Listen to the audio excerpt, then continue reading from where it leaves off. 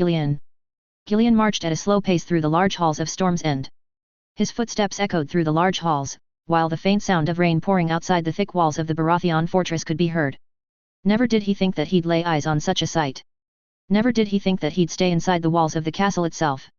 Yet, here he was, walking through a nearly deserted wing of the castle, waiting out a storm. It had been almost 2 moons since Stannis' host had been crushed under the walls of Storm's End. The would-be King Stannis was dead and buried beneath the crypts of Storm's End alongside his ancestors. A far better fate than he deserved, but the Stormlanders had argued that one of Renly's last wishes was to have him not suffer any harm once dead, and despite the Reachers' protests, he was interred without any great ceremony. The bodies of the dead Reachers and Stormlanders, including those of 5 of the 7 of Renly's Rainbow Guard, had been sent home. Needless to say, many in Highgarden would be weeping at the loss of their Knight of Flowers. 2 moons since he'd thought that they would have left this wretched place and hurried back to the warmth of the Dornish deserts. But it wasn't to be. Lady Stark hurried home almost immediately after the battle, feeling that she had seen enough, and made her way back to Bitterbridge. They, on the other hand, had stayed in Storm's End, waiting for the rest of Renly's foot to arrive. He had advised Quentyn to just return to Dorne, but the prince had wanted to wait and see where the situation could develop. However, Quentyn could tell that the prince was unnerved, just like he was prior to discussing with Renly.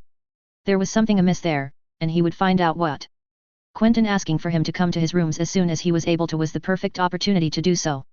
It wasn't long till he found the prince's chambers, a small room, but well lit, at least better than his own, and well furbished. Quentyn's healer was at his side, but his paramour, for lack of a better word, wasn't. Odd. Quentyn and his healer were talking silently, but both noticed him entering the room, with Quentyn beckoning him forward. "My prince, they haven't even let me touch him." The grey-haired man was seemingly angered by some event. "Do you mean that they rejected your help, even after you helped save his life?" Quentyn looked at him in disbelief. It wasn't hard to know what they were talking about. Quentyn's healer had managed to save King Renly's life, but he was still bedridden and in a bad condition. The shadow magic likely had adverse effects on his body. "Yes, my prince. Exactly that." The healer nodded. "I need more time to stabilize him and soothe his pain, and if I cannot work, then he will die in pain. He already has lost a lot of strength since that fat lord told him of the death of Sir Loras Tyrell. You can't just tell a man battling for his life that one of his closest companions is dead so abruptly." Quentyn looked thoughtful for a moment and nodded. "Well, you have done your duty to the best of your ability. If they do not wish for you to help him anymore, it is their choice. You shall no longer treat King Renly. But, my prince, if I don't, he will die within a moon, and the circumstances will not be pleasant, to say the least. He will have wished this shadow blade had cut his throat. Let him. The Reachers have promised to gut you when they found out about your past at the Citadel anyways. I'd rather we get out of this castle before their king dies." The prince sighed. "In the meantime, have you managed to complete what I have asked?" "I have, but I will need some volunteers to try it on. We will likely find some bandits on the way when we leave on the morrow. Prepare your things, we ride at dawn." "That will be all." The grey-haired man nodded and slipped away into the shadows of the fortress halls, leaving him alone with Quentyn. The prince gestured for him to sit, and brought him a glass of wine. "We're leaving, then?" he finally asked, not touching the wine just yet. "Yes." Quentyn nodded back. "About time we get out of here. It feels like we have done nothing since Stannis has been buried, and we've finally found his Red Priestess. There is nothing much for us to be done here." "They found her?" Quentyn looked shocked. If they hadn't found her in 2 moons, it meant that she had probably escaped with a handful of Stannis men who had escaped the battlefield. Dead. Washed up on the shores of Shipbreaker Bay this morning. Stabbed in the heart. Good riddance. You'll never know the most mysterious part though. When they took her necklace off, her body turned from young and lively to old and wrinkled. Quentyn shuddered. Needless to say, that necklace was immediately destroyed by 100 men, and the pieces scattered across Shipbreaker Bay. Her body was weighed down with a stone and thrown at sea. What was left of it, anyway? Nasty business, but at least I am glad that we are leaving. Are we to go back to Dorne? Not just yet. Quentyn shook his head. We've got something to finish here first. Quentyn tapped his fingers on a little raven scroll to his right. Quentyn couldn't make out what was read, but it must have been important. Once it is done, we will reconvene with the men left at Bitterbridge, and I shall send half of them with you and Jairus back to Sun's Pair. Quentyn raised an eyebrow. You're sending Jairus and I back to Sun's Pair? He asked, confused. Why? Because I've realized that my dear father has sent me here to fail. It was obvious that we wouldn't be able to break their alliance, and he instead intends to take back control of Sun's Pair. The prince looked at him with a sad glance. Him and his little games. It was always about that to him. Power, always power. Well, I intend to play at his little game for once, and I have nominated you as my regent in Sun's pair while I am gone. Jairus will act as your muscle and advisor. Why me? Gillian looked surprised. Why not Cletus?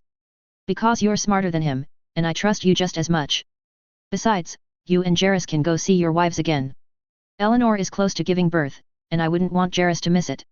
As for you, well, you have your duties to attend to as well. Gillian gulped. Did he know? It wasn't possible. And what am I to do there? He asked. Make sure that Sir Manfredi hasn't done anything hampering the efforts we've been working towards. If he has replaced any men I've appointed, make sure to reassign them and bring in people loyal to us. I won't have my father undo all of my hard work. Quentyn counted on his fingers. Then make sure the efforts to distribute and streamline medicine production are going as planned, make sure the hospitals are running, and make sure that our trade agreements have been upheld. Gillian nodded. If he was this concerned about things going on in Sun's pair, then it warranted someone loyal be put in charge. And seeing Dorne again while dealing with the machinations of Prince Doran was a gift from the heavens compared to what they were doing here. And you? He asked. What will you do?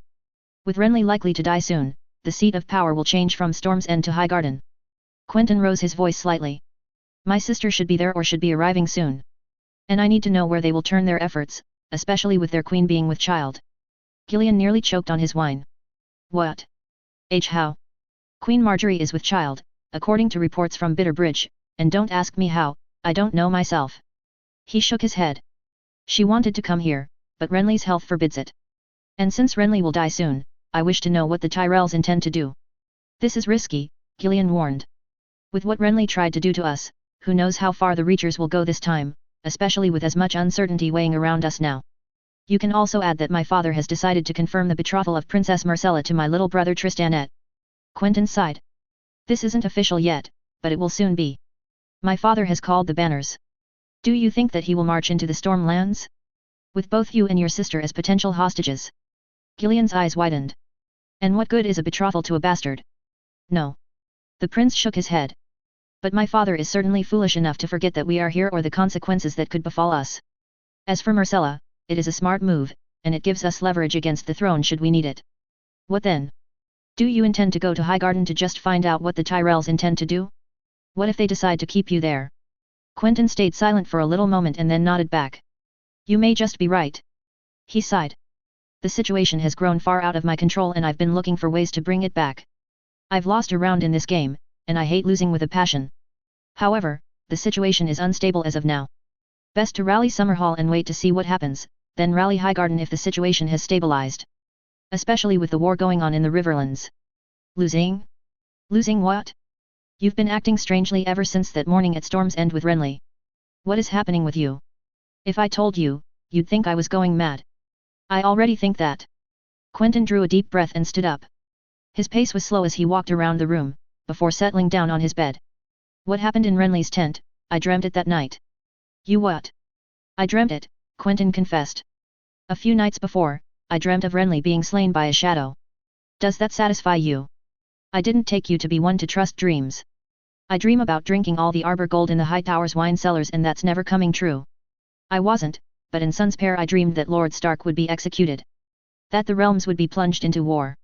That the Baratheon brothers would turn against each other. How not to trust what happened in that dream? He asked. Everything until this one came true. Who knows about this? You and NYM. No one else. Gillian rubbed his eyes. Prophetic dreams were not another problem he wished to have on his list. Did you have any other dreams? He asked still, intrigued. None since the one in Storm's End. Quentyn sighed. I trusted what I saw, and I bet on Renly being slain and Stannis winning. We would have been free to go and the alliance between Reach and Stormlands would have been broken.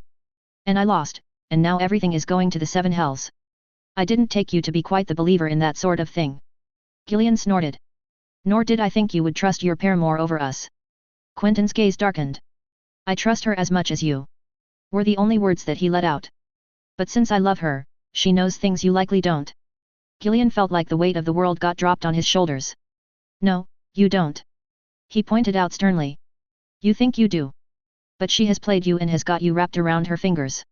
Just like you warned us before going to Sun's pair. No, she hasn't. Quentyn shook his head. She stands nothing to gain from having me.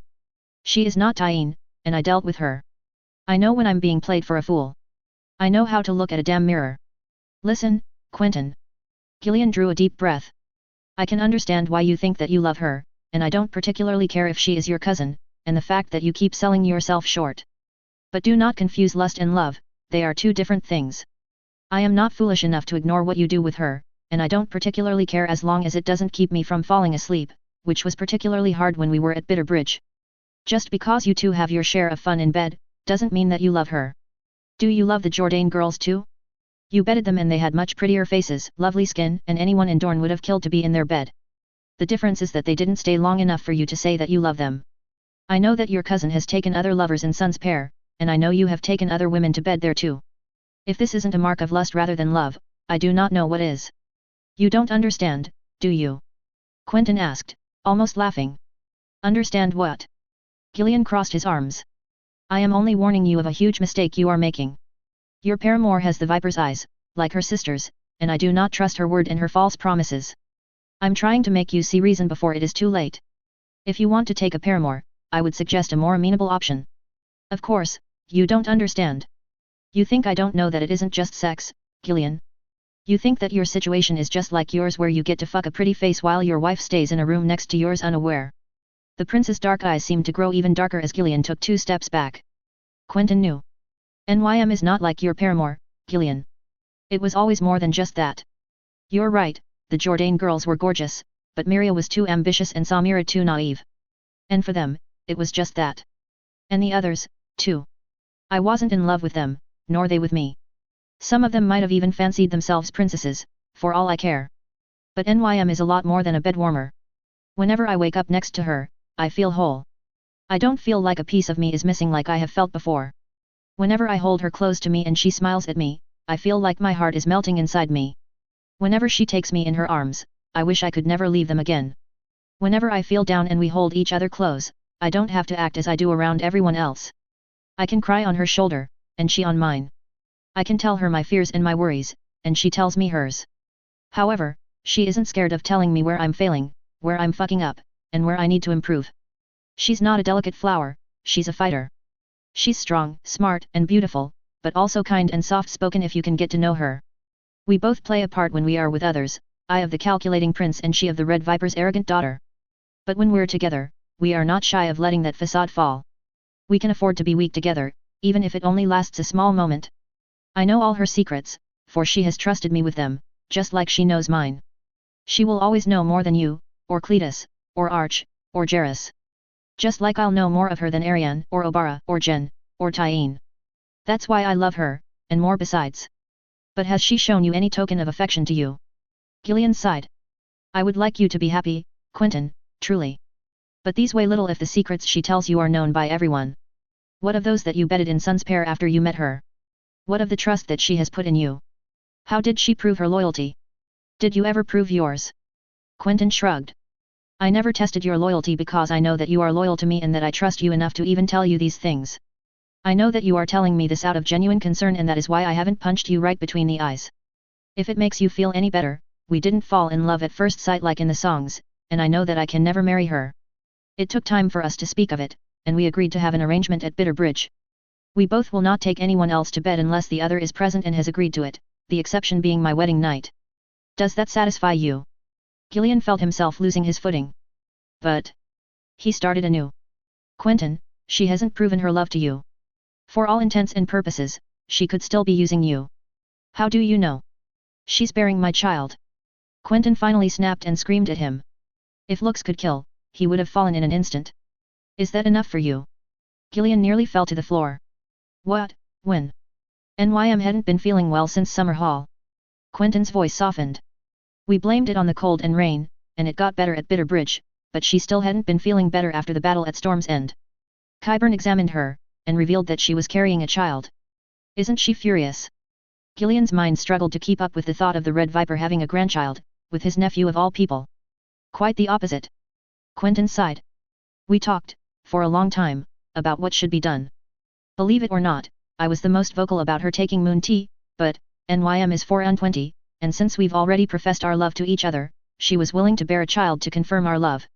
I told her that it was foolish, that I didn't need her to sacrifice her freedom for such a trivial thing. That I loved her anyway.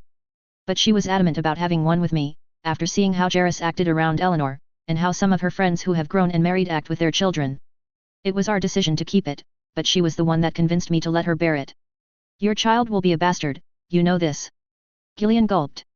Are you ready for him to bear the consequences of being a sand? We've talked about this too. Quentyn softly replied. The child will be raised in the water gardens with the other children. My uncle's children seem to be faring quite well despite their father being absent all the time, and I will not let myself become my father or my uncle. I will raise my child with all the love that it deserves, at the gardens and at Sun's Pair, with both its parents. And you never thought of telling us, either. I never came around to it. There were a lot of things I wanted to do, and there was still the option that NYM could have changed her mind. Besides, we ride at dawn on the morrow, and I did not want you to have even more things on your mind than necessary. Where do we ride to? Gillian asked, curiously. If we do not ride to Dorne or Summerhall, where are we going? I cannot say, yet. He took the small raven scroll in his hands, his lips curving into a very wide grin. However, if this is true and nothing unexpected happens, then you will be very glad to have been brought along. If I am to be my father's puppet, I at least intend to do something useful while walking around the continent aimlessly. I am turning 8 and 10 in 4 moons, and I intend to give myself a quite expensive early name day present, and just like a good cake, I shall share it with everyone. Cletus. Finally leaving Storm's End was a blessing. Cletus didn't know if he could have withstood the constant cold and rain for much longer. Not to mention the Reachers and Stormlanders were getting more and more frustrated by the day, and it would only be a matter of time till they found a common enemy to take off their frustrations on. The Dornish party left at first light, but not south towards Grandview and Stonehelm, but rather north, towards the Kingswood. When asked about their destination, Quentyn's only reply was, "You'll see when we get there." They met Renly's foot at Fontaine. It had seemed like they had taken their time reaching the town, mostly due to the Reachers, apparently. It seemed like the Tyrells weren't completely satisfied with the outcome of this campaign. And truthfully, Cletus couldn't blame them. 2/3 of their cavalry had been lost at Storm's End, along with a lot of valuable men. Not to mention the Florent treachery, which by now would have tied up most of their reserves left at Highgarden in order to secure the Florent lands. Nonetheless, this encounter proved a blessing since it meant linking up with the rest of the Dornish escort. However, Quentyn wasn't completely glad upon finding the rest of the men. They galloped north, towards Tumbleton, where the prince left all but 50 men close to the castle. We need to be discreet where we're going, he had told them. Thus, they galloped north, for 2 full days, finally reaching the edge of a forest. They had set camp there for the good part of the day, waiting around as Quentyn read through scroll after scroll, and talked with his maester. Finally, as night was slowly approaching and the sun was close to setting, painting the sky red and pink in color as it slowly faded beyond the oak trees, Quentyn smiled and took him aside. Cletus, find 3 men who can speak with no Dornish accent, but not Ned. Cletus didn't even have to ask where they were going or why he needed these. He just shrugged and did as told. After all, it was easier that way, and he'd gotten used to Quentyn's mannerisms by now. He found the 3 men he was looking for. Sir Henry Sandwip and Sir Franklin Quarry were easy choices since they were from the northern reaches of Dorne and their accent was extremely difficult to discern. As for the last, he found Julia Sand, a warrior in the service of House Corgyle, who had spent most of her days at Oldtown as a shipwright and therefore had a common Reacher accent. The party formed, they joined Quentyn at the edge of the forest, who was waiting with Arch in a horse-drawn carriage. Welcome. Quentyn nodded. We are going to go into the forest, where we will meet some people. Now, I ask each of you to remain quiet and not speak unless allowed to. You will do exactly what I say, and you will stay close to your weapons, understood? Yes, my prince. The recruits eagerly agreed. Cletus and Arch just nodded. Good. Remember that at all times, the moment we go into this carriage and into this forest, you shall talk with no Dornish accent whatsoever. Understood? Yes, my prince. Quentyn nodded and gestured for Arch to take control of the horses. The 3 warriors entered it, with Quentyn bringing along some chains, rope, and some bags. Before leaving, though, he spared a little conversation with his healer. Will everything be ready when we return? Quentyn asked the grey-haired man. Of course, it will. The healer replied. The effects of the product have been successfully tested. Cletus raised an eyebrow. He knew that Quentyn's healer had a fascination with the dark arts, and that was precisely why Quentyn kept him in his service in the first place, but he still wondered what potions the man was possibly talking about. Cover your house sigil. Quentyn tapped Cletus' shoulder with a smile as he headed towards the front of the carriage, urging Arch to get the horses moving. Cletus brought his cloak over his doublet, hiding the black portcullis of his house, and watched behind him as they slowly left camp, heading straight towards the heart of the forest. Soon enough, the fires of the camp were long gone, and the forest slowly enveloped them, its dark and sometimes frightening embrace tightening around them. Yet, the carriage kept moving forwards along a small road covered in dirt and rocks. It was in such a bad state that he wondered how they hadn't broken one of their wheels on their way into the darkness. Finally, the small carriage came to a stop alongside a small pond, inside a quiet clearing. Quentyn turned back, and finally, let out. "We're here." The Dornish accent had made way for a much thinner accent, one that was common at Yeronwood, and that matched the speech of a Stormlander or Reacher living in the marches. It wasn't perfect, but it did conceal his origins. The clearing, alongside a small pond, and a large, fallen, pine tree. Quentyn looked at a small scroll and then around him. "Keep your weapons close. Hide your sigils." The people around him nodded, with Quentyn instructing Cletus and Julia to come forwards. Cletus looked at Quentyn in complete confusion, asking why they had made their way to this isolated clearing, which looked like the perfect place to spring a trap. "Who goes there?" A voice suddenly came out of the darkness, startling Cletus and making their escort turn their heads to see where that noise had come from. Quentyn, though, was unfazed. "A friend of justice, a friend of words, and a friend of yours. Do you have what we have asked for? In full. Did you bring what I have asked?" Suddenly, a couple of figures came out of the woods, from every direction. They were surrounded and trapped. Cletus slowly made a move towards his sword, but Quentyn interrupted him. "Don't move your weapons, these are friends. You've made us come a long way, boy." A bald man with bright red robes and a disheveled white beard called out. "Through war-torn lands, we had to cross the Gold Road and the Lannisters guarding it with what you wished to have. It was a perilous journey. And a costly one," croaked another. Cletus repressed a gasp as the figure unveiled itself. It was a man, or was it really one? The creature had red hair and wore armor befitting a lord, however, his face was disfigured, torn and scarred beyond belief. It had seemed like the man was dead, buried, and revived by some kind of magic. Despite wearing a scarf and a breastplate, the little skin he showed seemed to be peeling off his face, and his only eye seemed to be dislodged from its socket. It looked like a vision from a nightmare. Yet, it talked still. What kind of creature talked this way? "Where's my squire?" the creature croaked. "Did you not bring him with you?" "I did." Quentyn nodded, and although not as shocked as Cletus, he could feel that the prince was just as disgusted as him. But it was preferable that he be left at camp. "I'm sure you can understand why Lord Beric." "Lord Beric, Dondarrion? The Lightning Lord? Alyria's betrothed? What in the seven hells had happened to him? Be that as it may, that is not what we are here for. If we are to be treated as merchants, let us have our due." The man in the red robes nodded while pointing to the pine tree's stump. Quentyn nodded and sent Arch to fetch the bags left in the carriage, dropping them before Lord Beric. 3 months' worth of food, and a supply of bandages, steel, arrows, and rope. As requested. Quentyn continued calmly, with Lord Beric sending a few of his men to inspect the contents of each bag. "Everything is here." One of the men called out. "Good." Lord Beric muttered. "There is now the price you agreed upon. Wars require coin, and coin we need. I hope you fulfilled the last part of your bargain." Quentyn nodded but put a hand in the air. "I wish to see what I am paying for before going further." Lord Beric looked at his companion, who snapped his fingers. A few men came, escorting a tall man whose face was covered in a bag, and who was bound with ropes. "His possessions are in a separate bag. Sword, doublet with sigil. Everything." Lord Beric's companion pointed out. "Now, shall we get to the main point?" Quentyn nodded, walked up to the tree stump, and sat down. He motioned Cletus to follow, while Lord Beric walked with his red-clad companion. 300 gold dragons, was it? Quentyn asked while carefully taking out a pouch of gold from his doublet, carefully bringing out each coin.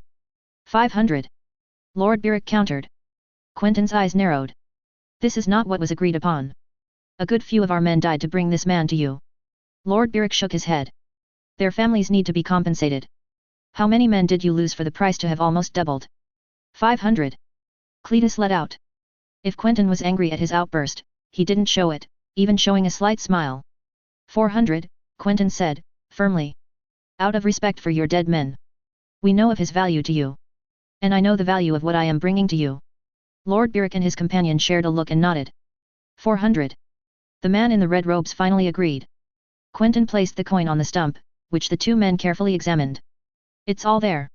Lord Beric nodded. "Thuras, give the order to release the prisoner, he is not our problem anymore." "I wish you good fortune, boy." "I wish you good fortune," Lord Beric. May you find a safe journey home. The two of them nodded and left with the coin and the bags, while Quentyn turned to Cletus. Get the man on the carriage. Chain him, and do not remove his bounds, the bag over his head, or his gag. Give the order for no one to talk to him or touch him, understood? Clear as day. Cletus replied, quickly hurrying to find Arch and hoist the man on the carriage. Julia took the bag and handed it to Quentyn, who examined its contents. Apparently satisfied and bearing a wide grin, he ordered everyone on the carriage.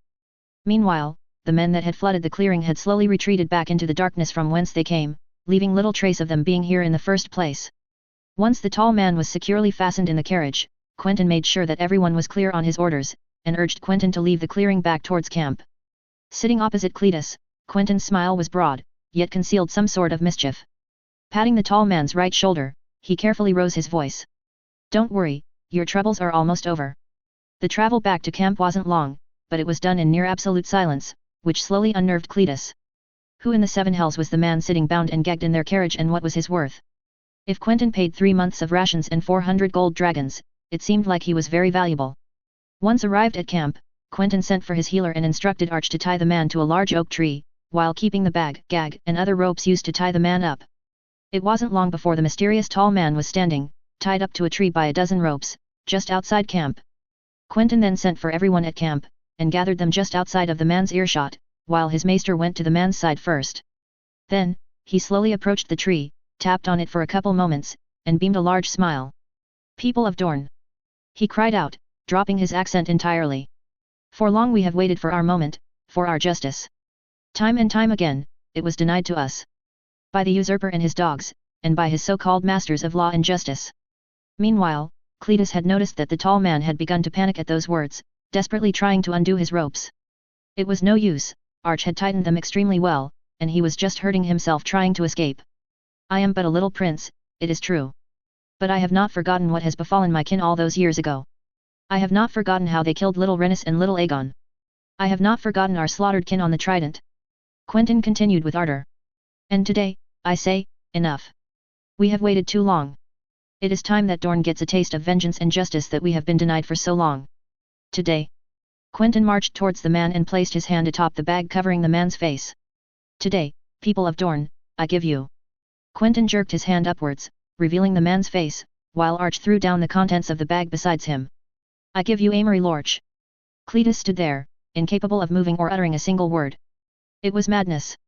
Rhaenys murderer, in the flesh, under his very eyes. Now before any of you wish to enact justice. Quentyn pointed at the ripped cloth that Arch had scattered on the ground, showing the sigil of a black manticore on white. I wish to remind you that little Rhaenys died of 100 cuts. Quentyn took out a dagger from his doublet, and showed it to the dumbfounded crowd. I wish for him to suffer at least twice as much. I wish for his body to be cut 200 times before his death.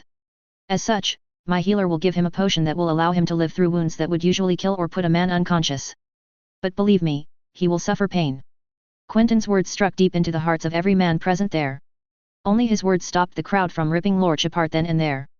As such, I will ask that you do not stab where it can kill. Show my healer where you wish to strike, and then if he gives his assent, do so. If he does not, pick somewhere else. There is much useless space to cover. As for his face, leave it be, for I wish to inform the people of Dorne that part of our vengeance has been fulfilled. Quentyn then raised his dagger in the air. Form a line. He ordered, and every man and woman shall strike with this blade 4 times. When you have finished your turn, give this dagger decorated with the sun and spear of the house this man has insulted and brought on his own demise from, to the next Dornishman so that he too can have a piece of vengeance. Quentyn then turned to his healer, who had finished administering a violet liquid to Lorch. The grey-haired man slowly removed the gag from the pig-faced figure, with Quentyn slowly walking forwards and pointing to a spot no man would want to be stuck in. Please, I'll give you anything. The man begged between tears. Really? Quentyn smiled. Who gave the order? Tywin Lannister. It was Tywin Lannister. Please, don't kill me. He pleaded. Lord Tywin ordered us to. Thank you, Quentyn said calmly, bringing the dagger closer to his eyes, and then dropping his arms, shrugging. For a brief moment, Cletus thought that Quentyn wouldn't do it. But instead, Quentyn looked Lorch in the eyes and asked. Did Rhaenys beg too? And with that, Quentyn rammed the dagger between Lorch's legs, likely unmanning him as the screams of the pig-faced rat filled the camp. The prince slowly brought the dagger out and without a word, gave it to Cletus, who was unknowingly standing at the front of the line. For Rhenus. Quentyn whispered to Cletus with a tear in his eye. Cletus then walked forwards with the dagger, covered in blood and, whatever other liquids. He didn't care much for Rhenus and Aegon, they held no kinship to him. But Rhenus, she was but a girl of 3 name days. And then Cletus remembered his own childhood, watching little Gwyneth as she played with her toys and called Cletus Cleetta. His mind wandered to little Gwyneth, riddled with 100 cuts, begging for her older brother or mother to save her. Instinctively, Cletus pointed to somewhere. The healer nodded. Cletus' blade found its mark, deep into the man's stomach. For Rhenus. He managed to let out as the man screamed again. Cletus then handed the dagger to Quentyn's cousin and lover, who nodded in thanks as he handed her the dagger.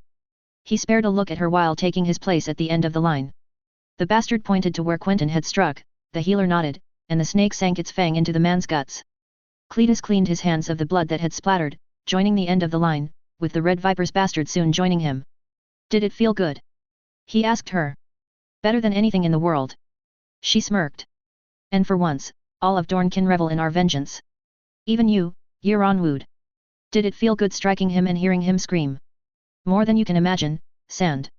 Cletus nodded simply, clearing the last traces of blood from his hands. Gillian then joined them at the back of the line. Then Jairus, then Arch, then Lucien Toland, Ned Dane with part of his blonde hair sprayed with blood, and 45 other Dornishmen. Cletus struck Lorch 3 times, each time imagining Gwyneth in his head and the torture of poor little Rhenus, as the man before him went from just that, a man, to a bloody mess of skin and guts. 1 strike in the shoulder. 1 in the hand. 1 in the ribs. Finally, when the 200 cuts were achieved and the last man had given Quentyn his dagger back, Quentyn addressed the crowd one last time. There remains one more thing to be done. Lorch killed a Martell, it is only fair that he loses his life to a Martell. Quentyn then raised his dagger, moved to the mess of a man attached to the tree, and slit his throat. Tonight, Dorne has had part of its vengeance. Tonight, Rhenus is avenged. For Rhenus. The Dornish crowd erupted in cheers. Cleaning his dagger, Quentyn then sent for Jairus, Gillian, and Lucien Toland. The 3 of them came quickly enough and gathered around. Jairus had some blood on his cloak, just like Lucien. However, Gillian's red and black tunic covered anything he had, although some blood on his hands did show that he partook in tonight's glorious deed. You already know that you are to go back to Dorne, Quentyn said slowly. Sir Lucien, I wish for you to accompany Sir Gillian and Sir Jairus to Sun's Pair. Take 10 men with you and ride for Tumbleton and the rest of our host. Tell them of what occurred here, and ride hard for Stonehelm along with 100 men. A ship will take you to Sun's Pair. Cut off Lorch's head, take it along with his body and possessions to Sun's Pair so that all of Dorne may know that its vengeance is complete. It would be my honor, my prince. Sir Lucien immediately fell to his knees and cleared his voice. My prince, I have doubted you in the past, but today, you have given us all vengeance beyond what we could hope for. My sword is yours should you ever need it. Your loyalty is appreciated, Sir Lucien. Quentyn smiled. Now go, and warn Dorne and my father that Rhenus' murder is avenged by Dorne's hand. And what of us? Cletus asked. Well. Quentyn's voice fell a little. We ride for Summer Hall. Afterwards, we will have to see what the wind brings. End of Act 2. Catelyn. Catelyn would have been relieved to finally reach Riverrun after an arduous journey. She would have been relieved to come back to her family home, to her son and her brother, and of course her sick father. Yet, now, as she sat between Robb and Ed Muir, opposite her uncle Brynden, she only could feel despair and weariness. Almost immediately after her arrival at Riverrun, Catelyn had been struck with the amount of small folk running about the castle and was about to reprimand her brother on that account. It turns out that while looking for him, a knight in service of House Tully found her first, and quickly brought her to one of the old dining rooms, which Robb apparently used as a council room nowadays. There, she met with Robb, who barely even acknowledged her presence, his icy gaze fixed on Ed Muir opposite him, who himself stared back with a blank, almost disinterested expression. Between the two sat her uncle Brynden, who looked at her with pleading eyes. Finally, after she had taken a seat on the table, right opposite her uncle, and let silence reign for a few moments, Catelyn had had enough. Will someone tell me what is happening here? What is happening? Her son answered with a snarl. Is that dear Uncle Ed Muir decided to give up any chance of us ever taking the Westerlands? I gave you men, Robb, Ed Muir answered. But I couldn't send more. I needed them to stop my fields from burning, my people from getting slaughtered. Ever since that butcher Lorch disappeared, the Lannister raids from Harrenhal have become more and more persistent. I couldn't let Tywin decide to strike at me while we are still recovering from our own wounds. Our wounds, and it's your grace, to you. Robb scoffed back. We needed to set the Westerlands ablaze. Prove to Tywin that his lands weren't immune to being raided and sow discontent between his bannermen to force them to go defend their lands. And for him to burn half of the Riverlands in his retreat. Edmure shook his head. I doubt I could have let that happen. And even if I did, this invasion was madness.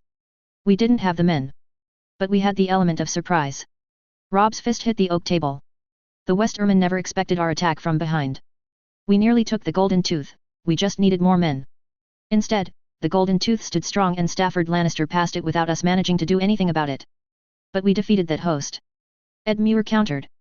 I rode out with my men to Wayfarer's Rest despite the threat posed by Lord Tywin's forces at Harrenhal which still threatened both Stonehenge and Raventree Hall, and our forces scattered Stafford's host to the Seven Wines.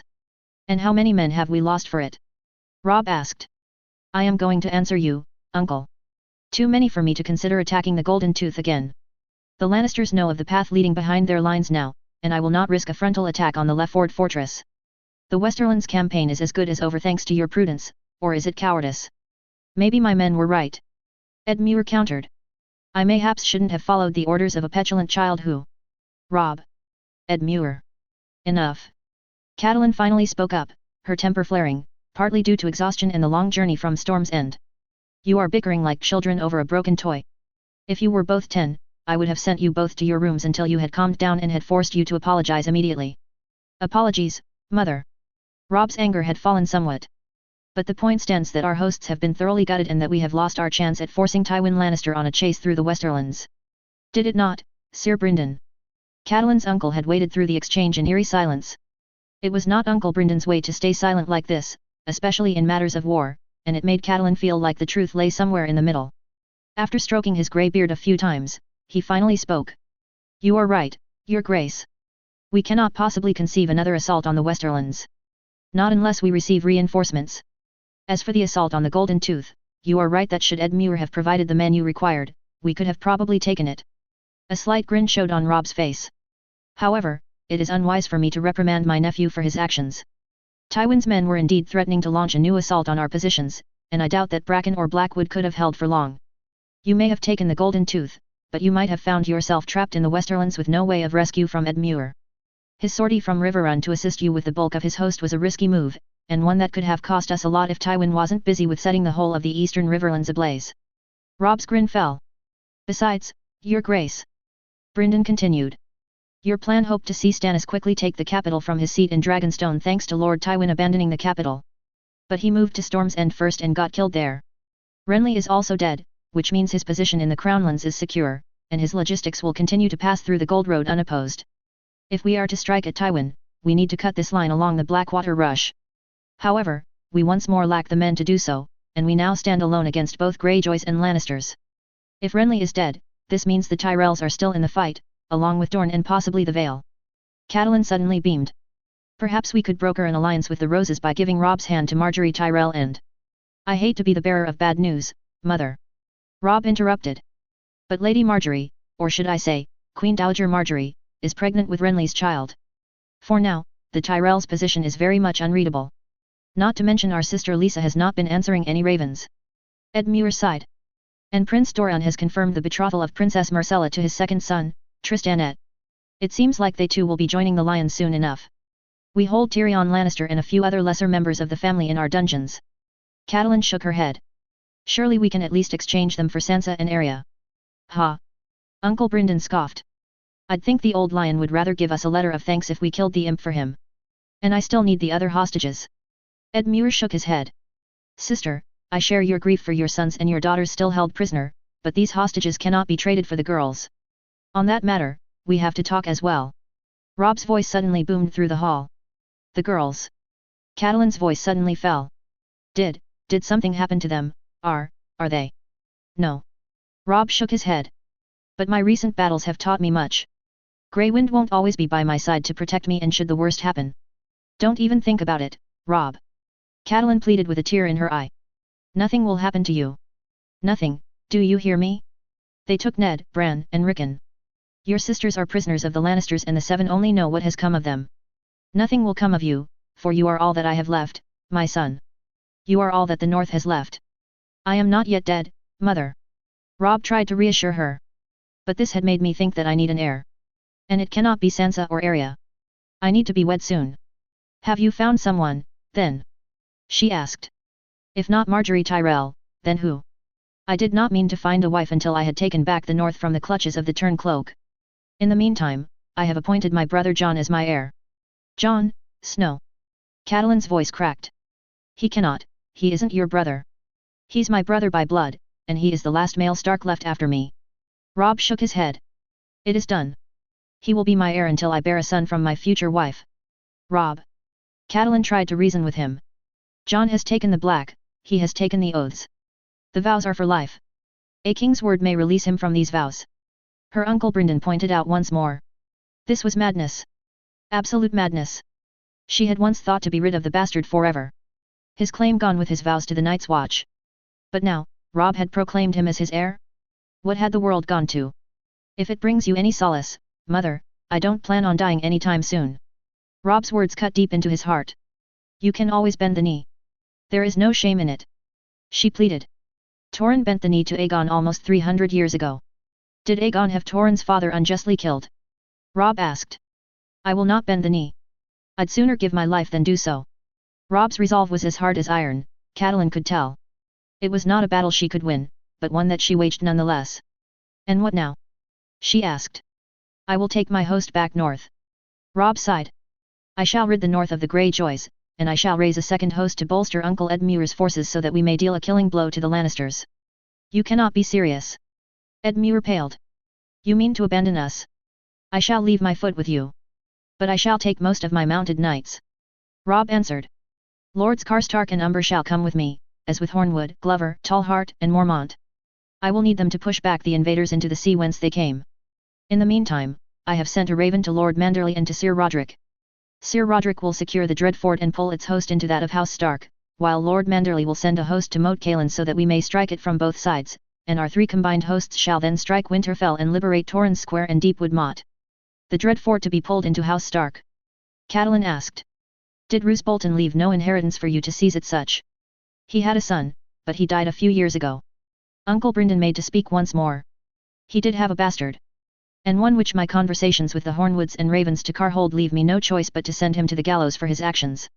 Robb shook his head. I will not legitimize a criminal.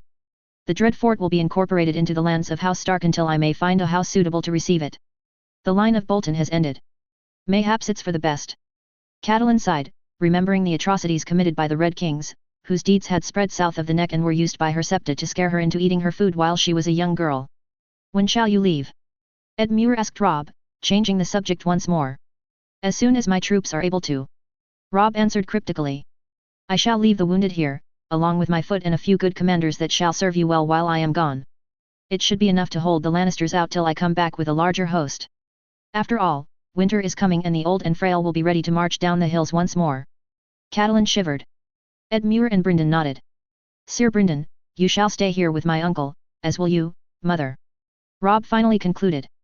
What? She asked. You cannot leave me here, at Riverrun. I can, and it is an order, mother. Robb's stern face robbed her of any feeling that this was a poor jape. What good am I here? She pleaded. Let me go back to Winterfell and what good will you be there either? Robb asked. Theon holds Winterfell. The Greyjoys hold Moat Cailin. This is not a stroll home, mother, this is a military campaign. I have had my share of campaigns, Robb. Don't you dare take my last son away from me. She screamed at him with tears in her eyes. Yet, Robb just sat there, unflinching. I am sorry, mother. He replied. But it will be safer here. And you won't be alone. You will have your father, uncle, and brother by your side. But not my son. She whispered. It won't be for long. Robb rose from the table. I shall come back with another host once we have crushed the squids. And I shall try my best to find myself a suitable bride before then, so that you may have grandchildren one day. I promise. Keep your promises, Robb. She shook her head. Ned promised me to come back too, and all I ever got back was his bones. I shall not die. Robb assured her, closing the distance as he held her hand and looked her in the eyes. When I come back in a dozen moons, I shall have an army and a bride. I promise you, mother, you will not lose your son. Catelyn looked her son in the eyes sadly and sighed. Very well, then. I suppose that nothing I may say could convince you otherwise. Nothing at all, mother. Robb shook his head. I have a duty to my people. To the north. Very well then. She finally relented, wiping the tears from her cheeks. But please, for the love of all the gods, Rob. Please, take care of yourself. I do not know what I shall do if I one day hear of anything happening to you. I shall, mother. Rob replied with a smile.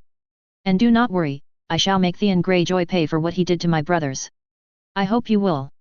A/N, alright, now this should be the final chapter in this format, with a lot of butterflies flying in a northwards direction. This time, it is acted. I shall be flying out on Sunday, and then again on Monday. Yet, logistics are hard, it's a small island and not a lot of flights every week. I have to take a flight to Toronto, then a domestic flight, night in Halifax, next flight in the morning. So now, you can expect updates to slow down a little, although the next one is almost ready already and could be out as early as next week. We will see. Enjoy your end of January, everyone. Marjorie. The wind carried the sounds of birds and the scent of roses, with Marjorie doing her best to bask herself in the calm that enveloped Highgarden. Here, war was but a distant distraction, something that plagued the realm, but if you lived around the walls of the former seat of the Gardeners, you would have a hard time believing there was a war, to begin with. It is here, in her family home, that Marjorie Baratheon sat, waiting for what her father would decide to do next. Well, directed by her grandmother and Willis, of course. The woman that many called the Rose of Highgarden rested one of her small hands on her belly. She could feel the child growing inside her, as her stomach had already begun to swell. She felt a knot tighten in her throat. She felt angry. Angry and stupid. Not towards her child, but towards herself. She had acted too callously, and thus, she had compromised a lot of political capital her family had gained. It did seem to be the right thing to do, though, to secure Renly's line and give him a son. Push him over the other pretenders, who had nothing. Her family had even celebrated the news, but then came the news of the Battle of Storm's End. Renly had been grievously wounded, and Loras, blinded with rage and sorrow, decided to blindly seek justice himself. In the end, the only thing that he found was the cold embrace of the stranger. She and her family had grieved at the news of Loras' death. Oh, how she had cried at the loss of her brother. The flower of chivalry and pride of the Reach, cut down so young. Marjorie never had the time to embrace her brother one last time. And her house's grief unfortunately was one of many in the Reach, with many more knights losing their lives in the slaughter that took place beneath the walls of Storm's End. If it wasn't for the actions of Randall Tarley and Mathis Rowan, their forces might have even faced complete defeat, and many more families would have grieved the loss of a son, father, or uncle. And the bad news kept coming. After Loras, Renly succumbed to his injuries not long after. Everything she and House Tyrell had worked for, to place Tyrell blood on the throne and thoroughly control the Seven Kingdoms, gone in a heartbeat. And now, she carried the supposed child of a dead pretender. The news and the advancing stage of her pregnancy had turned her back towards Highgarden, and away from the bloodshed further east. She had thought to see her family disappointed in her, yet Willis let nothing of the sort transpire. He comforted her and had told her that everything would eventually fix itself. They still had a relatively intact force, and even though Renly had perished, his claim lived on through her child. It was Garland that took her out of her thoughts. Dressed as a knight, her youngest remaining brother entered the room and cleared his throat. "Marge," he said, softly. "Willis and grandmother wish to talk. Do you need help getting there?" "No." She shook her head. "I can manage." This wasn't particularly reassuring for Garland, who stayed next to her as she made her way downstairs, through the staircases and halls of Highgarden. Pregnancy had not weakened her, and she would not let it do so anyway.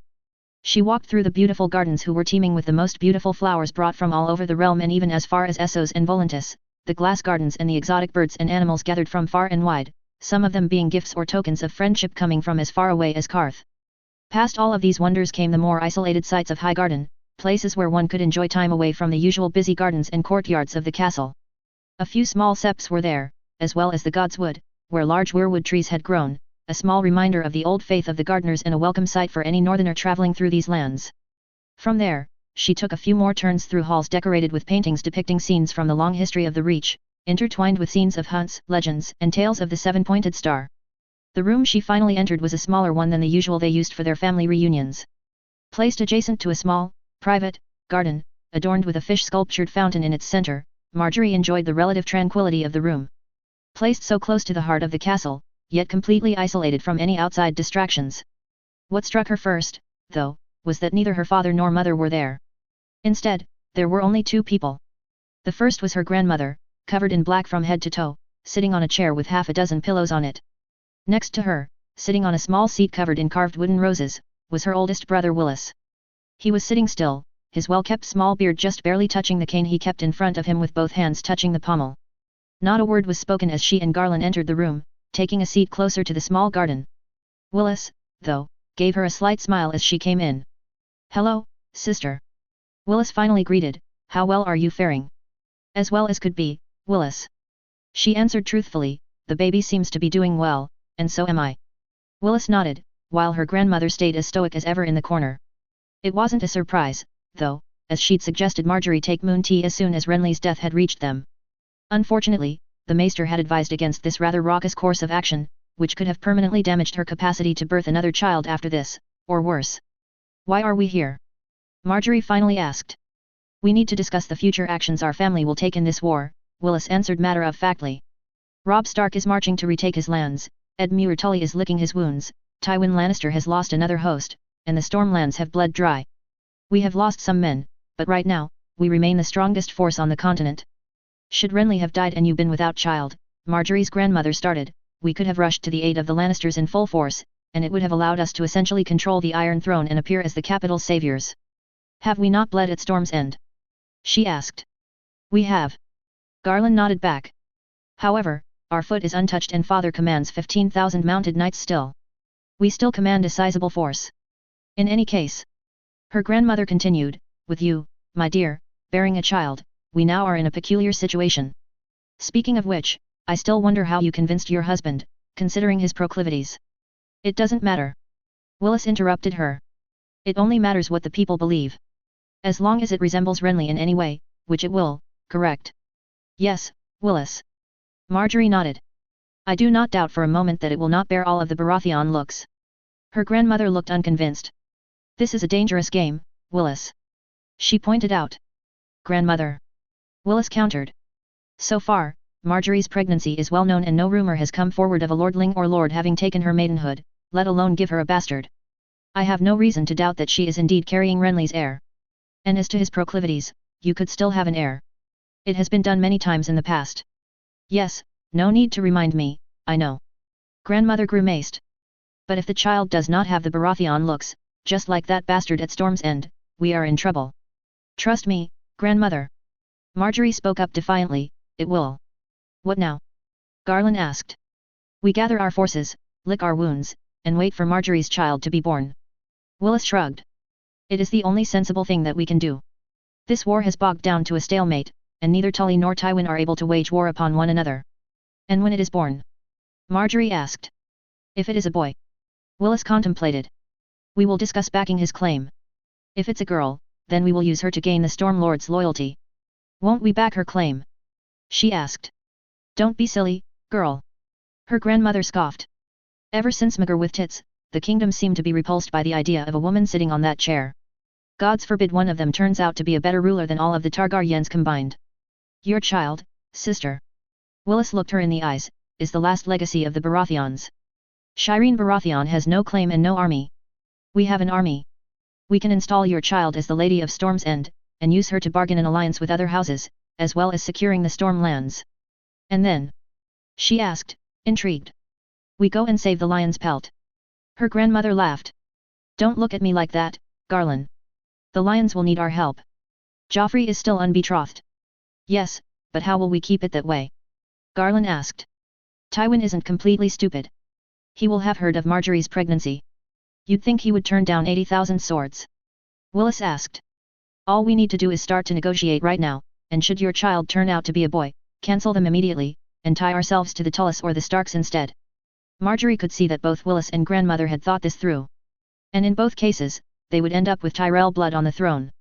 If it was a boy, she would be the Queen Mother, and the Tyrells would have absolute power over the throne and regency.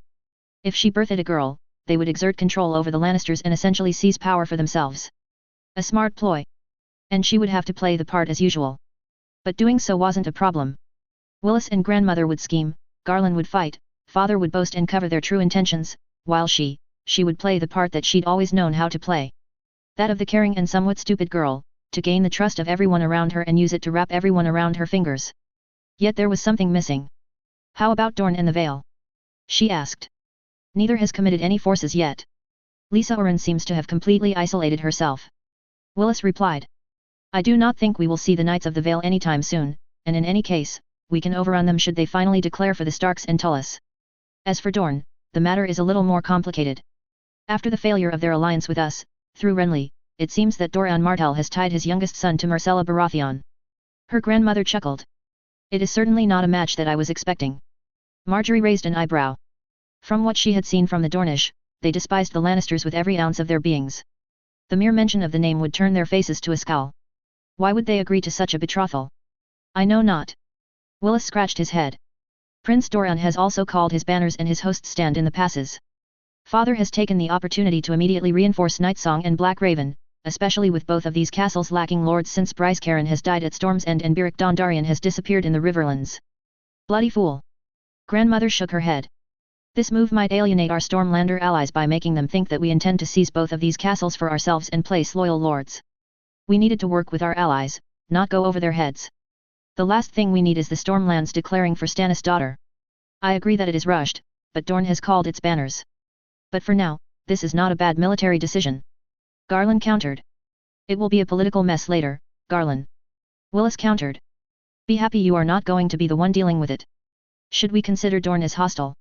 Marjorie asked with a sigh. She knew that invading Dorne was one thing the Reach could easily do. Holding it on the other hand. Interestingly, I do not suppose so. Willis chuckled. A moon after the announcement of Princess Myrcella's betrothal to Prince Tristanet, we have received news from Dorne which indicated that Prince Quentyn, Prince Doran's heir, had killed Amory Lorch by giving him the same treatment he did to the late Princess Rhaenys, with his party apparently gutting the man, and sent his head to Sun's Pair. How did he manage to do that? Marjorie gasped, remembering the short prince that sat in front of her at Bitterbridge. Lorch was captured by a bandit group and sold to the Dornish, who were too eager to pay the price for his head, Willis replied. What's more, well, Princess Arianne is still due to come here. This hasn't been called off? Garland asked. Marjorie smiled. Willis was always visibly uncomfortable when talking about the Dornish princess. She had a reputation after all. And the fact that she had been disinherited in obscure circumstances hadn't helped that reputation either. From what she could gather from Prince Quentyn at Bitterbridge, it seemed like this was a decision taken as a result of something the princess had done, but what? I'd say it is a good opportunity for us. Grandmother made her voice heard again. It will give us an insight into what exactly has been going on in Dorne and possibly expand our partnership. This betrothal is a chance for us. It's not a betrothal. Willis corrected her. It's a meeting, so that we may get to know each other and determine if a betrothal is possible. Come on, Willis, I know you are smarter than this. Her grandmother grinned. This visit of hers has a betrothal written all over it. All you have to do is use your natural charm and little words of yours to enthrall her. Thank you, grandmother, Willis replied. I shall do my utmost, and you know it. Good. I expected nothing less. Her grandmother nodded. And work on your swordplay. The princess has a reputation and it would do good to impress her. I could help if you wish. Garland offered, while Marjorie bit her cheeks to keep herself from laughing, her poor brother walking into that trap. Raising a sword isn't that difficult and... I meant a very different kind of swordplay, Garland. Her grandmother countered, tone cold as ice, but your offer is very appreciated. Garland blushed, while Willis just laughed it off. Should the worst come to pass, the princess would make a valuable hostage to keep Dorne in line. Willis whispered. And it could give us a claim to Sun's Pair should a marriage be confirmed and celebrated. Good boy. Grandmother straightened up. As long as we keep your father from doing anything too rash, all we have to do is wait and extend our influence in the Stormlands. Garland will leave for Storm's End to bolster the garrison there in a moon. And me? Marjorie asked in a soft-spoken voice. You can stay at Highgarden, dear, she swiftly replied. You are the most precious thing House Tyrell has right now, after all. Make sure you stay healthy and give birth to a strong child. As for you, Willis, be sure to seduce that Dornish girl. She might be the key to us holding the entire southern half of the continent. I'll work on it, grandmother, Willis answered simply, tapping his fingers on his cane. Marjorie turned her head towards the small garden, watching the fountain at its center, the water slowly pouring out of the sculpted fish's mouth and onto the bowl underneath. A sense of calm enveloped her. The Seven Kingdoms might think that the worst is behind them, and they all can lick their wounds in peace. But slowly and surely, as they have done for 300 years, the roots of House Tyrell run deep and strong. And soon enough, they will choke every one of the kingdoms, so that their house may finally bloom. She would make sure that the legacy of House Tyrell would be one that lasted for generations to come. Willis, Garland, father, mother, grandmother, and even her cousins, along with herself, all had a role to play. And they would play that role to perfection. Kevin. Kevan Lannister sat silently as he watched his elder brother anxiously pace around his solar, just like a lion trapped in a cage. Kevan winced at these words. A cage, that was exactly what they were in at the moment. A gilded cage called King's Landing. They held the capital, that was all well and good. But along with it came 500,000 people, and 500,000 mouths to feed. The Rose Road was still blocked, and although the Gold Road was still open, the Westerlands alone wouldn't be able to feed both Westerlanders and Kingslanders. As for the fertile lands of the Riverlands, those around the Trident, well, they were unusable. Tywin's scourging of the whole region had made sure of it. As such, being given the position of Hand of the King in these troubled times was more of a curse than a blessing. Not to mention that he had to go against his own family. Cersei had been enraged ever since Jaime had died and her son had been uncontrollable. Only when Tywin came back from his disastrous campaign in the Eastern Riverlands did things truly calm down, but by then, things had already gone far out of control already. Kevan did manage to send Myrcella away, though. The poor girl wouldn't have lasted much longer in King's Landing, and the only place where she could send her without needing to worry about her health was Dorne. Ironic, perhaps, but necessary. He had been given every assurance possible that Myrcella would be treated as befitting of her station, and Prince Tristan seemed like a nice enough lad. With Dorne having made overtures to Renly, they needed to be countered immediately, lest the three southernmost kingdoms turn against them. Thankfully, this did not happen, and negotiations between the two parties failed, allowing him to settle for an alliance, one which would tie down many Reacher and Stormlander troops. However, the Dornish position seemed to be quite unreadable. Nonetheless, Tywin did eventually come back from his unsuccessful campaign in the Riverlands. At least they had managed to secure Harrenhal and keep the Gold Road open, but these were meager victories. The Riverlanders had kept half of their territory, if not more, and although their assault on the Golden Tooth was repulsed, Stafford's host was thoroughly defeated, ending all hope of opening the river road. It was then that he traded his handship over for a position of Master of Laws. Quite frankly, he hoped to be sent back to the Westerlands to organize the defense of the area, but news of Robb Stark marching back home had ended these plans. He now had to sit at the small council and listen to the words of Pycelle, Baelish, Roshby, Varys, and other nuisances that sat on the small council. As far as he was concerned, he couldn't trust any of them. The Spider knew more than he was willing to say. Roshby was an old fool, just like Pycelle, and the up-jumped Valamon annoyed him to no end. But still, he had obeyed like the dutiful little brother he was, and he would continue to do so that House Lannister may still stand a chance in this war. Has the girl been found, yet? Tywin finally stopped pacing around and sent him a cold stare. Our men have been doing their utmost, but the Riverlands are vast and resistance has been strong. Arya Stark remains nowhere to be found, and if I may be honest, she might as well be dead. Tywin muttered a curse under his breath but continued. And what happened to Lorch? The Brotherhood captured him, and sold him to the Dornish, according to the Spider. The Dornish have turned their backs on us once again. Not necessarily. Lorch, just like Clegane, would have been the price needed to be paid for their support, and you know it. These actions will haunt us for a long time, brother. Tywin stayed silent for a moment. Feeling as if he needed to speak again, Kevan tried to reason him. Lorch was unimportant. He was a mad dog, just like Clegane. I do not know why you keep these two with you, as they just bring heaps of problems with them. And that since the days of the rebellion, if not before. They have their uses. Their uses? Kevan would slap his brother if he could. These two had brought them nothing but problems as they pillaged and raped half of the Riverlands and more. And what did that bring them? Nothing.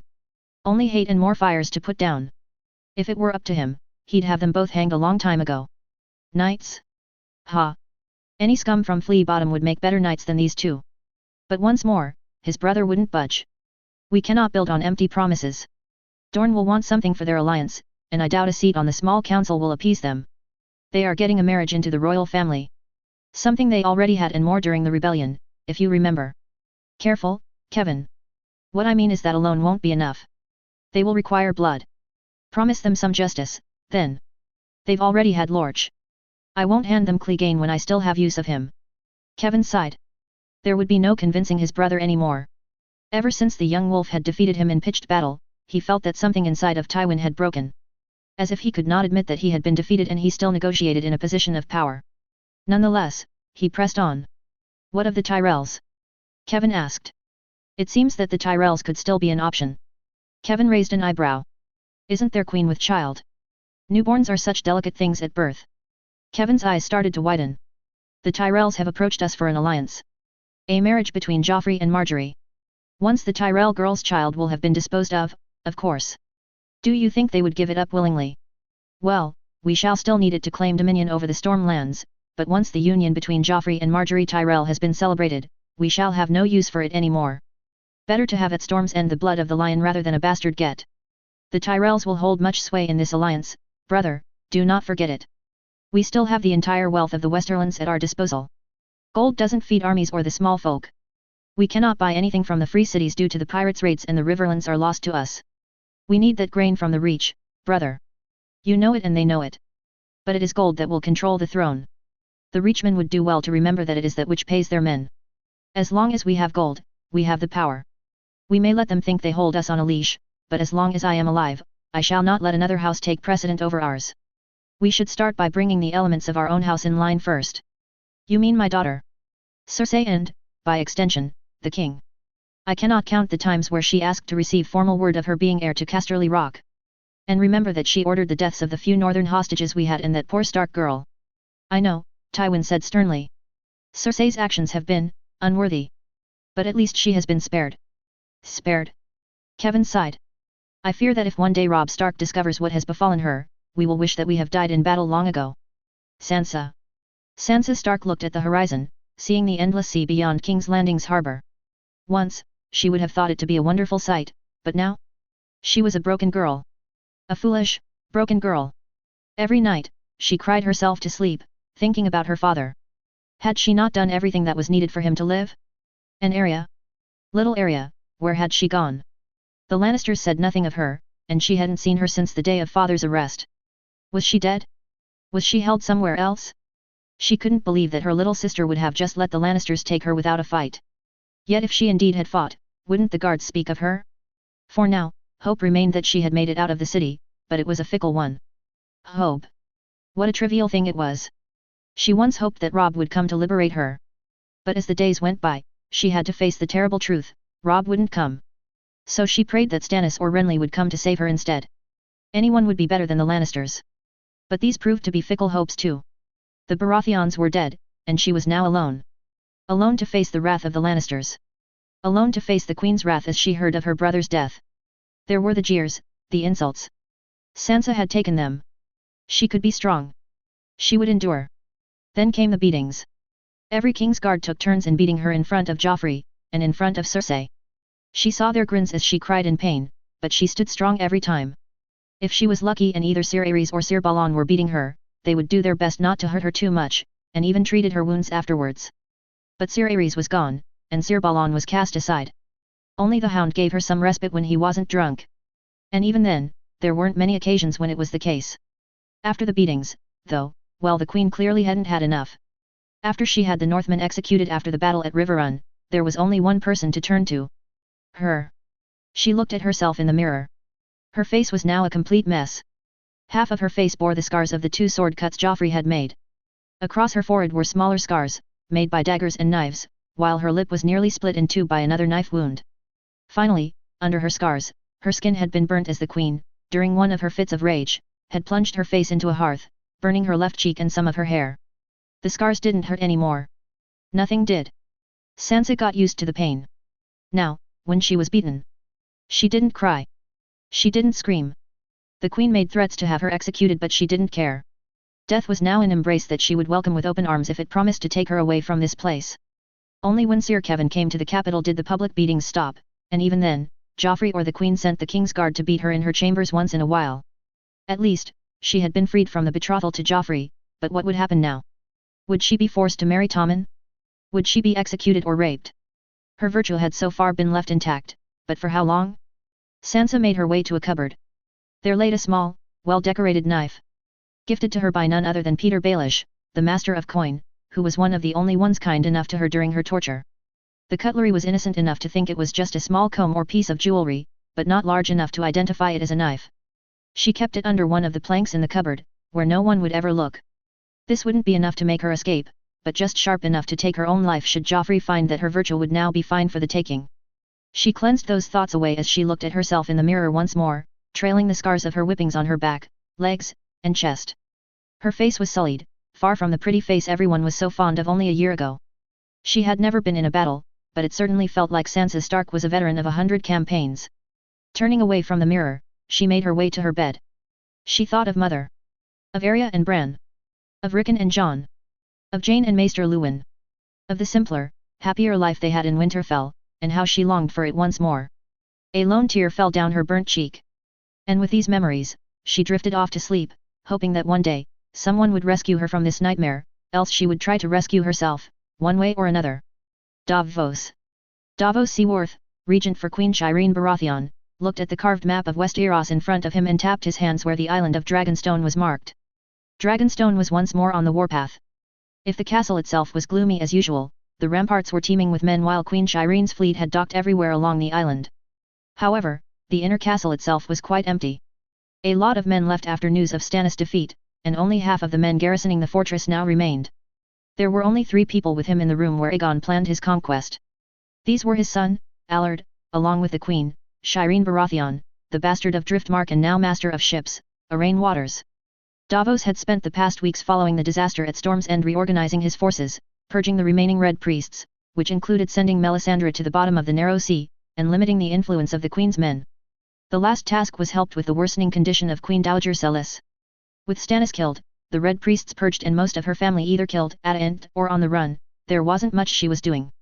Still, though, the Queen's men now composed a sizable part of his remaining army, and he could not afford to alienate them. The same thing went for the sellswords. These were loyal only to coin and plunder, so Davos made sure that they had both aplenty. From the coffers of Dragonstone, he paid them handsomely for their loyalty and ensured that there was much to gain from plundering the coast of the Narrow Sea. Indeed, the first raid on Duskendale and the pillage of the city had brought the sellswords a lot of loot and gold, and was a great tactical success for Davos, since he had managed to set fire to much of the Crownlander fleet stationed there. Queen Shireen had lamented the great loss of life, something that Davos agreed upon, but the sellswords counted for much of their numbers, and with the dwindling coin in their coffers, such actions were needed to ensure their loyalty. Did we manage to capture some ships? Davos asked the Velaryon bastard. Only 2, I am afraid. The silver-haired man replied swiftly. The rest have been set afire and could not be boarded. Davos sighed. 2 ships were a meager prize. Lord Davos. Arain Waters raised his voice. Did you know if my brother? Ah yes. The case of Montford Velaryon. Something odd had occurred there. A few days ago, they had received a letter saying that the ransom for Lord Velaryon had been paid in full, and therefore the lord would be released to their custody. However, Davos made no such payment. Ransoms could not be paid when he needed the coin for the fleet's upkeep, the pay of the sailors, and the pay of the sellswords. Lord Velaryon has reached Driftmark this morning, Davos replied. Then I shall relinquish my seat on the council. Nonsense. Davos liked the bastard. He had quite a good skill in the ways of hit and run tactics, and could have made an excellent pirate or corsair. He needed men like him if they even had a chance of placing the rightful queen on the throne. You will continue to sit in the council as master of ships. Queen Shireen said, as regal as ever. Your services are invaluable to the crown. Lord Montford will take the position of master of laws, your grace. Davos pointed out. Of laws. Shireen nodded in thanks. When this is over, I shall have you legitimized and give you a keep as a reward. Your grace is too kind. Arain's eyes twitched, his expression quite bewildered. I shall serve to the best of my ability. Now, Sir Arain. Davos interrupted. Is the fleet ready to act? Yes, your grace. Arain happily nodded. We have restocked and are ready to attack Tarth and Parchments in 2 coordinated strikes. These spots are lightly defended and the Tyrells have yet to bring their fleet into the Narrow Sea. Tarth only has a small flotilla of ships, and we will remind both Tarth and Penrose what it means to turn their backs on the rightful queen of the 7 kingdoms. May I suggest that you do be careful? A voice rose up from the shadows. Davos looked around and saw a hooded figure approach slowly. Who let you in? Allard immediately asked, going for his sword. Peace. I am unarmed. The hooded figure came closer. Who let you in?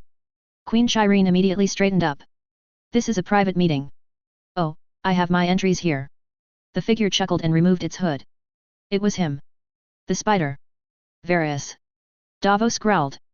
Good day, Lord Davos. Or should I say, Lord Regent? Varys smiled. Congratulations on your promotion. It is not every day that we see a smuggler become regent for a queen, as small as that kingdom may be. What are you doing here? Queen Shireen asked. We refuse to treat with the Lannisters. Oh, my. Varys' eyes widened slightly. All of the determination of her father at such a young age. You could make a fine queen, Lady Shireen.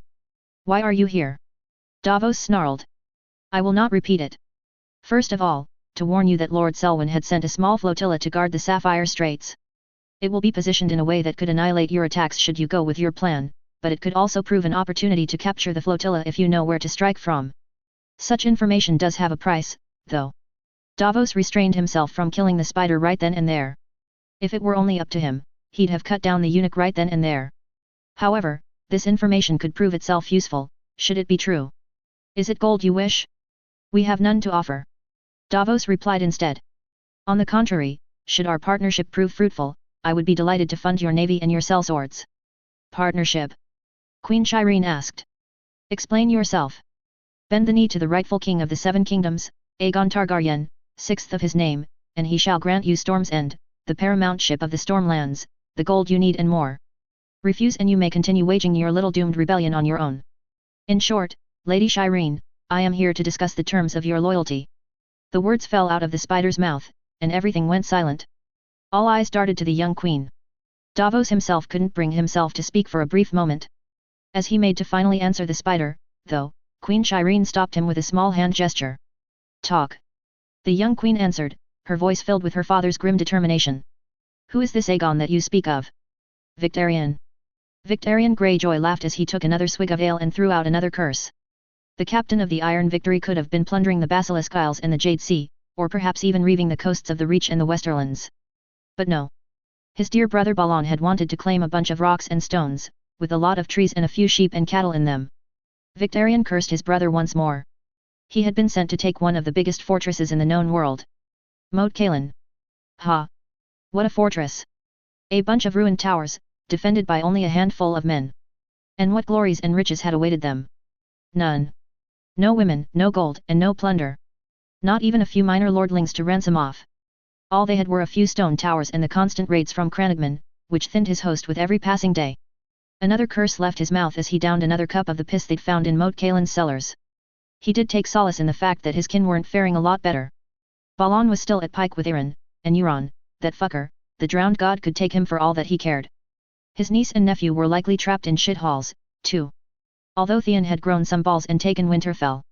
Victarion could only hope that his nephew had paid the iron price and actually plundered something that wasn't made out of sheep wool. Victarion stood up slightly from the chair he'd slumped himself in.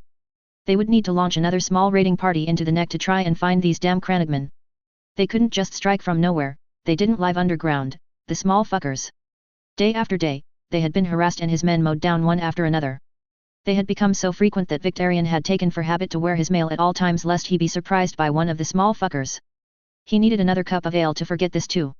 Oh, how he wished to be elsewhere right about now. How he wished for Balon to kick the bucket so that he may leave to gather support for his claim on the sea stone chair.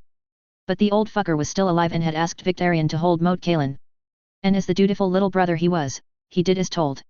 Fuck that, he should just go back to Pike and tell Balon what he thought about this little invasion of his, right to his face. Maybe he could. But the Ironborn captain was soon interrupted by a lickspit running into his improvised solar. "Milord, milord!" he cried out. "This better be fucking important for you to interrupt me like this." Victarion growled. Milord." The boy trembled. "TTTT the ships." "Well, what about the ships?" "TTTT they've burnt milord. They've all burnt down. We're trapped." Jairus. Never did Jairus think that one day, the outline of the walls of the Shadow City and the distinct shape of the sandship in the distance would be a welcome sight to him. His home, he always thought, was Yoriksbank or Euronwood. The two mighty fortresses guarding both the Boneway and the Great Water Rush, and the places where he had spent nearly all of his life. And to be fair, these places would always mean home to him. But things had changed drastically. Quentyn had changed drastically. And when he and his friends had come to Sunspear, a year ago, he would never have imagined the changes that it would entail. With Quentyn becoming heir to Dorne, he had, despite not doing anything more than staying loyal to his friends, sent House Drinkwater from a minor house sworn to Euronwood, to an important house with a bigger say in the decision-making of Dorne than a lot of great houses. And no day was more telling of this than today, where he had been sent back to Sunspear with Gillian, for both of them to govern the city in Quentyn's stead. Gillian would have the official titles, while Jairus would be the enforcer, so to speak. A funny reversal of roles, since usually, Jairus was the brains, and either Cletus or Arch were the enforcers. However, he did not mind such a role, especially when it gave him less responsibilities and all the annoying politics of Eastern Dorne. These were likely the reason Quentyn chose Gillian for the role of governor of Sunspear over him. Therefore, he would mostly be in charge of handling the tougher cases, and thin out what Quentyn referred to as the annoying cases, which in basic terms, meant Princess Ariane's remaining supporters, or gods forbid, those who put Prince Doran above all else. Needless to say, after Quentyn's stunt with Lorch, there weren't many of both. In one action, Quentyn had essentially put Dorn at his feet, especially when details of how Lorch's demise was carried out, and the proof of Lorch's death reached Ghost Hill with Lucian Toland carrying the remains there, which would then be transported to Sun's Pair. There, his ashes would be scattered to the winds at sea, and his garbs and arms be placed in Sun's Pair, in the halls of the vanquished, where a good number of arms and sigils already stood. His skull, though, would be kept by Quentyn in his solar, where it would serve as a reminder of his feat and a constant reminder to the Dornish that if Rhaenys was avenged by 50 of their countrymen, it was their prince that did the deed. A political masterstroke on all counts. Indeed, he only had to spend a few moments in Sunspear's streets to see how the event had marked the people. In the short walk between the harbour and the fortress, he had received 3 bunch of flowers, 6 kisses, 2 offers to take things further, and a long walk of cheers. More than that, though, was the whispers and talks that he'd heard on his short walk. Whenever someone would mention the prince, they would mean Quentyn every single time. No doubt that his friend would have a hard time even having a moment's respite in Skirich, whom he'd reached a day or two before. There was no longer a difference between the prince in Sun's Pair and the prince in the gardens, there only were the prince and the father. The fact that Prince Doran's title had disappeared entirely was telling. The people weren't really forgiving of the match to Myrcella and Dorne's armies potentially entering the war on the side of the Lannisters. All of this led to his confrontation with the other prince, Oberyn Martell, in the midst of Sunspear's halls. Since Gillian had to go through the process of taking control of Sun's Pair immediately, the task of facing the Red Viper went on Jaehaerys' shoulders. To anyone else, the Red Viper would have been an intimidating sight. Long hair, clean face, piercing viper eyes and straight demeanor. But Jaehaerys was not one to be intimidated easily. He sat there, unflinching, waiting for the prince to say the first words. It seemed like the Red Viper was also waiting for him to say something. Just like his namesake, he was silently waiting for Jaehaerys to speak so that he'd be able to strike him then. As such, Jaehaerys just sat on one of the chairs in the prince's solar, admiring the various furniture around the room, some of which came from as far as Volantis and Karth. Seeing that Jaehaerys wasn't going to buy into his little game, the prince finally spoke. "Let me get this straight, Drinkwater," he growled. "You are confirming that my nephew killed Lorch by having him stabbed 200 times by various Dornishmen, then slit his throat and sent us the bones, ashes and personal effects, while keeping the skull for himself. Then you also confirm to me that my second daughter is pregnant and that the child is also my nephew's. Is that correct?" "That's about it, Prince Oberyn." Jaehaerys shrugged nonchalantly. If the Viper thought that he could intimidate him, he was very much mistaken. The Red Viper stared into his eyes for a brief moment. Jaehaerys held the stare, but didn't glare back. There was no point in escalating an already tense moment, and although it would have been fun, he clearly wasn't in the mood.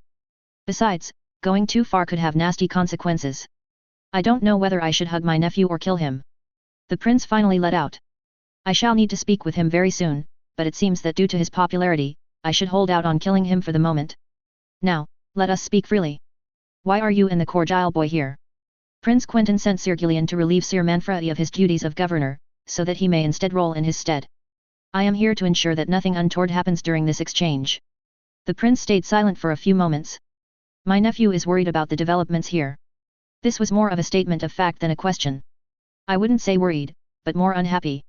He knows certain areas have been neglected and certain houses are not playing fair with the distribution and production of medicine, glassware, rice, and other crops. He sent us both to set things right." "I see." The prince relaxed back into his chair. "Well, my nephew is still ruler of Sun's Pair by my brother's decree. I will have the necessary orders drafted so that you may have the easiest time possible. I, however, will not help you more than necessary. A non-Martell ruling Sun's Pair, whether in my nephew's stead or not, is not something that either me or Prince Doran find very acceptable. With all due respect, Prince Oberyn, but mismanaging Prince Quentyn's work and deliberately ignoring the prince's orders and recommendations toes a very fine line with treason. Martell or not?" The prince scowled. Had Jaehaerys taken it a little too far? In any case, he did not show any hint of worry and continued with his confident demeanor. It seemed to work. Prince Oberyn looked like he wanted to explode, but Jaehaerys was a tough nut to crack, and now all that the prince wanted was to get rid of him. "Very well." The prince nodded. "You may go. Extend my regards to your wife." For the first time since he'd entered the room, Jaehaerys smiled. This was the reason he was so happy to be back in Sun's Pair. Something that he had thought unimaginable until a few months ago. He was in love. Some would say too soon, but if Quentyn could, why not him, too? Besides, Jairus was in love with his wife, and not another woman he'd met. Cletus would laugh at it all. Indeed, he'd always told the heir to Euronwood that should his wife not be amicable, he could just take a paramour, just like he'd eventually end up doing, since he hadn't placed many hopes into his father's choices for a match. However, with the evolving political situation, the demands for marriage came by the dozen, and his father had finally settled on one. The Danes of High Hermitage. Usually, Jairus would have been intimidated by a marriage to the Darkster's sister. However, these thoughts disappeared when he first saw her. A beautiful woman, with long, silver hair, and purple eyes. A Valyrian beauty. Quentyn had commented. Eleanor Dane was extremely beautiful, and a maiden on her wedding night, too. Although she definitely wasn't shy in their bed that night. With the union consummated, they would have usually gone back to Yorick's Bank or High Hermitage. However, Quentyn gave his blessing for Eleanor to stay at Sunspear so that Jairus might get to know his wife better. Eleanor, for all intents and purposes, was perfect. Not even her slightly naive personality or her sometimes overblown worries would change that. Eleanor was shy in public, true, but wonderfully kind. She had an eye for the beautiful things of the world, and a gift for the needle. Her intricate works were amazing to look at, and Jairus made sure to gift her whatever she wished so that she may continue her works. His doublet, with the arms of House Drinkwater, had been entirely sewn by her hands, and he was proud to wear it everywhere he went. Her shyness completed his confidence astonishingly well. And besides, when they were together, she wasn't afraid of telling him anything. It's a wonder she was the Darkster's sister. Eleanor was Gerald's total opposite. While Gerald was arrogant, brash, and cruel, Eleanor was modest, kind, and caring. She really was much closer to Ned than Gerald. With Gerald's death, Eleanor had only grieved for a brief period of time. It seemed their relationship wasn't strong, and Gerald mostly dismissed Eleanor as no threat to him. The bastard even mocked her about her shyness a few times. Needless to say that Jairus would shed no tear for that man. Life moved on in Sunspear, and both he and Eleanor felt like time had stopped for a while. They traded stories about their families and laughed about their friends. They laughed about Arch's boasts of how many casks of wine he could drink, talked about what Lord Anders had planned for Cletus, how long Gillian could keep his paramour secret, discussed who would finally conquer her cousin Ned's heart, and of course, took bets on who between Quentyn or Nymeria would finally admit they loved the other first. However, life went on, and Jairus was called to go accompany Quentyn northwards, in his mission to Bitterbridge, right at the moment Eleanor's pregnancy was confirmed. It was no secret that, although Eleanor had insisted Jairus go, Quentyn felt terrible for having asked him to come along in times like these. Several times his friend had made the offer for him to go back. Several times Jairus felt that he'd be betraying his friends if he did so. However, watching the snake's belly grow larger and Quentyn starting to give all of his attention to her, so much that she actually would get annoyed at him, made Jairus reconsider. Finally, though, Quentyn forced his hand after Lorch's execution, by sending him back with Gillian. This would suit them both, since it wouldn't violate the oath he made at Euronwood to always serve Quentyn as well as House Euronwood loyally, and Jairus had the opportunity to go back and be at Eleanor's side during her last weeks of pregnancy. He rushed down the halls of Sunspear, quickening his pace at every hallway. He was inching closer and closer to their rooms. Finally, he saw the door that Quentyn had painted with the sigils of both houses Drinkwater and Dane of High Hermitage. It was part of a few gifts his friend had given them, which also included a wonderful Volantine dress for Eleanor, and an ornamented dagger for him. Pushing the door slightly, Jairus widened his eyes in surprise as he entered. Eleanor was there, sitting on a chair, looking as bright as ever. However, her belly had gone from round to completely flat. For a moment, Jairus choked. No. It couldn't be. But she was smiling at him. If she was smiling, then surely. Hello, love. She let out. Jairus didn't give her a chance to get out of the chair as he rushed to kneel by her side while kissing her hands. Eleanor. He whispered, half worried, half excited. What happened to? Come with me. She rose from the seat, adjusted her hair and chuckled. Welcome home, by the way. I'm sorry, I couldn't come earlier. Yes, you were stuck at Ghost Hill, I heard. Her voice lightened. I was worried that after what you did to Lorch, a woman would have taken you for herself. Never. Jairus shook his head. Believe me, I have received a few offers. But the only woman I want is you, and only you. I was joking, silly. She laughed, and slapped his shoulder, leaning on it for an instant. While the salty and sandy Dornish women were smaller, the stony ones were tall. And Eleanor was no exception, standing exactly at Jairus' height, which was about a head above Quentyn and a head and a half under Arch. She took him by the hand and led him to their bed, where another, smaller bed, had been put. I didn't want to tell you because I wanted to leave it a surprise. She smiled and pointed to the small bed. I gave birth a moon ago. Here is your Well, our son. Jairus didn't speak a single word. He'd forgotten how time had flown by, and how much time they were away for. But it did make sense since Eleanor had not taken any moon tea or anything that would stop her from bearing a child. And their marriage was quite an ancient affair. Too shocked to speak, he instead moved towards the smaller bed, where a small figure was awake and laughing as Eleanor picked it up. It was a boy, with bright, blonde hair, and a pair of dark, blue, eyes. Their child had inherited more of Jairus' side than Eleanor, but it made sense considering Edric's Blackmont mother had influenced him more than his father. Eleanor passed the baby into Jairus' arms. He felt the tug of the boy on his vest and looked at it in the eyes. It was his son. He was now a father. He resisted the urge to cry as Eleanor took him in her arms once more and placed it back into the bed. He needs to rest, she told him. Eleanor, I don't know what to say. Jairus struggled. I would have wished to be there with you, to hold your hand. Don't be sorry, love. She smiled. You had a duty to Dorn and a duty to me. I will not hold it against you that you chose the first, just as long as you do the second from now on. I'll do anything for you. Jairus kissed her right on her lips, feeling her soft skin with his hands and smelling her lavender perfume. I love you. I love you too, Jairus. She answered when he broke the kiss. Does he have a name? He asked. I didn't think it would be wise to decide before you came back. She shook her head. I thought about something that would please both our families. Like Arthur, or Adam. How about Julian? He asked. Julian Dane was the Lord of Starfall during the First Dornish War, but Julian is also my maternal grandfather's name, from House Kingfisher. Julian. Eleanor seemed thoughtful for a moment. I hadn't thought of it. But you may be right, it could be a good name. Would you leave me the night to think about it? Of course. That night, Jairus and Eleanor shared a bed for the first time in months. They didn't engage in any acts, as it would have been too risky for her, and instead just talked about the mission to the Reach and Stormlands, Lorcha's execution, Quentyn finally confessing his feelings and, to Eleanor's amusement, getting Nymeria with child. They also talked about the developments in Sun's pair, and of how they would deal with the succession and rule, now that she was heir to High Hermitage. It was a short night for the both of them, but neither regretted a thing as they drifted to sleep in each other's arms. The next day, Julian Dane was officially given the title of heir to High Hermitage, and fifth in line to Yorick's bank. A/N, Short returned to Dorne before moving back towards the north and Moat Cailin. Then, we'll go see what is happening at Skirich. On another note, you may have noticed, but the Turtle Dove Awards are now open for voting on AH.com, with the first round of voting having started. If you enjoy the story, do consider voting for it here, it means a lot. Also, if you like this story, I can also recommend several other stories of the same kind which have been nominated.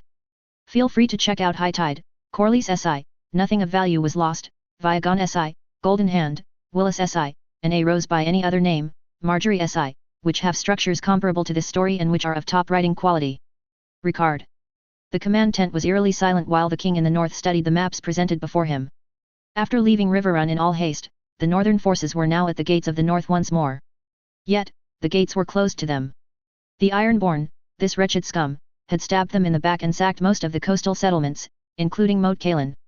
Why the Ironborn would ever want Moat Cailin was beyond the Lord of Carhold's understanding. As he saw it, the Ironborn were a bunch of murdering thieves who were all too happy to pay for their damned iron price. And the moat had no riches, no women, no gold, nothing, really. Not even a garrison worthy of the name. Why would these fucks suddenly decide to take the place? Not that they would stay there much longer. The king had burnt their ships on the Fever River and seized the few that beached themselves during the night attack. With Lord Reed's constant harassment of the Ironborn foraging around the castle, they were trapped and without supplies. And with the Manderley host approaching from the north, their situation would degrade, and the matter should be dealt with by the end of the month if that. This displeased the king greatly. He hoped to cut his way through the moat and relieve Torrens Square, Deepwood Motte and Winterfell as soon as possible. Waiting was not an option that he seriously considered. How long till Lord Manderley's host arrives? The king asked. About a week, your grace. Darren Hornwood answered. Good lad, that one. Good fighter too. He would make an excellent husband for little Alice. A wedding that should take place as soon as they reached Hornwood. A week. Robb Stark sighed. We don't have a week. The Ironborn will be forced to lay down their arms soon enough, your grace. Ricard Karstark finally spoke up. I wish to see the Ironborn gone from our lands as much as you, but we cannot sacrifice men which we would otherwise need to help our allies. It's not the Ironborn I worry about. The king tapped his fingers nervously on the oak table. Ricard Karstark's confused stare met that of the Great Jan, equally confused. Then, what? Ricard asked. I received a raven not so long ago. From my brother at the wall. The king stared at the small assembly. Besides the Lord of Carhold, it was a really small war council, only the great Jan Umber, Howland Reed, Darren Hornwood, and Daisy Mormont were present. He brings ill news. The king continued, his voice cold as the ice running through his veins. A host has gathered beyond the wall. A self-proclaimed king called Mansraider has assembled all of the tribes, almost 100,000 strong, and is marching towards the wall. 100,000. The great Jan laughed. The wildlings can't stand each other. Are you sure your bastard brother did not write this in his cups? I must agree with Lord Umber, your grace, Ricard interjected. 100,000 seems unbelievable. A few tribes could mount up to 10,000, but every single tribe, I don't believe it. I trust my brother with my life. The king shook his head. Need I remind you that he is my heir? The room went silent once more, with the great Jan begrudgingly nodding.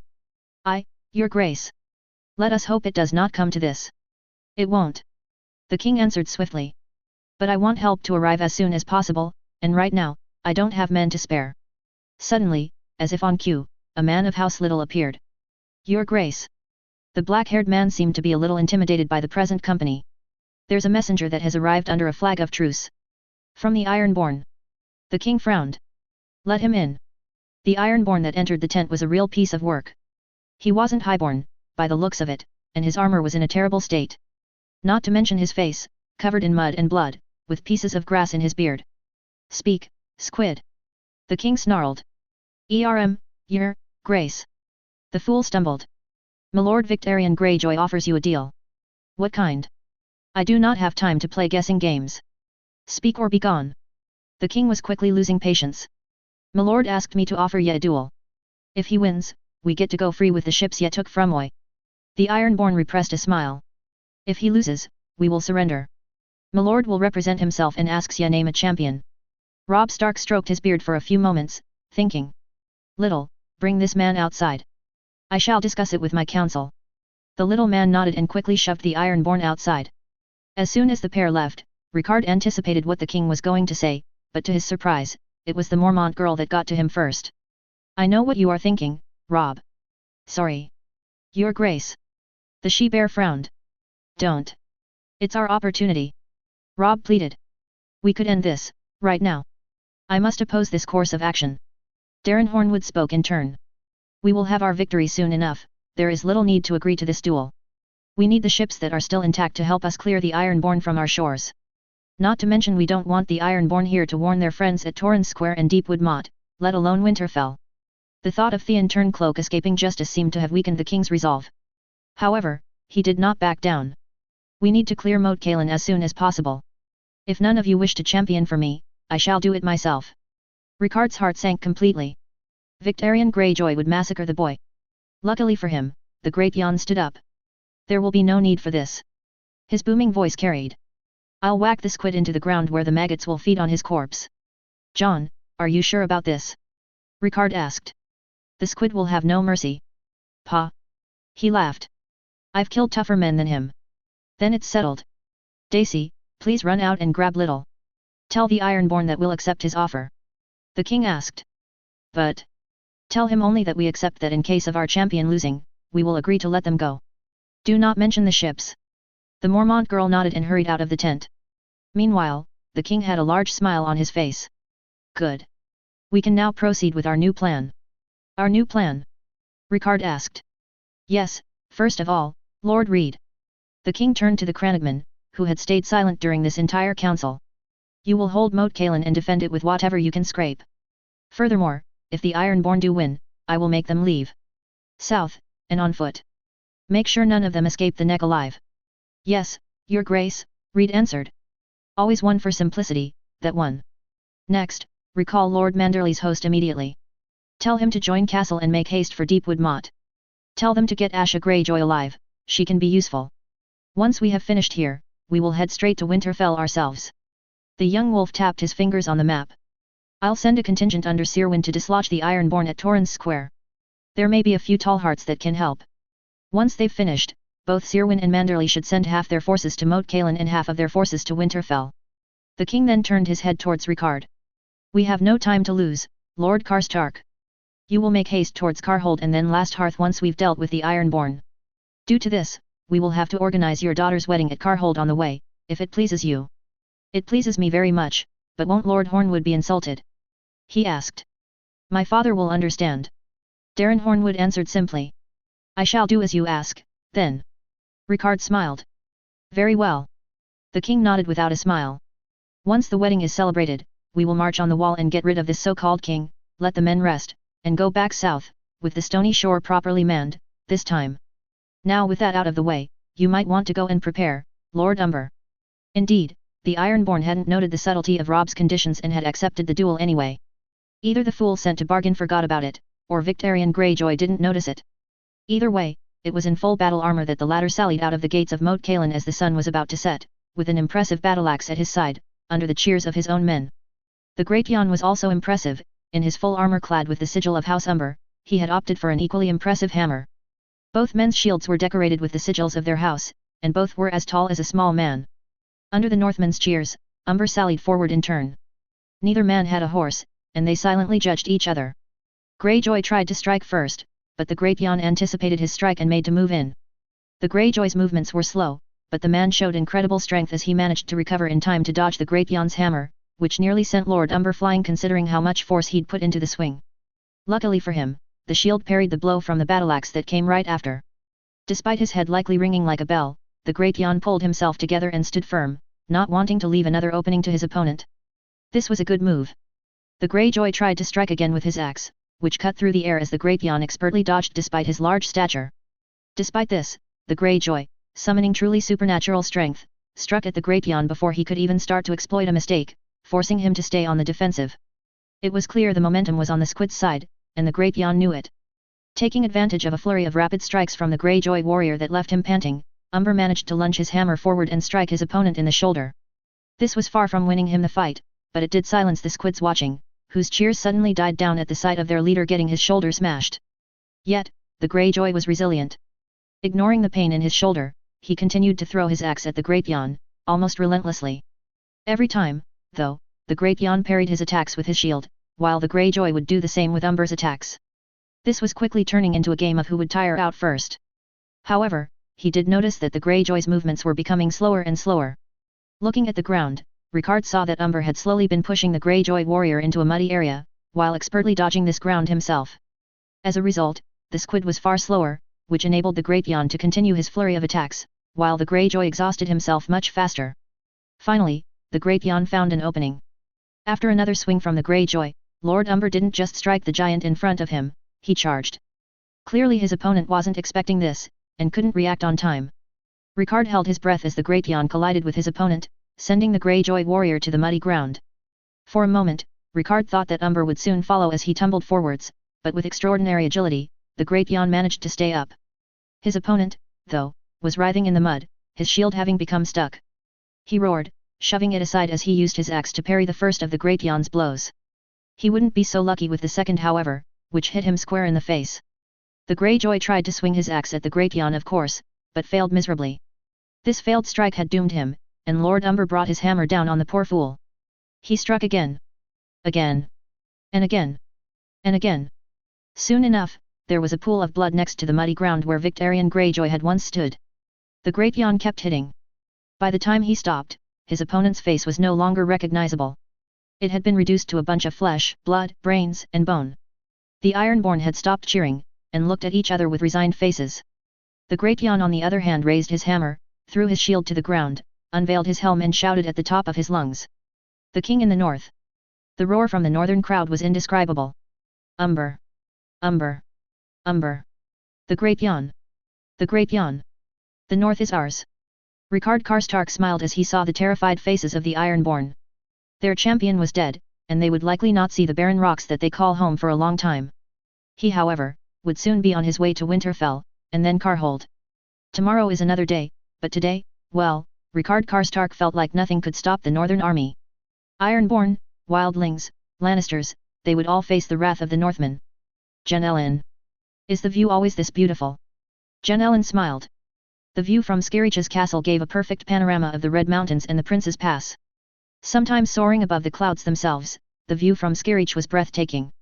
Skirrich itself was a castle perched above the Prince's Pass, capable of controlling this vital artery leading into Dorne, but also sufficiently well protected that a direct assault on the fortress would be extremely hard considering the steep cliffs it was perched upon. From here, one could even see the stormlands in the far distance, on days where the sun shined brightly over the northern passes of Dorne. This situation didn't help Skerriech from falling a couple times during its history, but it was certainly one of the best defended keeps in all of Dorne, second only to Starfall. And to Jen Ellen Fowler, it was also home.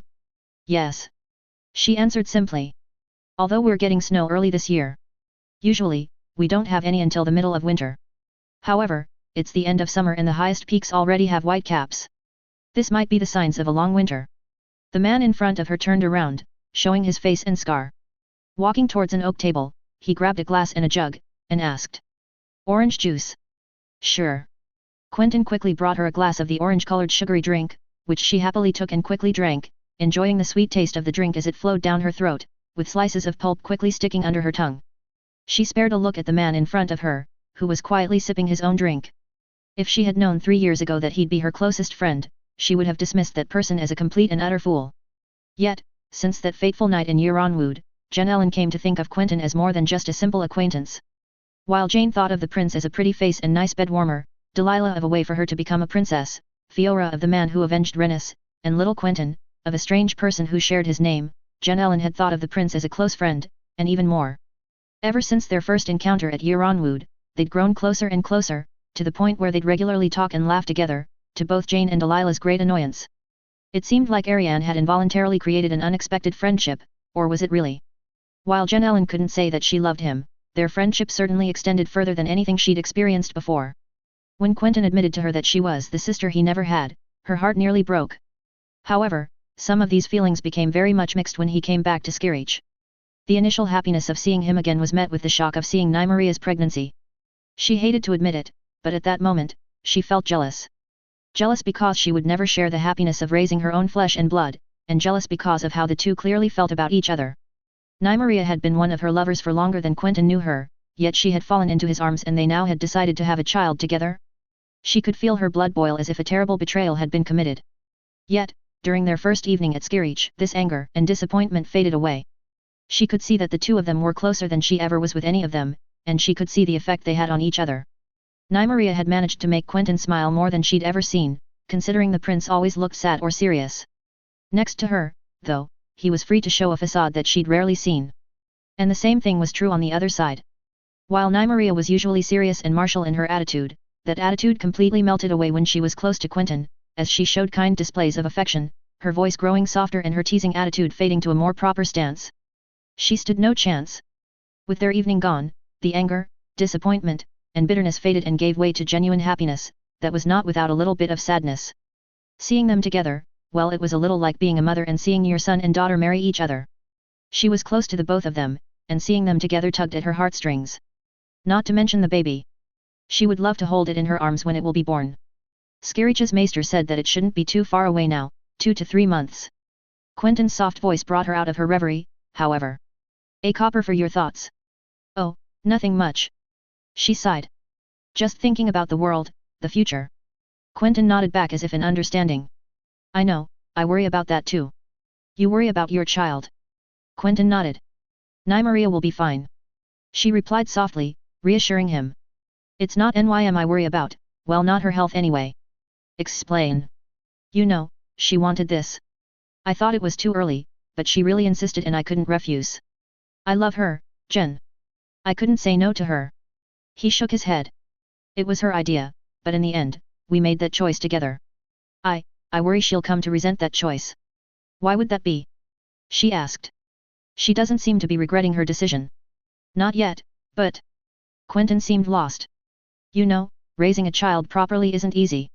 I don't want to be my Uncle Oberyn and leave them in the water gardens while I travel everywhere without taking care of them. I don't want to be my father and not care about them. But most of all, I fear that Nymeria is underestimating the amount of care that goes into raising a child. She will have to abandon some of her activities like swimming or fighting, even betting me will become a rarer occurrence. I don't think she realizes the effort that will come out of this, for us both, but especially for her.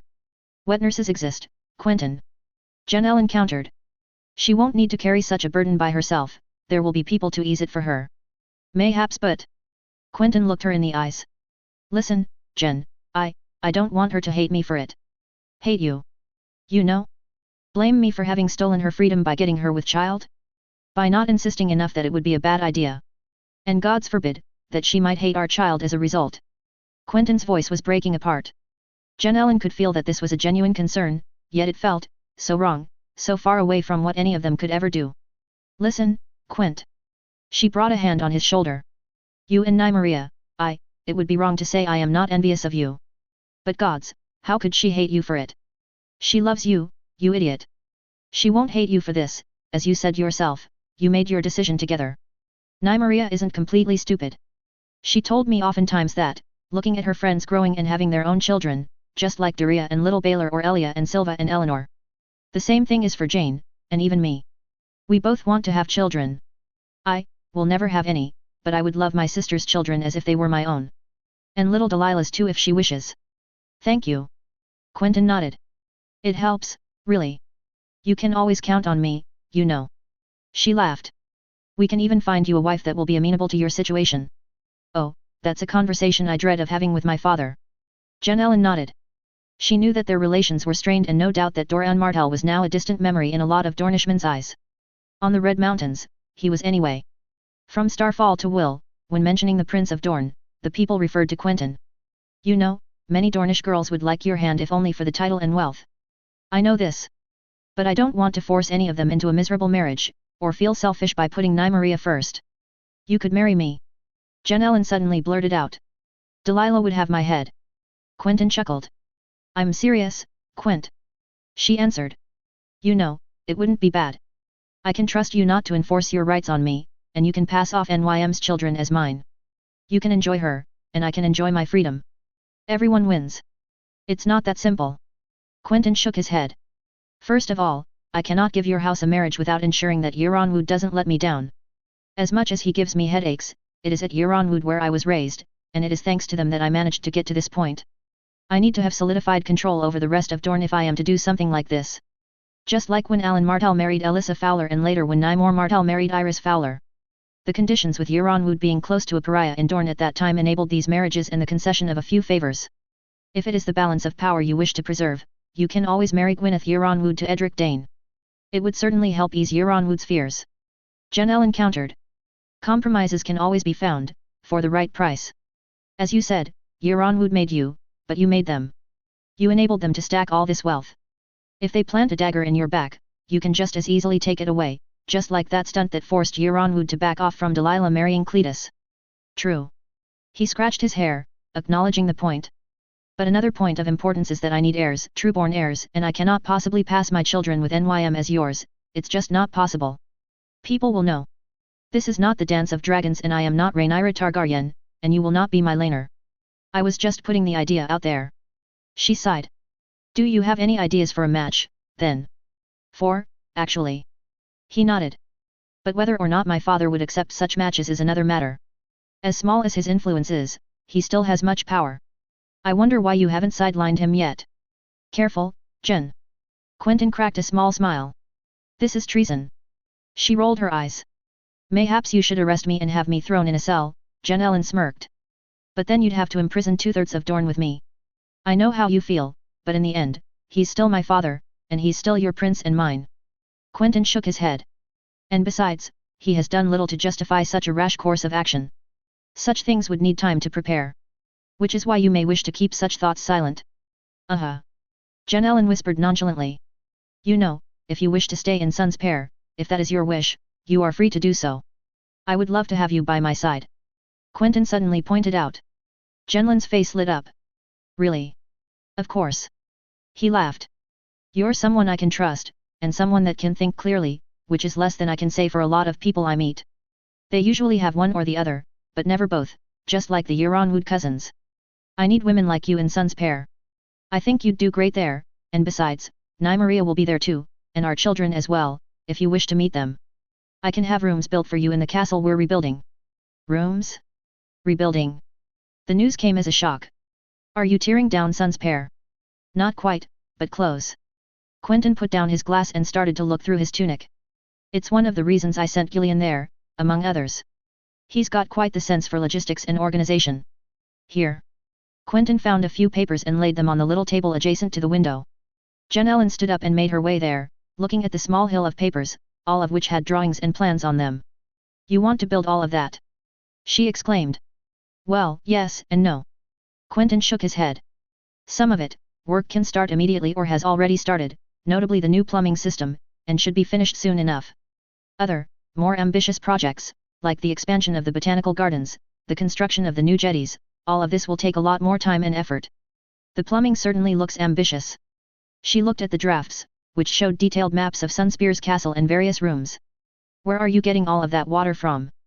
The estuary of the Green Blood, mostly, with water pumped through by canals. We've also got some oases in the deserts along the valleys. He answered quickly as if he had already anticipated her question.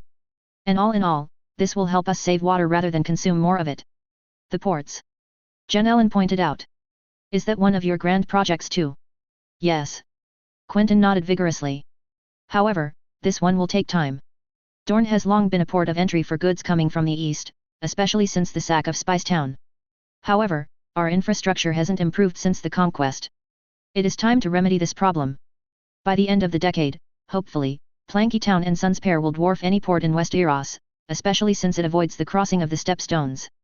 Stepstones which I will need to consider. Some of the closer islands would make ideal choke points and bases for anti-piracy operations.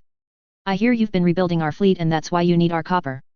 Ellen was particularly interested in that point. Copper had been a resource that Westeros lacked but, like many other things, that Dorne had in relative abundance. As such, there were copper mines in areas like Skirich, Kingsgrave, and God's Grace. House Fowler was the main producer, with houses Allyrion, Manwoody, and Will not far behind. Until then, though, production of copper had been quite low. Indeed, there were not a lot of uses for it. However, Prince Quentyn had drastically ramped up the production of copper in the mines, to the great delight of House Fowler's coffers, which were now flooded with Martell gold. The fleet is indeed why I need this copper for. The prince replied. It turns out that it may just give us an edge on everyone. How? Well, it seems like copper protects against corrosion, which means our ships will last a lot longer than the usual wooden or lead-bottom ships. Experiments have been successful, and we've been able to design faster and more durable vessels. You want a fleet on par with the Redwynes. Ellen gasped as she saw the list of ships on order in Ghost Hill, Euronwood, and the Torres shipyards. Where do you even get all of that gold? I have assets disseminated across Westeros and Essos. Quentyn smiled weakly. Not to mention the full potential of Dorne which I have started tapping into. Pearls, diamonds, rubies are being extracted daily around the kingdom, not to mention the luxury goods that we can start producing ourselves instead of importing from the free cities.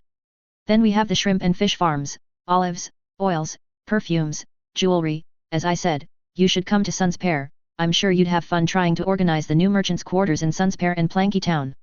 I'd be glad to. She laughed. That's still a substantial amount of assets that you have, though, not to mention the creation of a bank. That's for a later date. Quentyn shook his head.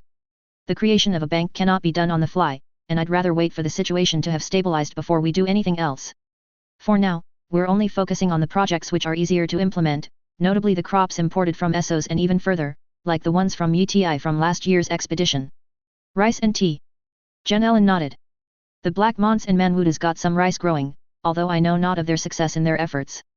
Things are going well, apparently. Quentyn answered. Let's hope things stay that way. However, it will take years or even decades before these experiments yield satisfactory results. Skirich wasn't built in a day, indeed. You are ambitious, but most of this. Ellen pointed to the plans. They will take years to complete, even with the right guidance. Quentyn nodded.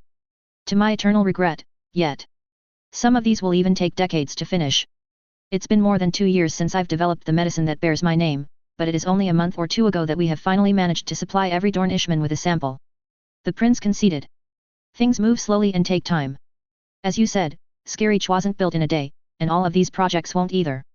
Which is why I need to prioritize a lot of things and relegate many others. Not to mention some projects won't be as popular to some lords and ladies as some others. I had enough trouble with Lady Delaney Allyrion grumbling because the Will to Sunspear road wouldn't go through God's Grace at first. Sunspear is on the top of my list since it will become my seat of power, and I cannot have it play second fiddle to Euronwood or even be an equal. It needs to be my castle and therefore show that House Martell is wealthy and at the cutting edge of progress. Therefore, most of the projects I have worked on for the short term are related to this, the city, the fleet, and of course, the road between the Boneway and Sunspear. That is a huge road, I doubt that it would take less than an entire year to complete your renovation. You're right. And getting the right materials and builders will take even longer. The good news is that, for once, Yaronwood is firmly on my side since it will help him with his trade. And the same goes for Jourdain, Will, and Toland. Have you thought about getting some builders from Skirage in exchange for an extension of the road from Skirage to Yaronwood? You need the Prince's Pass after all. Well, if you accept to come to Sun's Pair, I'd gladly put you in charge of organizing this, and perhaps House Fowler may reap many rewards. Quentyn teased. I already said that I'd be delighted to. She winked. I just hope that Jane and Delilah won't be too jealous. Jane liked Skirage a lot more than Sun's Pair anyways, and as for Delilah. Quentyn looked thoughtful for a moment. Well, she's certainly ambitious, but I never promised her anything. However, she could accompany you so that you may not feel completely alone when you arrive in Sun's Pair. That would be acceptable, I think. But enough of me, what are your personal plans for now? Jen Ellen asked. You've got your friends in Sun's Pair, but I don't think you'll stay here forever. Not that I'd mind, but I'm not exactly sure. Quentyn scratched his head. The war has drawn to a standstill, but large unknowns remain, especially with the Reach. I am half of a mind to go visit Ariane in Highgarden if only to probe the Tyrell ambitions. For now, though, we've been traveling for months, and a short month of rest in Skirage is overdue for everyone. The mountain air will do wonders for NYM, and everyone will be allowed to rest. Perhaps I will stay here with NYM until our child is born. I hear your maester is quite experienced. Maester Yorick is the best maester on this side of the Red Mountains, you can be sure of that. And it allows you not to be assaulted by every Dornish man and woman if you choose to return to Sun's Pair. That too. He laughed. Although the reception in Skirage was quite on par with what I'd expected from Sun's Pair. I knew Lorch was despised, but to this point. Jen Ellen nodded. He was a monster, and the resentment of Dorne just kept growing with each passing day. To them, you are a savior. Especially since you gave every Dornishman present with you a chance to get a personal piece of their vengeance. It is likely that even if they didn't care for Lorch, which is unlikely, everyone in your party knew someone who was slain on the banks of the Trident. Quentyn nodded back with a sly smile. Jen Ellen just rolled hers. How much more till we're even? He asked. We've been even for a while, Quent. I think you owe me now. That little. He shook his head. You surprise me every day. And I've got plenty of surprises left for you, my prince. Stop calling me that. He giggled. Why not? I thought you'd like it. Oh, really, Lady Fowler? Jen Ellen burst out laughing. All right, I see your point. Suddenly, a flurry of quick knocks were heard at the door. Were you expecting anyone? Quentyn asked. Not that I know of. Jen Ellen shook her head. Quentyn. The knocking continued, even while a voice could be heard beyond the door. I know you're in there. I don't care if you're decent or not, if you do not open this door within the next minute, I will knock it down. The door is unlocked, Quentyn shouted back, eyeing her with a confused look. Jen Ellen just shrugged. A Summer Islander burst into the room. Jen Ellen barely registered her presence when the girl's gaze set upon her as she frowned. Fortunately for Jen Ellen, though, Quentyn's voice took her attention. Sorella? He asked. What are you doing here? I've come all the way from Old Town. She replied, quickly and seriously. Get your paramour out of here, we need to talk. Hey. We're not. Jen Ellen spoke up, outraged at the prince's cousin's intrusion. She's not my paramour. Quentyn frowned. And be careful, you're quite literally in her home. I could care less right now, cousin. It's about that issue. Quentyn's face straightened. I see. He rubbed his hands through his hair. Jen can stay, I trust her enough. Just, don't mention the involved by name. Sorella quickly glanced at Jen Ellen, then turned her attention back to the prince and nodded. You were right. She nearly spat out. I'm not going to ask how or why you knew, but you were fucking right. Read. She took out a piece of paper and handed it to Quentyn, who carefully took it. While reading the piece of paper, she could see Quentyn's face slowly deteriorate. No. The prince shook his head. The moron, the bastard. He didn't, not when he just. He did. Sorella sighed. This is the original copy. There is no need to have it in Old Town anymore, it is better for Dorne to have it. Shit. Quentyn was breaking down, although Jen could see that there was a small dose of happiness in his voice. Well, it was important indeed. This. It changes everything. Sorella sighed. It means there is one more drag. Quentyn shot her a dark gaze, and the Summer Islander froze. Both looked at Jen, who was still trying to figure out what in the Seven Hells was going on. It changes, nothing. Yet. Quentyn eventually shook his head. But this piece of paper may prove extremely valuable when the time comes. It could allow us to negotiate. There's more. She shook her head. There is this. She took another piece of paper out of her saddlebag and handed it to Quentyn. The prince took it almost instantly, yet took great care not to damage it. However, this time he looked less surprised than before. Can you not see? The Summer Islander was clearly hoping to get more of a reaction out of him. He had it all planned out. Well, a name is a name. He shrugged. It hardly matters. It's the symbol that matters. Need I remind you who our cousins were named after? Sorella did not speak for a moment and nodded back. I see your point. The girl was trembling now. Can you imagine if we'd won? The consequences of this? I prefer not to think about it. Quentyn shook his head. But father being father, he would have asked for immediate reparation. A betrothal. To someone he knew could never threaten. Quentyn spared a glance at Jen Ellen and debated finishing his sentence. I think we've gone too far, Quentyn. Sorella shook her head. She's already connecting the dots. Jen. Quentyn took a step forward as Jen Ellen just stood on, confused. You're going to have to trust me. Trust me? Jen Ellen asked, worried. Trust me with WH. And suddenly it all clicked. Dragons. Old Town. The bastard. The insult.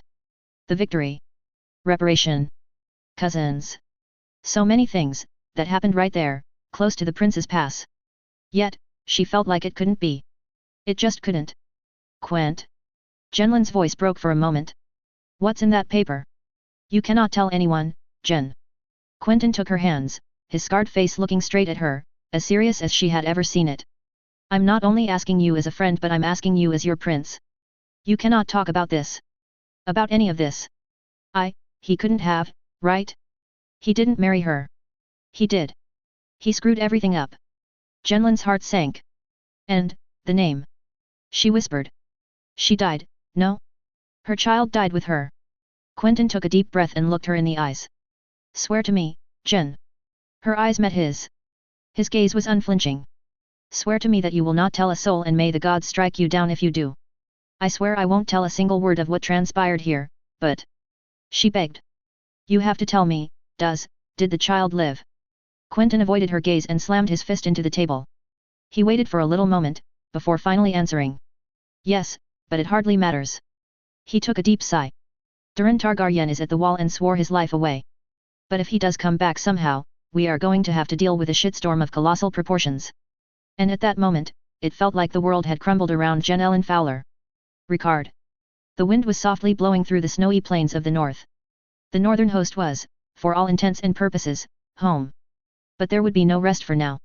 Just like the war down south, the northern camp was bustling with excitement and had set up camp in Wintertown, just under the mighty fortress of Winterfell. Just how the Ironborn managed to capture this monstrosity with a handful of men was beyond his understanding. Had the sentries been asleep? Or did they just commit that many men to the war effort? Nevertheless, they now had the task of retaking it, and it would prove to be quite an easier affair than Moat Cailin. Ravens had flown from the stony shore. The last Ironborn had been evicted from Torrens Square and Deepwood Motte, and their ships either burned down or captured. Lord Manderley's forces could now come back. They, on the other hand, would continue north first towards Carhold, then last Hearth and Eastwatch to assist the Night's Watch with their wildling problem, all the while raising men eager to fight down south. After all, King Robb was not someone who would just abandon his allies at the snap of a finger. Speaking of the king, he was once again hard at work in his command tent, his massive dire wolf at his side, as if giving him advice on the next battle plan to use. Quite a queer creature, that one.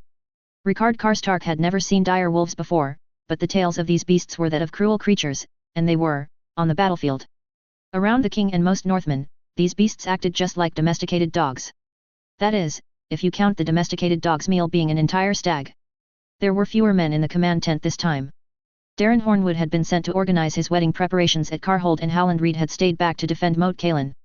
As a result, only him, the Great Jan, Lady Mormont, and Lord Roderick Riswell were in attendance. And the atmosphere was bleak, to say the least. The king was still pondering over how to attack and where to attack, especially since a few Ironborn that escaped the slaughter at Deepwood Motte apparently reinforced the fortress. Suddenly, two people appeared in the command tent, which made every single person in the room turn their heads towards them. These faces were those of Kyle Condon and Benjicot Branch. The first was one of the king's personal guards, previously in service to House Irwin, and had been wounded several times down south. Lost a few fingers and got badly scarred, but never stopped fighting.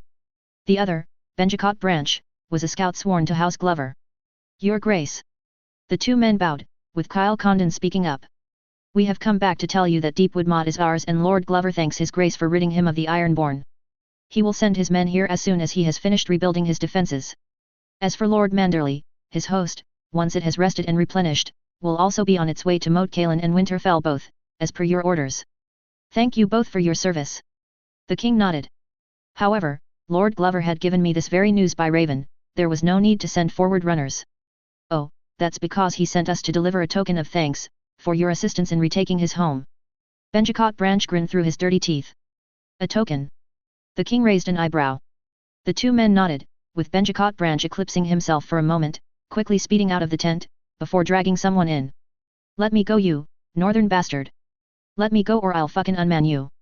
The room suppressed a gasp, while some grinned in anticipation. The king himself allowed himself to smile. Well, well. The king taunted. If it isn't Lady Asha Greyjoy. The badly bruised prisoner was clearly recognizable with her short hair and small plate armor, clearly marked with the Kraken sigil. Fuck you. She spat at the floor, trying to reach the great yawn. Unfortunately, this attempt came much too short and only earned a small chuckle from her uncle Slayer. Isn't it customary to kneel before a king? Lady Mormont's icy voice resonated through the tent, with the assembly nodding. In your dreams, I'll.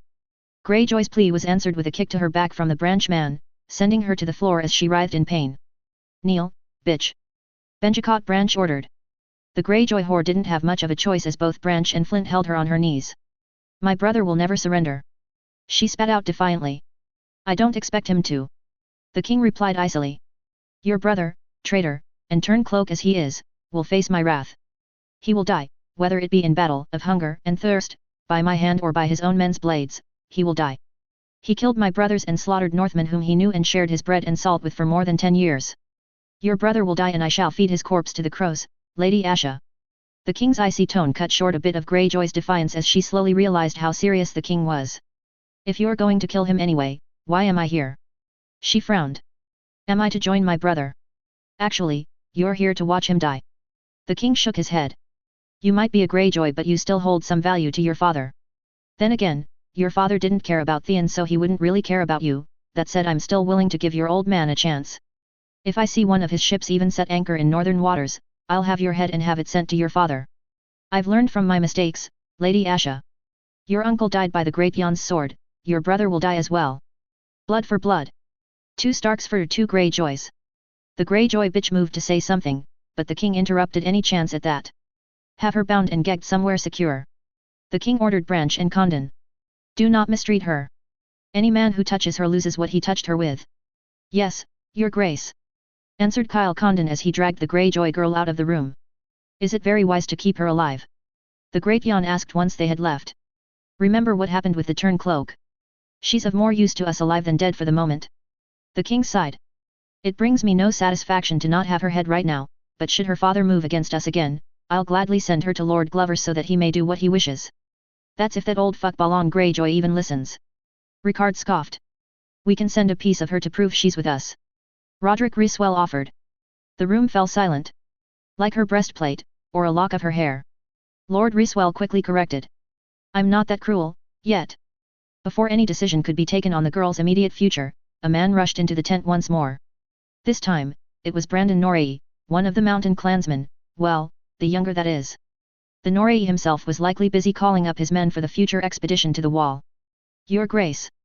The younger spoke. The turncloak wishes to talk. Talk. The Great Yon boomed. He can go talk to his drowned god when he's been fed to the fucking crows. Now, Lord Umber. The king rose from his seat, his voice having soothed somewhat. Let's see what this traitor has to say. Maybe it will be a little more entertaining than the maps of the castle we've been looking at all day. The giant Umber hump fed under his beard while the room silently chuckled. The king himself left the tent, following the younger Norrie out of the camp and in front of the main gates of Winterfell, where, indeed, the turncloak stood, alone, in front of the gate, while his ironborn reavers all stood on the battlements. Rob! He shouted. Traitor! The king shouted back, fire in his eyes as he advanced to a distance where he needn't shout much more. I've come to parley. The turncloak asked. The only parley you'll be getting is the one with your drowned god when I will have sent you to him. The king raged back. Surrender to me before sunset or I'll kill your sister. The turncloak looked shocked for a moment, before smugly proclaiming. Asha is likely at Pike enjoying the benefits of a good reaving, you don't have her. Rob gave a sign to have the Greyjoy girl brought forwards. It took some time, but indeed, Asha Greyjoy was presented to the turncloak, bound and gagged. After a quick moment, the king sent her back. There's your proof. Rob shouted back. Surrender or she dies. You wouldn't do it, Rob. We both know you can't do it. He punched back. She's your prisoner and shall be treated as honor commands, or have you forgotten what Ned Stark has told you? Don't you dare bring up my father's name. Rob fumed. You spit on his memory with every breath you take. Fine, Rob. You want your castle, you can have it. But you have to go through me first. The turncloak defiantly replied. You and me, beneath these walls. No armor, no tricks, no dire wolves. Just you and me with swords and shields. If I win, we get to go home with not a single hair on our heads touched, me and Asha. If you win, you can have your shit castle back with everyone in it, if I have your word that Asha will not be harmed. It happened before Ricard could even utter a word. Not a single member of his escort could as well, in fact, and he should have known staring into the king's eyes that not even the greatest of pleas would have backed him down. I accept, turncloak. The king unsheathed his sword. You and me. No armor, no dire wolves, no horses, since you've likely eaten them all already. And no tricks or I'll have your sister killed. When the sun reaches its zenith, Rob. He straightened up. And I'll send you to your brothers. And I'll send you to your uncle in the seven hells with the rest of your line of murderers. Without another word, the king slipped out to get ready. Ricard did try to reason with him, to convince him that Winterfell was going to fall in a matter of days, but it was no use. King Rob wanted to end the turncloak with his own blade. And frankly, Ricard Karstark understood. Indeed, did he not get vengeance for his sons with his own blade himself, by slaughtering the Kingslayer underneath the walls of Winterfell? Did Daisy Mormont not cave Gawain Westerling's chest in after he slew her mother? Did Clay Searwyn not hack Roland Craighall to pieces after he had killed his father with his lance? He could understand the desire to avenge his kin, his fallen brothers. And so, Ricard Karstark sighed and let the king go on.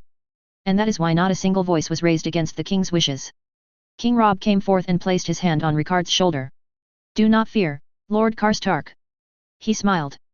The traitor has never bested me in combat before, it will not change today. I believe you, your grace. Ricard nodded with a smile. I have seen your prowess in battle. The turncloak is no better than a common reaver. You shall slaughter him, just like Umber slaughtered his uncle. King Rob smiled back and nodded. If the turncloak tries anything stupid, like riding out with a horse or in full plate armor. The king did whisper to him. Kill Lady Asha. In front of him. I believe that I have made my point very clear and I do not wish to be taken for a fool more than I already have. Ricard nodded and had two men bring the Greyjoy bitch a little closer to the fortress, just out of sight of the men. It would give them some ideas they might regret later on. Fortunately, the turncloak seemed to have a shred of honor left in him. He walked out of the gate with no armor, only armed with a sword and shield. The king came to face him, similarly armed. However, Ricard could feel that something wasn't right. The turncloak was advancing slowly, and he felt that the distance between him and the king was increasing, while the turncloak was only taking small steps towards them, and stayed relatively close to the battlements. He dismissed these concerns as the turncloak shitting himself with every step. However, he suddenly heard the Greyjoy traitor shout. Now! And suddenly Ricard's heart stopped. The sky darkened with arrows shot from the battlements, and to his horror, they were all well aimed at the king. For a moment, time stopped and the world went deadly silent. One arrow found its mark. Then two. Then 3. 4. 5. 6. No. Lady Mormont shouted. You bastard! The king's body fell to the ground, with another volley of arrows flying towards him. These were much less accurate, but one or two found their mark. Fuck you! The turncloak chanted while raising his sword in the air. I killed your king. I am the Wolf Slayer. The Stark line ends at my hands.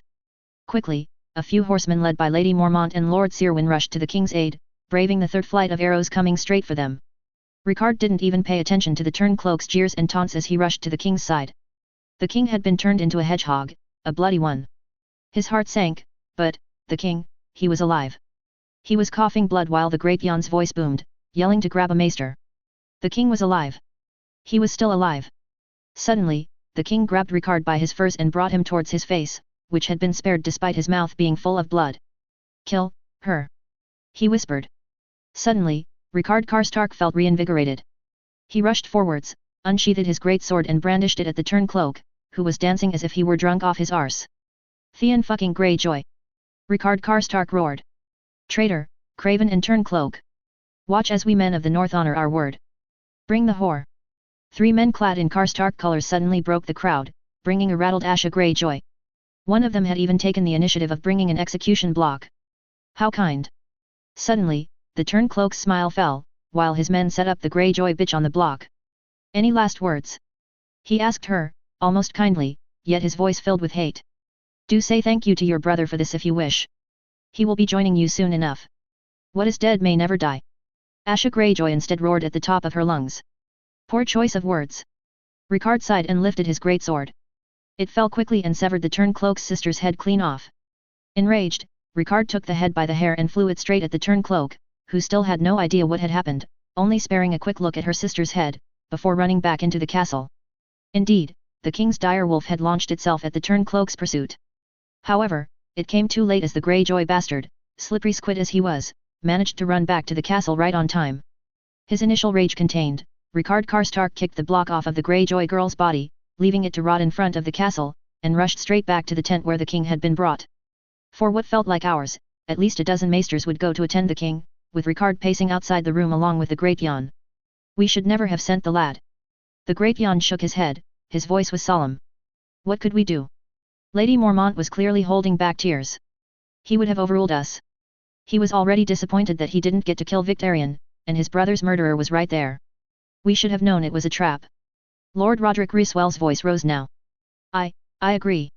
Clay Searwyn nodded. We never should have trusted any word coming out of the squid's mouth. A mumble of agreement rose in the tent, which now hosted a good dozen men, all eager to know if their king was going to make it. However, the mood was bleak, and no one had any jeers to bring down this atmosphere. Let's pray to the old gods that our king pulls through. Morgan Little sighed. He led us so far and brought us so many victories. He's a tough man, I'm sure he'll pull through. He's Ned's son and Ricard's grandson. The Great Jan nodded back. Good men. Tough men. Led us through some of our darkest times. But even they were mortal. Suddenly, a flurry of maesters exited the room, with the head maester, that of Searwyn, addressing the entire room of lords. My lords, his grace is under a lot of pain. The maester confessed. However, we have administered milk of the poppy and he wishes to receive Lord Umber, Lord Karstark, Lord Rhyswell, Lady Mormont and Lord Searwyn. Ricard stood up, quickly followed by the Great Jan, Roderick Rhyswell, Daisy Mormont and Clay Searwyn. They shuffled into the small makeshift room under the heavy glares of the rest of the assembly. 2 maesters were standing guard over the king, who was white as a sheet and covered in bandages. He dismissed every maester bar Lord Searwyn's, who stayed at his side on a small chair. My leal lords. The king coughed blood. You're alive. Lady Mormont breathed a sigh of relief. Don't be too hasty, Daisy. The king coughed once more. His grace has been wounded no less than 12 times. We did our best but... The maester sighed, bowing his head. We can only delay his passing. He lost too much blood and will not live for much longer. His grace requested your presence in his last moments. I am sorry. No. The Great Jan quickly rushed to the king's side, nearly running into the massive direwolf Ricard hadn't noticed was close to the bed, whimpering. No, your grace, you cannot die, not now. I'm afraid that it is so. The king replied. I was foolish, my lords. You were right. A foolish boy blinded by a desire for revenge.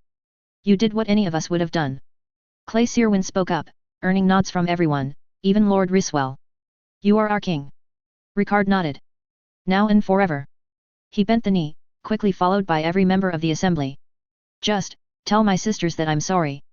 When you go back south and help our allies get rid of the Lannisters once and for all, tell them I'm sorry I couldn't do anything to help them. The king sighed, his hands trembling as he reached for his direwolf's face.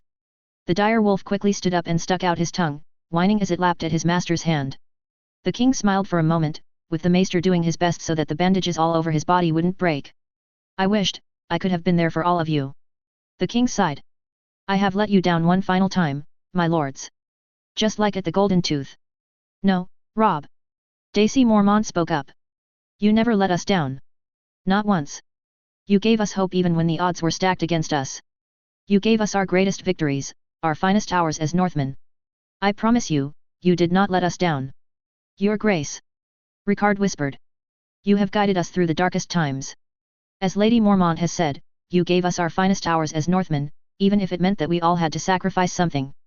We will never forget you. Tomorrow, we shall storm Winterfell and put the traitor to the sword. No. The king coughed. Only a Stark can serve justice for that traitor. My brother, Jon. You wish for us to save the traitor for your brother? Lord Ryswell asked. The king nodded. As my dying wish, please. The king almost pleaded. I don't care whether the castle falls tomorrow or in a year, but my brother has to serve justice to the traitor. Promise me, that you'll serve him as loyally as you served me. We will, your grace. The great Jon vigorously nodded. I promise you that we will drag your brother out of the watch, kicking and screaming if needs be. The king chuckled, although his voice was clearly fading by this point, with small streams of blood stemming from his shoulder and torso. I'm sure you all will do fine. The king slowly whispered, his strength leaving him. It has been a privilege to be your king. Then, the king stopped talking. Suddenly, the room went completely silent. The massive dire wolf whimpered as he tried to wake its master up, while the maester scurried for any sound of life. Before the latter could say anything, the dire wolf quickly abandoned his efforts at poking and licking the king's face. Instead, he threw his head to the sky and emitted the most dreadful sound Ricard has ever heard. A howl of despair. It was the hour of the wolf. And the king in the north was dead. Arianne. To Arianne, there was no doubt, the Water Gardens was almost certainly the most beautiful place in the world. However, Highgarden had tried its best to overturn this decision. Ever since her arrival in the heart of the Reach, she was amazed at the beauty of this place, which she had only seen a glimpse of in her youth when visiting Tyenne's mother. The many walls of Highgarden were all made with pure, white stone, with mazes and gardens spreading everywhere between each wall. At the center of it all was the inner court of Highgarden, filled with towers, old and new, which stood guard on top of the hill Highgarden was perched upon. Every one of these towers is covered in leaves and its windows are richly decorated with images of roots, flowers, knights, and tales from the songs and the seven-pointed star alike.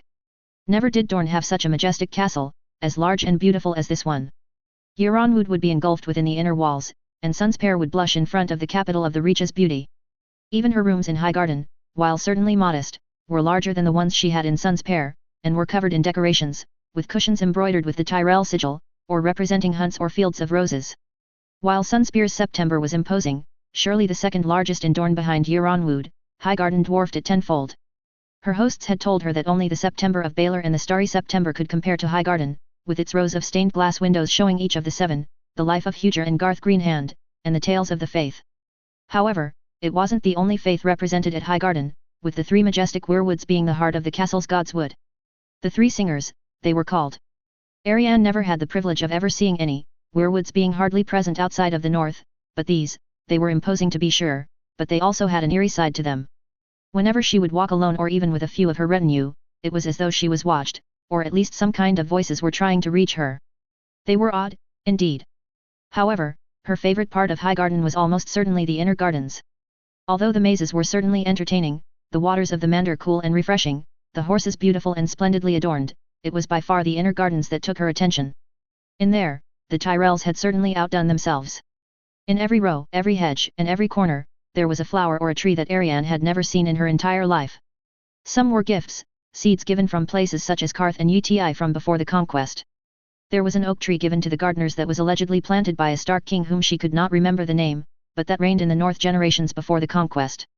There were trees from the Summer Islands, too, which could grow in the coldest Reacher winters, protected by the glass from the winds and the snow. There were birds too, a wide variety, from peacocks to sparrows and more majestic eagles and falcons. Some birds came from even further, with some parrots having come from a recent expedition to Volantis, and more vivid-colored birds whom she had forgotten the names of coming from traders from the Summer Islands and the shores of Sotho Rios. In addition, how could she forget the gardens of the Reach's capital without mentioning the flowers? There must have been hundreds, from tulips to sunflowers, each with their own single identity and color. However, the main flower here was, of course, the rose. Moreover, there were so many to choose from here. From winter roses to desert roses, from roses that could grow during the harshest of winters to roses that were so delicate that even touching them with your smallest finger would cause them to lose their petals. Some smelled like the most expensive perfumes of Essos, while others' smell would cause even those with the strongest stomachs to turn. There was another kind of rose in Highgarden, though, and these were the Tyrells. Arianne didn't really know exactly what to expect from them before coming, but a few moons with them had given her an idea of each of them. There was the knight, Garlan. Infatuated with his Fossoway wife, Leonette, the man was a knight through and through, although he never openly admitted it. Tall, broadly built, and with a well-kept brown beard. He knew his way around a sword to be sure and humiliated anyone who tried to defy him in combat, sometimes even besting several men at a time. Then there was his father, Lord Mace. He was quite plump and, even though Ariane wouldn't openly say it, quite fat. The man was always jovial and boastful, talking about tales of his youth where he apparently had won many tourneys, or of how he smashed the usurper's forces at Ashford, on his lonesome if she believed his words. However, she could tell that the head of the Tyrell family did not particularly like her, and she even overheard him say less than flattering things about Dorne and the Dornishmen, although he had said nothing about her personally. At least her wife Aelry was much more cordial around her and often asked many questions about her own family and life in Dorne. She had even told her of her own visit to Dorne, a certain number of years ago, where she had seen Starfall, as her father had considered Alan Dane as a possible betrothal for her. Then there were the other girls of House Tyrell. The oldest, Lady Olenna, was the smartest of the bunch, and also the most dangerous. Her small size and old age did not deceive Ariane. If she had been raised in Dorne, people would have called her a viper, for she spewed venom like a desert snake, her sharp tongue and straightforwardness definitely earning her the moniker of Queen of Thorns. And while she was direct, it wasn't the case with her granddaughter, Marjorie. Or should she call her Lady Baratheon? Well, it truly didn't matter now. Her husband was dead, that much was certain, although he had done his duty somehow. Nevertheless, the Rose of Highgarden was still as beautiful as ever, even while heavily pregnant, while her words were coated with honey, her sheepish attitude being impossible for Ariane to decide on whether she was really that naive or whether it was all a show for her to better further her own desires. She was herself surrounded by a flock of Tyrell cousins who were just as beautiful and sweet as her, Mega, Leona, Alla, and Eleanor. She was also the only Tyrell alive to have met her brother. And Ariane couldn't help but repress a small laugh as she described him as smart but rash and with a tendency of really getting on people's nerves. There would also have been Loras Tyrell, the Knight of Flowers, who had a reputation that did reach as far south as Dorne, but he had been slain in the Battle of Storm's End, breaking the hearts of 1,000 maidens. His remains had been brought back to Highgarden and buried beneath the crypts where he joined 100 other Tyrells, who had fallen in battle, of old age, and in the sands of Dorne. Indeed, Ariane had assisted the young knight's funeral, and she could feel the stares of the audience when Lionel Tyrell's resting place was crossed. That left only a single member of the Tyrell branch left. That man was to be her own betrothed, Willis. Physically, the man was quite striking. Dark brown hair and brown eyes, a well-kept sculpted beard, and a smile that would make any maiden blush. The only issue that she could see with him was his bad leg, as he had to walk with a cane, but that certainly didn't stop him from making love to her as well as any fit man would have, and more besides. The man was smart, cunning, and with a deep knowledge of history, geography, religion, and other things that completely went over Ariane's head. He would get along perfectly with Quentyn, to be sure. However, there was another face to Willis and the Tyrells in general. Something that she couldn't exactly put a finger on. There was this other face, as if everything he did was completely calculated and just a ploy, a facade. After all, when they coupled, she did feel bliss and pleasure, of course. However, she also felt that behind every kiss, every touch, every flick, there was a thought, a question, a calculation, as if it was all staged, part of a mummer's play and she was the puppet. Similarly, she could not help but think whether these smiles and interest in her were real. Was Lady Aelry really interested in her, or did she have a deeper motive? Did the Queen of Thorns actually enjoy her company, or did she only do this to gain something? But gain what? Ariane didn't have anything to offer. Dorne was not hers to have, and with Nymeria being with child, it wouldn't be long till Quentyn's line would be secure, if only even illegitimately for the moment. Likewise, Tristana was betrothed himself, and her 5 legitimate Martell distant cousins were alive and with children of their own. Then what would there be to gain from her? Nothing, really. This did reassure her somewhat. At least, she could take some solace in knowing that she wasn't completely alone in her new home for the moment. And her brother's words resonated in her head, too. There is another choice.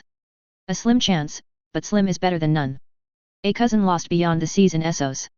She could hardly believe it when she read the paper her brother had handed her. Since then, this thought trailed in her mind, what would be the point? Uniting her with him would bring their house nothing useful, and would bring their cousin nothing useful. Moreover, how could her brother have known of their cousin's existence, far beyond the shores of Essos? Was it even real, or was Quentyn playing with her as he had already done before? Was he trying to destabilize her, to make her reconsider her match with Willis Tyrell?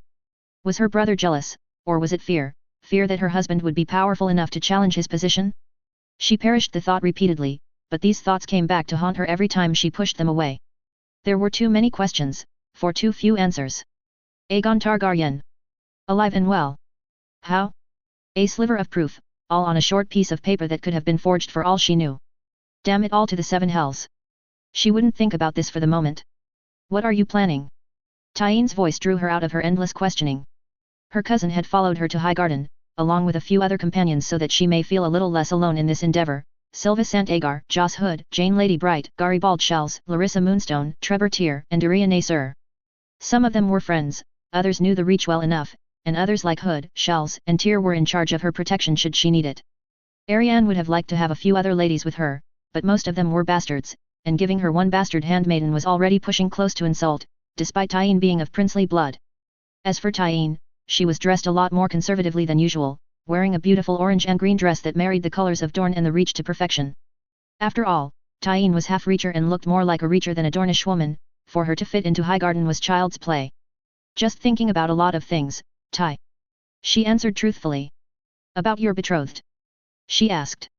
Amongst other things. Ariane nodded in reply. But he is not my betrothed. Yes, semantics. Tyeen laughed. He's handsome, heir to the second richest family in the kingdoms and by far the most beautiful castle, sweet, charming, and intelligent. If one forgets his bad leg, it's a wonder he went unbetrothed for so long. So, what's holding you back? Does he not please you? You would have been the first to know if he didn't. Ariane scoffed. I thought as much. I hope you will let me share him too. I wish to see what a Tyrell is capable of. Her blonde-haired cousin smirked. But if this isn't it, what is wrong with him? Nothing, but... Ariane trailed. He seems too perfect. Too proper, like it's all an act. What's wrong with that? Tyeen scoffed. You know that men put up acts when in the presence of women as well as I do. And it has never bothered you beforehand. You may be right. Ariane sighed. I've also been thinking of home. You know that you may just break the possible betrothal, too. Her cousin stared at her with a slightly surprised look on her face. All it takes is a letter to your father saying that although you like your betrothed, you don't like the Reach or Highgarden and... No. Ariane shook her head. Highgarden is a far more worthy prize than Sun's Pair, no matter how I look at it. The only difference is that I do not have any claim to Highgarden. Nor do you have any to Sun's Pair. Tyeen slightly frowned. Any more? Ariane just looked away, her face a mixture of shame and sadness. But we cannot fix the past, can we? Highgarden is as good as a prize as I am going to get. Skirich is only a week away, and Sun's Pair is not further off if you take a ship from Old Town. Then what do you miss? I'm surprised you don't want to be there for the birth of your nephew or niece. Ah. Tyeen coughed. I care somewhat, of course. I would have loved to be with my sister for this moment, if only she hadn't decided to have a child with him. Listen, Ty, I know Quentyn was harsh but... Harsh? He humiliated me. I know, but you didn't have to do what you did to try and bend him to your will. I tried to dissuade you, remember? Yes, I damn well remember. Ariane could sense the rage through Tyeen's voice. But I will not step into a room with your brother if I can help it, lest I punch him, or worse. You won't harm him, Ty. Ariane frowned. I'll at least get back at him. Her cousin seemed determined, to Ariane's shock. Usually, Tyeen was sweet and jovial, just like the Tyrells, but her brother had unleashed the snake underneath. Perhaps. Ariane conceded, not wanting to be drawn into an endless argument. In the meantime, it doesn't change the fact that I would like to have been there to witness the birth of my first niece or nephew, bastard or not. Tyeen huffed and crossed her arms. Let's talk about something else. Ariane shook her head and readjusted her hair, sensing that the tension in the room needed to be diffused, and fast. How is Lady Marjorie? Still giving birth, as far as I know, Tyeen replied. Indeed, the young Rose had gone into labor in the early hours of the night, which explained why her future betrothed had left her alone with her cousin for the moment, probably too worried about his own future niece or nephew to devote any attention to her, which she perfectly understood. I hope it goes well for her.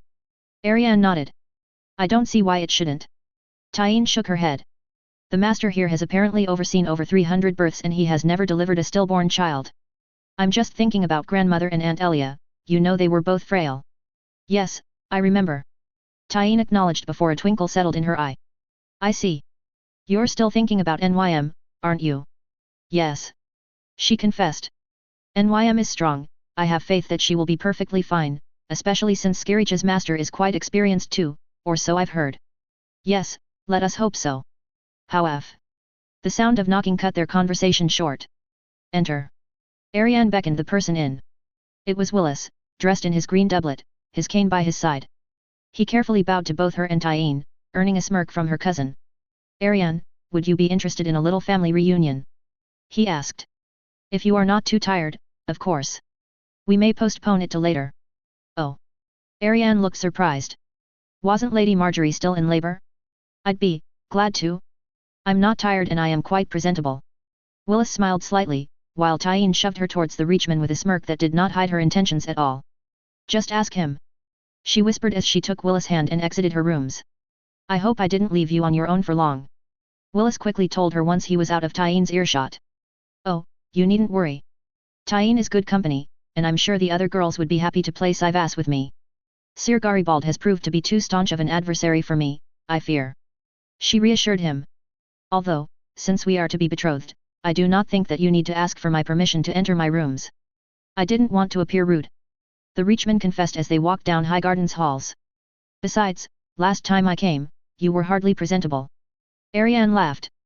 Oh, you know, by that point my body was no secret to you. She smirked at him seductively. And besides, Tyene was only helping me put on a dress more appropriate for the Reach.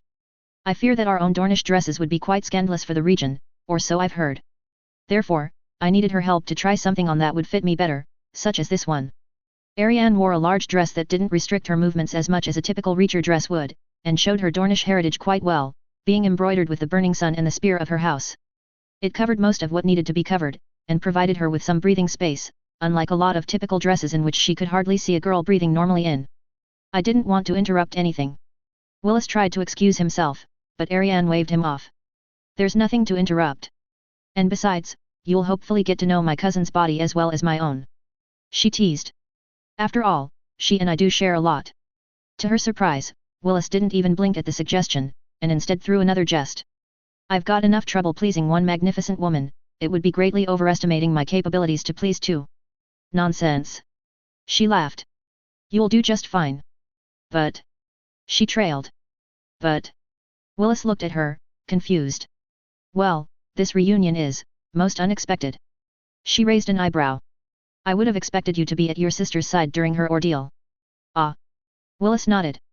My sister gave birth to a lovely, healthy baby girl, with jet black hair and eyes as green as our sigil. She named her Floris. And you didn't tell me. Ariane punched Willis in the shoulder. Congratulations. Thank you. Willis nodded. Well, she gave birth last night and is in good health, and I didn't wish to interrupt your sleep after. You could have told me. Ariane shook her head in annoyance. I understand why you didn't, but I quite care for your sister and I would have loved to see your niece with my own eyes. If it is that, if you wish, we may go and see her this afternoon. It would please me greatly, Willis. Then I shall do as my princess commands. He nods. And this family reunion, what is it about? She asked, not letting Willis breathe. After all, shouldn't you wait till Lady Marjorie has recovered? Usually, yes.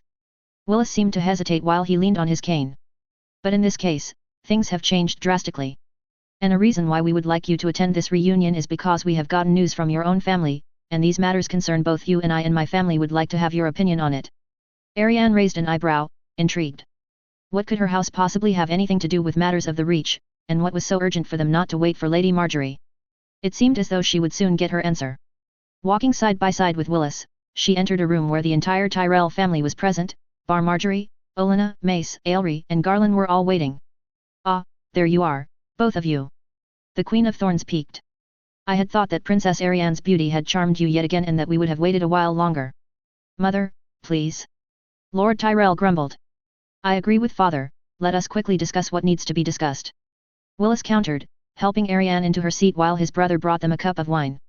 Princess Ariane needs to be informed of the recent developments. What developments? Ariane asked. Well, your uncle and your father have been negotiating with the Iron Throne for some time now, Willis spoke up first. You may remember the betrothal between your brother Tristana and the Princess Marcella. I have been aware. Ariane nodded in response. The betrothal had come as a surprise to her, but she could see the reasoning behind it. Your father and the Iron Throne have agreed to give your uncle, Prince Oberyn, a place on the small council in the capital. The Queen of Thorns took the floor. We know that Prince Oberyn has accepted this proposal and he is due to arrive in the capital shortly. Ariane sat there, completely stunned.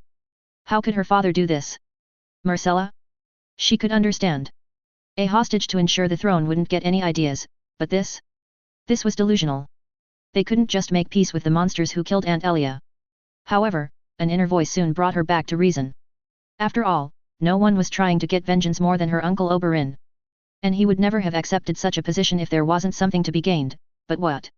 She would have to dwell later, but for now, her attention shifted back to the meeting, where she didn't show any emotion other than a slight frown. Ardorn and the Reach are to be at war, then. After all, the Reach had withdrawn from the war, but it did not mean that they were neutral. They certainly hadn't bent the knee to the Lannisters, or any other faction up to that point. The Iron Throne made the same overtures to us. Sir Garland, or rather Lord Garland, since he had been given Brightwater Keep, commented. We initially refused them, because of our alliance with Renly Baratheon, and the fact that Marge was still pregnant with his child. Arianne could see where they were going with this. But now that she has given birth to a daughter, you wish to give these talks a chance. Arianne finished Garland's sentence.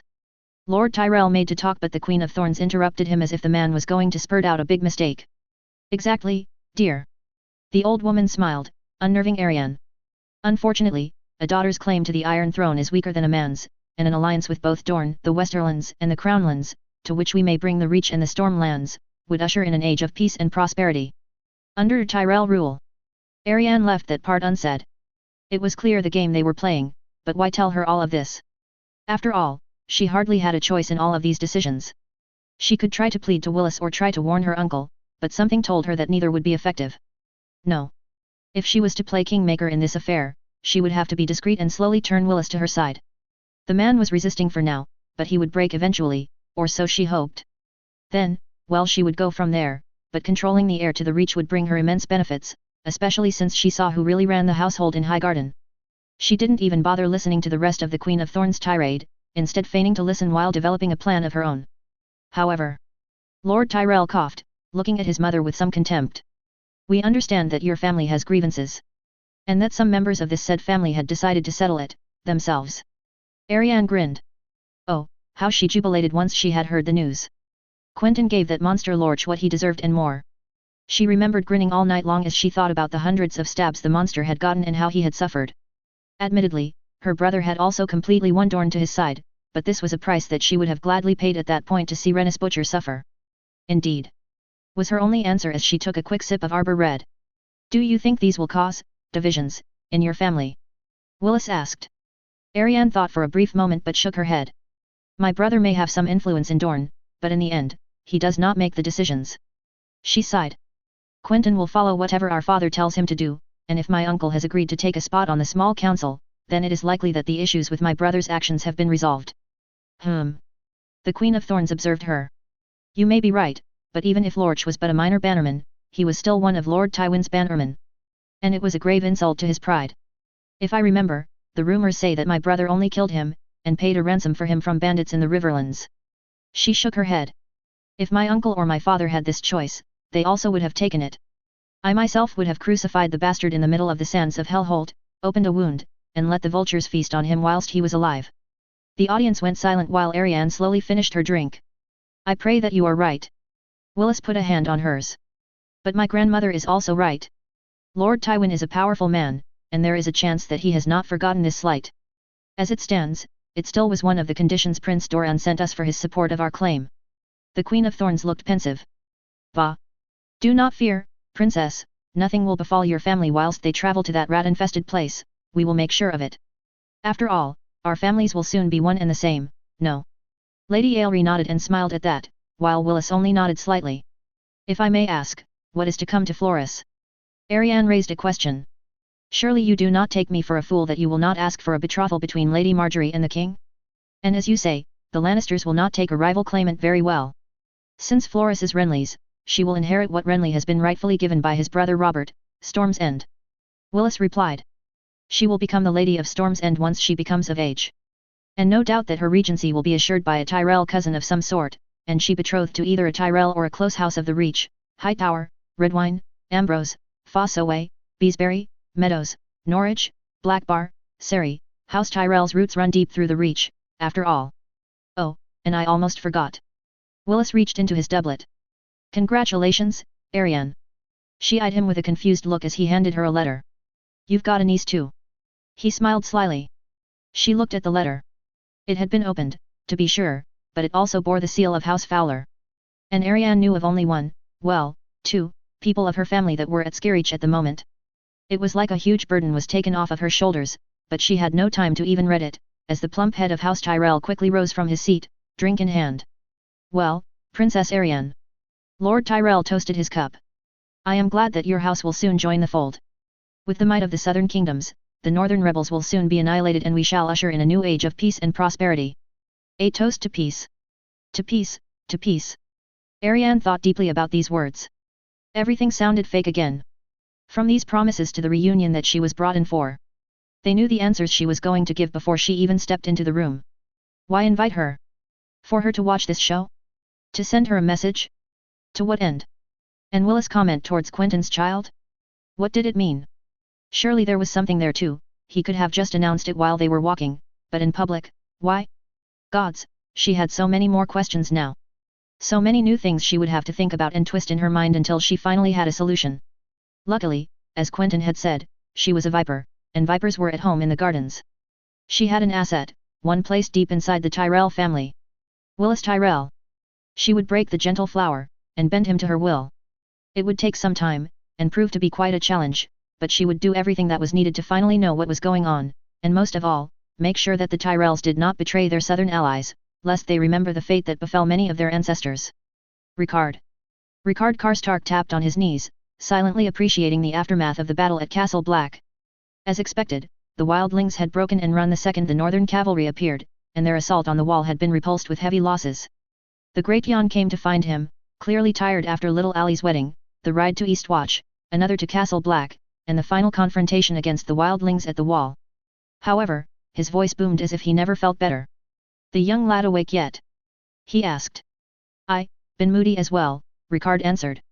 Battle left some scars, and the lad played midwife during our entire assault. And to a wildling, no less. The Great Jan scoffed. Well, it's not the worst thing he's done, if you take into account all the rumors circulating round here. Bah. Ricard shook his head. Seems to have his head on his shoulders and that's the only thing that counts.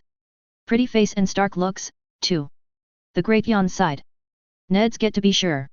Let's just hope he does not fall like his kinsman before him. Ricard nodded somberly, remembering the flames of the funeral pyre that took their king only a few weeks prior. Well, we've yet to announce he is to be our king. Ricard stood up. Let us, friend. After you, Karstark. The Great Jan entered the small room first, Ricard in tow, while their newest king stayed seated, rummaging through a couple of scrolls. Indeed, he was Ned's get. Dark grey eyes that looked almost completely black, and dark hair. If he remembered correctly, only Arya Stark had these typical Stark features, the other having inherited the Tully looks. He looked pretty for a Stark too, a shame his daughter was already wed, bah. Lord Snow. They both nodded as the bastard stood up. You mistake me, my lords. Jon Snow shook his head. I am no lord. I am just a brother of the Night's Watch. Though it is me who would have needed to come to you, to thank you for your help against the wildlings. I thought we would have to face them alone. We were glad to be of help. I hadn't slaughtered that many wildlings in 10 years. Umber boasted while Ricard's stare kept him from doing anything else. You might be aware of the death of our king, Robb Stark, the first of his name, slayed ignominiously by the Turncloak. Ricard spoke. The bastard stayed silent, but Ricard could see something light up in his dark grey eyes of his. A flash of light that called something greater, rage, disappointment, sadness. Something, at least. I am aware of my brother's death. He nodded simply. Since his grace died with no trueborn heirs. Ricard continued before being interrupted. Sansa and Arya are dead. Fortunately, not as far as we are aware. The Great Jan came back into the discussion. But they are Lannister hostages, and his grace has removed them from the line of succession out of fear that they might use that position to forcefully marry them and thus gain Winterfell. What Lord Umber means, Jon Stark. Ricard cleared his throat, is that his grace, God's rest his soul, has designated you as heir. He has signed your legitimization, and you are to be king after him. The bastard stayed silent, the sudden revelation coming as a complete and utter shock to him. For a brief moment, no words were spoken, but he still had the courage to ask to see the legitimization papers for himself. Ricard could see a small tear form in the bastard's eye as he read the paper, disappearing as it hit the icy ground a few moments later. I am at a loss for words, my lords. Jon Stark blurted out. But I cannot accept, I would be an oath breaker. My life is sworn to the Watch. And a king's word may break these vows, your grace. The great Yan spoke up. These things have been done before, albeit rarely. But King Rob has also issued a decree freeing you from your vows. You would not be breaking any oaths. The bastard-turned king looked at the both of them in disbelief and once again asked for proof, which Ricard handed him as well. Still, the watch needs me. The Stark boy shook his head. We need every man we can get and 200 men. Ricard Karstark spoke up, slamming his fist on the table. To his credit, the Stark boy didn't flinch and just looked at him, dazed. I'm sorry. He asked. 200 men are waiting in our host, ready to take their vows, if you consent to be our king. Ricard Karstark announced. And we will lend 50 more per head you may need to drag south with you. He could see that their newfound king was now completely stuck. On the one hand, his vows to the watch, and on the other, a letter breaking these vows and offering 200 men to bolster the wall's defenses, and more if needed. 200. Jon Stark whispered. 200. Ricard nodded back. Fine. The bastard finally relented. I'll accept your crown. I'm afraid we didn't bring it with us. Ricard shook his head. But we aren't big on coronations at the moment. The great Yan chuckled, as they both rose from their seat. Is there anything else? His Grace asked. No, that would be all, your Grace. The great Yan nodded. Oh, perhaps the election of the new Lord Commander. I thought it would be best to announce that Janoshlint is no longer a candidate. Oh. King John looked surprised. Did he forfeit it? Not exactly. The great Yan laughed. He forfeited his right to live. Some sentries found him in several pieces at the bottom of the wall. Apparently, he had boasted about our regretted Lord Eddard Stark being a traitor, and some members of the watch had come to some men of our host saying Slint had bragged about arresting him. Any word on who did the deed? His Grace asked. Might have just slipped and fallen off. Ricard shrugged. Ice is slippery and people don't pay a lot of attention. The great Yan laughed. This will make the election a much more complicated matter. The king shook his head.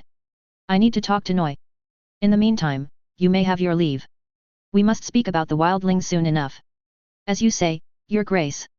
Ricard took the rest of the morning organizing his cavalry for the journey back to Last Hearth. Something they could probably undertake in the next 2 to 3 days if everything went according to plan. His beard twitched. Ricard had served 3 different Starks, all of which died after going south at some point in their lives. Could he prevent a fourth from wasting his life south of the neck? But the realization that his remaining sons were still fighting alongside the rivermen put an end to these thoughts.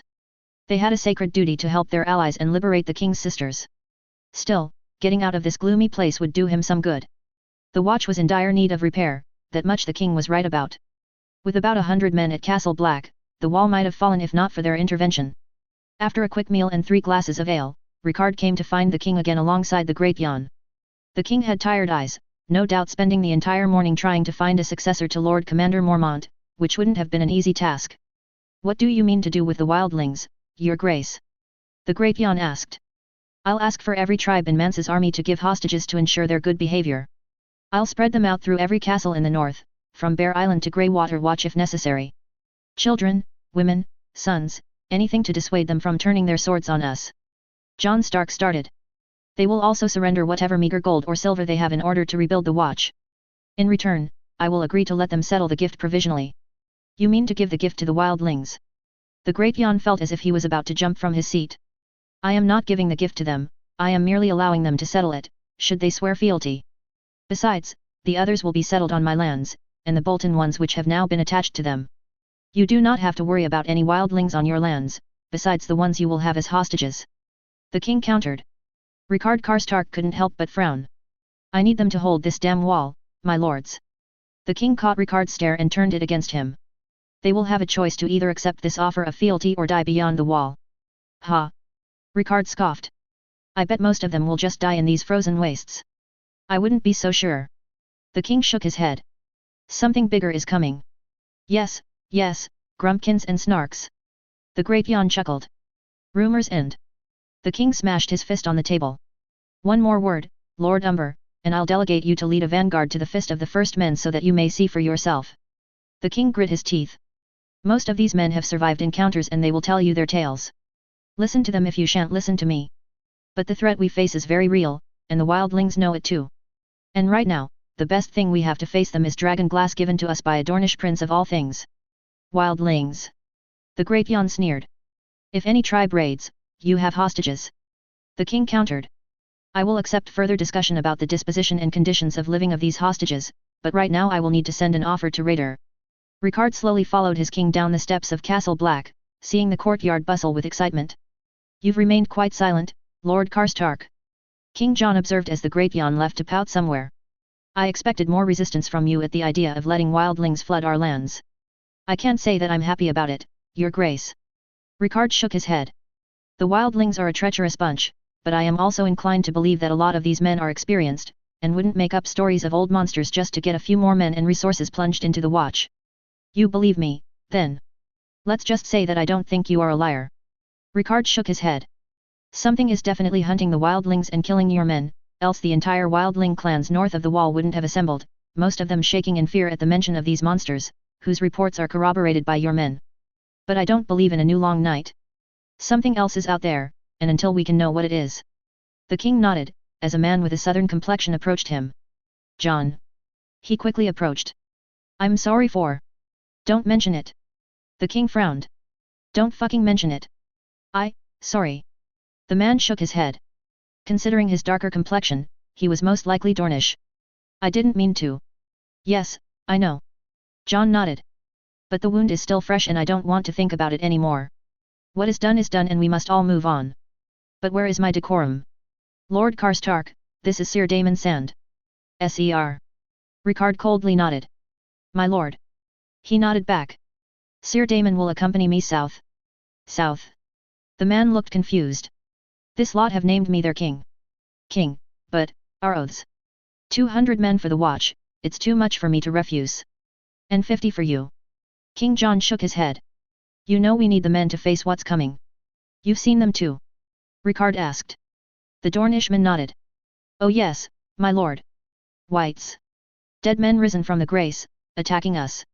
They came from all sides, and are invulnerable to almost anything but fire and dragon glass, else you need to destroy the entire body for it. But the most terrifying, are the cold shadows. They are beings as white as the snow you are stepping on, covered in an invincible white armor and a crystal sword that emits an otherworldly screech when it meets steel, and whose blue eyes seem to pierce your soul. Almost nothing can stop these creatures. Not steel, not fire. Only one has died, in front of my eyes. Sam the Slayer did it. The Tarly boy, he took a dragon glass dagger and stabbed him. Then, it was as if the other just, melted away, armor, flesh, bones, eyes, everything. It was as if it never even existed. But that creature, it haunts my nights. I see it in every corner, every day, everywhere. Trust me, my lord, the others exist. Still think we're being victims of a massive collective hallucination, my lord? The king asked. We've heard similar stories at Eastwatch, Ricard replied, remembering the tale of the lad who had been the last survivor of his ranging party. But this feels very much unreal. As I said, your grace, I doubt I will believe it until I see it. Until then, I will do as your grace commands.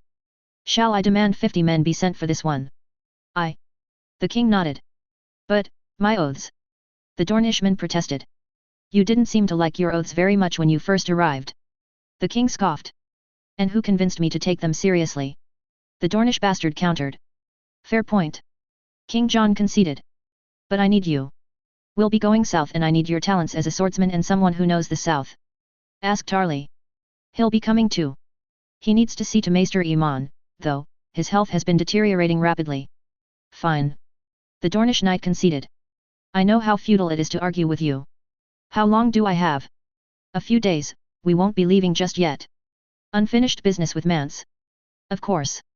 Ricard didn't even have time to breathe as another brother of the watch rushed forwards.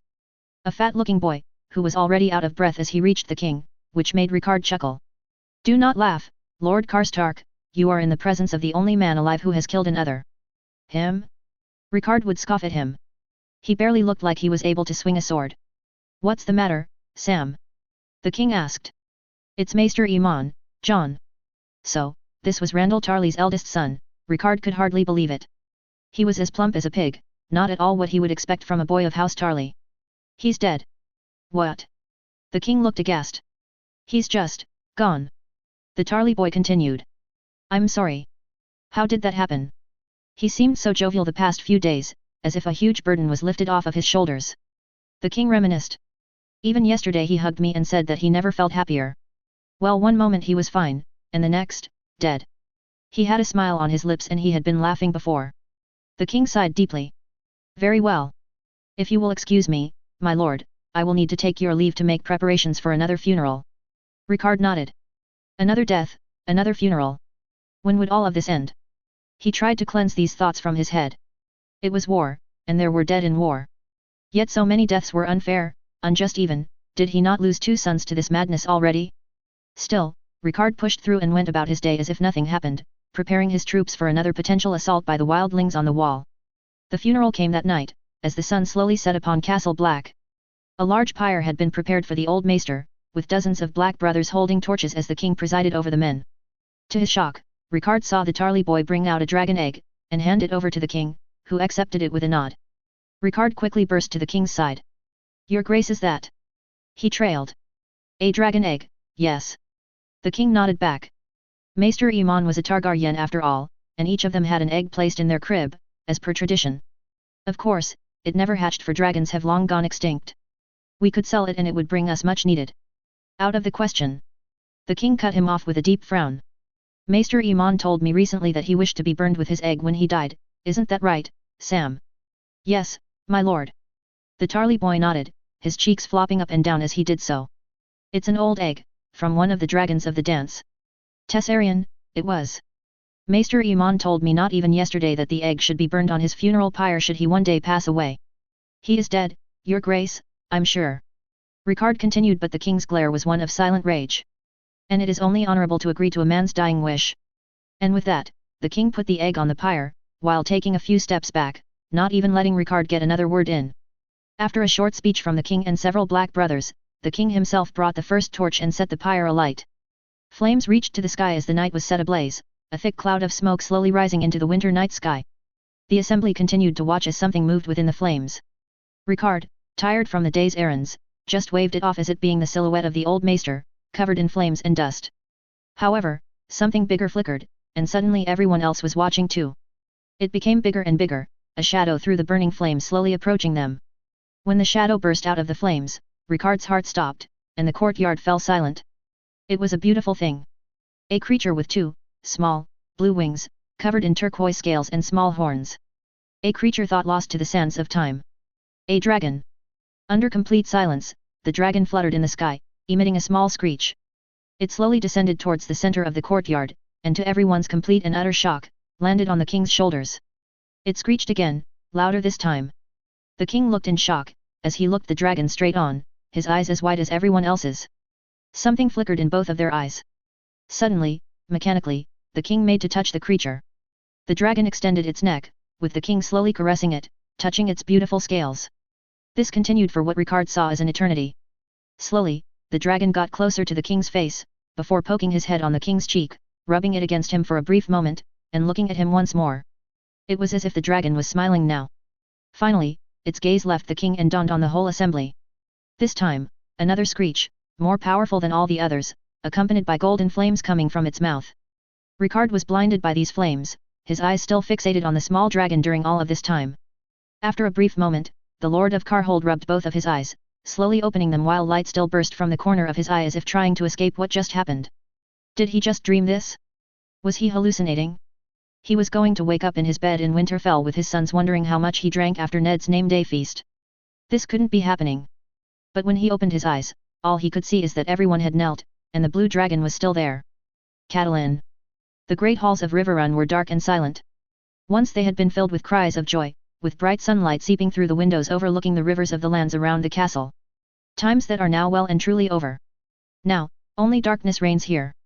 Here, in the heart of Riverrun, Catelyn Stark stared at the flicker of the candlelight in front of her, slowly dying, just like her. The great hall of Riverrun never felt so cold, so empty, so small to her. It is within this hall that they had celebrated her marriage with Ned. In this hall where they had feasted. Stark, Tully and Arryn, Blackwood, Umber and Royce, Waynwood, Bracken and Bolton. All united in the common cause to avenge her first betrothed, Brandon Stark, and both her new betrothed and Old's father, Ricard. A good cause, to overthrow the Mad King. There were smiles, jests, and laughter then. Wine filled the room, delicacies from the Seven Kingdoms and the Narrow Sea came in the dozens. The party could have lasted longer, if not for the realities of war. That day, Catelyn felt truly happy. And a big part of happiness sat next to her. Her husband, Ned. The quiet wolf, they called him, for he was more reserved than his older brother, Brandon. He smiled rarely, to be sure, but when he did, it was as if he illuminated the room. There was a hint of sadness in him, no doubt due to losing so much family, so quick. A second son, not meant to inherit anything, suddenly thrust at the head of one of the greatest houses of the 7 kingdoms. The candle flickered. The halls were now empty. There were no more songs to be sung, no more feasts to be had, no more celebrations to rejoice. And most of all, there was no more Ned.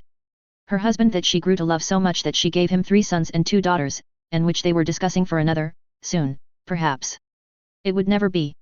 She tried to cherish the memories of her husband, her Ned. But every time that his smile came back, she would break down in tears once more. How could the gods be so cruel to give her all of this happiness only to take it all away?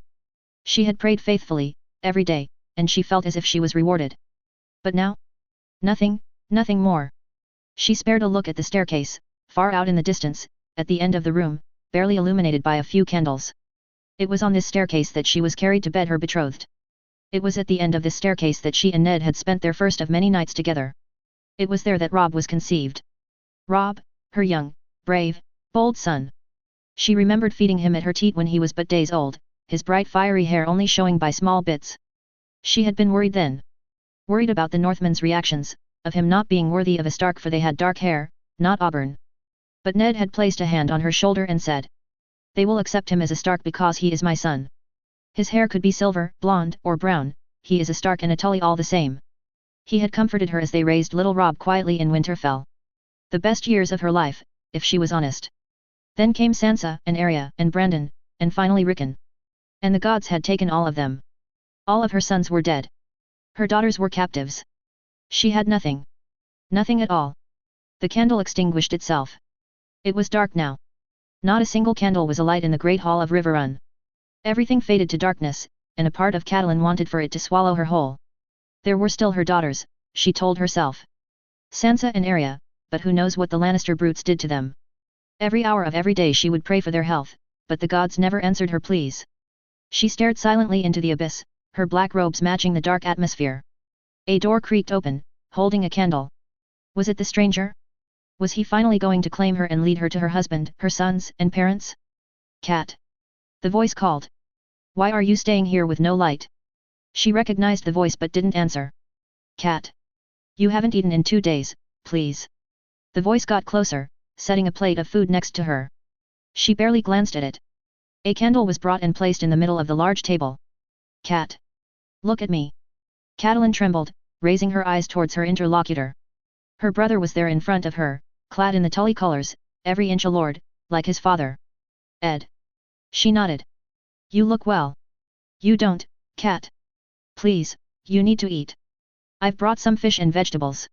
He pleaded. Catelyn looked at the plate of food again. The memories came back, the feast at Riverrun, the dances, the colors, Ned, Rob, no. I can't, Ed." She shook her head, tears in her eyes. Everything, reminds me of Ned." Ed Muir nodded. I know, Cat. I know that you bear the whole world on your shoulders at the moment." He reached for her hand. But Cat, you must stay strong. For Sansa, for Arya, for me." The words stung. Her daughters, were still out there, in the clutches of the lions. But she still had kin. Her sister Lisa was in the Vale, or so she thought. No ravens had been returned ever since they had asked for Vale. And Ed Muir, little Ed Muir now Lord of Riverrun. Braving her fear, she slowly brought the plate of food and brought a bit of fish to her lips. It took her much willpower not to spit it out, but she did her best to swallow. It was too much. She set the plate aside immediately. "Easy, sister." Ed Muir clutched her hand. How could he have done this? Catelyn shook her head, tears forming in her eyes. "I raised him amongst my sons, like my sons. I raised him not as a hostage, but as one of my own. His father never once cared about his life, never sent a letter, never sent anything. And the boy betrays everything for him? He takes all 3 of my sons for what? Ed Muir? Why did he take my sons? Greyjoy will pay." Ed Muir caressed her hand. "The Northern Lords will never let such treachery pass. Winterfell is surrounded, and believe me, if the whispers from the Northerners here are anything to go by, he will die screaming. But it won't give me back my sons." Catelyn sobbed. "A bit of cruelty and suffering for their murderer won't bring them back from the grave." I shall never hold them in my arms one last time. Never kiss their cheeks. Never seen them grow and marry and live happy lives. I shall never see their grandchildren, never. Ed Muir nodded sadly, scratching his auburn beard. You're, Rob's heir. Jon Snow. Catelyn said simply, defeated. Just call him Jon Snow. Jon Snow. Ed Muir nodded. He may not be your blood, but he may well bring justice to them. The Northerners are on their way to the Wall as we speak. Jon Snow. The stain on pure Eddard Stark's honor. She never found out who exactly the mother was. Was it indeed a fisherman's daughter of the sisters? A whore from the Riverlands? A wet nurse from Dorne?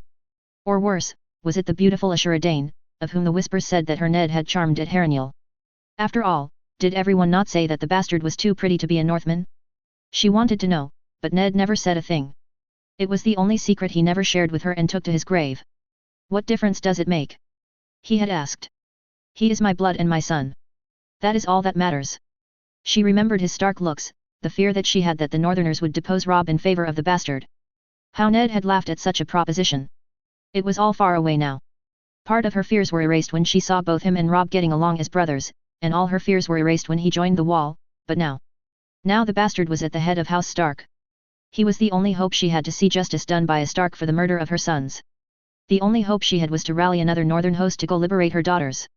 The gods truly were cruel. The only hope of House Stark, the last male of the line, wasn't one of hers, it was the bastard she worried about taking over all of these years. She had spent so much time worrying that Jon would harm his siblings that she never thought about the other member of the Stark household, this Quid. Theon Greyjoy, gods curse him for all of eternity. Still, she hoped that Jon Snow would sever the Greyjoy's head from his shoulders. She even hoped to see him again. After all, she saw Ned in him every time she looked at him. Perhaps it is why she was made to dislike him at first. But now she would kill to even get a chance at looking at her beloved Ned again, even if it was through his bastard son. Cat, are you listening? Ed Muir brought her out of her thoughts. Not really, Ed Muir. She shook her head. Can we trust Jon Snow to bring his host back to us? Can we trust him to defend our lands and our alliance? Catelyn thought for a few moments and nodded. Yes. She replied. Whatever faults the boy may have, bastard or not, he is a man of his word. Ned raised him well, he will do anything to get our daughters back, and he will honor his brother's word. Ed Muir nodded and was about to ask another question when a man burst in. Not now, Sir Harry, Ed Muir grunted. My lord, it's important, you must come at once. The knight replied. Ed Muir spared a look at her, but she just nodded. Go, brother. She encouraged him. Your people need you. Ed Muir nodded in thanks and soon rushed out of the room. Another candle flickered, its flame dancing around the room. She looked at it dance, its steady movements making the table and hearth beyond it glow slightly. This flame didn't go out instantly like the other. Instead, Catelyn stared at it while it slowly started to gain in intensity. The door creaked open again. Cat. Her brother called out. You need to see this. I'm not in any mood to go see anything, Ed. She shook her head. Mother. A voice suddenly caused her eyes to go completely wide. No. No. No. No. It couldn't be. It just couldn't. But she would recognize that voice amongst thousands. That little, sweet voice with a hint of defiance. She rose slowly, watching the flame, and turned around to face her brother. With him was a little girl, or, well, a little person at least. Covered in mud and grass and gods know what more from the roads and woods of the Riverlands. But she could recognize that face even if it were covered in mud and branches. Arya. She let out. She rushed towards her daughter, and her daughter did the same with her. They collided in a tight embrace, with tears flowing freely on her cheeks, paying no mind to the horrid stench her daughter had likely picked up from a terrible journey through these lands. Where's Robb? Arya asked. Shouldn't he be here too? It was as if Catelyn's heart shattered in 1,000 pieces once more. Robb, your brother. She repressed a sob. He's dead, sweet. Robb, Brandon, Rickon, they're all dead. What? Arya's voice broke. No, this isn't true. Mother, this isn't. Theon killed your younger brothers, burnt Winterfell, and when Robb went to take it back, he had him treacherously murdered. Catelyn looked her daughter in the eyes. It's only you, me, and Sansa now. And the bastard. Arya couldn't repress her tears as she emptied them into Catelyn's dress. She didn't know how long they both cried, but in the end, they fell into each other's arms nonetheless. Will Jon save us? Arya asked, fiddling with her small sword that Catelyn finally noticed. Catelyn looked at her with sad eyes. I hope he will, my sweet. She could only reply. When he comes, we can go save Sansa, and we can go back to Winterfell. In the meantime, I'm not letting you go ever again. Me neither, mother. Arya said, tears in her eyes as she clutched Catelyn's dark gown. I want to stay with you forever. Nymeria. Nymeria felt the bed rattle, and slowly opened her eyes, sunlight quickly blinding her. Had she overslept again? The nights after the birth were certainly tiring, and she couldn't count the number of times that she had woken up well past midday. Her bed shook again, and she lazily looked to her left. Quentyn sat there, his bare chest heaving, while peels of sweat were slowly dropping from his face. Concerned, she quickly brought her hand over his chest. What's wrong? She quickly asked. Did you have the nightmare again? Quentyn didn't answer immediately, preferring to swallow and quickly nod. She offered her hand, which her lover quickly took and squeezed just hard enough for her to know he'd been scared once again. Quickly, she moved over towards him, combing his wavy hair with her free hand. There, love. She whispered, there's nothing to worry about. I'm here. You're safe with me. She threw her hair back. Usually, she'd have it in an intricate braid, but Quentyn loved when it flowed freely, and she didn't mind it either. It allowed her to be herself even for a moment. To be vulnerable but free nonetheless. She freed her hand from his grasp, instead focusing on reducing his chest's heaving rhythm, his olive skin contrasting with her lighter tone, proof of her half-Volantine heritage. Slowly but surely, he calmed down and she kissed him chastely on the lips. I'm sorry. He shook his head. I shouldn't have woken you. Stop it, love. She smiled back. You know I don't care. And besides, it's training for when Alyandra starts to act up. He chuckled and smiled widely. Nymeria loved her cousin's smile. It was a shame that he rarely ever did. She could barely remember when he had smiled in public. It was only when she was there with him, just the two of them, that he would smile brightly. And it was there that she saw the most of her father in him. His smile. Was there anything new? She asked. No. Quentyn shook his head while touching his scar, which despite having healed, still curved across his face. Nymeria knew that her lover hated it, but she couldn't help but like this facial feature, even knowing how it came about. It's the same thing. Over and over. Quentyn continued. In a dark place, then a dragon, and then dragon fire envelopes me. There's nothing more. But it's like I can feel the warmth taking me. I can feel the fire burning me. I can feel it all. It's nothing more than a bad dream, cousin. She whispered. There are no dragons here. Only hawks. Quentyn smiled again and she took the opportunity to climb atop of him, trailing her hands down his chest, and downwards from there. You know. She smirked. I could take your mind off of this dream. Her hands wandered down as she prepared to take off her light gown, but Quentyn quickly clasped her arm with his own hand. Nym. He spoke softly. The maester said to wait for 2 moons before it was safe. I feel just fine. She frowned slightly. Instead, Quentyn rose, his gaze meeting hers, his lips brushing over hers before sealing a passionate kiss. It didn't last long, but her cousin broke it once more. I'm not gambling your health for a few moments of pleasure. He spoke softly, bringing his soft hands into her hair, which was flowing freely down to her lower back. She pouted slightly, before smiling slightly. Is that because you want more time with the Fowlers? She teased. Quentyn frowned slightly. You know full well that it isn't that. He touched her arms, helping her put the gown she'd shed back on. Oh. She teased again. But you seem content enough with Jane and Delilah. Admittedly I can understand, enjoying both at once must be fun. I only did because you allowed me to. Not to mention you basically dragged me into Jane's bed that first night. He straightened up. I love you and only you. You know it. Of course, I do, silly. She winked. I was only teasing. If I had anything against it, I would have let you know. And besides, I had my own fun. Oh, that I have no doubt. How so? She asked, feigning ignorance. You have a lot of qualities, love.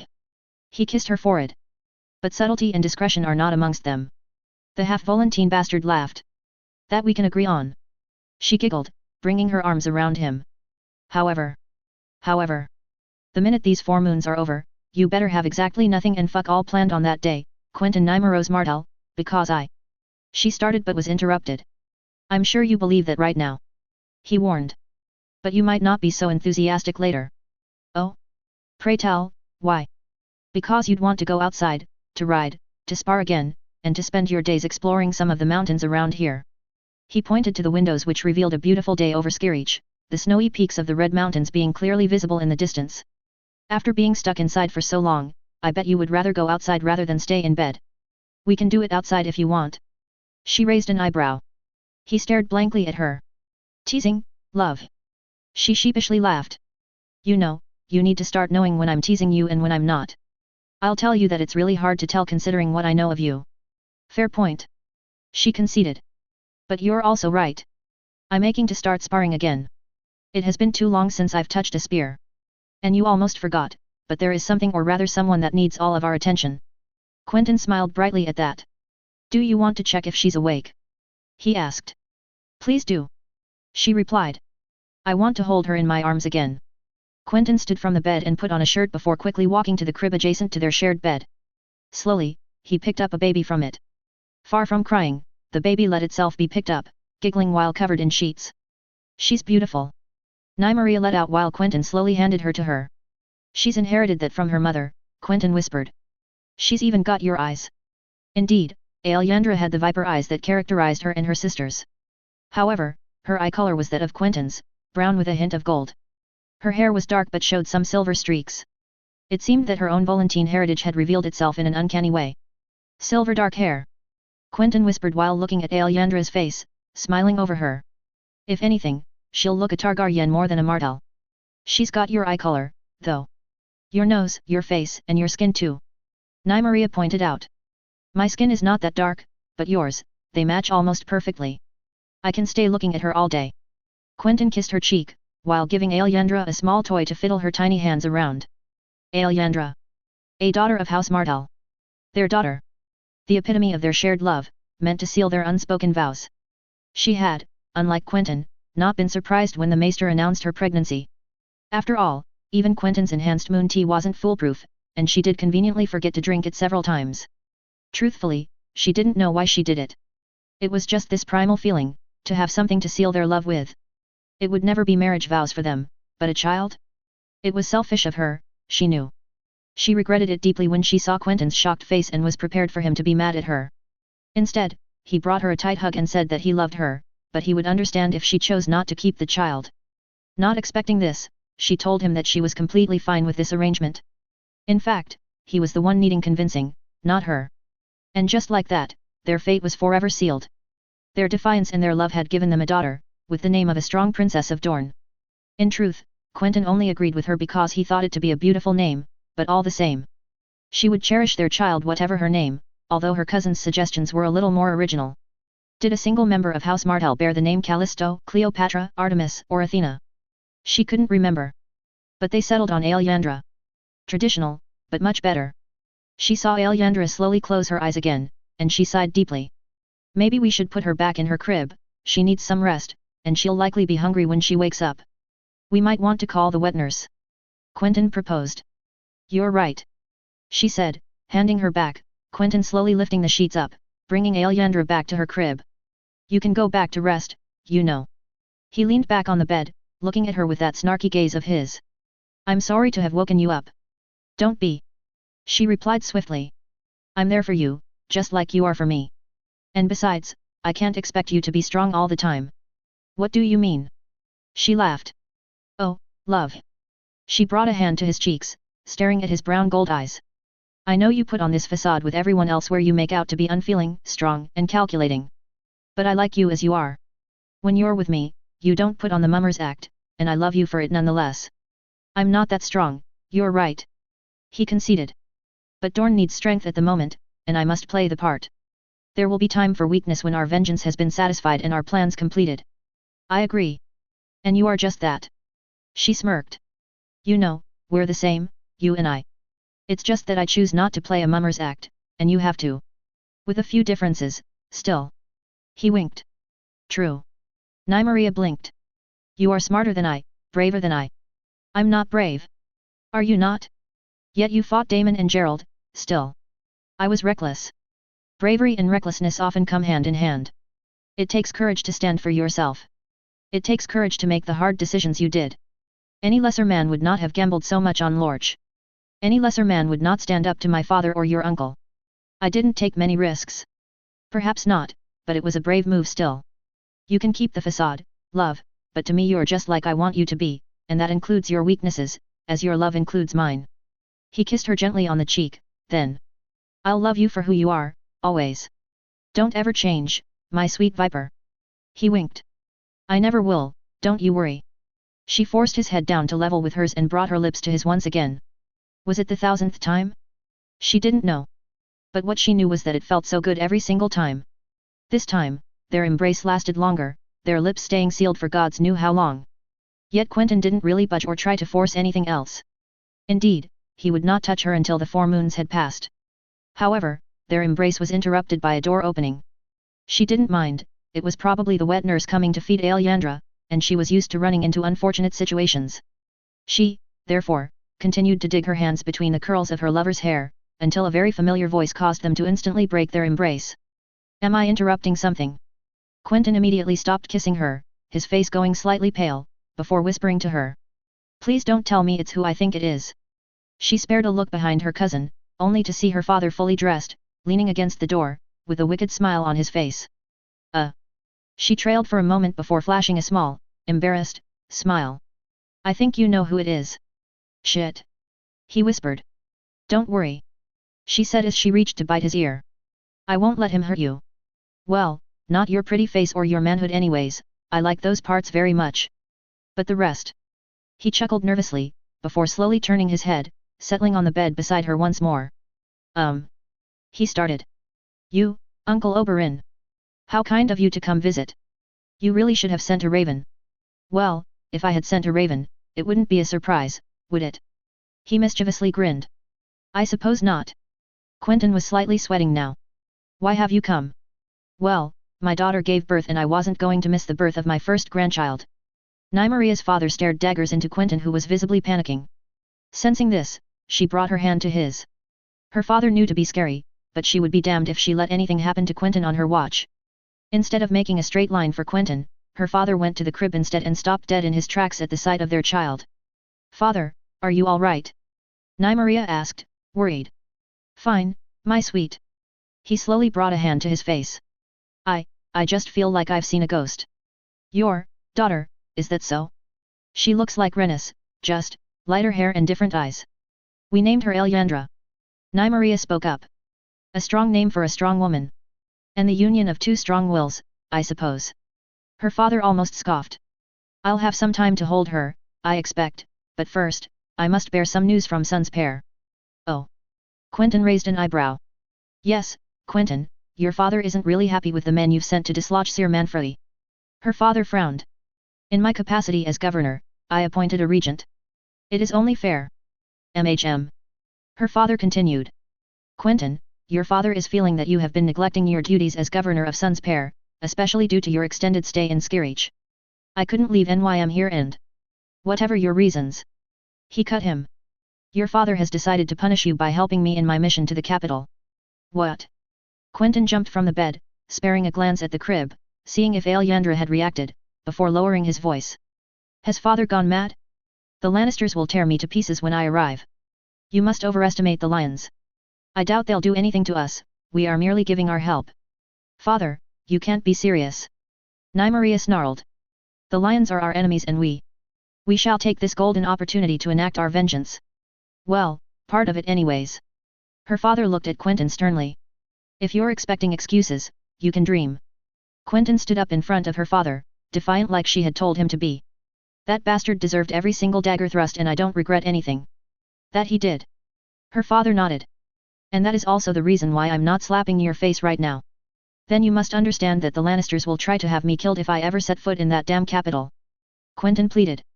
Word has gone around Dorne thrice over, it must have leaked out to the 7 kingdoms and the Iron Islands already. Tywin isn't completely mad, he won't attempt anything on the Crown Prince of Dorne for the murder of a lackey like Lorch. Her father shook his head. He was insignificant to him, and he might well thank you for it considering his successor did a much better job holding Harrenhal than he. Why me? Quentyn asked. You don't need me there. Your father's orders, nephew. He shook his head. I'm not here to question them, but he told me to drag you along there, with anyone you may need. Something lit up in Quentyn's head, as it seemed that he was calculating possibilities in his head. I suppose we are to head to Sun's pair first? He asked. We are. Her father confirmed. Of course. He whispered again. Well, I must organize many things, but this might just be an opportunity. What are you thinking about? Nymeria asked. Lots of things. Quentyn's face lit up. How long will we be there for? Just enough time to make ourselves useful to them, get our vengeance, and leave. Perhaps a few months. Her uncle shrugged. I will have further details soon, but I may not trust you with them, yet. Fine. Quentyn sighed, resigned to his fate, before turning to her. Are you fine with this? Of course, since I'm coming with you. She smirked. You didn't think that you'd get rid of me that easily, did you? Her father frowned. NYM, this isn't. Well, you're certainly not taking me away from him, I'll tell you that much. She frowned in turn, capturing his gaze. So, either both of us come, or none of us will. Love, there's Alyandra to think about. Quentyn placed a hand on her shoulder. Elaria can manage her for a few months. She saw Quentyn's smile fade.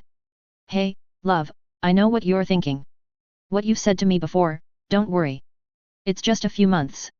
Elaria knows how to deal with children, believe me. It's not Elaria I worry about. Quentyn's tone was suddenly much sadder. It's only a couple moons, Quent. She rubbed his shoulder. We knew it had to be done at some point. Quentyn sighed deeply and nodded back. I hate it when you're right. He admitted. Has to happen once in a while. She smiled back. You can't always be the one being on point. I don't remember giving my approval. Her father frowned, interrupting their short conversation. Father, I don't really need your approval. I'm coming wherever Quentyn is going.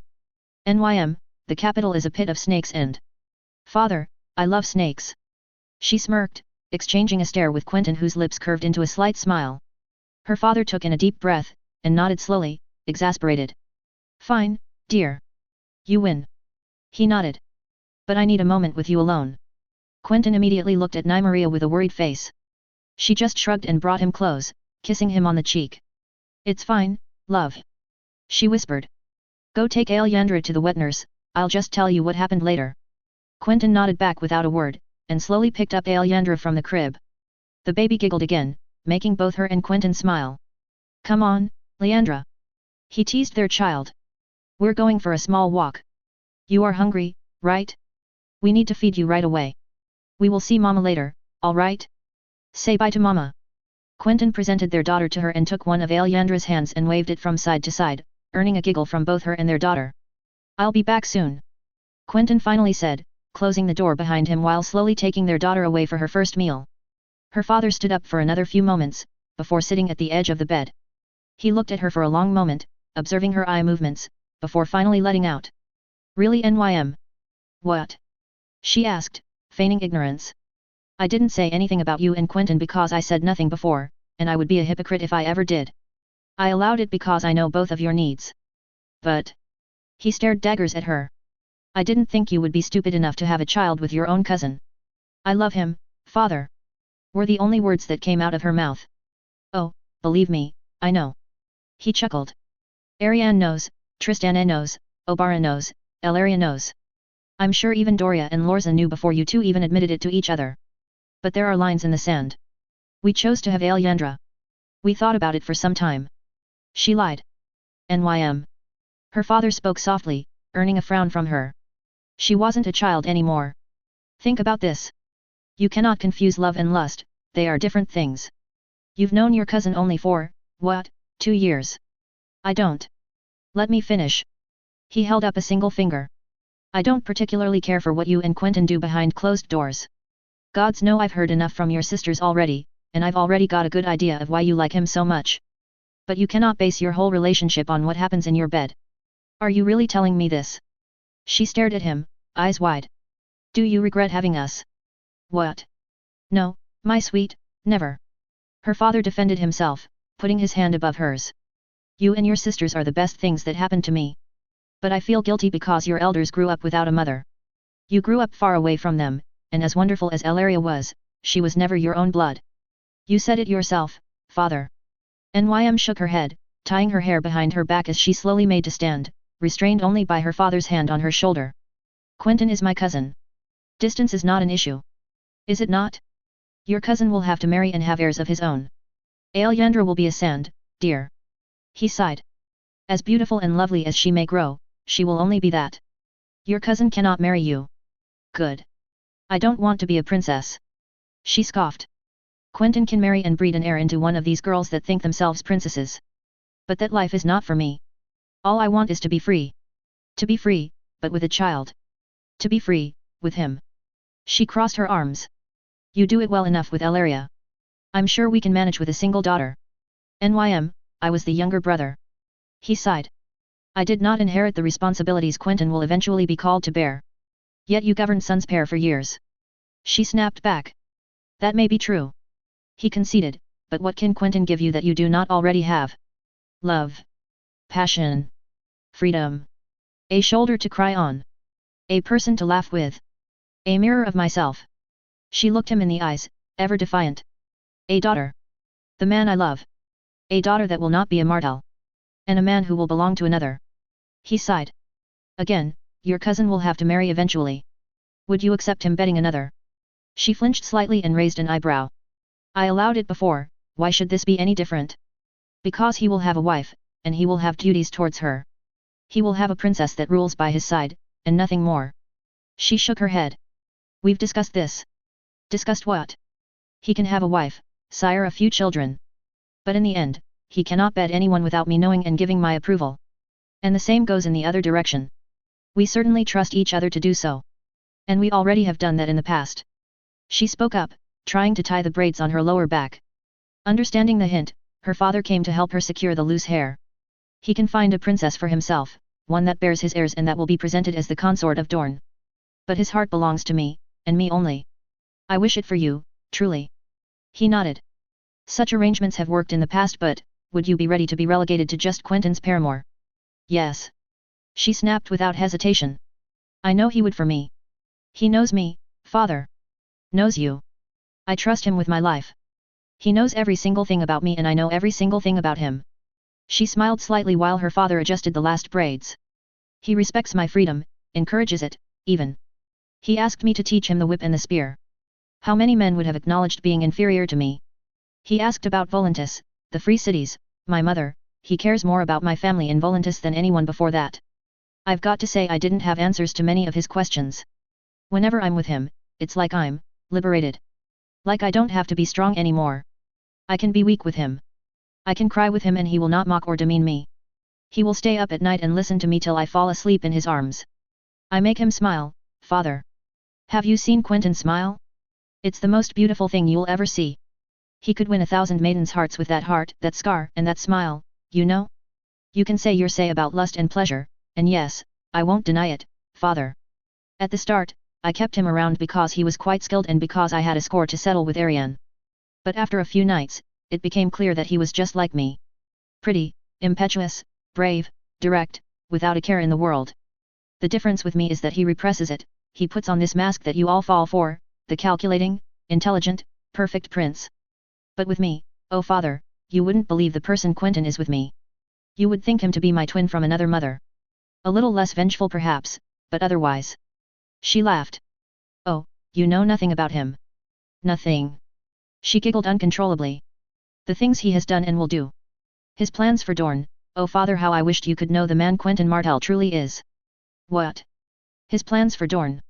Her father stared blankly at her. MHMMMM. She nodded, smirking from ear to ear. Great plans. Greater than anything you or the prince in the gardens could ever dream of. Better than anything both of your minds could have planned. What does he have in mind? He frowned back.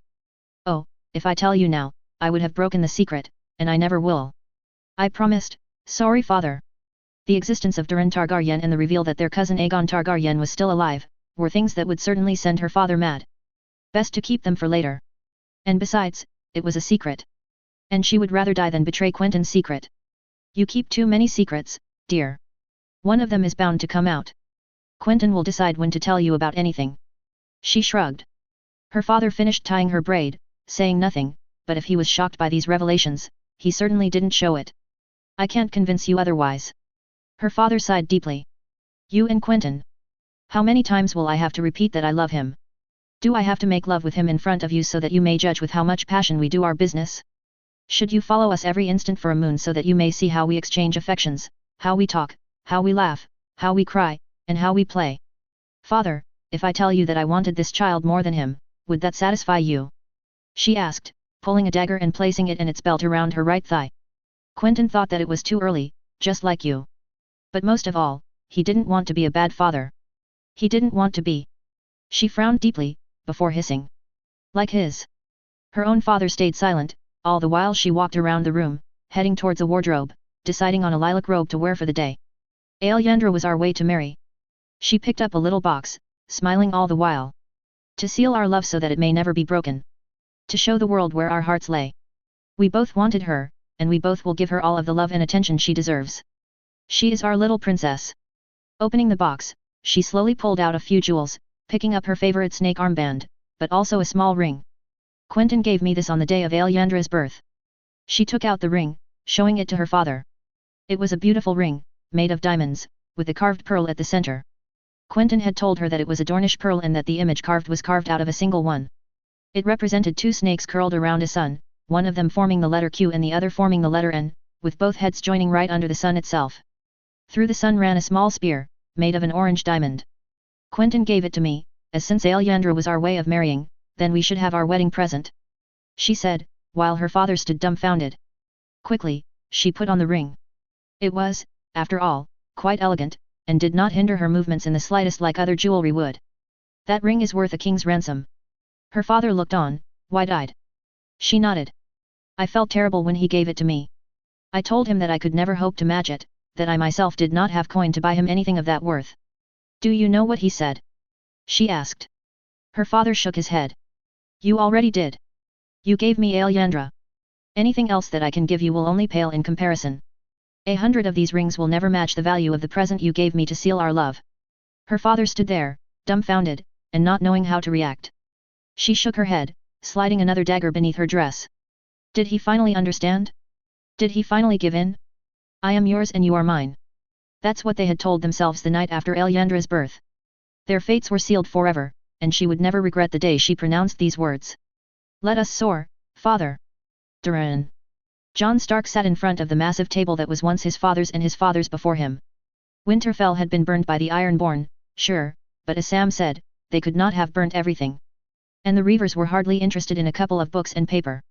His father's solar had barely been touched and not much had been put to the torch. He trailed his hands on the table, carefully picking up another letter and removing the seal. This had been his life since the Manderleys had welcomed him into Winterfell, Stark banners adorning the walls. Winterfell, Jon could hardly believe it. He had dreamed of being the Lord of Winterfell as a child when he didn't understand how bastards worked. He dreamt of being the lord of all of the northern lands, and ruling them as wisely and justly as his father had. Oh, how he had been ashamed to have even had those dreams as he grew up to know what being a snow was. Winterfell would never be his and he would never go against his brothers and sisters to take it. Yet, here he was, in the middle of the once imposing fortress of the north, and not only its lord but its king. At least, that is, until he could rescue his sisters, or find out what had happened to his brothers. Jon winced at that. One of the first things that he had done when arriving at Winterfell was to confront the Turncloak, Theon Greyjoy. The Manderleys had captured him at the same time as the castle, though, unlike the other Ironborn, his head was not on a spike adorning the castle walls. When he met him, he thought that he'd see the cocky, arrogant, man from Winterfell. Instead, he only found half of a corpse, looking at him weakly, not even being able to open his mouth and defend his actions. This did not stop Jon from beating him bloody until Theon confessed that he had never found Bran and Rickon. He had searched the castle from the crypts to the tall towers but never found a trace of the boys, and instead had some peasants' sons executed instead. This sparked a fire of hope in Jon. Perhaps his brothers were alive somewhere. Though, it did little to earn any mercy. Theon had killed Robb, his brother, his blood.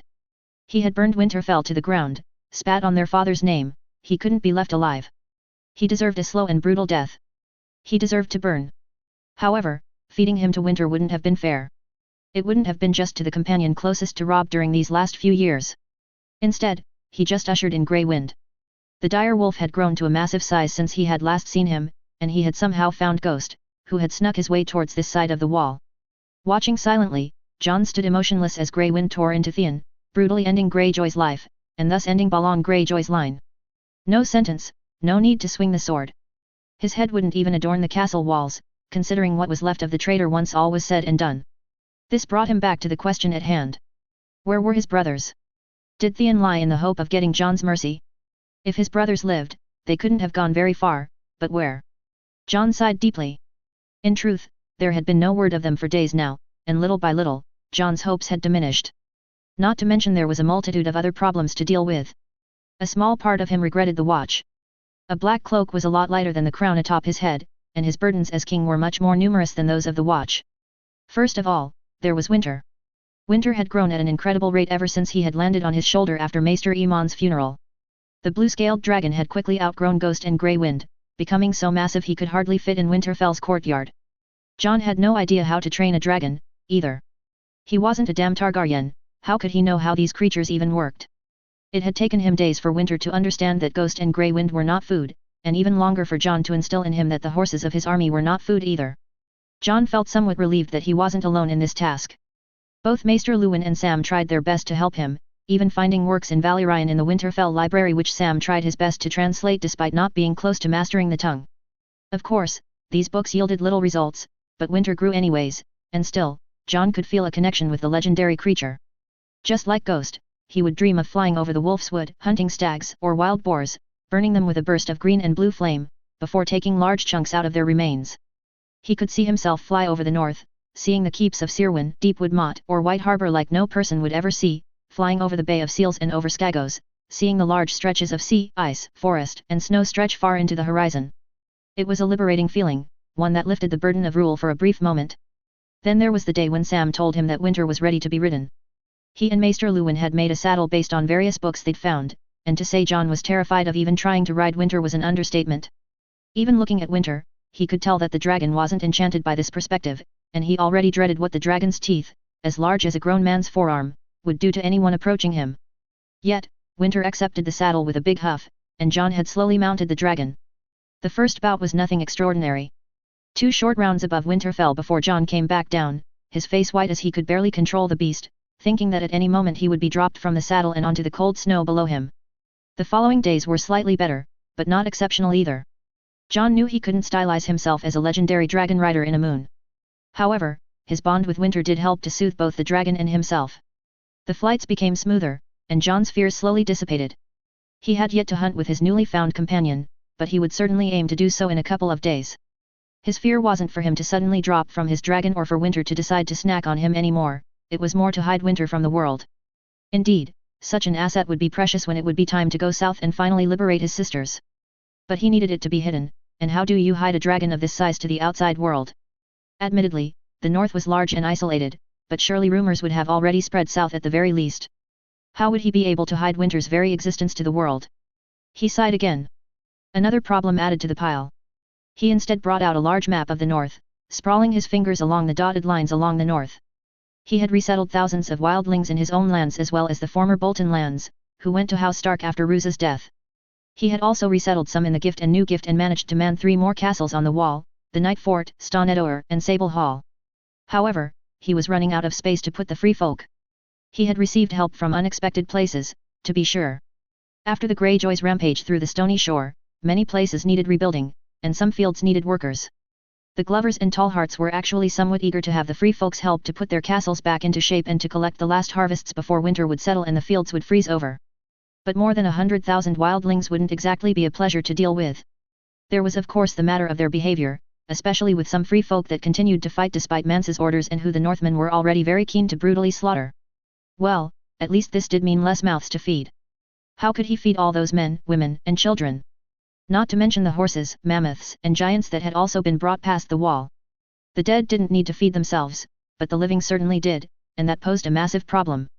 The North could only sustain so much, and with the Greyjoys burning down many food stores, the North was desperately short on grain.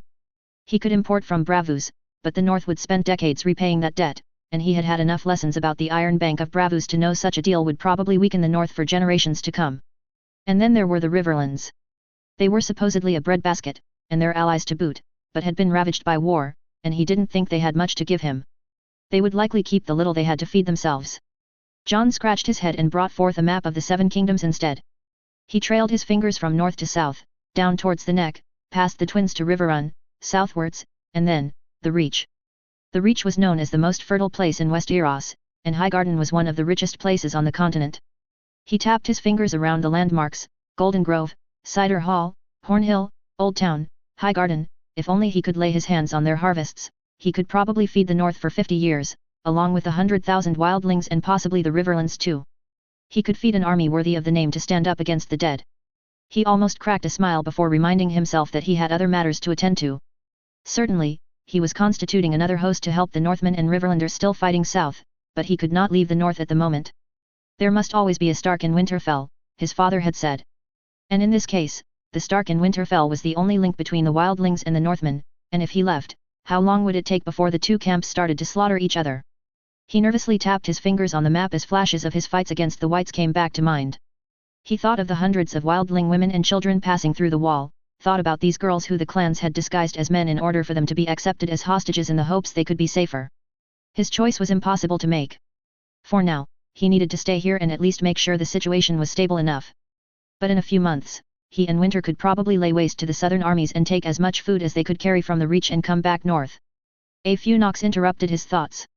Enter. He beckoned. It was Lord Umber. Lord Umber. Jon nodded. You come at the perfect moment. Oh. The large man seemed surprised. What is it? Do you remember when I told you our host would start moving in 6 months to go south and relieve the Riverlanders? Make it 4. The Great Jan raised his eyebrows, but said nothing more, and just nodded. It will be done. It is true that although his lords had been discontent at the thought of wildlings entering northern territory, it was also true that the Northmen also didn't exactly contest the orders of the man with the rapidly growing dragon, which certainly helped. Although Jon knew he couldn't exactly shove many unpopular decisions down his lords' throats, it certainly helped him gain the upper hand when it came to compromise. Which was why he also needed to stabilize the northern situation before even considering helping the Tullus. Your Grace. The Great Jan cleared his throat. Yes. You might want to come to the courtyard. Jon pushed the maps of West Eros aside, frowning. What had Winter done? Burnt a couple of horses again? There had been no incident for some weeks now, shouldn't his dragon has learned his lesson? Jon followed the Great Jan down the stairs of Winterfell's tower and towards the courtyard, where there was a great agitation. Seeing him, the crowd slowly parted, revealing a small party of men and women, and in the center. Jon's heart nearly stopped. In the center was a small child with auburn hair and a small grin, flanked by a much larger dire wolf. Jon rushed forwards and immediately sank to his knees, putting a hand on the boy's shoulder. A mixture of emotions invaded his heart. A part of him immediately wanted to cry out in anger. He had had everything, Winterfell, the North, all of it ripped away from him in an instant. However, this lasted only for a few seconds as relief ran through him. His brother was alive, and surely Bran was too? Rickon, is it you? Hey, Jon! He shouted, almost with glee. They say you've got a dragon, that's awesome. Is it true? Yes. Great. Can you take me for a ride? Jon shifted uncomfortably. If you behave and follow your lessons, yes. He breathed a sigh of relief. Rickon, where's Bran? Rickon didn't budge and instead looked around and petted Shaggy Dog's head. Can we eat, Jon? He asked. I'm starving and so is Shaggy Dog. Jon's lips curved into a small smile. Halleys, please have a hot meal prepared for his grace. And don't forget the wolf too. The men around him hassled out, while Rickon was slowly shown to Winterfell's dining hall. Jon would soon join him, after having concerted with a few of his lords on what to do now. Clearly, it wouldn't be long till they would claim for him to step down, Winter be damned. He needed to call a council as soon as possible. If Rickon was alive and well, he was the rightful king, and Jon would only act as his regent. Once this was resolved, he quickly paced to the dining hall. He found Rickon there, on his lonesome, devouring a chicken. He could say that he never saw a boy of this age absolutely massacre a chicken like this. Jon slowly moved towards his brother, watching him eat with a watchful eye. He was no longer king, but the boy in front of him was. He would not think for a moment to usurp Rickon's position. He couldn't give Lady Catelyn the satisfaction, nor could he spit on his own father's memory this way. And most of all, he couldn't do this to Robb. No. He would be Rickon's regent until Rickon came of age, which would still give him the control he needed to pull the North together in the face of the true enemy up north, which had gone quiet ever since the wildlings were brought south, save for a few patrols encountering whites closer and closer to the wall with each passing day. The chicken is yummy. Rickon smiled brightly, his face covered in meat. Don't forget to clean your cheeks, your grace. He pointed to where there were spots. Rickon only nodded before diving down to finish what was left of the meat around the animal's bones, slowly licking every single piece that was possible for him to eat. You can have another if you like, you know, Jon said simply. Nah. Rickon shook his head. I think I'm fine. Maybe tonight. So. John looked at him in the eyes. What happened? When the Greyjoys came, and where is Bran? The bad men came looking for us. We were hiding in the crypts, but they got closer and closer every day. It wasn't safe anymore, so we tried going north to find you. Rickon said simply, drinking a cup of water. The bad men didn't find us. Bran went with the 2 other children towards the wall, but we went towards where the Umbers live, last hearth. Yes. He cried out in joy. Where the big men live. But we only made it to the big lake, you know, the one with the fishes. I see the one. Well, we learned you were actually in Winterfell. So, we turned back. It was a long journey and my feet are tired. He whined. But you have a dragon. Dragons are awesome, can I pet it? I don't think Winter is into petting. John winced. But you'll certainly see him and perhaps get a ride with him if you've been nice. Rickon furiously nodded his head. Oh, I will be the bestest boy in the north. He swore. Me and Shaggy Dog will not cause any trouble, at least not much. I'm glad to hear it, Your Grace. John chuckled. But as you said, your feet are tired, perhaps you should rest first. Rickon nodded. John. Yes, brother. Why are you calling me Grace? My name is Rickon. That's because you are the king. King. Rickon trailed slightly. Oh, that's nice, is it better than Lord? Yes, it is. John gave him a sad smile before accompanying Rickon to his new rooms, which had been Rob's, as a matter of fact. He had guards posted along his rooms and gave his wildling woman, who had acted as his sworn shield, a room close by. John could only sigh when another lord approached him. This time, it was Lord Karstark. What is it? He asked, his tone calm when he actually wanted nothing more but to slam the door of his, well technically, Rickon's, solar on his face and be left in peace. Your, Lord Karstark fumbled. Lord Regent. John simply nodded. Lord Regent. Lord Karstark acquiesced. Lord Reed has arrived, and he says that he needs to speak with you in private. Ah. John nodded. Howland Reed's presence had been expected at Winterfell, especially considering the wild rumors that had been circulating. Let him into my solar. Lord Karstark nodded and quickly left, leaving John to take a moment's respite and breathe in slowly. After Winter had latched to John, rumors had been floating around, especially around John's mother. Many thought that his father had sired him with a Valyrian whore from Lys or Tyrosh, while Daemon Sand instead brought up that many in Dorne thought him the bastard child of Ned Stark and Ashura Dane, whose tragic tale is still told in Dorne by many. He put forwards that House Dane had legendary roots predating Nymeria's conquest and the invasion of the Andals, and that such roots could have been Valyrian according to some. Would this Valyrian blood explain his parentage? Only Howland Reed apparently knew, since a raven came from Moat Cailin. It was him, asking to see John in person, as he had information about his birth mother. However, such information could not be carried by a raven. John immediately accepted, and had a tall heart whose name he forgot placed as commander of Moat Cailin whilst Reed was away. The door creaked open, revealing a small man wearing a simple mail along with the coat of arms of House Reed. Your Grace. He bent the knee. Lord Regent, now, Lord Reed. John beckoned him to rise and take a seat. The Cranagman thanked him and sat opposite him, before sighing greatly. Did you know my mother? John instinctively asked. I did. Lord Reed nodded with a sad smile. She was an amazing woman. A true beauty, one that many men would have wished to marry, but fierce and with a will of iron. Who was she? John asked. How did you know who she was? To understand the story I am about to tell you, I need to tell you the story of the rebellion. Are you familiar with it? Of course. John nodded. Very well, so I do not need to remind you that Lord Stark, after his victory on the Trident and after relieving Storm's End, went to seek for his sister Lyanna. Yes. John nodded back. My father went to find her in the Red Mountains, but she was already dead. Your father, I, and 5 others came to a place called the Tower of Joy, guarded by 3 King's Guard. Reed recounted. It was a hot, summer day, and neither side was ready to yield. There was a fight, and Lord Stark fought fiercely. In the end, it was he and I who lived, the rest of our companions and the King's Guard were all dead. We raced up the Tower of Joy and found Lyanna Stark there. She was alive, but dying. She died of a fever. John nodded. Yes, all of that is true. Lord Reed nodded. But there is more to it. While she indeed died that very day in the Tower of Joy, she didn't die before giving her brother a baby, wrapped in sheets, perfectly healthy. She begged Lord Stark to protect him, as her dying wish. That child is you, Durin Targaryen. What? Jon felt his world completely shatter around him. His fingers were completely shaking at the moment, and he felt his head burn up. Far away in the distance, he swore he could hear Winter's roar. It can't be. Lord Reed stared silently at him. Why? Jon asked. Why? Why did my father not tell me anything? Your uncle.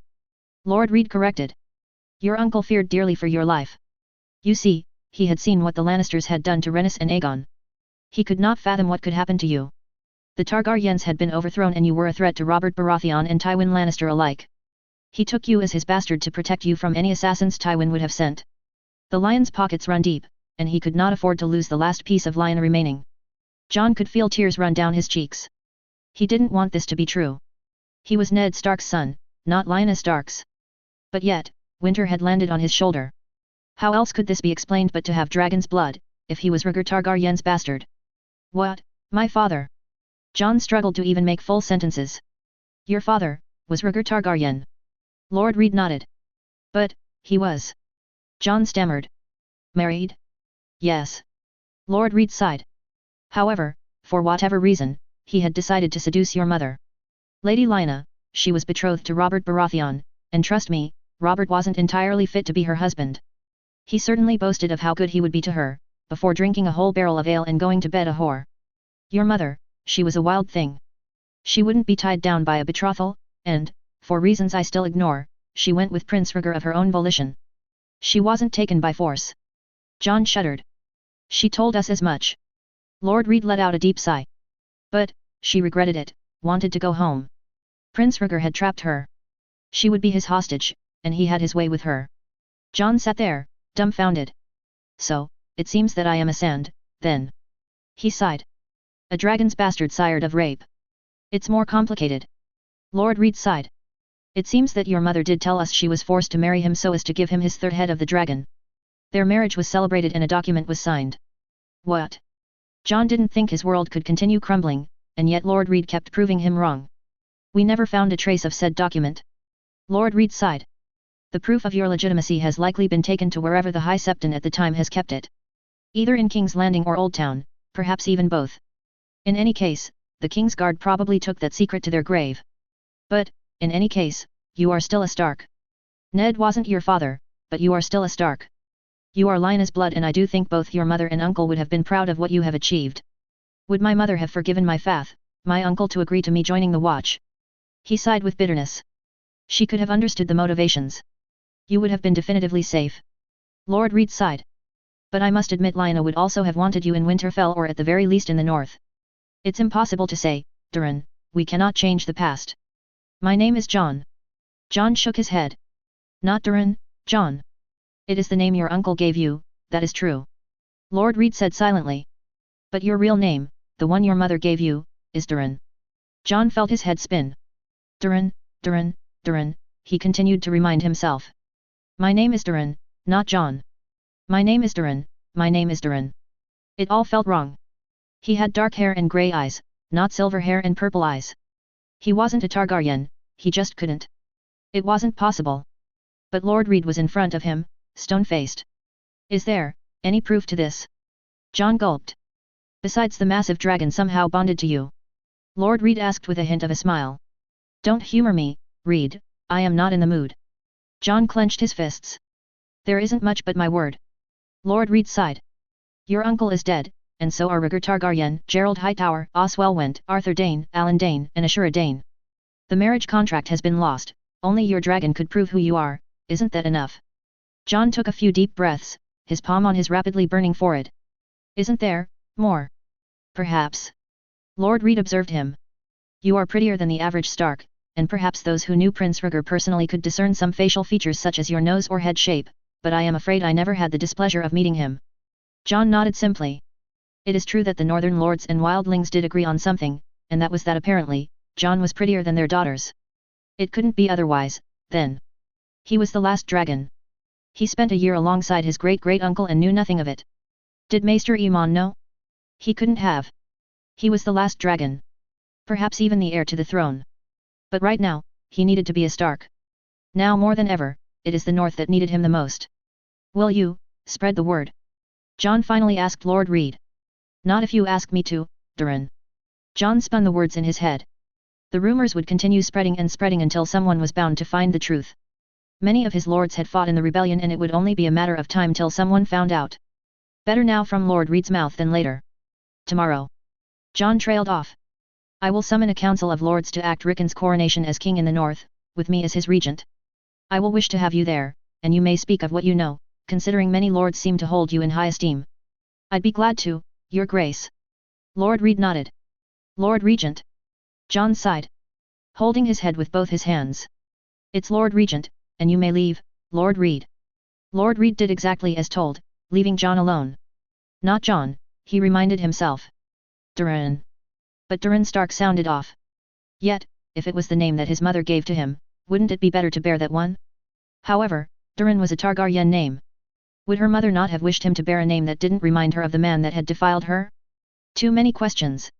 No answers. My name is Durin Targaryen. My name is Durin Targaryen. My name is Durin Targaryen. Slowly, he dragged himself to stand up.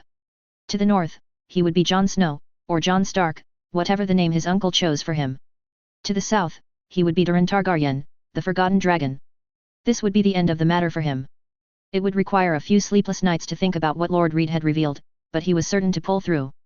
His fingers shaking, he decided to take a walk through the halls of Winterfell. There was nothing like a good walk to clear his mind off of things.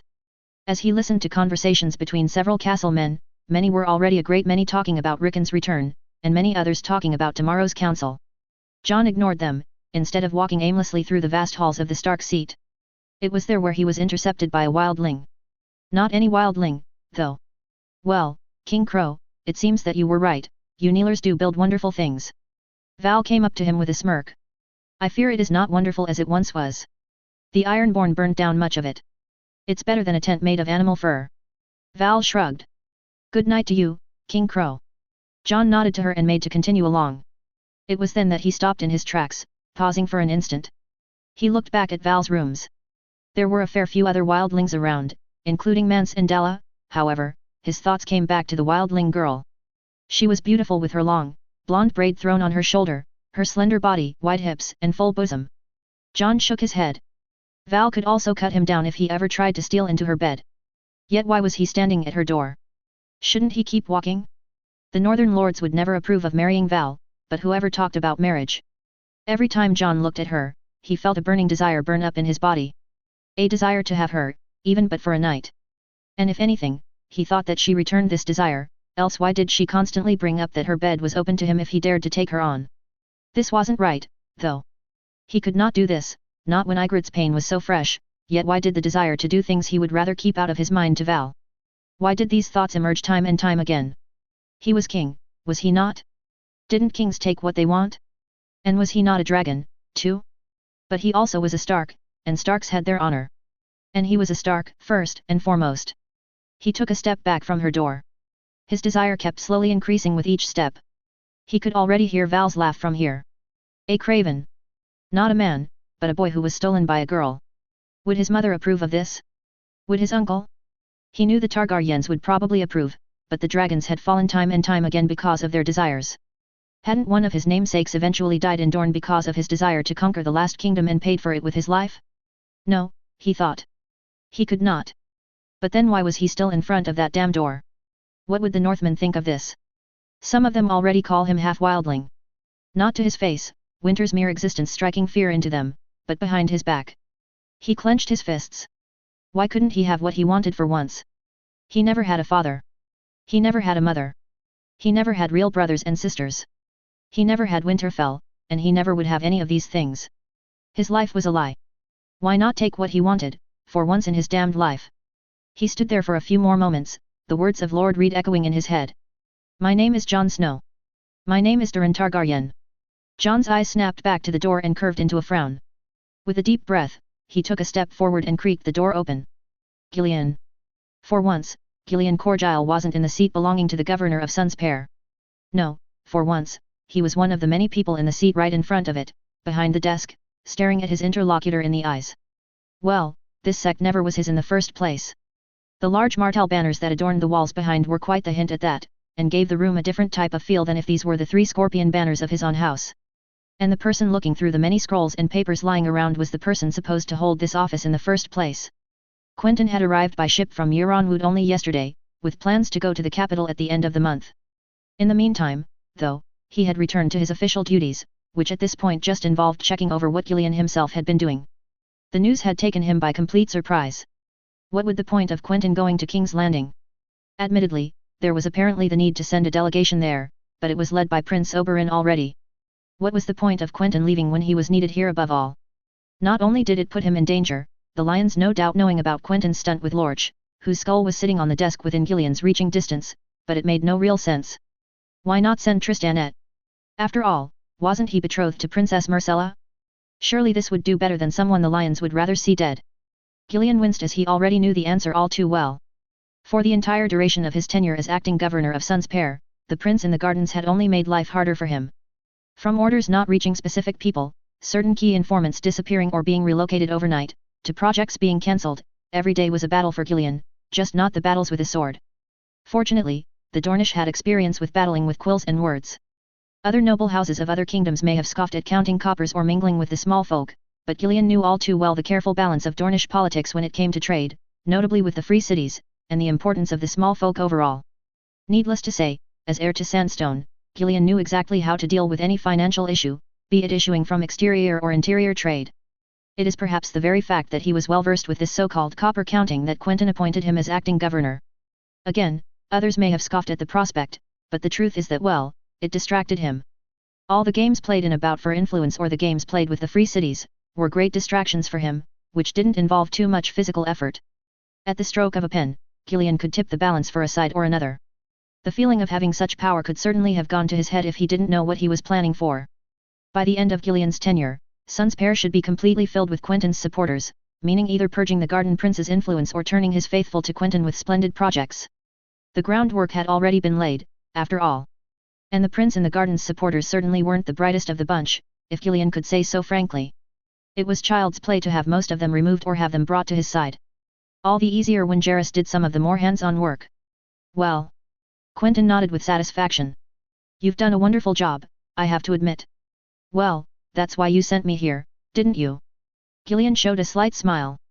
And you've completed this job almost to perfection, Quentyn said while placing the sheet of paper down. It's a good thing you will have to continue your duties as acting governor when I leave for the capital. It's done, then? Gillian asked with a hint of worry. I fear so. Quentyn frowned. I can hardly disobey my father's explicit command since Overlord is not ready yet. Gillian nodded somberly. We need more time. Quentyn sighed. The good news is that, at least, I can read through my father's intentions. He did try to have my influence purged somewhat once already, I will not have it done a second time. Jairus stays, then. Gillian raised an eyebrow. No, I need him with me. Quentyn shook his head. But I've brought Jen Ellen and Delilah Fowler along from Skirich. Admittedly, they lack Jairus muscle, but they shall be useful all the same. I can work with them. Gillian nodded. You are sure that I am not needed? I think that I need you more here than ever before. Quentyn sighed. My father will try to bring Sun's Pair to heel again, and it is time that I show him that it is not his city anymore. For that, I need you. You've put a lot of trust in me, Gillian replied softly. I have. Quentyn nodded back. But so far, you've only given me satisfaction. The port is being widened, the fleet construction is going well despite the North stopping its exports, the refurbishment of the palace is going wonderfully well, the medical facilities have been drastically improved and the roads have started to take a new look. A good thing that Stannis raiders have not targeted us. Gillian cut in. An interesting development, that. Quentyn acknowledged. Do we know who they are targeting precisely? The Stormlands and Crownlands for the moment, it seems, Gillian replied. No Dornish ship has been attacked, but perhaps our own war galleys have deterred them. The damn smuggler has a lot of tricks up his sleeve. Then the prince added in a very low voice. Although we're close to being ready.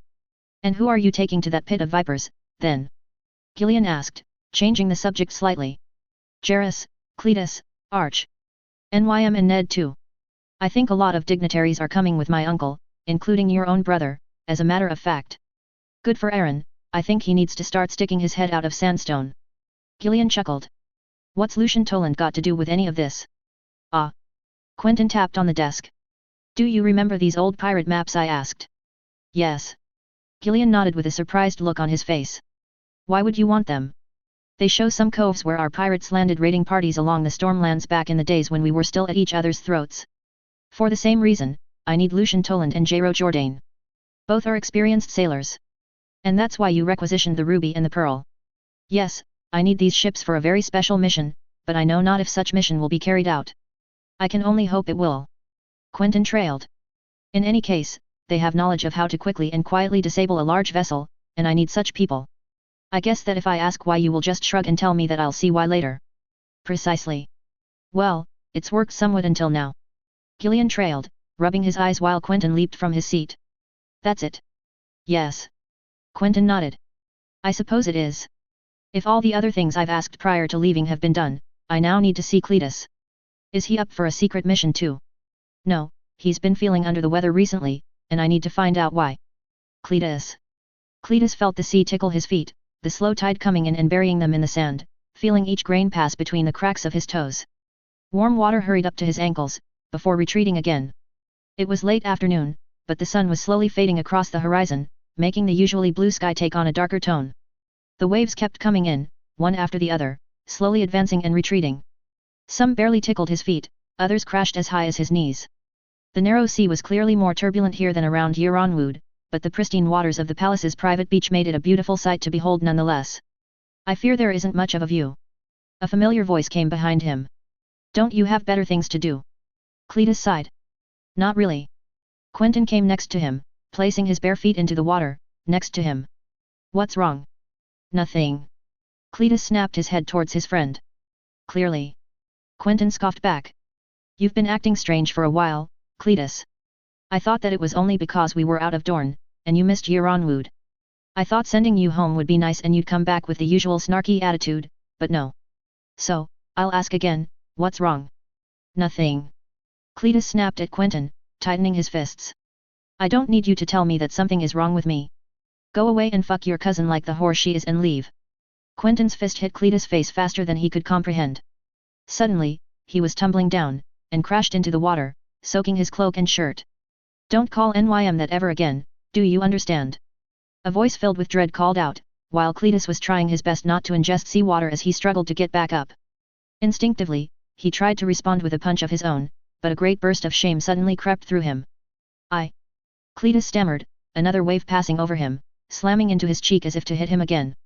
I'm sorry, I don't know what happened there. Quentyn frowned above him, not giving him his arm to help him back up. Quite shamefully, Cletus had to slowly find his footing, his clothes soaking with water and sand, to get back up. Listen, Quent. I don't know what's been happening. Cletus finally admitted. I've had recurring nightmares ever since Starfall, almost 3 years ago now. And once these were gone, I don't know. Cletus tried to conjure up an explanation, but the truth was that, he had none. He didn't exactly know what was happening. Perhaps it was everyone taking on responsibilities. Jairus was married with a child, Quentyn was basically Dorne's leader and had a child of his own, while he delegated Sun's pair to Gillian. Arch was becoming the fiercest warrior in the realm, but him? Cletus Yiranwood, it was as if nothing had changed. Yet, all the while, his friends had grown up around him. I don't think I've changed. Cletus finally sighed. I think you all have, and that I've been left behind. You know you haven't, Cletus. Quentyn raised an eyebrow at that. You're still an essential part of our group. Admittedly, some of your jokes are of poor tastes, but we've long known to live with them. Cletus let out a small chuckle, retreating from the water and onto the sand, slowly sitting down while taking off the clothes that had been ruined with seawater. I didn't mean that. Cletus sighed. It's as if you've all grown, you know.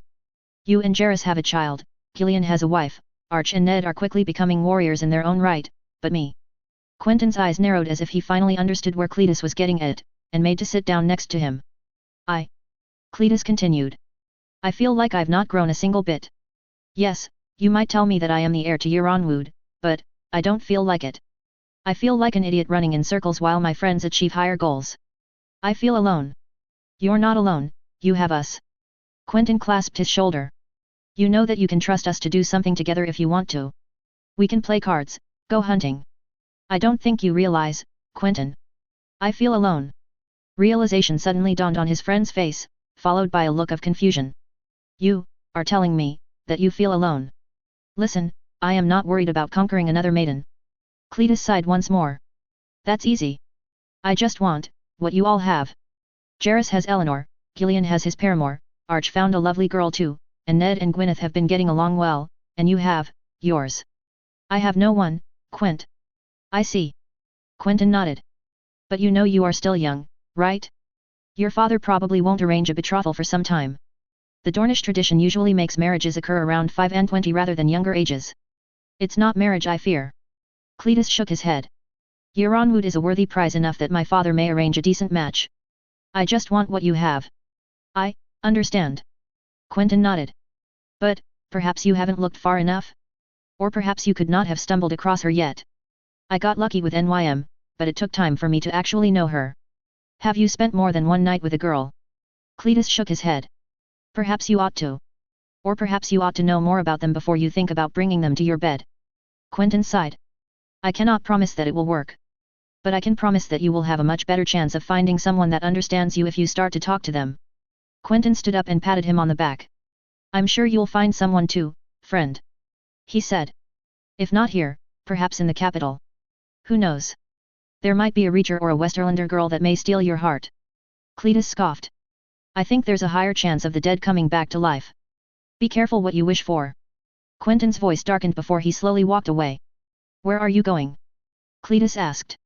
The gardens, Quentyn replied. I need to see if Alyandra is taking a liking to Elaria, and I have to see if I keep her there with her aunts or if I bring her back to Sun's Pair. I need to have finished before we set sail. And when is that? Cletus asked. 3 days. Quentyn quickly replied. And go take a bath, Cletus, you stink of salt and seaweed. 3 days, Cletus thought to himself. The world was moving fast. In 3 days, he would be aboard a ship heading towards the capital, but he would be damned if he let the world leave him behind. He needed to start growing. Be careful, King's Landing, Cletus Euronwood is coming for you. And he has no intention of playing second fiddle this time around. A/N, as you probably could tell, these were supposed to be 2 separate chapters, but since they were both ridiculously short, I've combined them into one. As for the short length of them, it's because I've been encountering a sharp drop in motivation, hence the much lower word count. Hopefully such motivation should come back when we start to look at the King's Landing arc, which should be the target of our next POV and a good 7 to 10 POVs that follow. Oberyn. Oberyn didn't like this wretched city. Indeed, it was the city that started this whole mess, and the city where his beloved sister and her children had met a brutal death. Yet, it was here that he was sent, to complete the vengeance that his nephew had started by himself a few months earlier. He didn't even bother gracing the Lannisters or Tyrells with his presence at the head of the Dornish delegation. That would have been too much for him to bear. No. If they wished to talk to him, they would have to come here, to Shataz. A fine establishment, and a place much more suited to his tastes, away, at least temporarily, from that stinking pile of shit they call a city. The boys and girls were much prettier here too, after all. And he and Elaria made a point to enjoy the establishment as much as they could before the inevitable impromptu visit from whoever they would send to greet the rest of the Dornishmen. Although he himself was quite fine with this situation, his nephew looked more like a lost puppy. Sitting on a large bed, his head resting on a pillow, he sat there, just watching what was going on around him like it didn't affect him, without blushing or turning away, but without any kind of lustful emotions either. Instead, he just was content to whisper a thing or two into his daughter's ear, who just chuckled or smiled before replying with something of her own.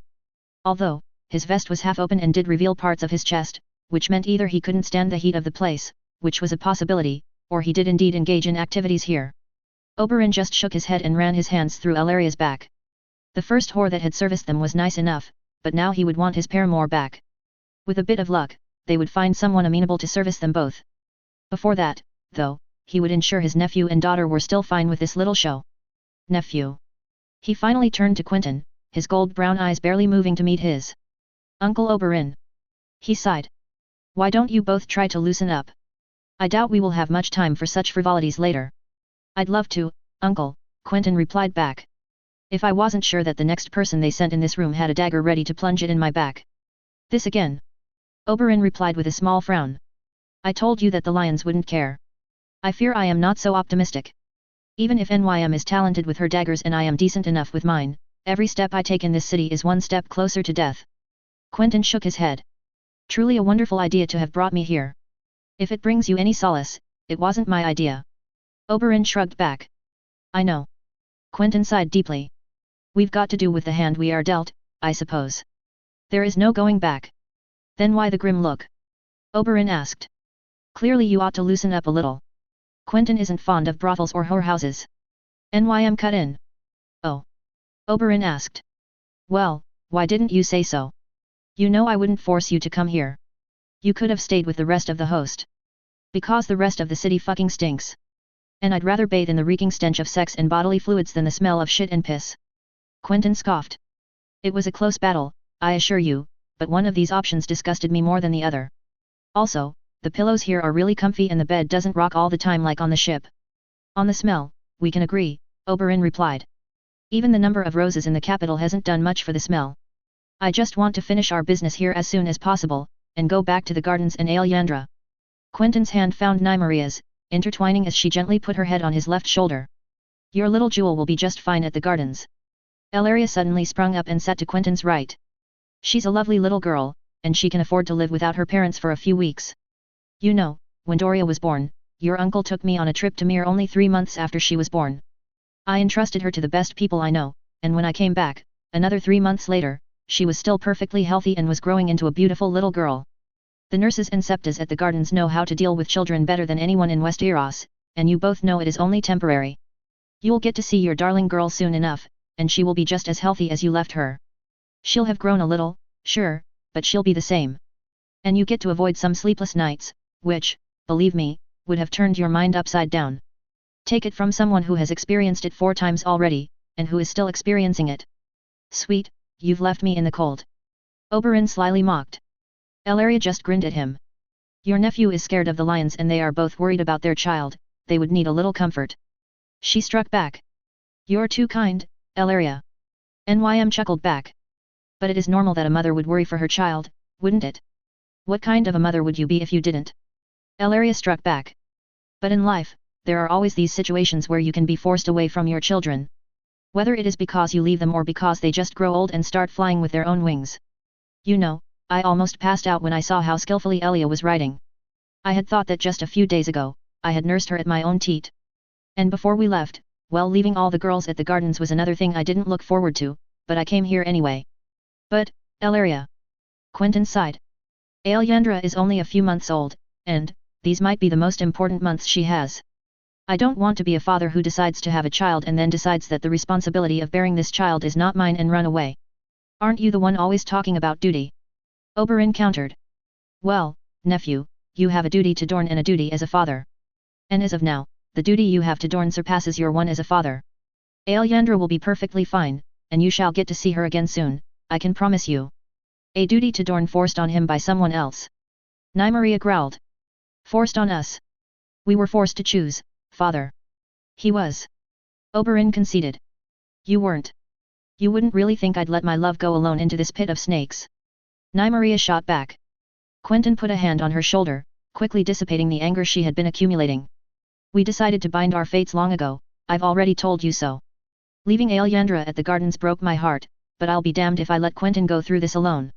And I'll be damned if I can't stop him from getting harmed. I've got Arch for that.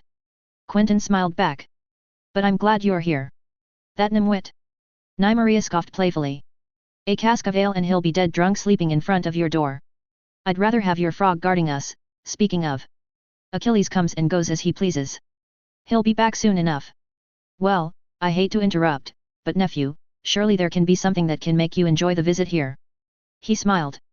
I have an idea, I can call on some whores I know personally, how about that? I can assure you they will not try to stab you, on my recommendation. Quentyn trailed. Perfect. Oberyn announced. I'll get you to some people, and I and Ellaria can go about our business undisturbed, everyone is happy. Nymeria whispered a few words into his nephew's ear, who finally bowed his head in defeat. Taking a deep breath, Quentyn finally murmured. Fine. I'm glad you could see reason. Oberyn grinned. Now. The doors to their rooms flung open. With an exasperated sigh, Oberyn turned around, hoping to see a few whores spontaneously presenting themselves to him. Of course, as expected, he was bitterly disappointed. Instead, there was a blond man, not exactly martial in stature, but still broadly built, in rich, red, clothing. Oh, not now. Oberyn just turned back to Ellaria, who had left Quentyn's side to come back to his, roaming his hands along her back and kissing her neck. Can't you see that I'm busy? Prince Oberyn, I am. The blond man started. Yes, I know who you are. Oberyn sighed deeply. I did tell Lady Lara to stall for another hour or so. I didn't even have my seconds. Pity, perhaps another day. Very well, then. Lord Kevin Lannister, is it? Master of, well, something, probably. Master of Laws, Prince Oberyn. The blonde man slightly blushed at the view of Ellaria, whose garments left very little to the imagination. You would forgive us, if you may. We were told it was Prince Doran that was coming, and then when meeting the delegation, we were surprised it was you at its head, and that you already had arrived in the city. How could I resist such beautiful sights? Oberyn waved his hand around as if he was describing the most beautiful place in the known world. How did you know to come here? The beautiful sand steeds outside were an indication. Sir Kevin replied. Ah. Oberyn laughed. A man who knows his beasts well. Indeed. Sir Kevin replied, still trying his best to not look at his paramour. Oberyn did love to see him squirm so, but this wasn't the time to torture him, or was it? Perhaps just a little, then. Why hasn't Prince Doran come? Sir Kevin asked. I fear that Prince Doran's health is not as strong as it once was, Oberyn replied with as much tact as he could muster. He has sent me in his stead, along with his son and heir. Kevin Lannister's eyes darted to where Oberyn was pointing at. Prince Quentyn. Sir Kevin nodded. An unexpected surprise. You can say that again, Quentyn replied, almost making Oberyn burst out in laughter. Prince Quentyn? Sir Kevin asked, confused. I only meant that my presence here was not initially expected, but all the same, it is a pleasure to meet you, Sir Kevin. Quentyn suddenly put a much more serious face. And how could I forget the two wonderful ladies here? Oberyn smirked. My paramour, Ellaria, and my daughter, Nymeria, who is also my nephew's paramour as well. Oberyn enjoyed how deeply Sir Kevin blushed. Quentyn didn't take very kindly to this, though, as he shot him a stare that could have struck down a man from his horse. Was it too far? Perhaps it was a little much. But he did enjoy Sir Kevin's face slowly melting. Patience, his time will come as well. But for now, he would ensure his presence caused the utmost amount of chaos inside the Lannister ranks. Dealing with the roses would be easy. Arianne and Tyene would probably be doing the same in Highgarden, but Oberyn has at his disposal more than 350 men to ensure the roses would not sleep quietly every night. Surely Willis would forgive him for this, after all, there is little harm done. There would likely be a brawl as early as tonight if he were to place some bets. Perhaps he could wager something with his nephew. After all, he had caused the Reachers all sort of problems if his own tales were to be believed. He wondered if Lord Rowan was still demanding compensation for the virtue of his two daughters whose maidenhead was allegedly taken by Quentyn's squire. He had laughed heartily at this news and that of the many stories that arose from the few days at Ashford and Bitterbridge when the flowers of the Reach met the son of Dorne. Rumours and events had flown as far away as Dorne even before Renly had marched on Storm's End, and another kind of rumour had spread. He had enjoyed them all, the Rose's ladies falling for the Dornish, the Justers being humiliated by his lancers, the brawls outside of camp, and the many little secrets that some men were all too eager to give out once they had been properly drunk. Surprisingly, there were no deaths then. He would probably expect a few to occur here, especially with the presence of the Westerlanders fueling the fire. Well, I am glad to see you in good health, Sir Kevin. Oberyn finally spoke once again, gritting his teeth at that. It has been a while since we have met. I can't believe it has been so long. The man nodded back, his armed guards slowly relaxing their stance. I still remember it vividly. It was long ago, with my mother, Prince Trise, and my sister, the gods rest all of their souls. Oberyn continued. Our rooms too were dark and windowless. Your skies were too grey, your wines too sweet, your women too chaste, and your monster a complete disappointment. At least, it didn't stink, and you did well enough to entertain us while your older brother treated with more important matters. Shall we go? Sir Kevin asked, quickly avoiding the matter. Fine. Oberyn nodded and slowly got dressed, motioning the others to do the same. While he was doing so, Quentyn slowly approached him and whispered in his ear. Was that really necessary? Did you not like to see him squirm like that? Oberyn countered. I don't particularly care for that. I do care, however, that soon enough me and NYM's nicknames won't be exactly flattering. Quentyn countered. I fear this might have been a matter of time, nephew. Oberyn shrugged. It is best for you to accept that she and you will be mocked. It is good to just embrace it. NYM surely should have heard worse in her life, and you probably will too. Quentyn groaned, dropping the issue swiftly, while they all saddled their horses, some of the best purebred sand steeds that Dorne had to offer, and slowly headed to the Red Keep, the monstrosity of a castle dominating the city. Oberyn rode near Sir Kevin, while Ellaria, Quentyn, Nymeria, and a few of his men rode closely behind. A shame we have to leave so early, I had other appointments. Oberyn sighed. No doubt that you may visit another time. Sir Kevin frowned. Oh, perhaps. Oberyn smiled back. Although I have to say, the rates are going up these days.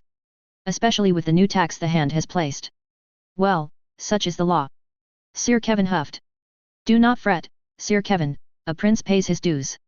Oberyn countered back. Elaria and I are always in search of new things, and what better place to discover new things than the beating heart of the Seven Kingdoms. I am glad you can find things to do here. Sir Kevin nodded. Dorne coming into the fold and joining the king's peace will be most welcome. Oberyn suppressed the urge to strike down the man right then and there. Naturally, Oberyn replied simply. As soon as our conditions are met, of course. I fear that the conflict in the Riverlands, the negotiations with the Tyrells, and the preparation of the upcoming wedding have kept us all quite occupied, Prince Oberyn. Sir Kevin countered in his also calm and diplomatic voice. But we will have time to talk about your grievances and... Spare me the talk, Sir Kevin. Oberyn frowned at him. We both know what my grievances are. I did not come to this city to talk grievances, I came to this city to see that justice is done to Elia and her children, starting with that beast Clegane. Sir Kevin didn't show any hint of emotion. Lorch was responsible and your nephew carried that mission out on his own. Lord Tywin is ready to forgive. Lannister lies are less believable than my daughter's. Oberyn scoffed back at the Hand's brother. We all know of Clegane's responsibility. I shall not stop until justice is done to that man, and I find out from whence came his orders. I fear that if my nephew asked that very question to Lorch, he spent more of his pitiful life pleading for mercy or crying out in pain than saying anything useful. Although he did shift all of the blame on the enormity that rides. He claimed to have done nothing at all, and that Clegane did everything. Funny, isn't it? How it isn't anyone's fault. Clearly, my sister stabbed her daughter 100 times, bashed her son's head in and then committed suicide by impaling herself on a great sword that was probably her size? Do you really take me for a fool, Sir Kevin?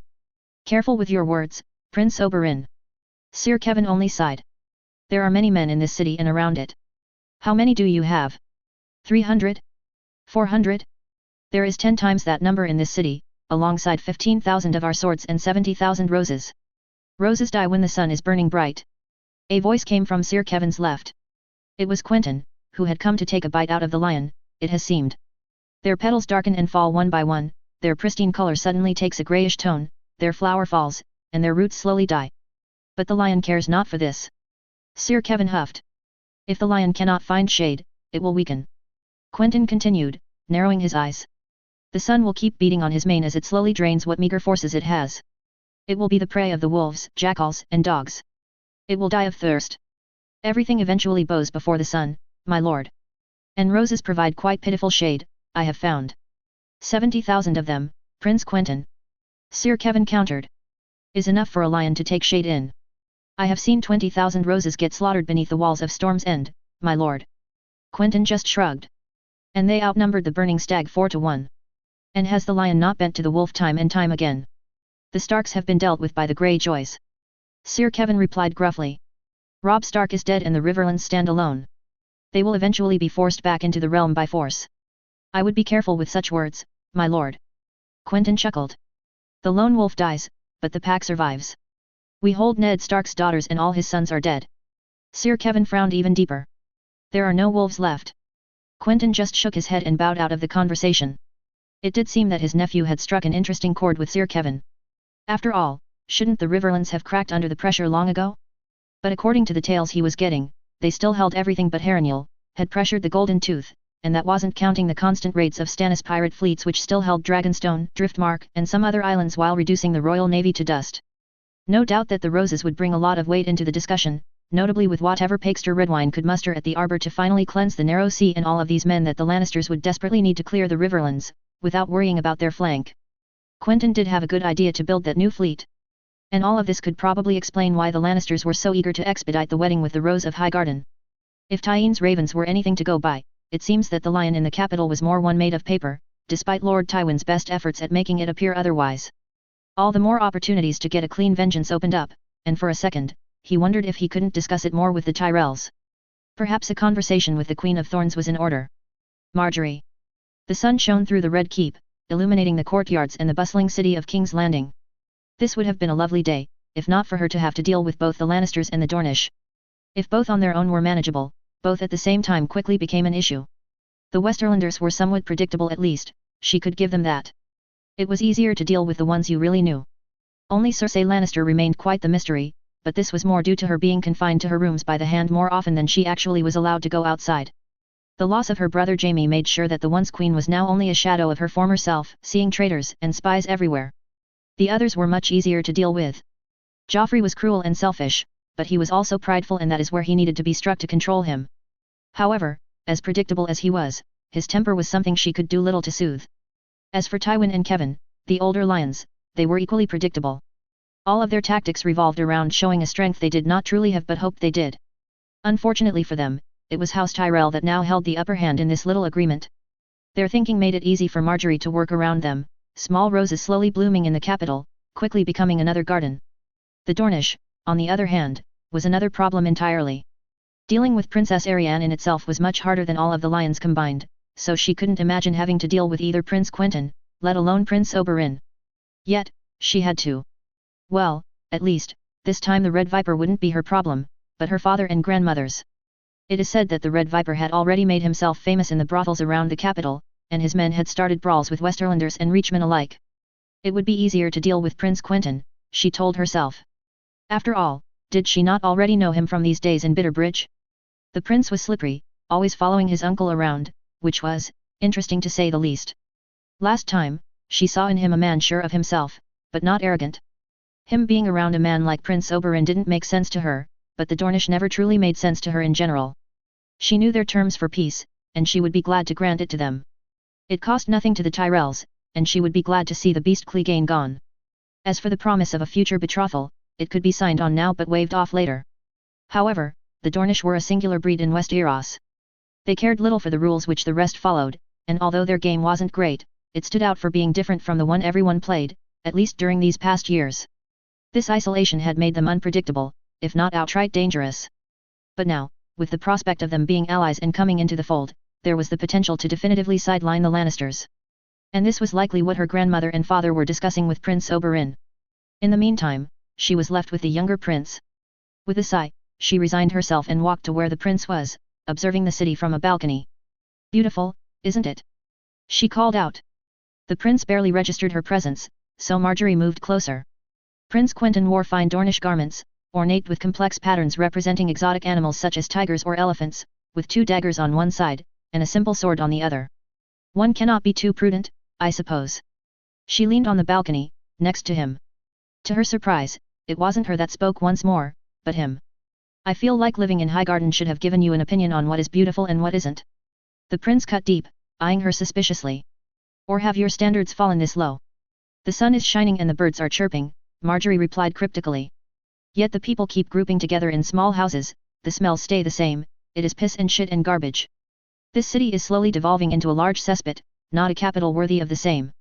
Margaery could only agree. There would need to be substantial modifications if only to alleviate the smell. However, full neighborhoods would have to be cleaned out, and the Tyrells could not afford this kind of coup at the moment. "I was talking about the day," Margaery finally replied. "Oh." The prince eyed her up and down, his scar clearly visible while his brown eyes searched her. "Perhaps. Another day of plots and schemes and whatnot. Perhaps you ought to take your head off of such things." Prince Quentyn's eyes narrowed. "A game of chess, then?" Margaery nodded. It was a Dornish game, close to Sivas if she remembered correctly, but the rules were much easier to follow, even if the board wasn't as complex. She had played a few games with some of her handmaidens as a Dornishman had gifted a set to one of them. "It would be a pleasure." "My rooms or yours?" The prince didn't hesitate. "Yours, if possible. I fear my rooms aren't proper." Margaery nodded back and gave her arm, which the prince took gracefully. As the two walked down the halls of the Red Keep, the prince turned once again to her and asked, "How does my sister fare in Highgarden?" "She is acclimating quite well," Margaery replied truthfully. "She and Willis like each other, and it is surely a matter of time before a date for a marriage is set." "Arianne has chosen, then?" the prince asked nonchalantly. "In all likelihood." "And your daughter?" "Well." Margaery tried not to wince at the mention of Floris. Her daughter was useful to control the Stormlands, and she would have loved to have her with her here, but unfortunately, she knew such a thing was impossible. It would only be a matter of time till an unfortunate accident occurred, and an obscure member of the kitchens blamed, if it wasn't a stranger dragged off the streets. No, Floris had to stay in Highgarden. Marjorie didn't say much more other than nodding to a few passers-bys on her way to her rooms. Bigger than mine. The prince smiled slightly as he entered Marjorie's large rooms. I am to be queen after all. She reminded him. Of course, Lady Marjorie. I thought that I had told you to call me Marjorie at Bitterbridge. My apologies. The prince nodded back while Marjorie brought out the chessboard, with both of them aligning their wooden pieces. It wasn't long till they were playing. I saw you were quite attached to your uncle.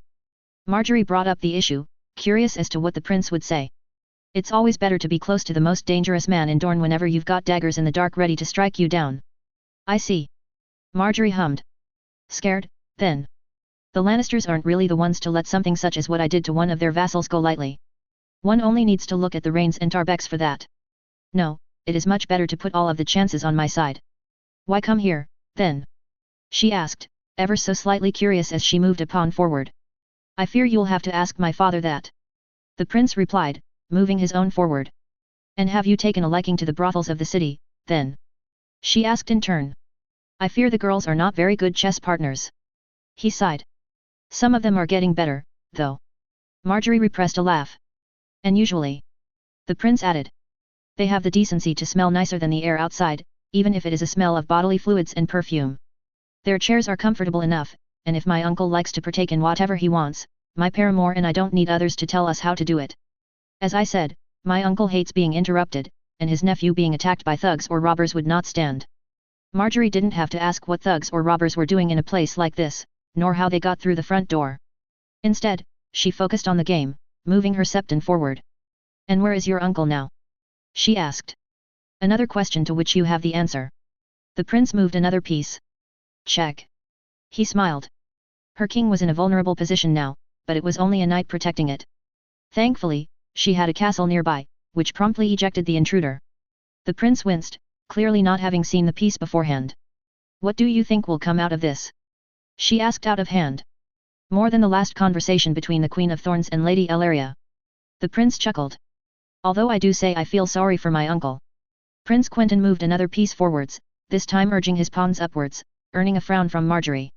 One of her castles had been taken for a septon on the Dornishman's side, but it wasn't a worthwhile trade, since he still had both his castles and a pawn had taken out one of her knights. Why is that? Marjorie asked, pondering whether she should move her queen. She'll eat him alive. The prince laughed.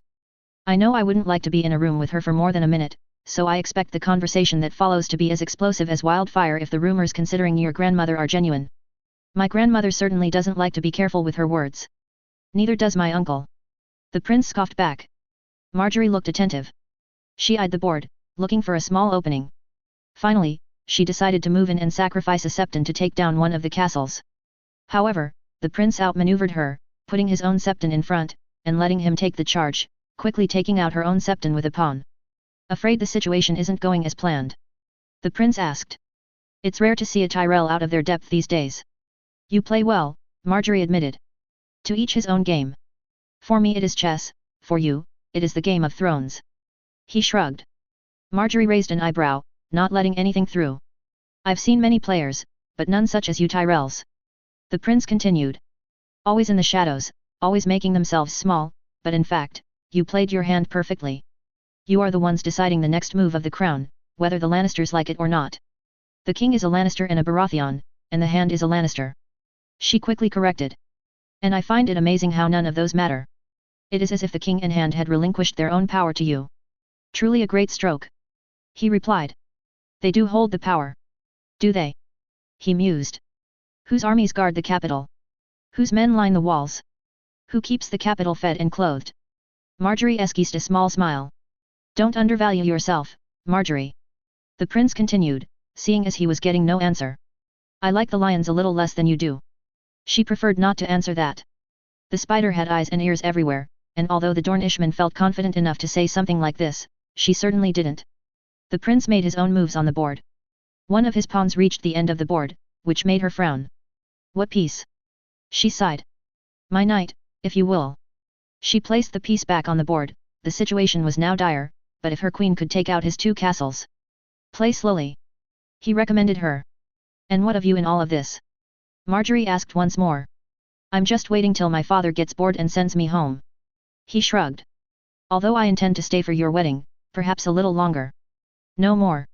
A shame, the capital could use men of your talents. I know the city would benefit from a man who apparently rid Dorne of diseases. The small folk tend to exaggerate. I did not rid Dorne of all diseases. Merely a few. Merely. She almost laughed. Ridding a whole kingdom of the plague was a feat in and of itself, but if half of the rumors she heard were true, she just hoped Princess Ariane's dowry included much of these miracle recipes. She looked back at the board, seeing her pieces disappear one by one. Quickly, she took her queen out, knocking out one of the Dornishmen's castles, only to see the knight she'd placed back on the board right behind it, which the prince promptly took out. It was all over then. In a few strokes, Prince Quentyn moved his queen forwards, surrounding her king with a castle and 2 knights. Sighing, she tipped her king piece, acknowledging her defeat. You played decently well. The prince nodded. But you need to play more patiently. There is no need to rush, even if you are cornered. Every loss is a way to improve. She sighed. The prince nodded, quickly taking back the pieces and aligning them back on the board. What about you? He asked. What about me? Marjorie raised an eyebrow. What is next for you? The prince insisted. Well, I am to be wed to the king very soon. To Joffrey. Have you met him? I try not to. He is quite difficult, but... Understatement of the century. The quicker we are wed, the sooner it will release some people from their chains. Marjorie finally sighed. I doubt you will. Come with me. She interrupted him. Excuse me. Come with me. Where? The prince asked, suddenly wary. The gods would. Come. The prince hesitated, but finally nodded, keeping his left hand on his dagger. The pair made their way to the gods wood, probably the quietest part of the entire keep. It was small, but the large heart tree made it look like it took a consequential amount of space. There was a figure at the bottom of the heart tree, kneeling. Lady Sansa. Marjorie spoke softly. The girl rose slowly, her bright auburn hair a dark contrast to the light background behind her. She turned around, her scarred face quickly coming into view. She was once a beautiful young maiden, but her beauty was now forever tarnished by the cruelty displayed to her by the Lannisters. Even with a leash, Joffrey had managed to hurt her over and over. And if she didn't need to care for Sansa Stark, Marjorie could not help but feel pity for this little girl, roped in a game larger than her kin dead, while kept away from her home and brutalized in such a way. She had hoped to wed her to one of her cousins. After all, she deserved a much better life than this, and it would bring the key to the north on their side. At Highgarden, she could be sheltered and brought into a gilded cage, and perhaps she could even see the north again one day as Lady of Winterfell, once the north had been subjugated once and for all. Lady Marjorie. She nodded. My lord. We have not yet met. We haven't. Prince Quentyn nodded, visibly shocked by the state of the poor girl. I am not a lord, but a prince, my lady. Prince Quentyn Martell, at your service, but call me Quentyn. Lady Sansa nodded. A pleasure. She whispered. The prince moved slowly towards her. Who did this to you? He whispered. Sansa looked at Marjorie for a moment, as if seeking approval. Marjorie only nodded. Joffrey and Queen Cersei. The King's Guard too. She said. But I am a traitor's daughter. My brother is a traitor too, and because of this, I deserve what they choose to chastise me with. The poor girl had been broken. The Lannisters had taken her innocence and youth. All that was left was a broken shell. The prince, though, seemed almost amused, and cracked a slight smile. There is hope for you yet. He nodded, not touching Sansa at any point. Do you come out here often? Yes. She simply replied. To pray. I don't pray anymore. Sansa shook her head. It's just the only place in this place where I am left alone. I understand. The prince nodded back. I am sorry to have caused you inconvenience. It's quite all right. She replied softly. If you are Lady Marjorie's friend, you are welcome. Sorry, I forgot. Quentyn. Quentyn. Sansa closed her eyes. Forgive me, I do not remember names that well. Dorne is far from the north, we do not learn much about it. I'm sure you would like it. Prince Quentyn smiled. Perhaps you should visit the water gardens one day, they are the most beautiful place in the world. I'd love to. Sansa sighed. Perhaps one day. I'm sorry to have disturbed you. The Dornishmen retreated back. We will take our leave. Sansa nodded somberly, and went back to kneeling in front of the heart tree. Poor girl. Prince Quentyn turned to Marjorie once they were out of Sansa's earshot. The Lannisters did this to her. They did. Marjorie replied. You understand why my marriage would free some people. So that Joffrey would have a new toy? He asked, frowning. That's not. She started. But that is what you think too, is it not? The prince narrowed his own eyes. How could you not think about this? I'll pull through. The Dornishman looked at her, his right eye twitching. You are a brave woman, Marjorie. He finally let out. Not as brave as her. She pointed to the small figure, disappearing behind their footsteps, far into the god's wood. Brave in your own way. He replied. You would make a brilliant queen. Let us hope so. The prince looked pensive as they walked back through the keep. Through the windows, she noticed that her father's rooms were unlocked, probably indicating that the meeting with Prince Oberyn was over. You look thoughtful. She nudged him. I am. The prince replied. What of? Nothing much, just possibilities. He shook his head. Thoughts for another day. My paramour is waiting for me, though, I must take my leave. Marjorie didn't point out how his paramour also turned out to be his cousin, but at this point, there wouldn't be much that the Dornish could do to surprise her. I must as well, I must meet my grandmother and see if she has indeed slain your uncle. She smiled back. The prince chuckled slightly at that. Oh, and one more thing before you go. She held his arm before he could scurry off. What? He asked. Your friend the young Euronwood has been turning around my ladies-in-waiting and around one in particular. If he does anything untoward, I'll have him ditched in the stables, do I make myself clear? The prince smiled widely at that. I'll make sure the message gets through. With that Marjorie left the Dornish prince with a satisfied smile. If the Dornish were still as unpredictable as ever, it seemed that Prince Quentyn was a little more amenable this time. The good news for her is that he confirmed what she had thought. The Dornish despised the Lannisters, and if they could work with the Tyrells, well, they could very well purge all of the Westerlander influence at court, and if with it they could also secure the north while crushing the Riverlands, well it could all be over before the first days of snow. The one thing that needed to happen now was the royal wedding, and she would make sure it would be remembered through the ages as the end of the Lannister age and the start of the Tyrell one. Cletus. Cletus adjusted his doublet, making sure that he was perfectly presentable. Appearances mattered a great deal in the capital of the Seven Kingdoms, and the heir to Euronwood was under scrutiny after all. Of course, this time, there were advantages. Because Quentyn and Prince Oberyn were here, he was eclipsed, but because so many Dornishmen had joined the party, he was hardly even bothered, since there were so many other important guests. This left Cletus with his hands completely free to do whatever he liked. Especially since Quentyn chose to stay around his uncle. He could have scoffed at the fact that Quentyn was touring the whorehouses of the capital, but he understood why he chose to stay with Prince Oberyn. In the meantime, this allowed him to delve into the personalities of the Red Keep. He hardly shared the other Dornishmen's desire to provoke the Reachers and Westerlanders. He had had his share during the stay at Bitterbridge, and such a game became tiring. No, this time he had been well behaved, for Dornish standards. And it had paid off. By now, he had been able to come to know quite a great deal of people in the Red Keep itself. Not the Westerlanders, of course, but the Reachers themselves. Actually, not even the Reachers. The Reacher ladies. But it was a start. Especially since he had friendly relations with a lot of Lady Marjorie's handmaidens, most of which fawned over him, and he did not reject this attention. Although, he had to be careful. After all, they all were roses, and roses had thorns. Cletus wasn't completely stupid. He knew the games that were played in the capital and knew that there were essentially no rules. Everyone talked with a flowery voice, but secretly held daggers behind their back. Dorne knew how to play this game too, ever since the days of Queen Myraya. And so, Cletus had to be careful of what he said and did. To avoid compromising the Dornish position in the great game, especially since he talked to people so close to the Queen-to-be. A sudden strong smell of perfume suddenly grasped at his throat. Speaking of avoiding trouble. Sir Cletus, what a wonderful surprise. Stay calm, Cletus, stay calm, and smile. Lord Varys. He nodded and smiled. If there was ever a man Cletus did not want to run into, it was him. Varys was fat, bald, and plump, and spoke in a pitched voice that did not hide the fact that he was a eunuch. However, the man also knew a great deal, whether it is about him or other people. And if Cletus knew anything about the game these people played, the man also probably hid a lot more. And that made him extremely dangerous. Cletus liked to pride himself on his tongue, he would need to hold it on a tight leash this time around. I am glad to have found a Dornishman to talk to. The Lysane, or was it Tyroshi? Man almost giggled. It is quite interesting, you know. Everyone talks about you, but I have not spoken to a single one of you.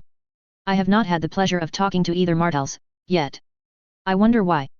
I fear there is not much to say, Lord Varys. Cletus hoped the answer would allow to shrug the eunuch off. It didn't. No.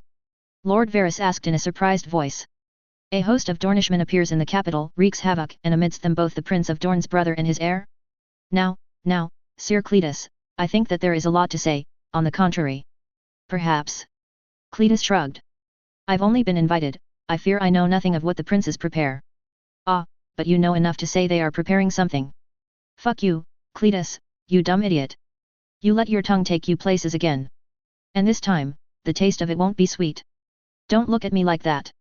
The spider laughed. All of the capital knows they are preparing something. But what, I wonder, it is true that Prince Quentyn has been spending almost all of his time with his uncle ever since his arrival. A lot of rumors are flying. Baseless, as you probably know. Cletus did his best to keep a smile on his lips. Of course. What kind of master of whispers would I be if I trusted every single rumor? After all, this city can announce one person to be a murderer in the morning and the purest person in the known world in the evening. The eunuch laughed again. I trust only what my little birds tell me. Then I fail to see how I may be of help. Cletus frowned. Help? Now, Sir Cletus. The eunuch smiled. I am the one who wishes to help you. Cletus stood confused for a moment and inwardly shook his head. Be careful. Help me. Cletus looked at him with a disdainful eye. I do not see how you could be of help. There has been talk, amidst the Reachers, my little birds tell me, of wishing harm to Prince Quentyn. The eunuch started. The Reachers. Cletus looked surprised. What do the Reachers want? You don't know? Varys asked, humming slightly. All the time with the Tyrell girls didn't give you a hint. Get to the point, Lord Varys. Cletus sighed. To the point, well, the Reachers do not appreciate your prince fawning over Lady Marjorie. They see in it an act of seduction in order to draw her away from an alliance with the Lannisters. He's not fawning. Cletus raised an eyebrow. Much less seducing. Oh, he isn't. The Master of Whispers shook his head. But there are others who think otherwise. I would advise you to keep your friend out of harm's way. Harm? They wouldn't dare. Many thought they were invulnerable within these walls before. Varys shook his head. Good men. Honorable men. Despicable men. They all fell down. Cletus looked confused and annoyed. If there was an attempt on the prince's life, could this man just not say so? How? He asked. I fear I do not know. Liar. When? Cletus continued, impassible. I heard them talking about acting today when the prince will regain his rooms. Varys shrugged. All the same, they are well guarded, I hear. Good day, Sir Cletus. With that, the eunuch disappeared with astonishing speed and left him alone in the corridors of the Red Keep. Cletus frowned. Was the eunuch lying? If he was, what would be the point? He could just as well shrug this off, but if Quentyn's life was in danger, he could not take the chance and at least make him aware of that fact. And what would he gain if he wasn't lying? Their sympathy? Hardly something a lot of men would want, especially when the Tyrells owned the capital. Cletus continued to think but in vain. He could find nothing. Oh, well. Better find Quentyn and tell him. Can't be too careful. It was then that a feminine voice cut in. Cletus. The heir to Euronwood breathed a sigh of relief at it being an actual girl for once. One of Lady Marjorie's ladies-in-waiting, in fact. The girl was 4 and 10 name days, or a little over that, had a slender figure, brown hair and willowy brown eyes. She wore a light green dress embroidered with hundreds of little roses, leaving little to no doubt to where she hailed from. Her hair was flowing down to her elbows, being freshly cut, and she smelled of lavender. Good afternoon, Allah. He smiled back. How fare you and the girls? Oh, I'm fine. She giggled, quickly closing the gap between him and her. Sir Garland has finally arrived at the capital. Oh. Cletus nodded. I hear he is a good fighter. Oh, the best. Allah replied with stars in her eyes, before her smile fell slightly. Ever since Sir Loras died. Cletus shifted uncomfortably. Luckily, Allah quickly got her emotions under control and giggled. But you should have seen Sir Garland at the morning spar. She almost jumped in excitement. He dispatched every opponent, sometimes many at once. He sounds talented. Cletus nodded. I had hoped you would face him, but I didn't see you there. She continued, with a disappointed look. I was a bit tired, and slightly occupied. Cletus laughed nervously. Occupied at trying to get out of bed with the splitting headache he had because of how he tried to show the Tyrell girls how much he could drink. Turns out, a contest with his cousin Arch was the last thing he needed. And he doubted the girls were impressed by that sort of feat anyways. Oh, that's fine. Allah shrugged. He's staying a while, probably. You'll have your chance. Why did you come to me, exactly? Cletus tried to not so subtly change the subject.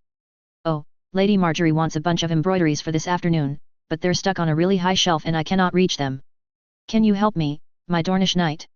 She pleaded playfully. Cletus laughed. How can I refuse a pretty maiden's wish? Cletus replied teasingly. It's no dragon slaying, but if it will earn my lady's favor.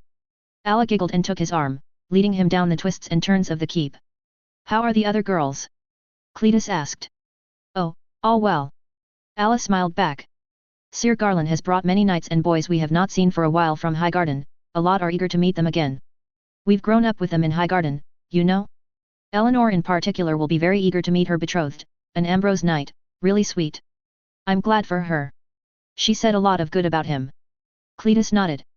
Oh, he's quite cute as well. Alla laughed. There were also a few ladies in there. More ladies in waiting. Cletus looked at her with wide eyes. How many does Lady Marjorie need? Oh, not a lot. Just a dozen or so. A lot are coming just for the wedding. Alla shrugged, holding a door for him to enter. The Tyrell girl then pointed to a shelf on top of which were stacked cloth and fabrics of various colors. Damn, they did put them really high up. Cletus frowned. Alla only nodded. You know, she continued while Cletus got a stool to stand on in order to reach the top of the shelf, which was decidedly very high. Among Sir Garland's party, there was Lord Laurent Caswell and his daughters. Cletus nearly fell from his stool, but kept his composure. Slowly, he grabbed the pile of cloth and descended from his vantage point. Oh. He feigned ignorance. Do you know Lady Helena Caswell? She asked sweetly. We've met. Cletus nodded, trying not to blush. Did she say anything? Only that you had a good tongue. Alla shrugged. What did you say to her? Cletus breathed a huge sigh of relief. A lot of things. Cletus nodded at her. Do you want me to carry this somewhere? Oh, that would be splendid. She reacted with that wicked smile of hers. The things we do for girls. Alla quickly led him out of the room and towards another maze of hallways. Is Lady Marjorie doing fine? Cletus asked, trying to make conversation on the way. Oh, lovely. Alla replied. She spent some time with Prince Quentyn yesterday. They get along? Cletus asked. Very well. Alla energetically replied. They are such a cute couple. I mean, they look like it, anyways. They look so good together. It's a shame Lady Marjorie will wed Joffrey instead, the prince looks a lot cuter and a lot nicer. I fear the prince is also taken. Cletus coughed. Yes, yes. Alla sighed. I know better than anyone. He and his cousin really love each other. Oh, you've seen it? He asked. Well, not seen rather than heard. Alla laughed. My rooms are directly adjacent to theirs and they can get loud. I can ask them to tone it down. A girl like you doesn't need to hear such things. No need. Alla waved him off. My slumber is heavy. Although if someone invited me to their rooms, I wouldn't say no. If they disturb you too much, you can always come to mine. Cletus replied while Alla held another door open for him, pointing at a large table in the middle of it. Arch snores sometimes, but we have another bed that no one uses, and Arch often guards the prince's rooms at night anyways. Alla smiled as she took the cloths and put them on the table. That would be nice. The Tyrell girl smiled widely. I know where they are they open all the time? Cletus trailed uncomfortably. How did she know? Yes. Great. She put the last cloth down on the table. Thank you for everything. It was my pleasure, Alla. Cletus nodded and made to leave. Oh, I almost forgot. Alla quickly stopped him before he had stepped out of the room. What? Cletus asked. She closed the distance, coming within close quarters, and stood on her toes, placing a small kiss on his cheek. Your reward. She winked. Thank you. Cletus did his best not to blush. Have a lovely afternoon. I'll see you later, Yeronwood. She cried out as he finally stepped out of the room. Finally, Cletus could breathe. Damn, that girl was on fire all the time. He'd never seen a ball of energy like her. And to say her cousins told him Alla was shy and reserved, it seems around him she was nothing but nervous and bursting with energy. And it was hard to see where she was getting it. Cletus wondered, she was really pretty, had such a sweet voice, had flowered, showed attraction to him, but she was a bit young, and a Tyrell too. He had to be careful with these ones. Looking at the sky, which was now obscured by a bunch of grey clouds, Cletus made his way towards Quentyn's rooms. He would pass on the eunuch's message, then hopefully take a bath. He'd been running through the keep's halls all day. Luckily, as he arrived, the prince's doors had guards around them, meaning they were most certainly back from whatever errand they had run in the city. Nodding to the guards, Cletus quickly entered the room, and screeched to a halt when a dagger whiffed past his nose and went to rest on the wall to his right. 7 hells, Cletus, ever heard of knocking? Quentyn cried out. Door, not, locked. Cletus was trembling like a leaf, not even looking away from the dagger that had passed a step away from him. Thankfully the target was far. Quentyn's cousin ran past him, taking the dagger out of a makeshift target planted on the wall. And you're getting better, Quentyn replied slyly. I always just was this good. Nymeria shrugged. Now I'm perfect. Cletus slowly closed the door behind him, trying to register what the fuck just happened. What in the seven hells are you two doing? He asked, his heart thumping inside of his chest. Preparing avalanche. Quentyn cryptically replied. Which is? Cletus asked. Something which you don't need to be aware of. The snake frowned. What are you doing here, Yeronwood? Coming to warn Quentyn of a danger on his life, Sand, Cletus growled. What else is new? Quentyn sighed. It's been like this every single day in this wretched city. Not a single moment in the day where I have to look behind me, wondering how they'll try. I can't wait for father to stop acting like an idiot and recall me home, the sooner the better. You're cute when you're angry. The snake almost giggled. I'm not angry. Quentyn fired back. I'm just, well, alright, fine, I'm angry. But this is different. Apparently they are supposed to act today. Cletus shrugged, eyeing a flagon of wine, quickly pouring himself a drink. He hummed as he observed the glass. Arbor red. Not as good as a Dornish red, but it would do. Quentyn's eyes widened, and he rushed towards Cletus, slapping the glass out of his hand, its contents spilling on the floor. What was that for? Cletus exclaimed. Did you ask for this to be brought up? He asked the snake. The sand snake narrowed her eyes, and then slowly realized where Quentyn was going with it. No. She shook her head. Haven't drank anything. All their wine is from the Reach and it's fucking piss if you ask me. Well, I haven't either. Quentyn frowned. Which means? Who the fuck put this here? The snake trailed, approaching Cletus' now empty glass, pouring herself some more. She then observed the puddle at Cletus' feet. To his horror, the puddle had turned a quite nasty grey. The snake just frowned and hummed the mixture. Do you know what's in there? Quentyn asked while Cletus' color was slowly draining from his face. Not exactly. She replied. It seems to be quite a mixture. One thing is for sure, it's a deadly one. She then smirked right at Cletus, who had gone completely white. I would hold off on drinking this piss, Yeronwood. She emptied the glass out of the window but kept the flagon. Unless you want to go meet your ancestors early, of course. That's not funny. Cletus was visibly shaking. Well, poison certainly fits the Lannisters. Quentyn sighed. It's not them. Cletus tried to straighten up, although he still was visibly shocked. What? The snake asked. It's not them. Cletus shook his head. It's the Reachers. They think you are too close with Lady Marjorie and think you want to seduce her. Wouldn't that be a sight? Quentyn scoffed. She'd be too tender for our bed. The snake laughed. Alice said you two looked cute together, some people might draw the wrong conclusions. Cletus defended himself. I thought we've been over this. Quentyn sighed. Stop taking the Tyrells at their word. The snake shrugged. It's obvious that one really likes your friend, so that might actually just be the truth. Well, he has to be careful lest he finds himself flung headfirst into the stables, that's what Marjorie told me. Quentyn's eyes narrowed. And who is taking the Tyrells at their word now? Cletus scoffed. All right, enough. Quentyn's eye twitched. Who in the seven hells told you the Reachers were after me? The spider. Quentyn sighed heavily. Of course, it's fucking Varys. It's always Varys. He pinched his upper nose. Isn't he part of one of your plans? The snake asked. Torch. Varys's torch. Quentyn replied. Him and his little friend. You should really drop the silly names. His cousin shook her head. I like them. Quentyn replied. Besides, it sounds better than the super secret plan no one can talk about number 25. Fine. She shrugged. Should we put your little plan into motion earlier? No. Quentyn said in a low voice. People would start to understand. We have to act when the moment is right. I exist. Cletus coughed.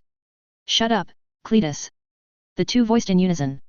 Cletus just held up both his arms in surrender. I'm sorry, I was just trying to be a good friend and warn you of the attempt on your fucking life. It is appreciated. Quentyn nodded. That's it? Cletus asked. Listen, Cletus. Quentyn sighed. I'm under a lot of pressure, and someone just tried to fucking kill me. I know. I nearly died too. Cletus cried out, dumbfounded. I know. Quentyn nodded. But, I need to figure this out quickly and silently. And I need to be alone. Can you please, leave us? We'll talk later. Cletus stood there, clearly in shock. But when it became clear that Quentyn was not joking, he reluctantly stepped out of the room. Clearly angry and bitter, Cletus paced back to his rooms, had a bath and ate dinner without a word, Quentyn keeping to both his uncle, his lover, and arch of all people.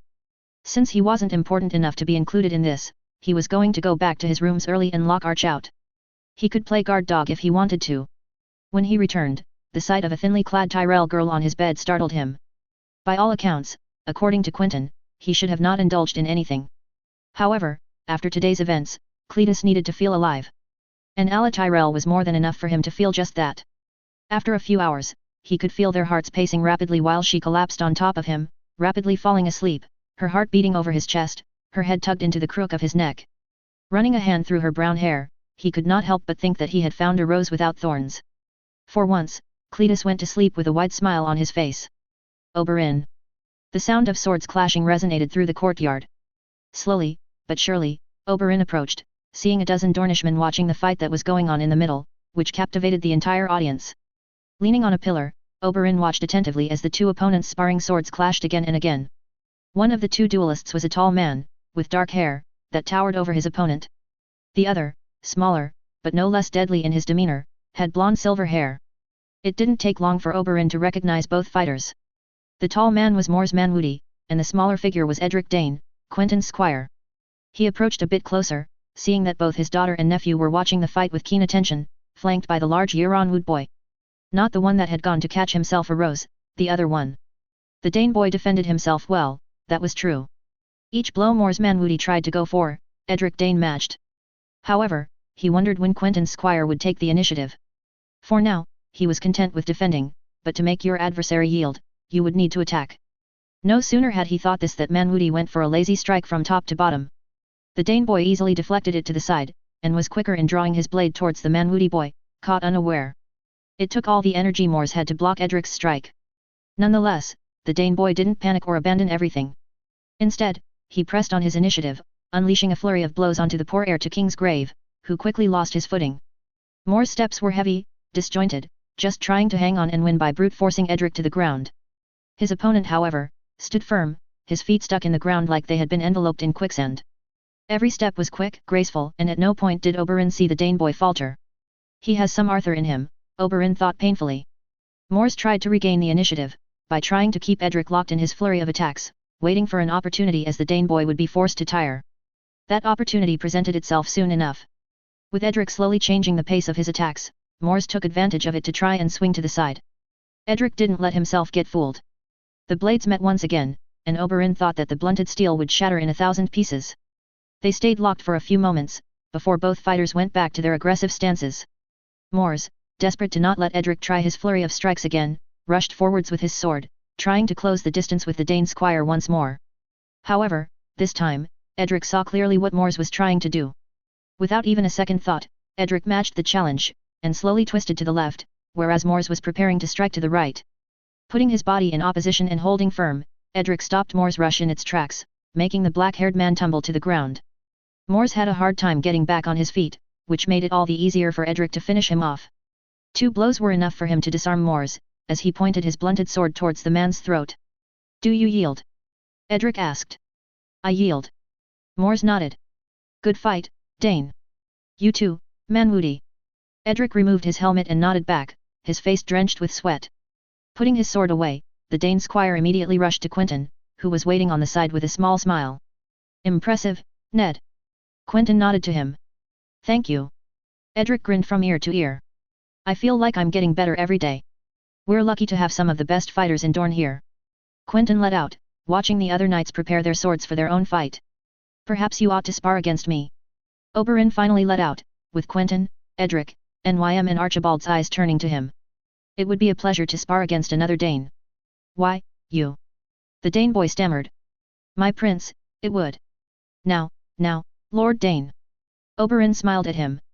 "No need to be worried, just a friendly spar would do. Prince Quentyn can attest to that." Edric's dark blue eyes darted to Quentyn. Nymeria on the other hand was covering her mouth to stop herself from laughing. "I wouldn't exactly call them friendly spars. Quentyn frowned. They were more of humiliation sessions. But you got better, did you not? Oberyn laughed.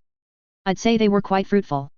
Quentyn stared at him blankly, sighing as he did so, arms crossed as if he were expecting some kind of joke to end. I was serious. Oberyn protested. Your footwork got better, and you've made improvements with your spear. That wasn't exactly thanks to you. Quentyn shot a knowing sideways glance to his daughter, who for her part had stopped laughing in a corner and was playing with a dagger in her hands. Oh yes. Nym chuckled. A lot better. Then you may not oppose to spar later, nephew?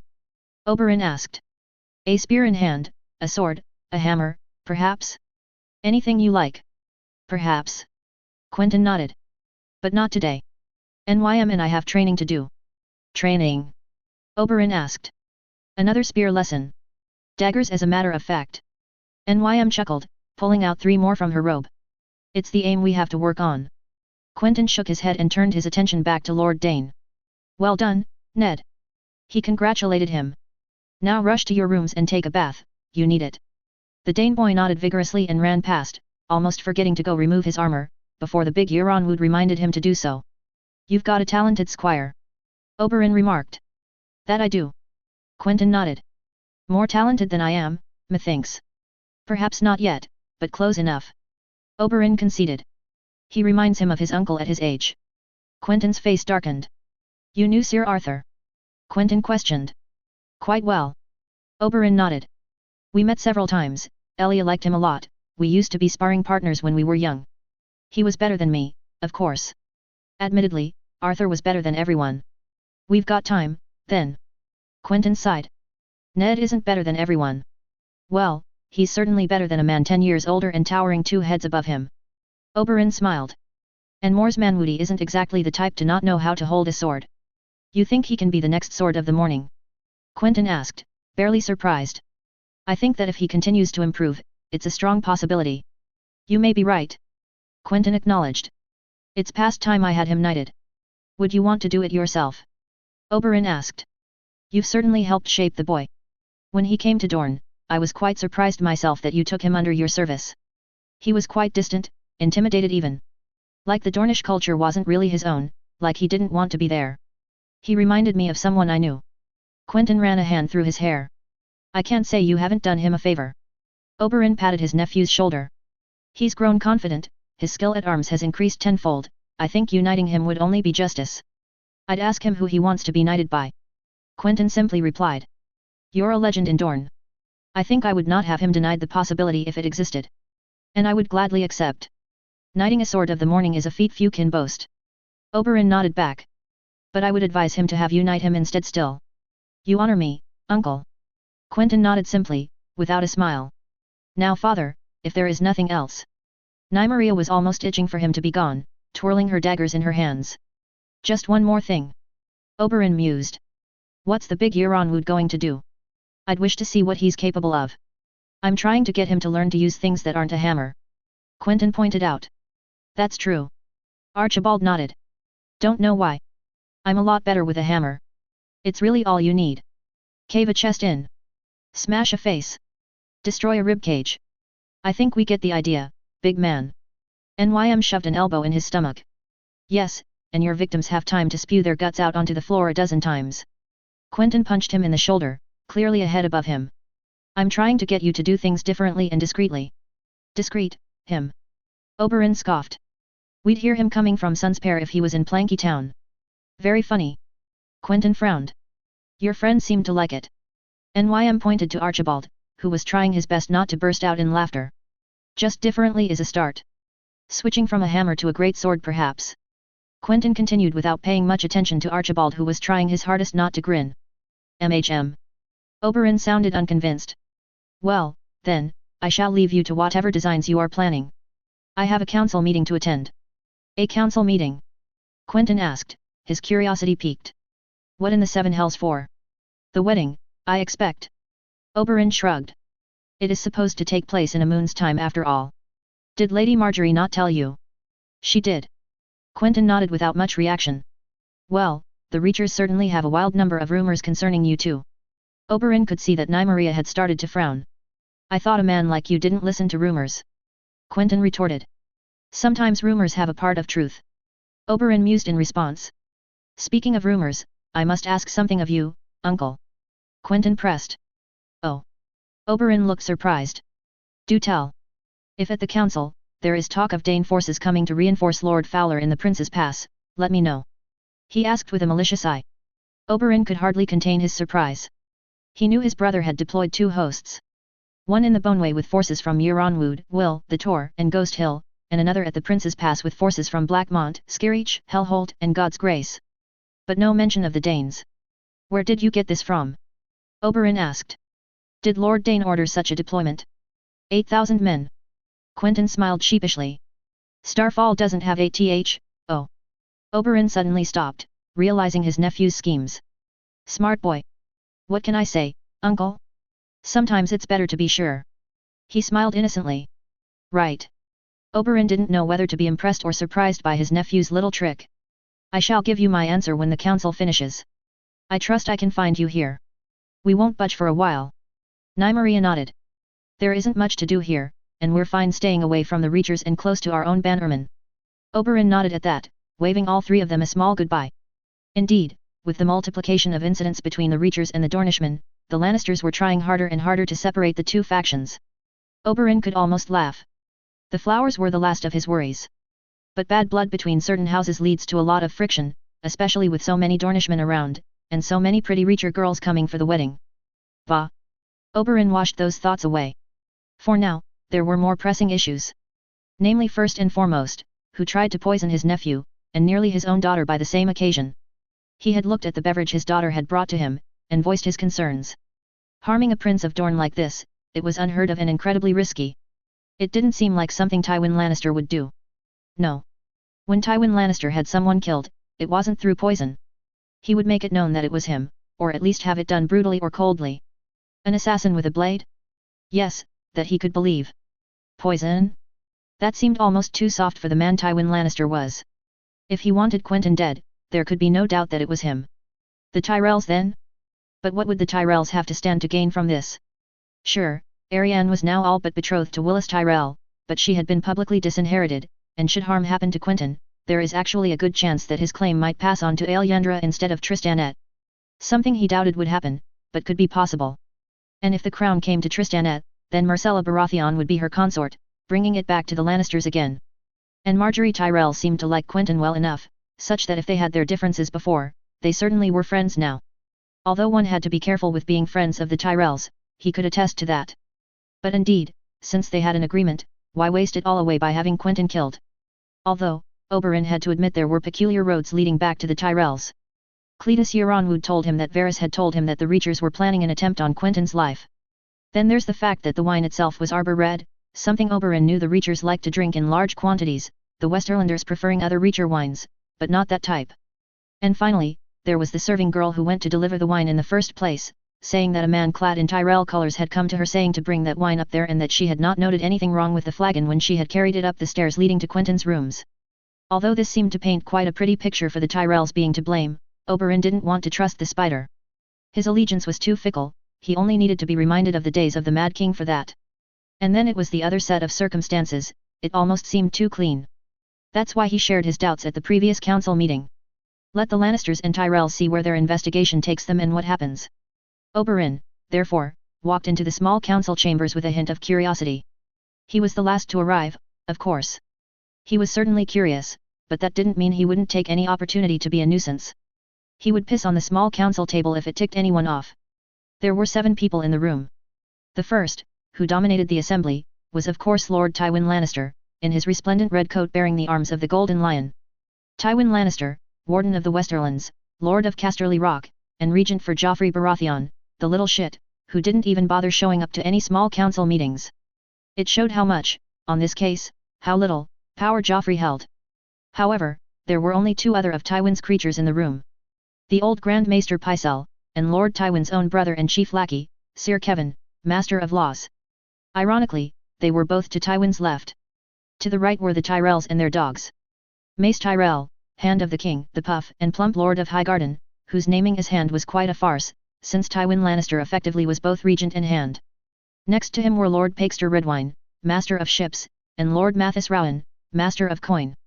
Oberyn was surprised that the little rat Peter Baelish had been removed from that position, but all the better. After all, Oberyn didn't like him much. And to complete this assembly, on Tywin's left but further back, almost in the shadows, the mysterious Lord Varys, Master of Whisperers. He would complement their numbers as Master of something. He wouldn't be sitting on the council if there wasn't a position for him, no? Oh well. Oberyn noted that the Lord Commander of the King's Guard, Sir Mandon Moore, was absent. It's true that the Valaman commanded little respect, and had little regard for the affairs of the realm anyways. And after the dismissal of Sir Barry Stan and the death of the Kingslayer, the King's Guard looked more like an assembly of sellswords and cutthroats than anything else. Sir Mandon Moore, Sandor Clegane, Sir Meryn Trant, Sir Boros Blount, Sir Alan Stackspear. For fuck's sake, at least Sir Aerys Oakheart and Sir Balon Swan were good, honorable, and knew how to use a sword. Almost a wonder how they got into this mess considering their company. Prince Oberyn. Lord Tywin noted with his usual cold voice. You're late. Ah, I am a busy man, Lord Tywin. Oberyn smirked and took a seat opposite him. So are we all. Sir Kevin noted. We must always be on time here. The affairs of the realm can hardly wait. Oh, is that so? Prince Oberyn. Then care to say why His Grace the King isn't here? The King has urgent business to discuss. Mace Tyrell cut in, shifting uncomfortably in his seat, which was too small for him. I see. Oberyn nodded, crossing his feet as if he were attending a play. Actually scratch that. He was much more respectful when attending a play. So, what are we here to discuss? The wedding, I suppose, like last time? How many dancers and singers to bring? How many courses to serve? The cost of it all? Not exactly. Lord Tywin seated slightly. We are here to discuss the future movements our new alliance will make with regards to the Riverlands and the North. I wish you good luck. Oberyn tilted in his seat. Are our Dornish allies not willing to come to help us get rid of the last of the rebels? Mathis Rowan inquired. It wouldn't surprise me as. Mathis. Mace Tyrell frowned. Lord Rowan's face went red, but he stopped his speech before it could get anywhere risky. Our forces have been placed on high alert in the Boneway, but they were only placed there in case the Stormlands attacked us. Oberyn toyed with another lie. It will take months for our forces to even be ready for battle. What about the 8,000 men Lord Dane has sent to the Prince's Pass? Mace Tyrell grinned from ear to ear. They could instead cross it, get to Ashford or Bitterbridge, and then join our forces at Harrenhal. I know nothing of such movements. Oberyn made sure to feign ignorance. It seems Quentyn's plan had worked, a little fish caught the worm. Lord Fowler only has 2,000 men stationed to guard the pass, while Lord Dane hasn't levied any forces. My sources are very well placed, Prince Oberyn. Mace Tyrell's eyes narrowed. So well placed they're aware movements even I, brother to Prince Doran Martell, am unaware of. Oberyn chuckled. Come now, Lord Hand, you must get better sources. You Dornishmen lie like. Mathis Rowan shot up. Mathis. Mace Tyrell immediately reacted. Sit down. Sorry, Lord Mace, I. Lord Rowan was slightly sweating now. Yes, yes, see that you control your emotions, drink a cup of wine. Mace Tyrell offered. Speaking of wine. Oberyn dangled the poisoning incident in front of their heads. A most regrettable incident. Lord Tywin stated bluntly. An investigation is underway, of course. We shall keep you immediately informed when we have new information. See that this investigation of yours is a little more efficient than the one you did into Elia and her children's death. Oberyn hissed, his eyes narrowing. 6 and 10 years later, I am still waiting for answers and justice. I'm not a very patient man, Lord Regent.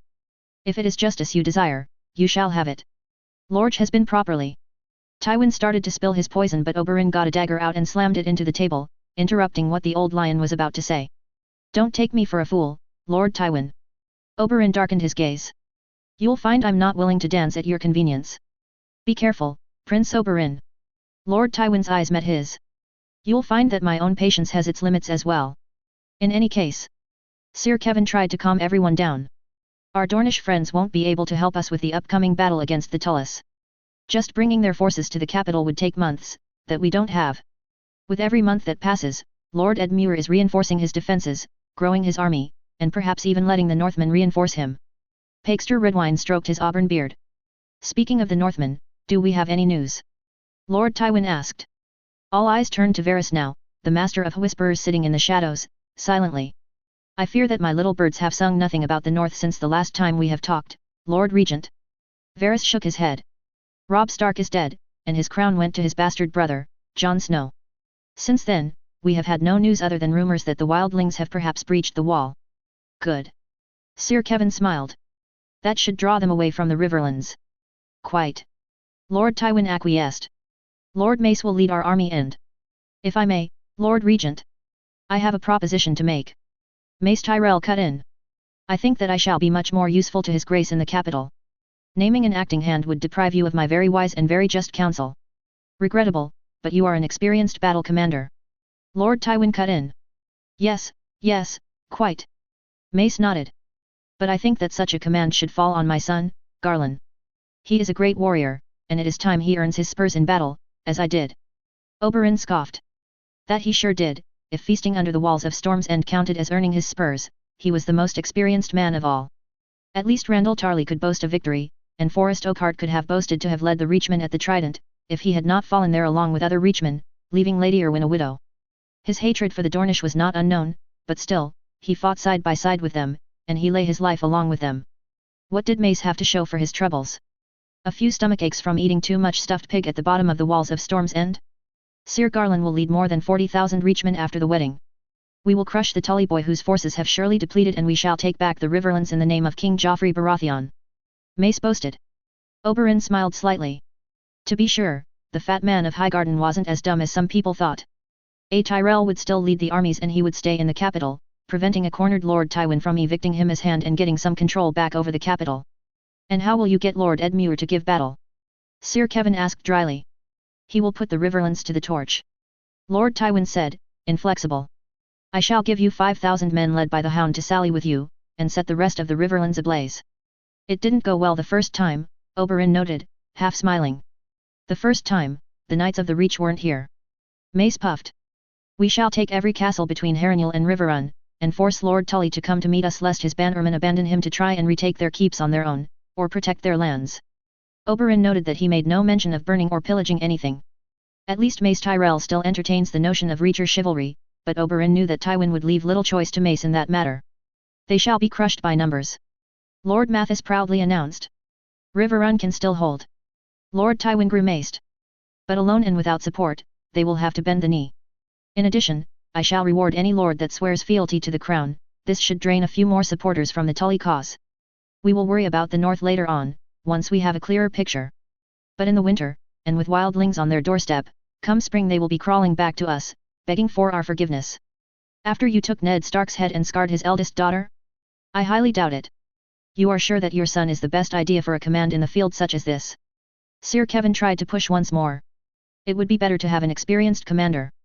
Nonsense. Mace waved him off. You shall find that Sir Garlan is an incredibly capable warrior and leader, and he will prove it for you once and for all. Lord Tywin knows he is cornered. He can't dismiss Mace Tyrell or outright order him to take charge of the troops. Flattery didn't get them very far. In this case, it is settled. The old lion reluctantly frowned. Sir Garlan shall lead the contingent to Harrenhal, where he will link with the Westerlanders still there and the Hound's 5,000 men. Together they will force Lord Edmure to battle and crush him and his host. Very well, you are dismissed, my lords. I believe we have many preparations to go over for the wedding. Everyone silently nodded, with Oberyn stepping out with a great smile on his face. Let them and the Tullus fight it out, it will only weaken them. They will have to take Riverrun, and such a castle take is not an easy affair. Then there will be Sigurd, the twins, and the north, perfect to distract the attention of the old lion. And his precious wedding? Oh, Oberyn couldn't wait till he saw what the Tyrells and him had in store for him there. His vengeance was now right within his grasp, he could almost touch it. Soon, Elia. You will be avenged, I promise you. Very soon. Duran. Jon watched as an eerie silence swept over Moat Cailin. Dawn had barely broken, and one could still make out the numerous fires all around the ruined fortress. He had come here once, a very long time ago. The towers were still in the same state of disrepair, and the marshes surrounding the fortress were still as imposing and impenetrable as ever, towering into the clouds of fog that surrounded the place. He'd come here with Robb, and they had played at war, with them recreating the battles that had taken place here, under these walls, where 100 Andal armies had been crushed time and time again. Sansa and Arya were too young to travel, and as such, it was only them two. And from playing at war, both of them found themselves fighting one. Both of them kings, both of them only for a moment. Still, Robb was dead, and Jon was not. The Stark line was far from extinct. Rickon was alive and safe in Winterfell. Without the Ironborn or Free Folk as a threat, Rickon should be safe. He had left 5,000 men with him to be sure. With the threat north of the wall, and the stony shore which still needed to be protected despite the Ironborn decrease in raiding activity, all John was able to bring south was 15,000 men. He hoped that it would be enough. Scattered across the plains and marshes around Moat Cailin were Northmen hailing from every corner of the north, White Harbour, Carhold, Deepwood Motte, Torrens Square. And they were a mess to deal with. John almost regretted the quarrels of the Night's Watch, but still. He made sure to separate the most annoying elements. Dustin, Riswell, Little, Wool, Manderley, so many rivalries to deal with and to properly manage. Not to mention the small contingent of free folk who were eager to follow John south. It had taken all the politicking and persuasion to convince the northern lords to allow the free folk to gather 300 men and women who would fight under the Stark banner. John knew he was playing a dangerous game. The northern lords had not welcomed the free folk with open arms, and he knew there was still bad blood between many of the clans that had submitted to him, at least in theory. He sighed deeply, smoke coming out of his breath as the cold started to set in, the snow cracking under his feet while he continued his slow walk around camp. The free folk issue was dealt with, for now. To his greatest chagrin. He remembered Val, her silken blonde braids falling on her back. Her full lips and wide hips.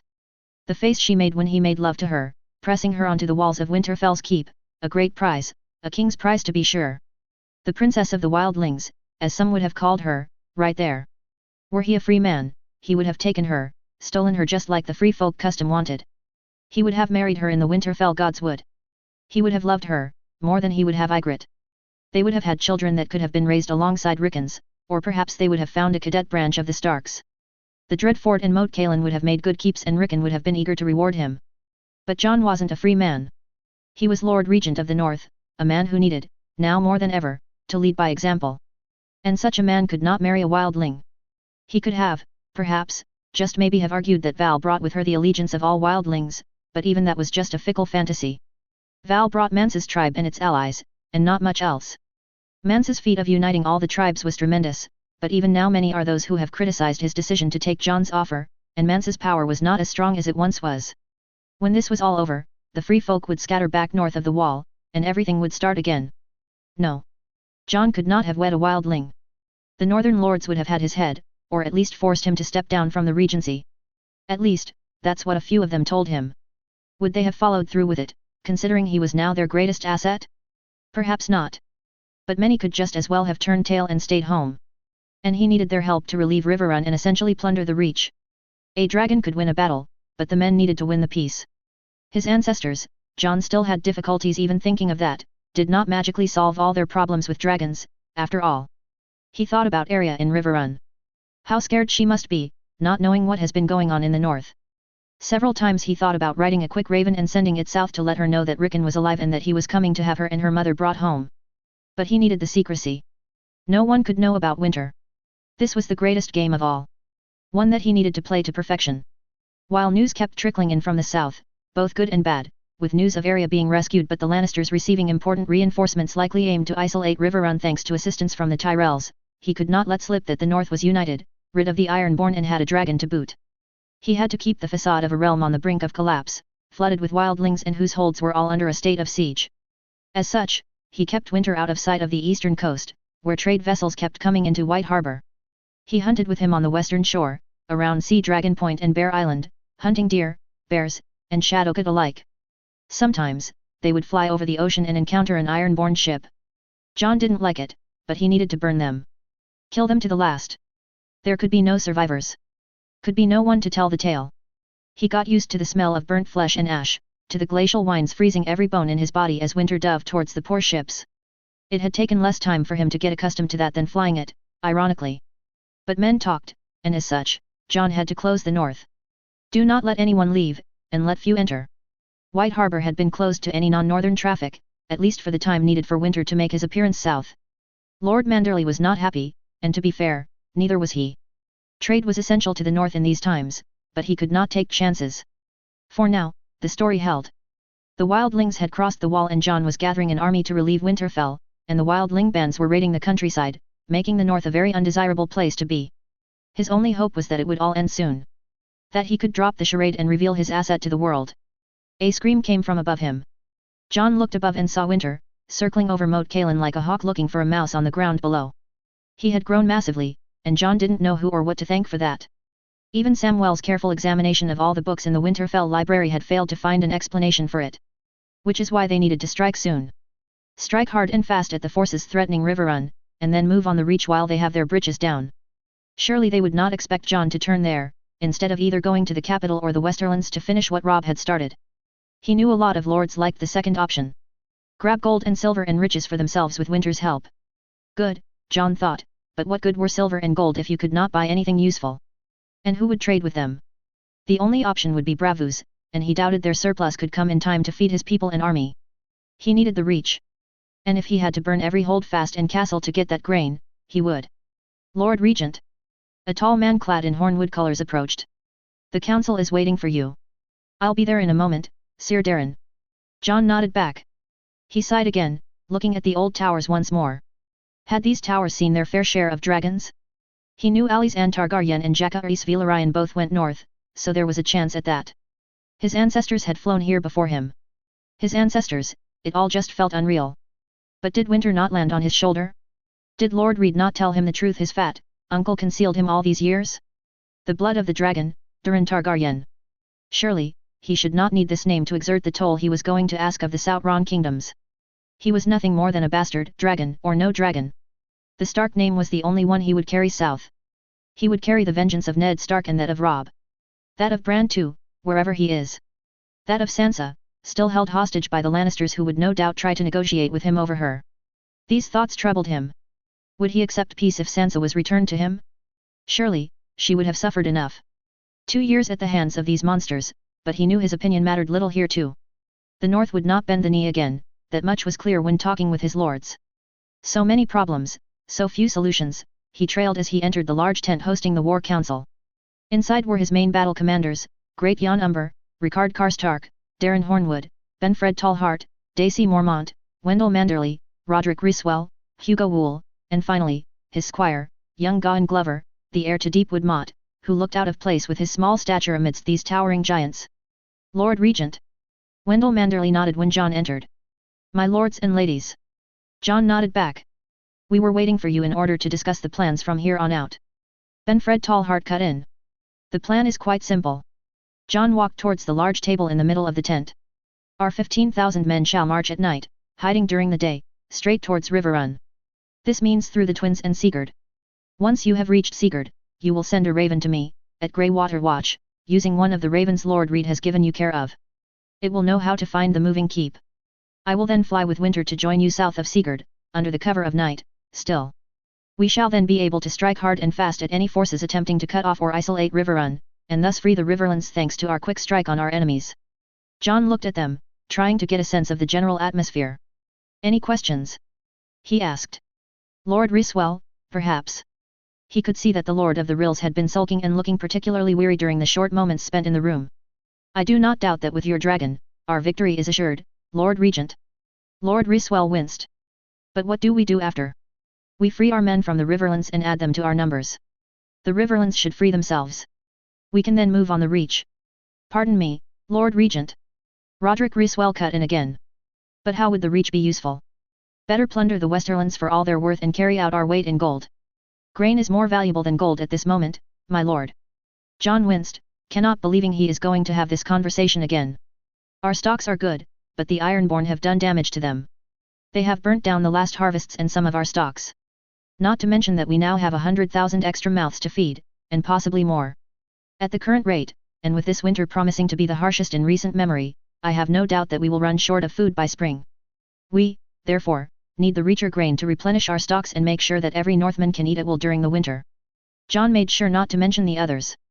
Just like the free folk, they were a touchy subject, if not more. Thus, he just dangled the threat of a harsh winter in front of Roderick Rhyswell and was content to leave it at that. The true reason he needed the grain was to keep his armies and the people as well fed as possible. He didn't want walking corpses to fight actual ones. And how will we do that? Asked Dacy Mormont. Getting the grain, I mean. Well, if they do not wish to get their castles torched, I believe they'll even put the transportation means at our disposal. John replied simply, earning a few chuckles. But bear in mind, my lords, this will not be pretty. The war we are about to engage on the Reach is not one worthy of any songs. It is a war where we come to take. We are here not to rape or slaughter, but we are here to raid that breadbasket for all that it is worth. Not until every single crop that we can carry is brought to the north will we stop. And it will not be pretty. We will raid, we will take and we will leave. And although we will not burn or slaughter, there is little doubt in my mind that this will not be like any war you have fought before. We are not here to take an enemy to battle and defeat him. We are here to avoid battle if possible, in order for us to take as much as we can in our path. In short, we ain't goin' to be killin' no Sautrons. Hugo Wool frowned. We kill only those who stand in our path. John nodded. Do not expect any great battle or to get great glory. The survival of the North depends on it. Gawain brought him a plate with some bread and eggs, with John nodding in thanks, taking a bite out of the bread, while his audience was murmuring. You have made your plan clear, Lord Regent. Ricard Karstark nodded. But once we have plundered the Reach, what will we do? That remains to be seen. John simply replied. I hope to be able to have secured our allies' flank for some time. If not, I shall burn as many armies as needed to stop them from setting foot in Riverlander territory. As for the crown, Seven Hells take it. They can have it as long as they give me back Sansa and recognize the North as an independent kingdom. There were murmurs of agreement. Simple, really. These were the same terms Robb sent the Lannisters. However, this time, John had winter. And he was about to give a whole new meaning to his house's words. John had Gawain distribute some ale to everyone before they set off for the neck. There were a few cheers and a toast given by one of the lords, but John only paid half attention. His mind was on Arya and Sansa. He still had a sacred duty to save them, to bring them back to Winterfell with Rickon, where he hoped they would be safe again, at least, until the others came. And if anyone stands in his way, well, Lannister, Tyrell, Martell or Baratheon, it doesn't matter. They will all burn before any more harm comes to his family. That, he can promise. A/N, shorter chapter for now to match a larger one coming next week for the royal wedding. Edric. Edric Dane hurriedly put on the finishing touches to his garb for the royal wedding. As Quentyn had said, he needed to look impeccable, if only for appearance's sake. As Lord Dane, he would be the second or third highest standing member of the Dornish delegation, depending on who you asked. Therefore, a wardrobe worthy of the name was completely in order. Purple was the sigil of his house, and purple was his dress. A cream-white doublet engraved with lavender patterns over which he put a purple vest showing the star and sword of House Dane on both sides. Intricate purple gloves inherited, his Aunt Alyria had told him, from his own legendary uncle, Arthur. He also had boots his aunt had also gifted him, embroidered with the sigil of House Dane on the sides too. Not to mention elegant white pants and a beautiful golden belt. For Dornishmen, even during weddings, the tradition was to have ceremonial daggers attached. The Danes were an exception to this, as they had small swords. Nothing too dangerous that you would carry to the battlefield. Such an honor was only reserved for the Sword of the Morning, who reserved the right to wield Dawn. No, Edric had an estoc with a purple pommel engraved with the sigil and words of House Gardner. A war prize taken long ago when the Danes had burnt down the oaken seat of Highgarden, which belonged to his father and now belonged to him. He would have worn something else in order not to vex the Reachers, but Quentyn dissuaded him by saying it was a great idea to remind them of certain mistakes. Finally, to round everything out, he wore a small necklace around his neck, which had the star of House Dane carved in an amethyst at the center. Not excessive, but always good to remind everyone that the Danes were a very wealthy house. Quickly passing a hand through his hair, Edric ran out into the halls of the Red Keep. He was likely already late to the party. The second one, that is. Because there had been a first one the day before, where the bride and groom had received gifts from a variety of people, the highlight of which was the gifting of a Valyrian steel blade from Tywin Lannister himself. Edric didn't bring anything, but Quentyn reassured him. Prince Oberyn gifted the boy king something on behalf of all of Dorne. When Edric asked why Quentyn himself hadn't bought anything, he shrugged. I would have brought him a book of such rarity that the whole room would have gasped. But the little shit would have likely taken that pretty sword of his and hacked it to pieces. It was then that Edric had his first taste of why they called King Joffrey the Illborn. He seemed like a cruel boy, not hesitating to jape about that poor Stark girl's fate, or about other disgusting things Edric wished he hadn't overheard. Dornishmen were less sensible to some japes that others thought would be crossing three lines, but this was just being cruel for the sake of it. Thankfully, Marjorie Tyrell seemed like a wonderful lady, made to be queen. He even saw that she had managed to soothe the boy king's temper somewhat, which the boy had difficulties in controlling. It was then that he realized it was hard to blame Quentyn for not wanting to even approach the boy. Quickly running down the halls, Edric could see that he wasn't the only one late for the wedding ceremony. Hello, Ned. Prince Quentyn nodded. You know the exit is the other way, right? Oh. Edric suddenly opened his eyes in disbelief, glancing behind him for a second. I didn't. Well, now you know. Nymeria Sand replied with a small grin. You look good, Dane. You too, my lady. Edric blushed. Indeed, both Prince Quentyn and Lady Nymeria were clad in colors befitting a prince and a princess. Of course, Prince Quentyn represented his house well. His outfit was one of gold, red, and orange, with a long-sleeved orange shirt decorated with the arms of House Martell and a variety of other decorations in the Royner style, with a short-sleeved red vest on top, with spear-like patterns on the sides and sun-shaped buttons. His pants were yellow gold, while he wore an orange belt on which were 2 ceremonial daggers in golden hilts with several sapphires embedded, and a small ceremonial sword on his right side, also vividly decorated with a golden pommel representing snakes lacing around 2 adjacent suns. Unlike Edric, though, Quentyn did not wear any jewellery of any sort, preferring to just have his wavy hair combed towards his left side, opposite his scar. Lady Nymeria was quite the opposite. Clad in jewels of all kinds, with 2 rings, diamond earrings, a golden head chain with a large golden ruby in the center, 2 golden snake-shaped bracelets on either of her arms and a few jewels interlaced with her beautifully and intricately done braid which ran almost down to her bosom.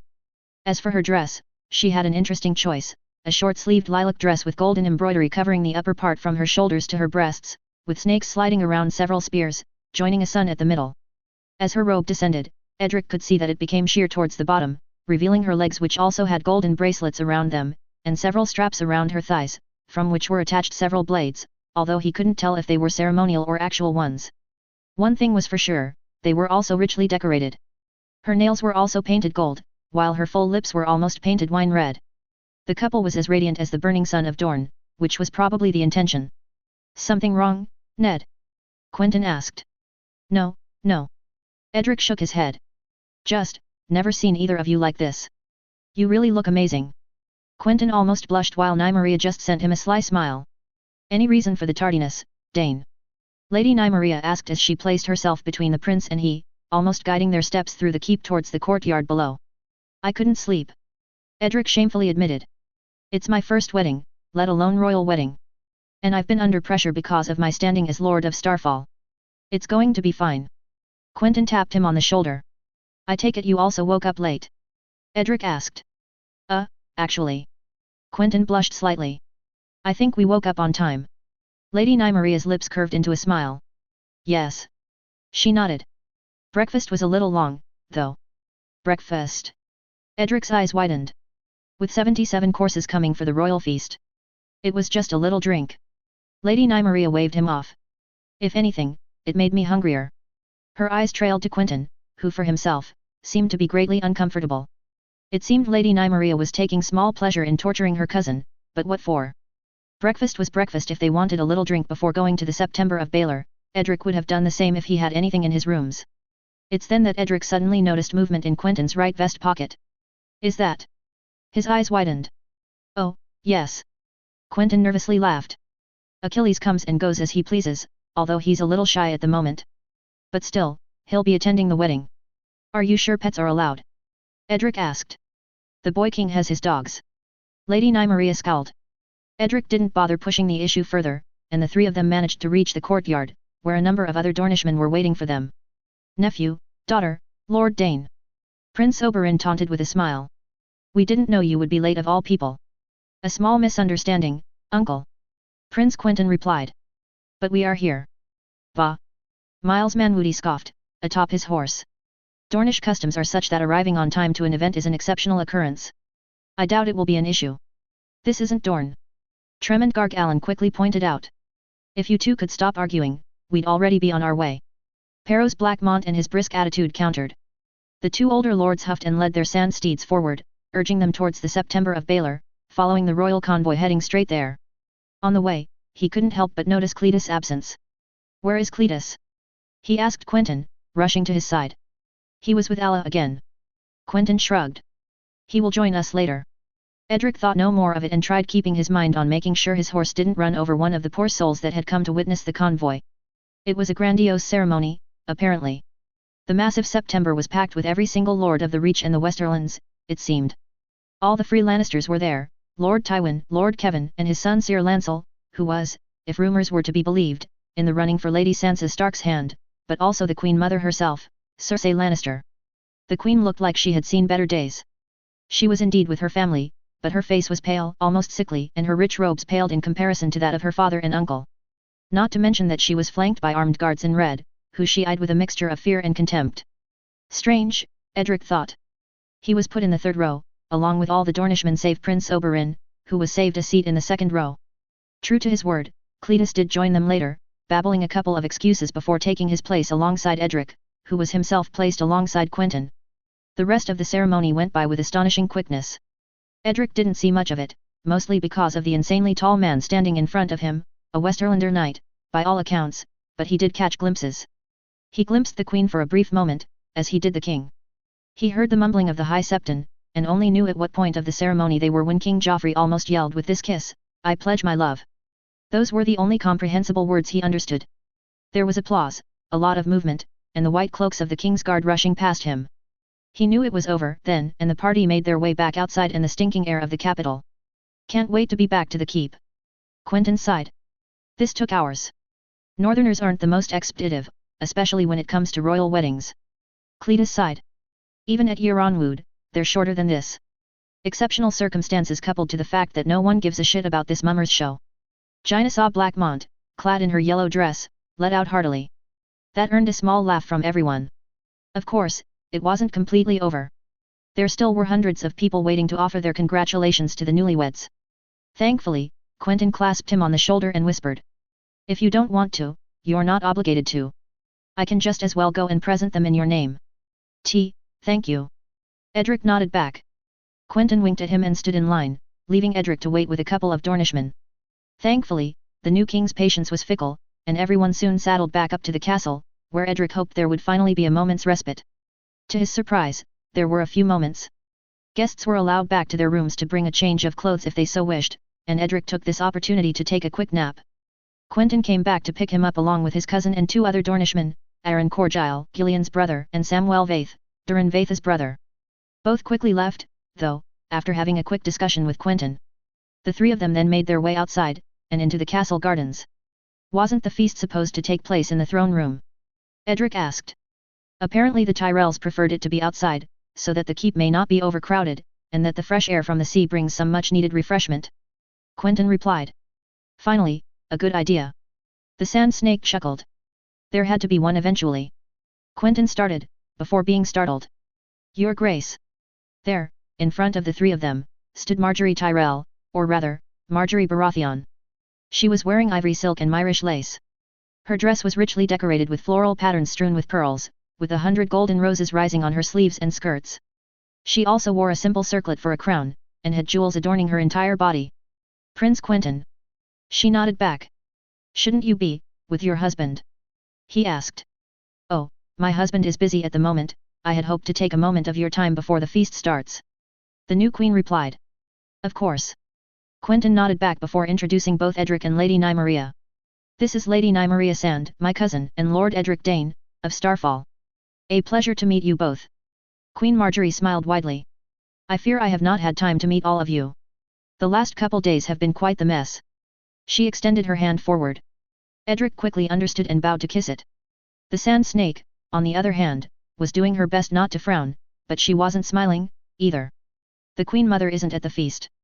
Quentyn asked, having noticed that the Lannister table was devoid of her presence. "I'm afraid Queen Dowager Cersei has been taken ill." Queen Margaery feigned sadness at that. Lady Nymeria scoffed while Edric just nodded in understanding. "The Dornish host seems to be complete, but a few members are missing." Queen Margaery then asked. "Ser Jaehaerys took his leave a few days ago."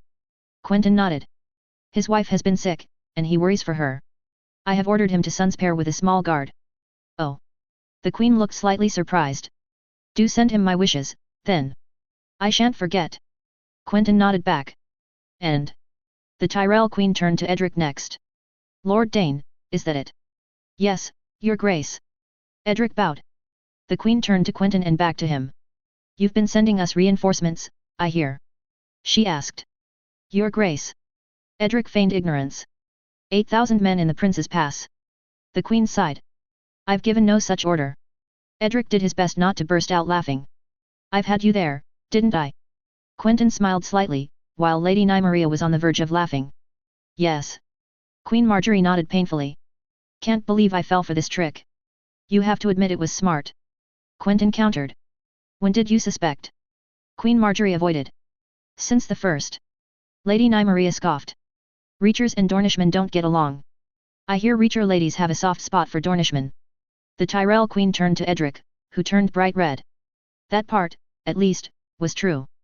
But Edric still wasn't sure because he was just handsome, he was a Dornishman or that, in Quentyn's words, he looked as close to a Targaryen as one could be, that both Rowan girls had jumped into his bed at Bitterbridge.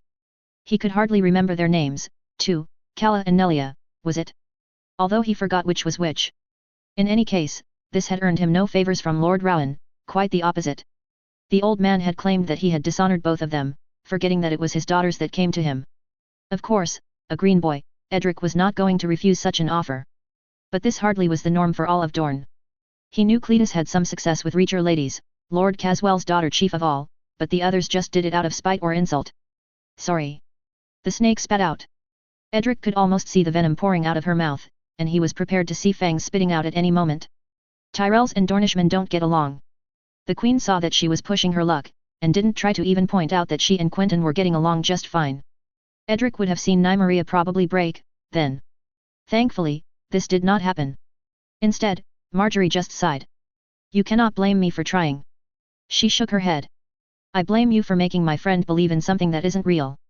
Quentyn's smile turned into a frown, all the while he controlled his pocket by shoving it downwards repeatedly, stopping his frog from jumping out. Well. Marjorie sighed. If it's any consolation, Alla volunteered to do it because she thought your friend was, in her words, very pretty. Hardly. Quentyn scoffed. Because you won't have to deal with his broken heart. A Tyrell breaking a Dornish heart would be a first. Nymeria Sand muttered. Queen Marjorie's smile fell slightly but caught herself. I must be going. It was a pleasure meeting you both, Lady Sand and Lord Dane. The Queen put an accent on the sand part, earning another scowl from the sand snake. Have a lovely day, Your Grace. Quentyn nodded. And good luck in the future. The Queen spared a sideways glance at him, nodded slightly, and left. If she said another word, I'll likely have strangled her. Lady Nymeria seethed, clutching Quentyn's arm in anger. You were more patient than I thought. Quentyn acted surprised. Very funny, love. She bumped her elbow into his side.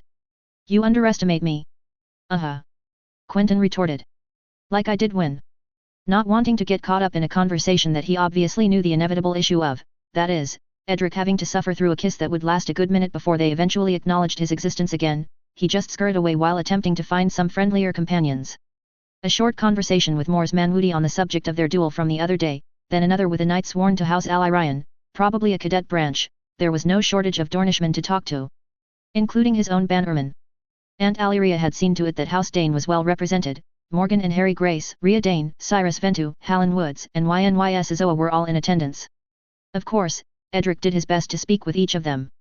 Sir Morgan Grace was an old man, of almost 60 name days, while his son was in his 30s, also married. Sir Hallan Woods was as close to a bull as one would get, being almost the same size as Arch, while in comparaison, Ynys Azoa, Lady Gwyneth's sister, was shorter than Edric himself. Cyrus Ventu was a young knight of 25 name days, who inherited his father's lands when he fell at the Trident. A young spirit, with long, dark, hair, who was unfortunately not that good with a weapon in hand. At least my mind is sharp. Sir Cyrus had shrugged. It cuts deeper than a blade. Rhea Dane was a woman of 35 name days, who had come with her husband, Sir John Blackmont, a cousin of Lady Lara, also present. She had beautiful blonde hair and purple eyes, but she wasn't a Dane of Starfall, for he bore the sigil of the burning oak tree with scimitar. Indeed, the Danes of the Amethyst had been granted this seat after Sir Gerald Dane, brother to Lord Davos Dane, had won a great victory outside Highgarden which allowed the Dornish forces to sack Highgarden and burn the oaken seat. As thanks, Lord Davos gave his younger brother a keep guarding the Torrentine approaches. Rhea Dane had good spirit and knew how to defend herself well, the daggers strapped to her waist were proof of this. As for John Blackmont, Edric knew better than to cross the man. Yet, the most splendid surprise was the heir to the Tor, Miria Jordain. She came up to him in a ravishing golden dress, which was short-sleeved and had a V-neck plunging further than it had any right to be. Similarly to Lady Nymeria's one, it revealed a lot in the bottom, allowing her dark olive skin to shine through, revealing golden jewels underneath. Beautiful dress, isn't it? Miria smiled at him. Edric wanted to punch himself for staring that long. But it was true that the Jordain heir was drop-dead gorgeous. Don't make such a face. Miria laughed. You're not the first one to stare languishly. I'm sorry, Lady Miria. Don't make excuses, Lord Dane. She winked. You know, if it weren't for these prude northerners, I wouldn't have had these embroideries made on the upper half of my dress. They're quite pretty, of course, but they add a lot of weight. And reveal less. Edric stopped himself from adding. He knew the propensity of salty Dornish women to wear dresses bordering on the scandalous for Dornish standards, so he could hardly imagine the reactions here in King's Landing. Call me Ned. Edric urged her. I don't really feel like a lord, if I'm honest. Nonsense, you're one just by looking at you. Miria smiled. You look like a Targaryen prince. You're too kind, my lady. Edric blushed. Miria between us, Ned. Miria. Edric nodded. Enjoying the festivities. Not as much as I'd like to. She confessed. The city's smell is horrendous, most of the guests are boring, and we've been stuck here doing nothing for so long, I can't even remember why we're supposed to be here. That makes two of us. Edric scoffed. I thought so. Miria frowned. The other men and women say that we're here because of Prince Doran, and that Prince Quentyn was very reluctant to come.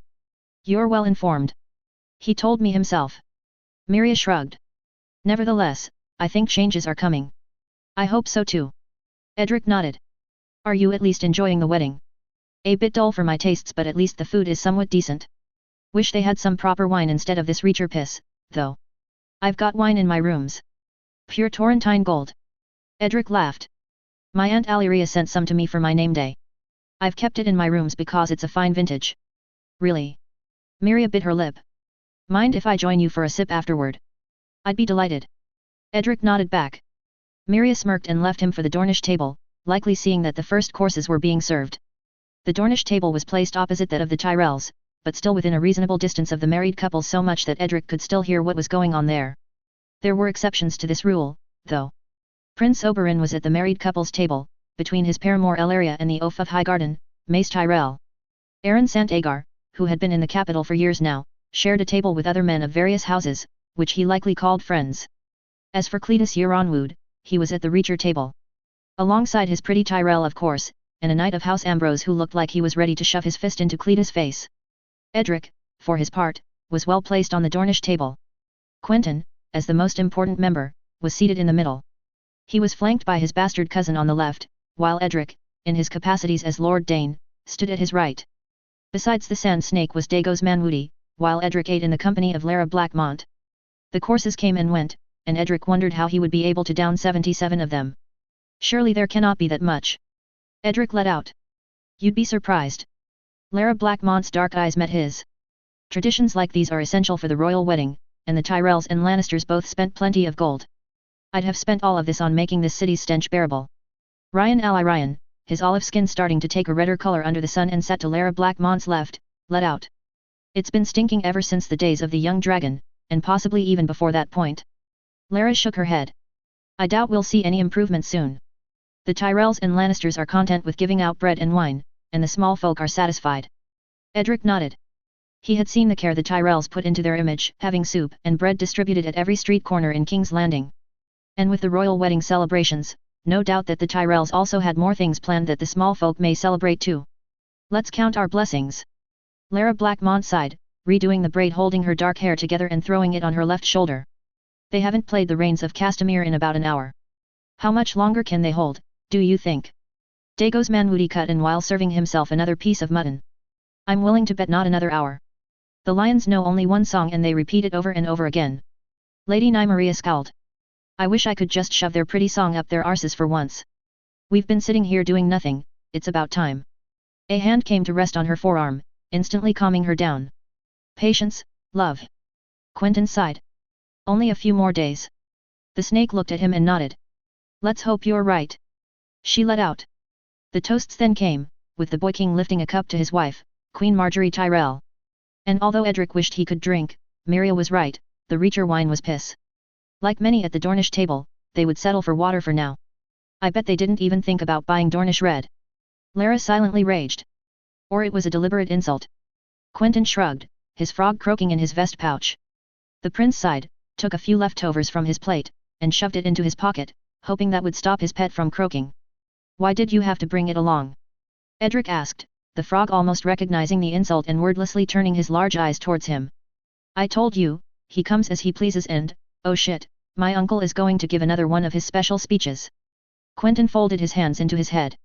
Indeed, Prince Oberyn had risen up and brought on the attention of the table, with King Joffrey and Queen Marjorie, but also Lord Tywin, Lord Mace and a few other guests, most notably Lady Sansa, stuck between Sir Lancel and a Tyrell cousin he did not recognize. Your Grace, it seems to me like our Reacher friends here have forgotten what real wine tastes like. Prince Oberyn raised his cup. Therefore, I bring you our best Dornish red. This will water down the piss we've been drinking for some time. Well, it's about time. Lara Blackmont silently let out. The barrels came out, and it seemed that the Boy King enjoyed the Dornish red more than the Reacher wine served. Another meaningless win for Dorne, Edric sighed, looking at his half-finished plate of chicken and herbs. He didn't think he'd have the courage to finish it, to be fair. The wedding was almost as sickening as the meat. And the mood was sour amongst all Dornishmen, Quentyn chief amongst them. It seemed that although he wasn't seething publicly like his lover, his rage ran just as deep, his fists clenched and teeth continuously biting the edge of his cheeks. Of course, the others were all having a great time. Wine flowed on the Westerlander table, the Reachers were all blabbering about God's knew what, while Cletus was certainly having fun, laughing with his Tyrell lover. The newlywed table was just as merry, only Lady Sansa not smiling. A pie was cut, although Edric paid no attention to the birds flying out of it. He was more concerned with returning to his rooms and drowning his pain in Torrentine gold with a beautiful dark olive-skinned girl who would certainly lighten up his mood a little.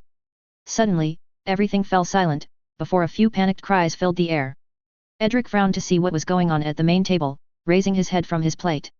It seems like the king was choking. Had he choked on his pie, the idiot? Serves him well, a few slaps on his back should do him some good. Indeed, Sir Garland stepped up to slap him on the back, hard. However, the king kept coughing, making other sounds, like he was desperately trying to breathe, as if the air had been sucked around him. Panicked cries came from all over the garden, asking for water, for a maester, for anything. The High Septon prayed loudly, while a commotion formed in the king's guard. Everyone rushed towards a different direction. Some to leave, some to get closer. Edric was amidst the latter, almost morbidly fascinated by the colors the boy's face were taking. Purple, then almost black, gods what a horrible way to die. Queen Marjorie was trying not to look, her face crooked inside her grandmother's robes, while King Joffrey died on the dais, in the middle of the guests looking over him with morbid curiosity. Besides him, Quentyn was trying extremely hard to contain a smile, leaving his frog to jump out of its pouch while doing so. Now that is better than in. He cut himself, seeing that Edric was listening. Serves the boy right. Quentyn instead sighed. I won't shed any tears over him. Edric only nodded, confused at Quentyn's first statements. Prince Oberyn, on the other hand, had not moved from his seat. Well, Dornish red isn't for everyone. He almost mockingly scoffed, finishing his own glass. All heads turned to him, and a huge frown set across Mace Tyrell's face. King's Guard. Mace calmly stated. Arrest Prince Oberyn.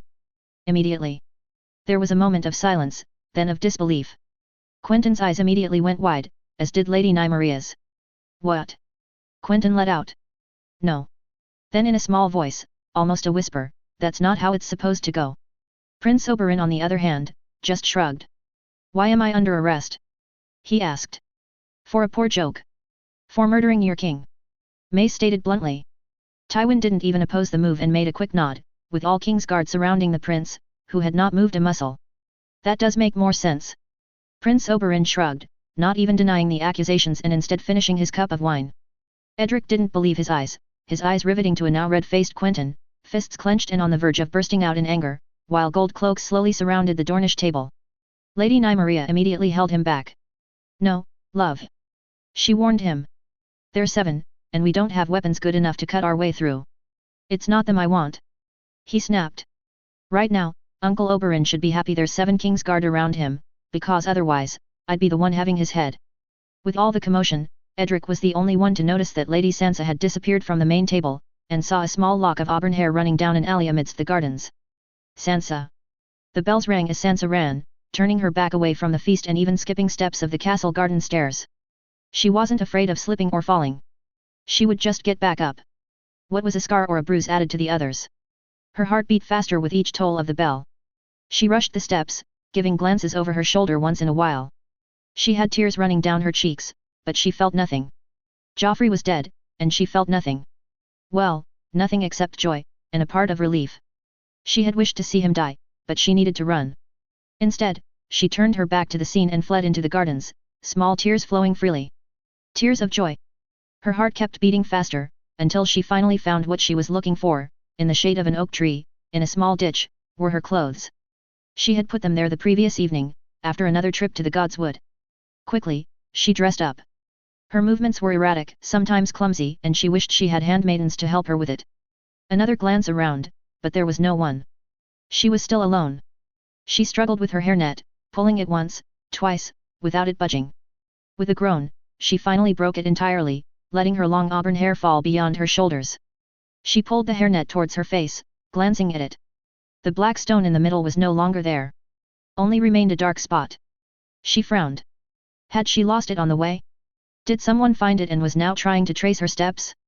Surely it just had gotten loose at the wedding. And a black amethyst from ASOIAF? No one would find it if it ever dropped on the ground in that confusion. Or perhaps someone would find it and keep it for himself. She kept trying to spin reassuring thoughts in her head. No one is following me. But she still tried her best to hurry the pace.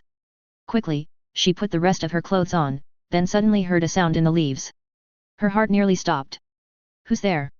She asked. The gardens were getting dark, the sun was setting on the horizon, leaving a blood-red sky. Death. Me. A voice came out of a bush.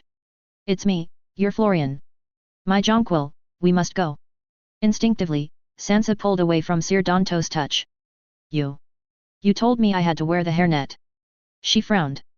The one with the black amethyst from ASOIAF. You lied to me, what stones were they really? No lie, my lady. Black amethysts from ASOIAF were all they were. Don't lie to me. She almost cried out. Speak the truth. Black amethysts from ASOIAF. Sir Dantos repeated.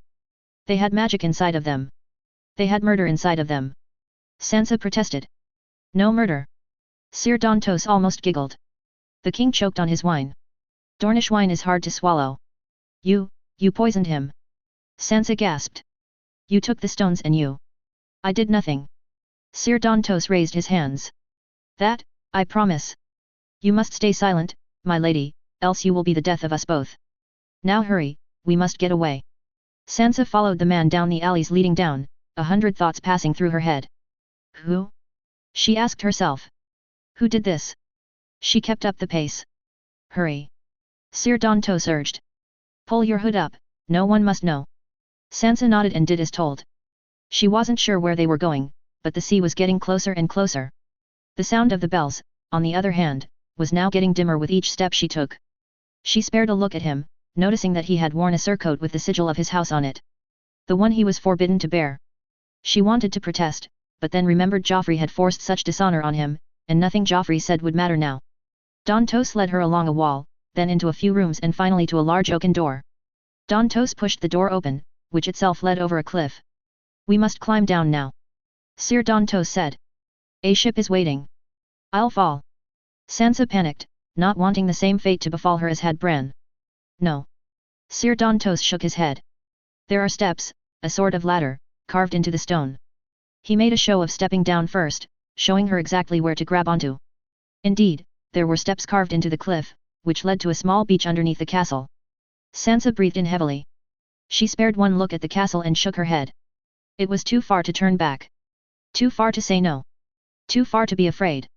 Sansa grasped the stone firmly, coming after the knight, who was acting as her scout, showing her the way.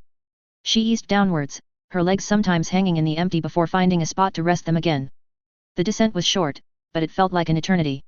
In the distance, the bells rang, but Sansa could only hear the sound of the waves. Her body was tired, and she fell downwards, her head spinning. Sir Dantos collected her before she could hit the ground, straightening her up as she felt the soft sand under her shoes. Thank you, Sir. She nodded. You saved me. It was the least I could do to repay you. Sir Dantos smiled. You saved me all these days ago. It's... Suddenly, a sharp sound came through the air, and Sansa felt a huge weight in her arms. Sir Dantos was still looking at her, eyes empty, with a pool of blood forming in his mouth. She trailed her eyes downwards and saw an arrow sticking out of the man's throat, piercing him from side to side. Sansa stayed silent, horror dawning on her. They had found her. It was over. In a few moments, she'd be back at the castle, tried for Joffrey's murder, and executed. She was sure of it. Every single hope she had was dashed, crushed to dust once more. She tried to scream but the words just could not escape her throat. Suddenly, 5 or 6 men were around her, one of them kicking the corpse, then cutting poor Sir Dantos' throat. What good would it do for her to scream, to cry? No, she just felt empty. Sansa stood there, dumbfounded, expecting to see the crimson-red Lannister cloaks come for her, or even the green cloaks of the Tyrells. And the man that now stood in front of her certainly looked like a Lannister. His hair was blonde and his eyes, although blue, had a greenish tint. However, his attire was much looser than what a Lannister would wear. Suddenly, it dawned on her. This man wasn't a Lannister nor a Tyrell, she had seen him with the Dornish. She never expected them to make a move. She had heard rumors that their younger prince had slaughtered Amory Lorge in quite a horrible fashion, and it was no secret that Prince Oberyn despised the Lannisters for what happened to Queen Elia. But it all made sense now. Prince Quentyn was particularly close to Queen Marjorie. Would he have killed Joffrey to earn her favor?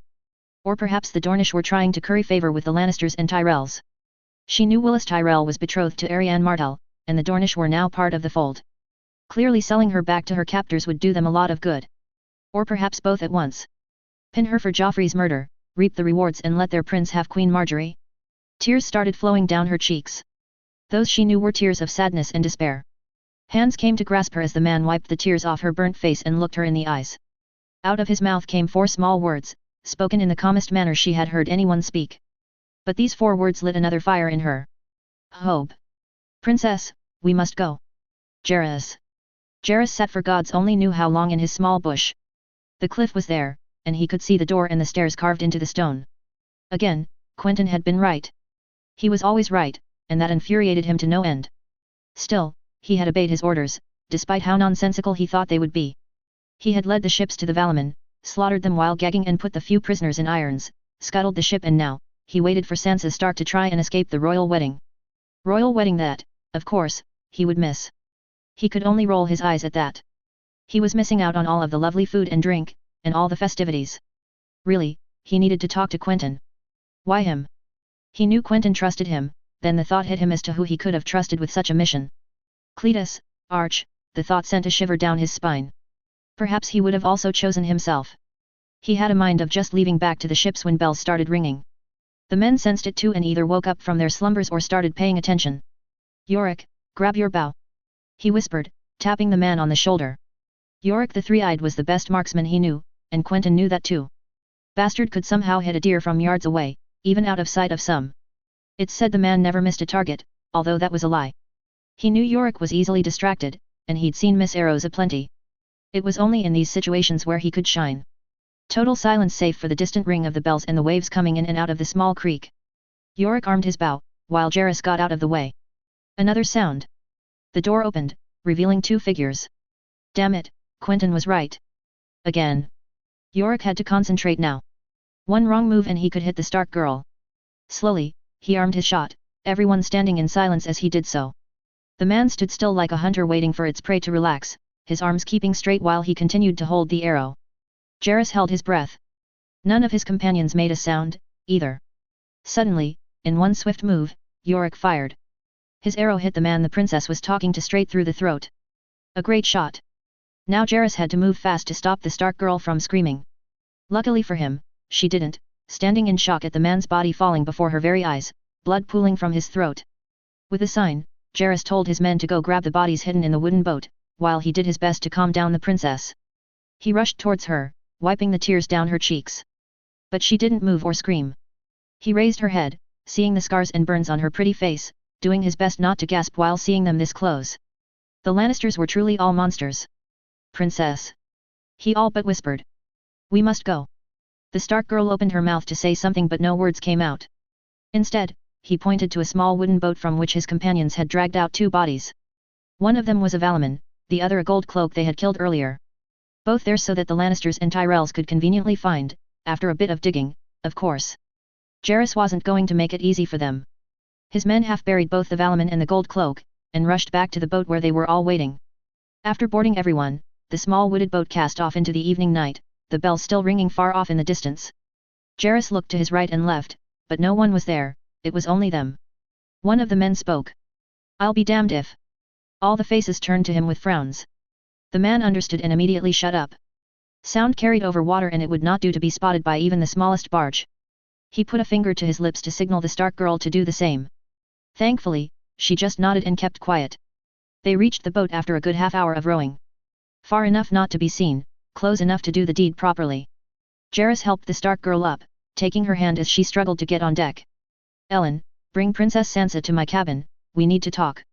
The man clad in Byron and Euronwood colors nodded, while he could feel the Stark girl was getting uncomfortable. I won't be long, I promise. Sir Ellen will take you to my cabin, and I'll explain everything. You are safe with us, I swear it on my 3 sisters' heads. The Stark girl only nodded. Thank you, my lord. Not a lord, princess. Just a knight. As Sir Ellen led the princess away, Jairus darted to the captain of the vessel, who was preparing to weigh anchor in all haste. Sir Euron. Jairus rushed up to the man, who was now in his 50s, showing a grey beard and a coat bearing the arms of both House Jourdain and one he couldn't recognize, with 2 feathers crossed on white and purple. How many did we end up having? 6 in all. Bound, gagged, and put in irons, as the prince ordered. The captain nodded. Very well. Jairus smiled. The vessel has been disposed of. Everything has been sunk to the bottom of the sea. Sir Euron replied. Except some gold for the men, and the weapons. Of course. Jairus sighed. Plunder was plunder. It would do no good to let weapons or valuables to feed the fish. How fast can we reach Ghost Hill? The winds are in our favor. Sir Euron smiled. We should reach it by the end of the week. Our escort is waiting at the exit of the bay to help us cross the gullet. Good. Sir Jairus nodded. There is some ill news. Sir Euron held Jairus up. Ill news? Jairus asked. Everything went perfectly. The Valaman will take the fall and... No. Sir Euron shook his head. Obara and Ulwick came back from the city to fetch the other package, and they told a disturbing tale. Apparently, Prince Oberyn has been arrested for the murder of King Joffrey. Prince Oberyn? Jairus' voice tied itself into a knot. Yes. Sir Euron nodded grimly. You can see why I wish to get us out of this bay very quickly. Jairus nodded back. This was unexpected, and it changed their plans drastically. Have we got everyone? He asked. Yes, we've picked up Obara and Ulwick about a quarter of an hour before you arrived. Good. Jairus sighed deeply, running a hand through his hair. Well, Sir Euron, get us to Ghost Hill in one piece, or else I think the fate that will befall us will be quite grim. Sir Euron nodded with a frown, and Jairus could hear the ship moving. Quickly he rushed down the bridge, aiming for his quarters. Jairus slowly opened the door, seeing Princess Sansa sitting on one of the chairs close to her desk. He was careful to gently push and lock the door behind him. Sorry for the wait, Princess. Jairus thinly smiled, feeling the ship move. Sparing a look outside his cabin window, he did see the dim lights of King's Landing fading out of sight. At this ship's pace, we should be out of Blackwater Bay in just more than a day. Luckily, the escorts were waiting just off Sharp Point to help them through the gullet if they needed to. I thank you, my lord. The Stark girl answered. But I'm no princess. Well, your brother is the king in the north, is he not? Jairus asked while taking out some wine, and pouring 2 cups. And you are his sister. That makes you a princess. My brother is a traitor. The Stark girl sighed. And dead. I'm sorry. Jairus nodded respectfully. I'll admit I didn't really know of any news of the north. Only my prince really follows what goes on. I merely obey. It was Prince Doran that sent you? The Stark girl asked. No, princess. Jairus almost laughed, handing her a cup of wine. The only prince I take orders from is Prince Quentyn. The Stark girl's eyes twitched in confusion, as she clutched her auburn hair. But Prince Doran is the Prince of Dorne, is he not? She asked again. To some, perhaps. Jairus shrugged, drinking from the wine cup. To most, Prince Quentyn is our prince. Prince Doran may still be, but his word is far from being law. And it was Prince Quentyn that ordered you to take me? She asked again, lightening up her position. Jairus nodded and took another sip of wine. The man you killed, on the beach. She trailed. Valaman. Jairus interrupted. From a certain Lord Baelish. The Stark girl's eyes went wide. Where is he? She suddenly asked. At the bottom of the narrow sea, I expect. Jairus shrugged, earning a glare from the Stark girl. Sorry, princess, I had orders. This Baelish was bringing nothing good, I fear. He was going to sell you to the highest bidder. The Stark girl wasn't frowning, but Jairus clearly knew she was uncomfortable. And where are you taking me, lord? She trailed. Drinkwater. Jairus succinctly replied. Sir Jairus Drinkwater. Or Dane. The succession hasn't been defined yet. Dane. The Stark girl raised an eyebrow. Yes, my wife is a Dane from a cadet branch. Her brother died, and now she is the Lady of High Hermitage, and I stand to inherit my father's keep. As you would expect, the succession is a bit muddy. The Stark girl said nothing and just looked at him blankly. You do not like wine? Jairus asked. I can have water brought if you'd like. Pardon me, sire. The Stark girl sighed. I am not thirsty. Jairus nodded again but didn't take a sip this time. You are wondering where we're taking you, Jairus stated. Sansa Stark nodded. To Dorne is the answer, princess, he answered. You'll be safe there. I have strict orders to bring you to Sun's Pair. And what is to be done with me? Princess Sansa slowly asked, her tone growing a little more confident. I haven't been told by Prince Quentyn, I'm afraid, Jairus answered honestly. All I know is that Prince Quentyn hates the Lannisters as much as you do and was keen on ending your plight. He organized this entire escape. But, Prince Oberyn poisoned the king, wouldn't they send ships after us? Princess Sansa asked. Where did you hear that? I heard some sailors talk about it. Rumors, princess. Rumors. Jairus sighed. But fear not. You stand on the fastest ship to ever sail the seas of the Seven Kingdoms. The Ruby is one of our prince's newest projects. It can reach the gullet in almost half a day, and 3 escorts are waiting to escort our passage out and accompany us to Ghost Hill, then Sun's Pair. To Dorne. Princess Sansa whispered. I'm sorry, princess. Jairus sighed. I know it isn't the north, your home. Gods wish I wouldn't want to be stuck in Winterfell while my family waits at Yorick's bank. But I promise that you will be safe there. Prince Quentyn has given strict orders that you be treated according to your station and has assigned me to your personal protection until he comes back. And where am I to stay? She asked. Here, in my quarters, for the duration of the trip. Jairus answered. You can sleep on the bed, and I'll manage on the floor. If you need to change clothes, ask and I shall leave the room and stand at the door. As for a change of clothes, my prince has arranged everything. Jairus walked to a cupboard, where a few dresses and shoes were stored. Unfortunately, these aren't really northern dresses. Jairus shifted awkwardly. They're all Dornish but it's all we have. And they're better suited for the climate, too. Princess Sansa just nodded in thanks. As for your journey at Sun's Pair, do not fear. I shall be at your side, and Eleanor will be overjoyed to meet you. It's not every day we meet a northern lady. She sounds lovely. Princess Sansa nodded. She is. Jairus proudly smiled. I can't wait to see her and my son again. I think it's been too long. The princess smiled slightly, but it soon fell. I'm sorry. Jairus suddenly realized. I didn't mean. It's fine. Princess Sansa waved him off. It's fine. Listen, princess, Jairus replied softly. Get a change of clothes, there are nightgowns in the cupboard. Get some sleep, it's been a tiring day for all of us. If you need anything, and I mean anything, ask me, please. We are not the Lannisters. Jairus added while choking slightly. I swear to you that no one will harm you. On my wife and son, I swear. Get dressed and get some sleep, princess. Knock on the door when you are changed. Jairus stood up and made to leave the cabin, the princess' eyes not following him while he went for the door. Suddenly, her sweet voice resounded through the air once more. Do you think he did it? Who? Prince Quentyn. Did he poison Joffrey? Jairus had to think for a brief moment. After all, Quentyn was the one who planned all of this, but how could he know? How could he know the king would be poisoned and how Princess Sansa would try to escape at that moment? How did he know about the Vale ship and Lord Baelish? Why was he so keen on making the Valaman take the fall, before Prince Oberyn's arrest? Doubt clouded Jairus for a brief moment, but he shook his head. Quentyn didn't stand to gain anything from it, and besides, he would have told him. No, princess. Jairus replied. I don't think he did. Not even for Queen Marjorie. Another brief moment of doubt, but that one dissipated even faster than the first. His heart belongs to another, Jairus replied simply. A rose is not worth a snake to him. Princess Sansa nodded and stood up. You may go. She said, sounding almost regal in her tone. Jairus smiled slightly. Don't forget to knock, the nights are cold around here. He japed before closing the door behind him. While he was closing the door, doubt gnawed at him once more. Would Quentyn have poisoned Joffrey? But what did he gain from this?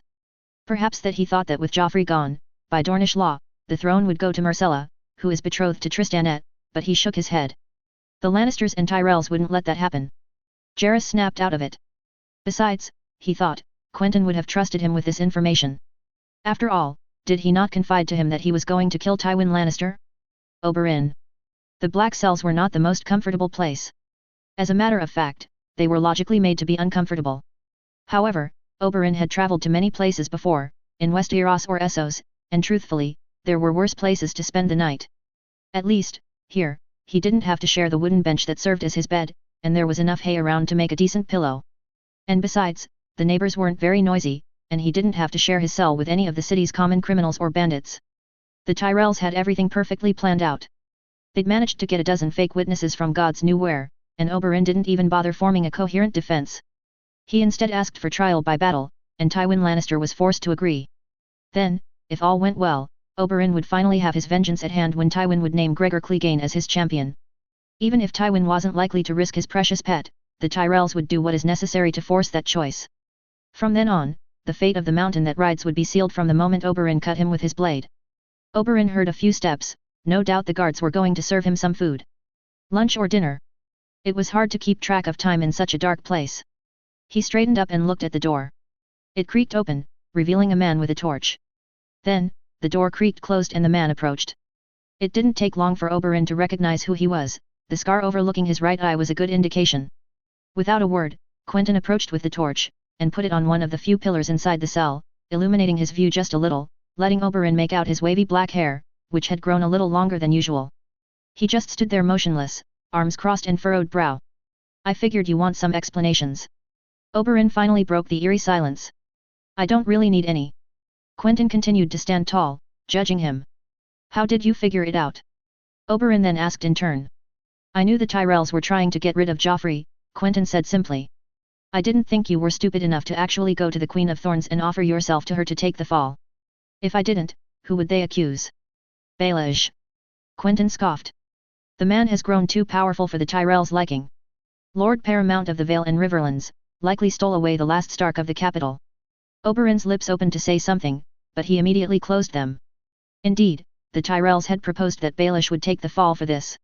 However, Oberyn wouldn't be sure that that man wouldn't be able to defend his way out of it or find a way to leave the capital and this be judged and condemned without him being present.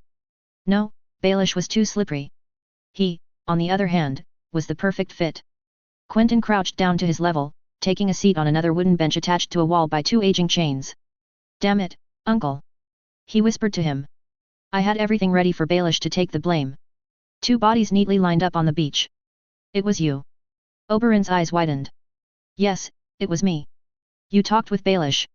No, I'm not a fool. He's been dealt with. Then you see where the plan fails. If he cannot be put on trial, then I cannot get the mountain, nephew.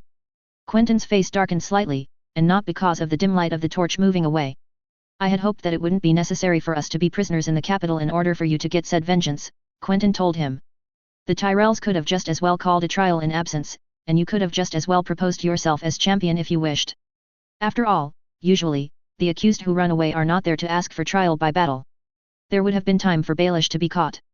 The Tyrells would need an expedited trial so that the lull in their situation does not last. It would have been faster, and you wouldn't have put all of us in danger. You're not in danger. Oberyn scoffed. You're still free. Yes, we've been forbidden to leave the Red Keep without a solid escort until your trial is over. How kind of them. Quentyn's frown deepened. All of that could have been avoided if you just told me what you were going to do. Told you. Oberyn couldn't believe it. You're the one hiding everything from me. Because I don't trust you. Quentyn shook his head. You trust my daughter. I do. And not me. No. Why? Too stubborn. Too prone to opening your mouth. Is that why you didn't tell me about Lorch? Oberyn suddenly stood up with rage in his eyes. Because I'm too stubborn. Sit down, uncle. Quentyn's eyes met his. Oberyn stood defiant, but his nephew's unflinching gaze forced him to back down. I didn't tell you about what I was going to do with Lorch because I wasn't sure it was going to succeed until about 5 days before it happened. Quentyn sighed. Besides, it isn't just your right to vengeance. Rhaenys and Aegon were my cousins, and Elia was my aunt. I had every right to slaughter that pig-faced animal as you did. Oberyn's anger calmed down slightly. And you? Quentyn asked. Why didn't you say anything to me about your deal with the Queen of Thorns? Oberyn stammered. I didn't want you to be involved in this. Great job. Quentyn chuckled. Wonderful job, actually.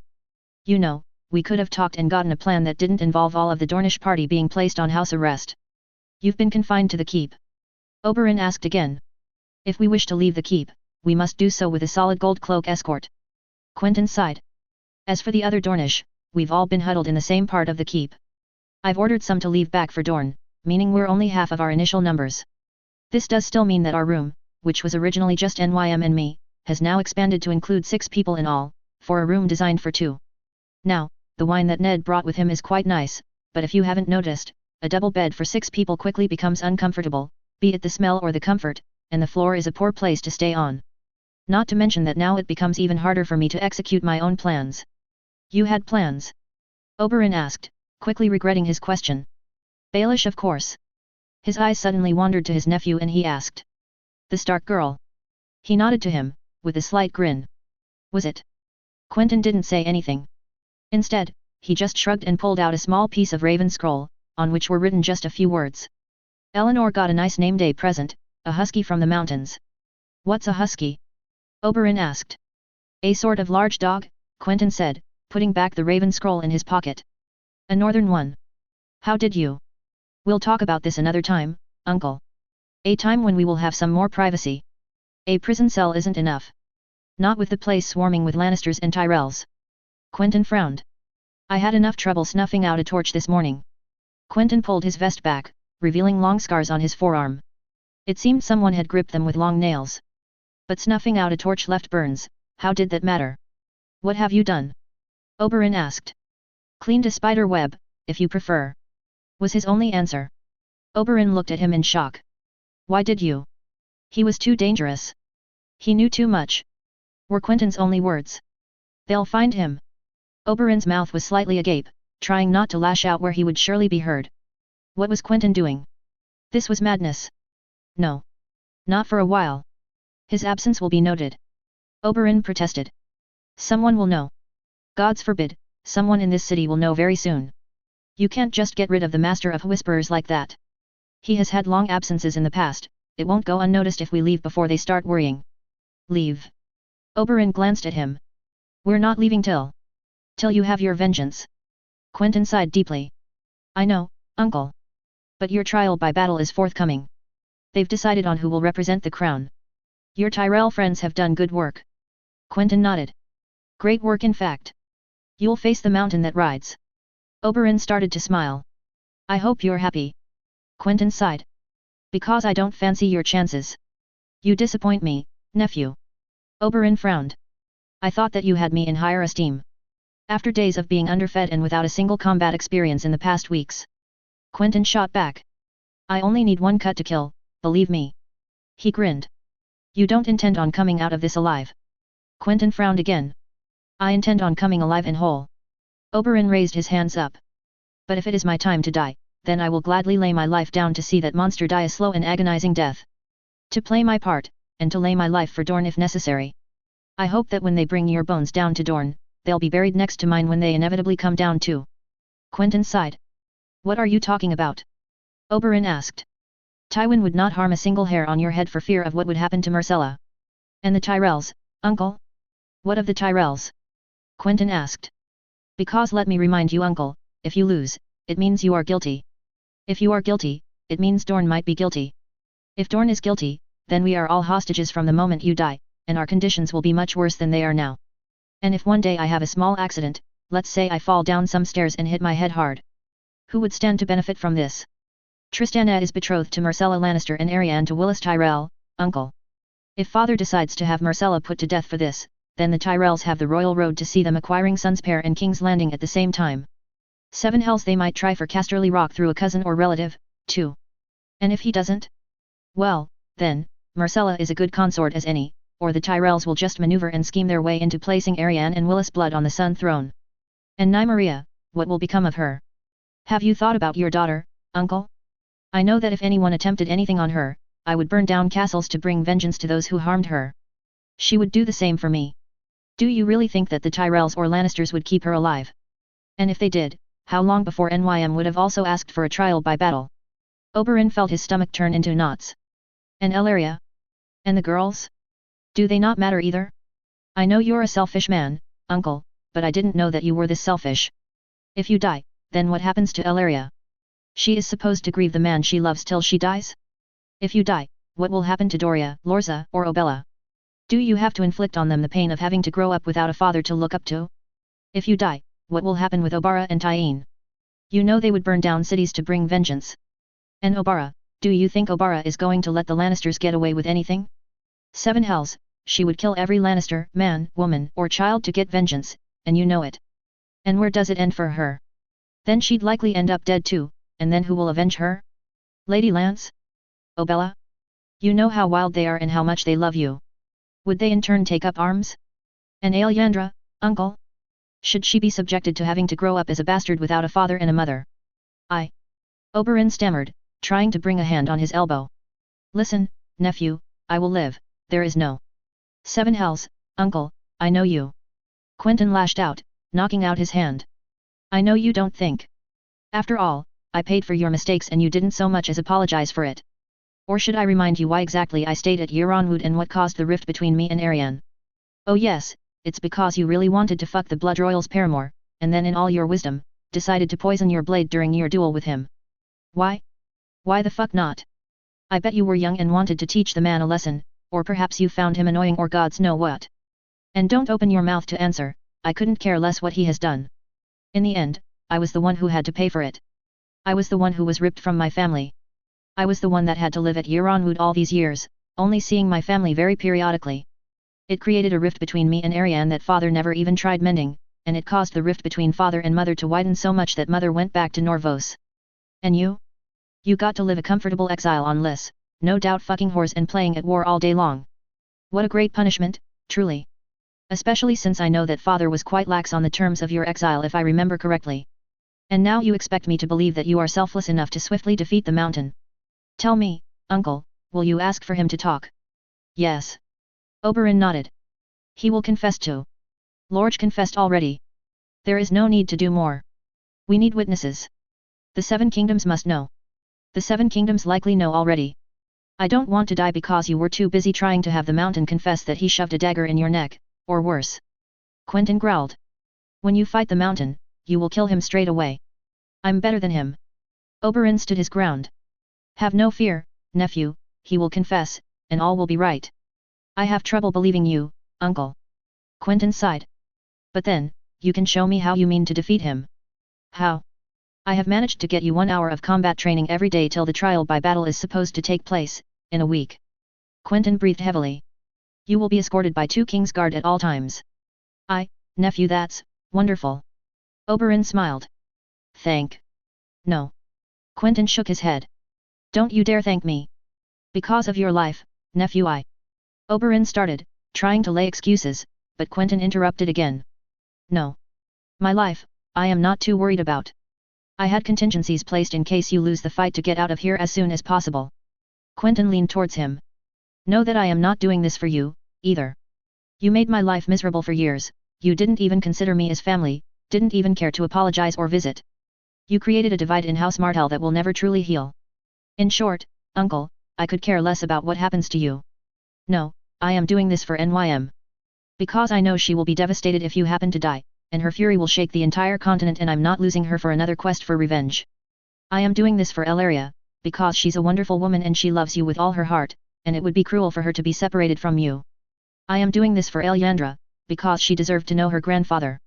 I am doing this for all the girls, Obara, Tyene, Sorella, Elia, Obella, Doria, and Lorza, especially the last 3, because I do not wish the fate of growing up without a loving father to anyone. And for all your faults, uncle, you do love and care for your children. Finally, I am doing this for my own father, because he would not be able to bear the grief of having lost his brother and his sister to this wretched city, and for all my father's faults, I do not wish that fate upon him either. Oberyn sat silently for a few moments, and finally exhaled and nodded. I understand. Good. Quentyn nodded. And know this, uncle. When the trial is over, and should you live in God's due I hope you do, you will stop hiding secrets from me. By nightfall on the day of your trial, every single Dornishman and woman will have left the keep and you will be among them. You will not do anything stupid, you will not try anything against Tywin Lannister and you will not do anything else than follow my instructions after the trial by battle, do you understand? Nephew, Tywin. I don't care. Quentyn scowled. I really don't give 2 shits anymore. You've done enough damage as it is. Now, you do what I tell you to do, and we can all run back to Dorne. You will answer and be loyal to me, that is the only thanks I expect from my gift to you. Loyal? Oberyn asked. Quentyn, I'm already loyal to our house, you can't. Suddenly, it all became clear in his mind as he connected the bits and pieces left behind by his nephew. You want to oust your father? Quentyn didn't answer. Answer me, nephew. Oberyn urged. If you want my spear, answer me. Yes. Quentyn replied, stoically. And you want me to support you? Oberyn scoffed. No harm will come to father, I will not be a kinslayer. Oberyn looked at him in disbelief, hands clenched. Father has caused enough damage to our house, and he has already nearly made himself an involuntary kinslayer, whether it is through you or me. Quentyn sighed. You're going to call a council? Oberyn asked. Yes. Quentyn replied. Are you sure you will have all the support you need? After what I am about to do? Quentyn shrugged. Yes. Oberyn sighed. Whether he liked it or not, Quentyn had Dorne in his pocket already. His brother's word was the only thing keeping him from making the decisions for Dorne as a whole. He could refuse, and talk to Doran about the plot. But his brother would do something erratic, like exile Quentyn, when Dorne needed him the most. It wouldn't do.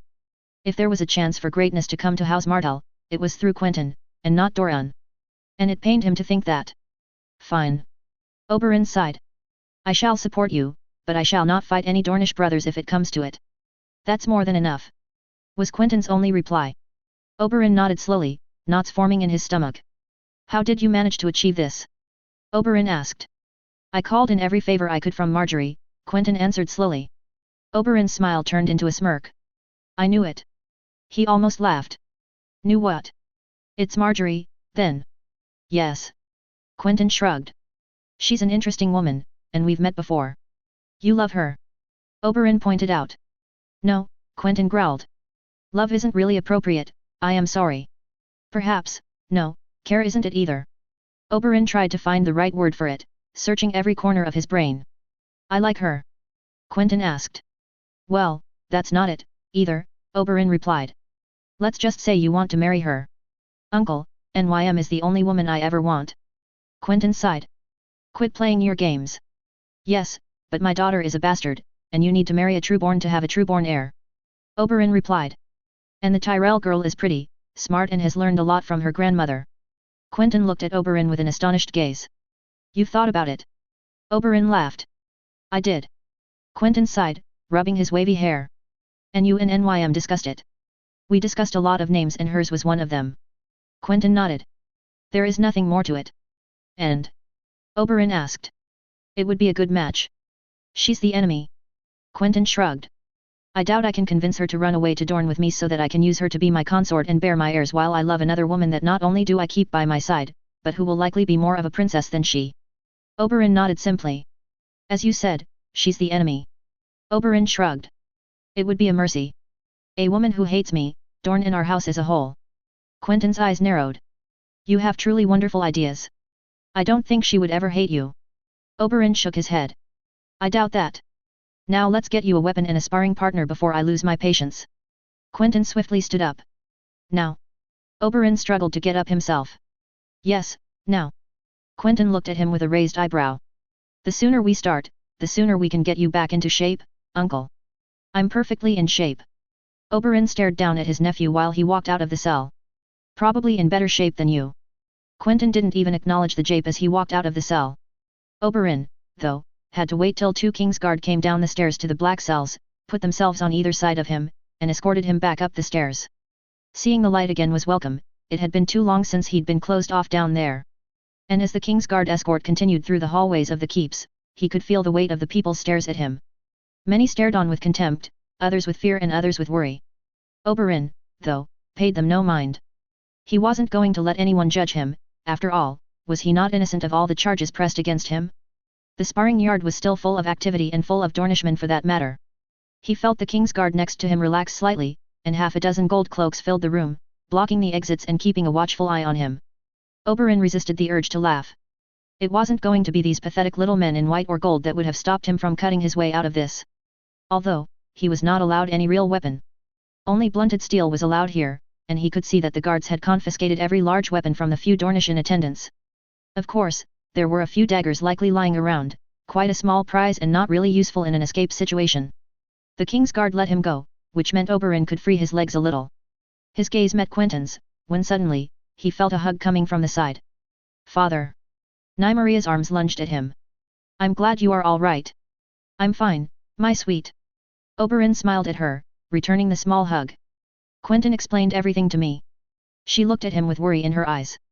I love and trust you, father, but you have to promise that you will win. Of course, Nym. Oberyn nodded back. I promise. He could feel his daughter, for all her martial demeanor and confident look, being stiff and uneasy. His words didn't seem to have the reassuring tone they once had. Nym, I won't let myself get killed. He tried to explain. Everything will be just fine. Tell Elaria that I've never been better. Nymeria just nodded back, and let Oberyn step into a more appropriate dress. As he got ready, Quentyn approached him with something in his hand. What's that? Oberyn asked. It's a helmet, uncle. Quentyn looked at him with slight disbelief. You know, you wear it on your head. Not needed, Quentyn. He waved him off. Quentyn narrowed his look towards him, but sighed deeply. Suit yourself, uncle. Good. Oberyn smiled at his nephew, who also was in a sparring outfit, with some light armor and a sparring spear with him. Now I suppose we should start, no? Yes. Quentyn nodded. But you won't be facing me.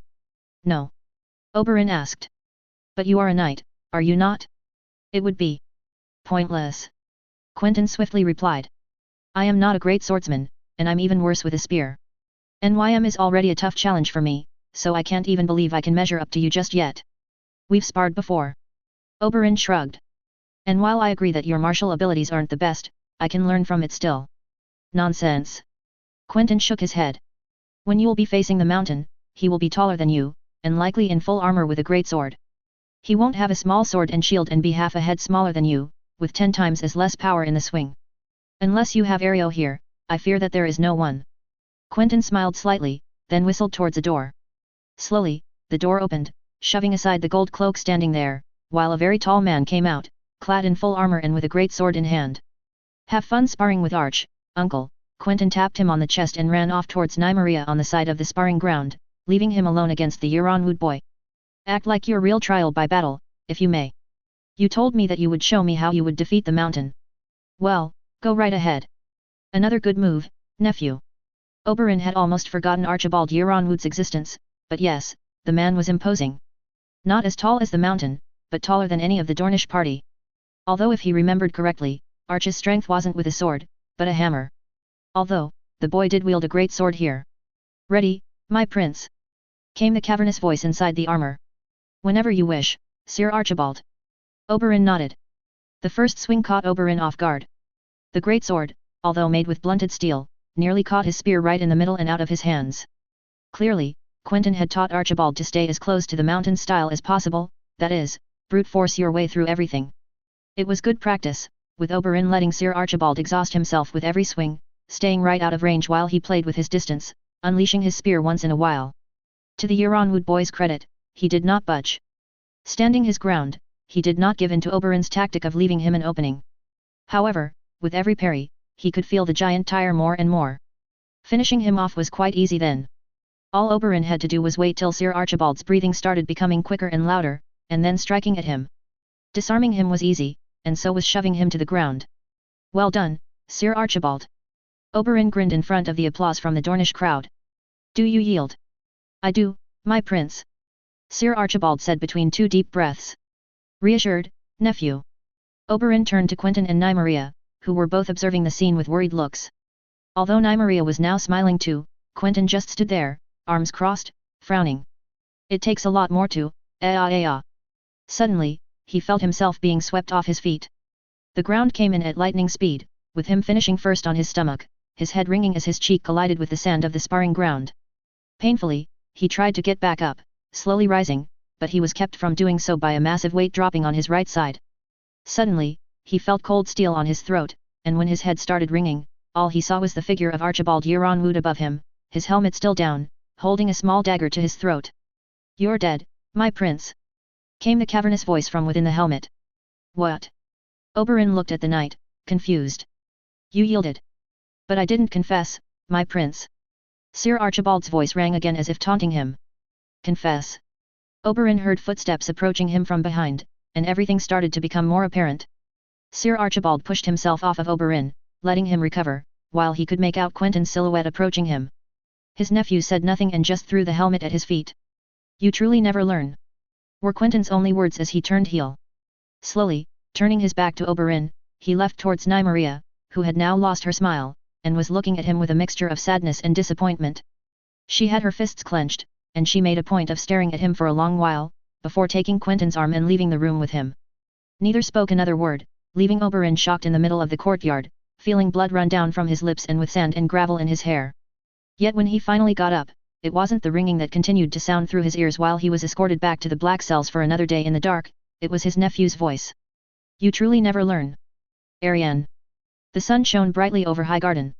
Far below the castle walls, the sunlight was glimmering onto all of the mazes and different gardens of the capital of the Reach. Children were playing and laughing in the orchards, the town was busy with excitement and both men and women were talking loudly in every corner of the castle. It seemed like summer had never ended in Highgarden, and yet, leaves were slowly beginning to fall, and soon the lovely branches of the Highgarden trees would be devoid of color save for the skeletal brown of a tree with no sign of life. It wasn't the only thing that had started fading. If the Reachers were somewhat joyful, the mood of the Dornish party was disparate. Ever since news of Uncle Oberyn's arrest came, as a matter of fact. And it wasn't just the mood in the Dornish party that changed. The Reachers became colder, the warm smiles that all of them had on their faces slowly disappeared and turned into scowls and frowns. Not a single one dared voice a public comment, after all, her husband-to-be was still quite protective of her, and she prided herself on that. However, it seemed that the rose truly had thorns. Willis Tyrell was not one of these pretty Dornish knights that she could order on a whim, using her charms as her most deadly weapon. Not even Tyene could sway the Reachmen with her smiles and innocent demeanor. Not even their combined efforts to pull him closer to Arianne's grasp worked, and she had tried everything. Tyene just shrugged and figured that Willis was just a challenge that Arianne would eventually overcome. He was resisting, sure, but even he could break. She, on the other hand, was not quite sure anymore. Willis Tyrell was the perfect man on the outside, if one forgot his handicap. Dashing, handsome, smart, the heir to one of the greatest fortunes in the realm, future Lord Paramount, exceptional organization and clerical skills, and very good in the bedroom. What more could a woman want? Arianne had asked herself that question too many times, but she had the beginning of an answer. And it was simple, she just didn't know him enough. Usually, Arianne didn't have to take very long to get pretty boys to talk to her, but Willis was a quiet one. Of course, quiet boys weren't new to her, but they too folded. But Willis wasn't just quiet, he was deliberately so. Willis did not lack confidence, that she knew. His posture while receiving guests and other Reacher lords indicated as much. The heir to Highgarden knew how to be firm when needed, and did not shy away from difficult conversations. But every man had desires, aspirations, dreams, and stories to tell. However, it seemed like every conversation was extremely dull, and any attempt by Arianne to get Willis to open up to her about trivial things like what food he liked or what places he liked most were met with rebuttals from her betrothed, who just instead either shifted the conversation away, or just asked Arianne a question in turn. In the end, while Arianne had confided some things in him, she felt like Willis just did not confide anything in her. While he knew most of her life, he barely knew anything about his. And the charade continued to go on ever since they met. Trying with Tyene had yielded similar results, and neither her charms nor Tyene seemed to soften the Reacher's resolve.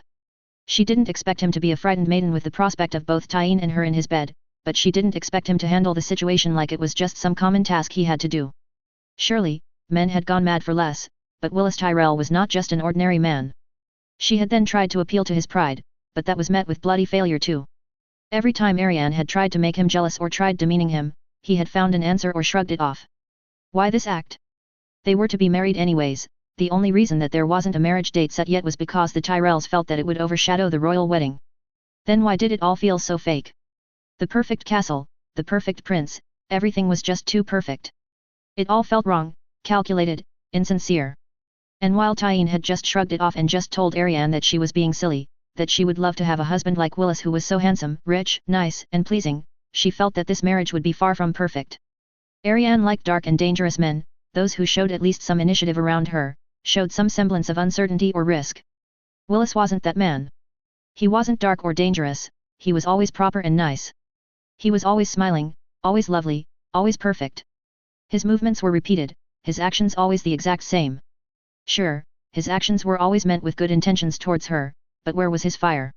He never offered to do anything out of the ordinary, to take her places or seven hells, to take her with the passion of 100 suns.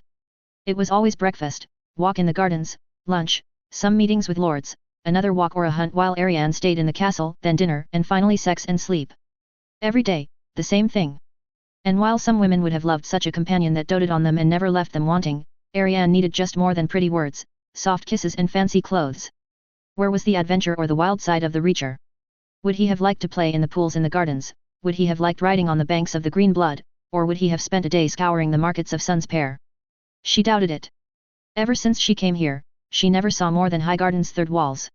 She never got to see the large banks of the Mander, go bathe in its waters or go riding with him. Slowly but surely, she felt the walls of the fortress at the heart of the Reach close in around her, suffocating her, like a prison with golden bars. And now, there had been the royal wedding. And as soon as the news had come, Ariane had never felt more trapped than now. With Uncle Oberyn arrested and most of the Dornish under house arrest, the dirty looks never stopped. Everywhere she went, even with Willis, people would look at her as if she had killed King Joffrey with her bare hands. And that is when Ariane even went outside. For the most part, she had spent her days with Tyene, providing support to her cousin who was worried sick about her father, trapped and in prison in the claws of the Lannisters. If only she knew that Uncle Oberyn's prison only differed from theirs in that it was a lot less comfortable, and they did not have to deal with Lannisters around the castle. Her mind had wandered to Quentyn. He was in the capital, and he was always smarter than her, surely, he would be able to get their uncle out of there? Admittedly, he never really liked Uncle Oberyn, but he would do anything and more for Nymeria, so if she asked him, which she probably did. But news weren't easy to come by in the walls of Highgarden. Even her supposed husband-to-be started to get colder with her, and for a moment, she believed that Uncle Oberyn had actually done it and killed the boy king. To what end? Crown Myrcella, perhaps?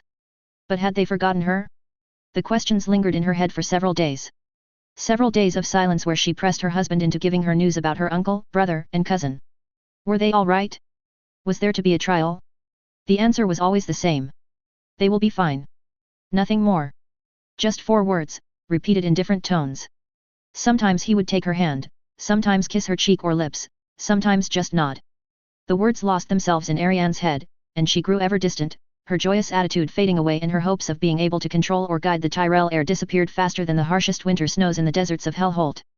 However, today, something changed.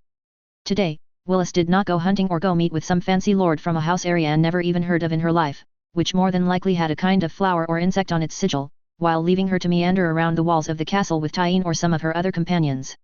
No, today Willis Tyrell had deigned to actually stay with her, his smile never leaving his face while he slowly sunk into a lavishly decorated chair. "How are you faring, Ari?"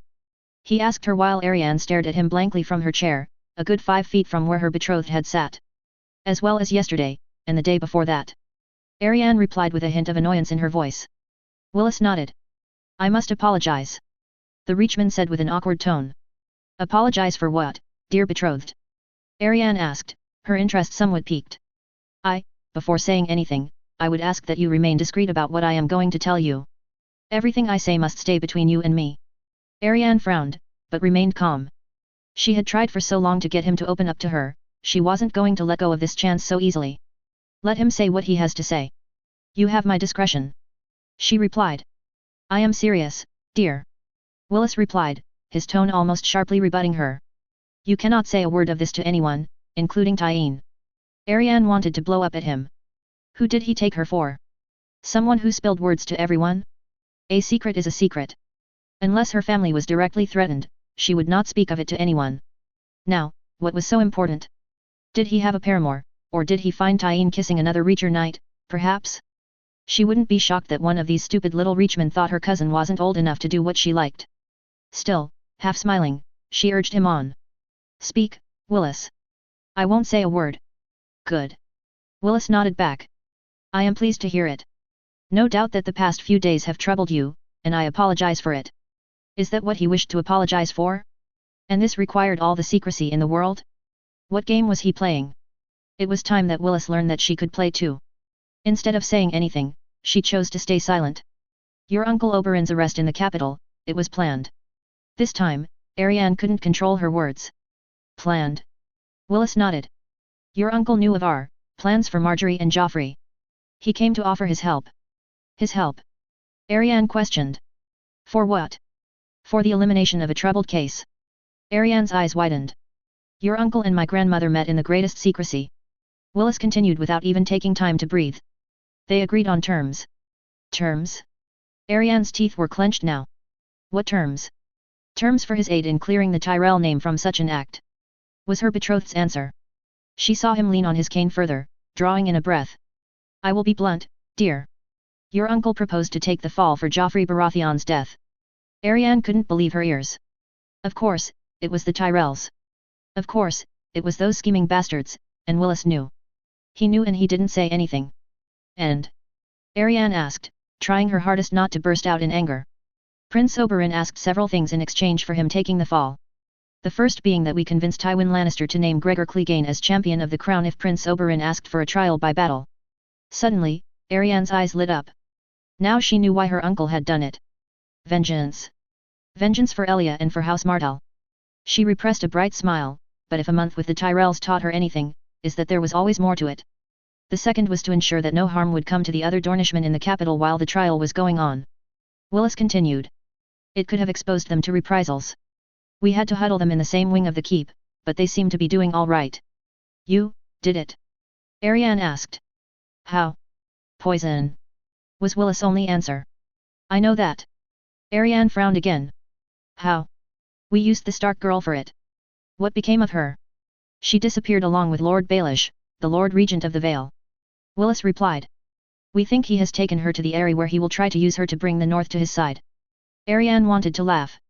For once that one of the Tyrells' pawns had escaped. However, her joy soon subsided as a realization crept up on her. And you didn't tell me anything, why? Arianne growled. We are to be married, my uncle offered this pact and you kept it hidden from me. It had to be kept as secret as possible. Even I wasn't informed of this until very recently. Very recently? When? 5 days ago. And why didn't you tell me 5 days ago, Willis? Arianne asked with contempt. We are to be married. My uncle made a deal with your family. With our marriage, we will be linked. I will be your family, Willis. Why did you not trust me? The time wasn't right. Willis answered simply. Arianne rose from her chair at these words. Are we or are we not to be married, Willis? She screamed out. We are. He answered calmly. Then start acting like it. Arianne retorted defiantly. I am to be your wife. I deserve to be informed of developments like these. Very well. Willis nodded. Before Arianne could answer back by asking him to stop just agreeing with her and actually start putting his words in actions, they were rudely interrupted by one of the guards. Lord Willis, I must speak with you. It is a matter of utmost urgency. The man said. I see. Willis rose from his chair, still leaning on his cane. Sorry, Ari. I must go. I will be back. As you say. Arianne scoffed. Once he had closed the door, Arianne wobbled slowly to the bed. She nearly wanted to break down crying. Of course, her uncle was right in wanting to get vengeance for their family. Oberyn always wanted this, and such an opportunity could not be passed up. A few months ago, she would have had applauded this decision, but staying with the Tyrells gave her a view of politics that she didn't have in Dorne, and this announcement had her stomach tied in a knot. And those small lessons all came to her at once. All of them pointing to a grim realization, the Tyrells had won. They had outplayed and outmaneuvered House Martell in every way. House Martell would take the fall for Joffrey's death, and Dorne would be scorned whatever happened at the trial. Clegane would die whatever happened, and the Tyrells knew this. A lapdog less for the Lannisters, and their precious Marjorie would just marry the next king. As for the Martells, they would have control over both a prince and the heir-to-son's pair. With them and the Lannisters working hand in hand, Quentyn and Oberyn were both trapped in the capital, both houses would never let go of such important figures as these. Guests in name, hostages in reality. They had played on Oberyn's wishes and done so with the utmost care. All they needed to do now was drag Quentyn along, or, and it sent a shiver down her spine, get rid of him. Not now, of course. But once it is clear that Dorne had no other choice to bend to the roses. All without a single drop of Reacher blood spilled. And, of course, a hostage she was too. The Tyrells would brag otherwise, but she knew it very well, now. The Tyrells had perfectly played the Game of Thrones. They had locked House Martell in a series of golden cages and they held all the keys. Arianne wanted to slump down on the bed and cry in her pillow. She had always wanted to be the strongest princess of Dorne since Nymeria, but she was now just a hostage in a faraway land. Her dreams of being the true ruler of Highgarden were gone and buried. Would Nymeria shame and scorn her? Her descendant, reduced to serving the Reach for the remainder of her days? What would the founder of House Nymeros Martell say? She wanted to be the strongest woman in Dorne, the one everyone would look up to as the greatest ruler since Nymeria herself. But now she just felt little. She was no Nymeria reborn, she was just the lonely princess in the tower, but it was not a dragon guarding her but a rose with the sharpest thorns. And there would be no night to save her from her flowery prison. She felt the door open once again, revealing her betrothed, who looked quite pale. "What is it?" she asked, in a defeated tone. Willis took a deep breath before answering. "The Ironborn have taken the Shield Islands. Nymeria." Dawn broke slowly over King's Landing, still in mourning after the death of the King of the Seven Kingdoms. However, it was already the third time that Nymeria poured water over her face, trying to keep her composure. "Stay strong, stay strong." The words echoed inside her head. Staying strong was easy for 25 years of her life, but today? Today she felt her hands shake for the first time, her teeth clenched while she tried to focus on the small looking glass in front of her. She had tried to get some sleep that night, but the thoughts of her father at the mercy of Archibald Yeronwood's blade just wouldn't leave her mind. She'd stared at the walls and ceiling of the room, wrapped in the bedsheets and Quentyn's arms, her head crooked into his neck, saying nothing. A quick look towards him after a moment had shown that he'd fallen asleep. Therefore, she stayed awake with her thoughts, trying her best not to let a tear escape or for her palms to sweat too much. Eventually, her thoughts were too heavy for her eyelids, and she slowly found herself giving into a slumber. But that torpor did not mean peace. She had a nightmare that night, a horrid nightmare. Her father had died at the hands of the mountain, savagely killed after being taken by surprise just like Sir Archibald had done. Then she saw herself, with Tyene, demanding rightful vengeance and being imprisoned in Sun's Pair. She saw herself go to the capital, fury in her heart, only to end up in the September of Baelor, and for green flames to appear around her. She woke up with a cold sweat, heart pumping and tears flowing. Quentyn caressed her, saying that it was only a bad dream, but everything she'd experienced was so vivid, she still shook from it later. She passed water over her face once, then twice, without success. Here she was, trying again. "Are you all right?" Quentyn's voice came from behind her, his hand settling gently on her shoulder. I'm fine," she admitted. "I feel better." Quentyn looked at her with an eyebrow raised, and put a hand through her hair, tossing the fringe of it backwards and cleaning the small droplets of water from her forehead. She gulped and finally let out, "He will win, right?" Never had she thought that she'd utter those words. Usually, she had thought her father to be invincible, the greatest fighter on the planet. That he would easily kill any man walking this continent. But now her confidence had been shattered to pieces. She wasn't sure of anything, anymore. "He will." Quentyn nodded back. "He has to." Nymeria nodded back and pressed her lips against his. Gently, softly. "Promise me that we'll make it out fine," she almost ordered, breaking the embrace. "We will." Quentyn nodded again, hugging her tight. "Whatever happens, we will make it." Nymeria clutched him tightly. She wanted to believe it. She needed to. Quentyn helped her dress, picking jewelry and other mundanities, while she tried her best not to think about the upcoming event. While helping her do her braid, Quentyn let out, "You should go see him." Nymeria didn't react, but her eyes did freeze for a moment. "They won't let me." She shook her head. "Before the trial, when he's putting on his armor," he replied. Perhaps he needs encouragement, from you." Nymeria bit her lip, but didn't say anything, her mind drifting again. "I'll think about it," she finally answered. However, Quentyn's words did carry truth to them. They always did. She found herself looking for her father, and true enough, she did find him before the trial, donning his pristine armor, all the while helped by 4 other Dornishmen. "Nym!" he exclaimed, with a smile.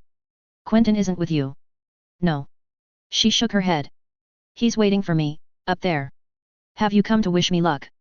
He smiled back. "Father," Nymeria snapped, her gaze fixated on him. "Please." Her father's jovial face disappeared, and he asked for the other Dornishmen to leave for a few moments. Soon enough, there were only the 2 of them in the armory. "What is it, my sweet?" her father asked. I don't want you to die," she admitted. "And I won't." He laughed in a hearty tone. "Clegane is a beast, but he is not invincible. His mass will be his downfall. Do not worry, I do not plan on dying today." "Father," Nymeria continued, sternly.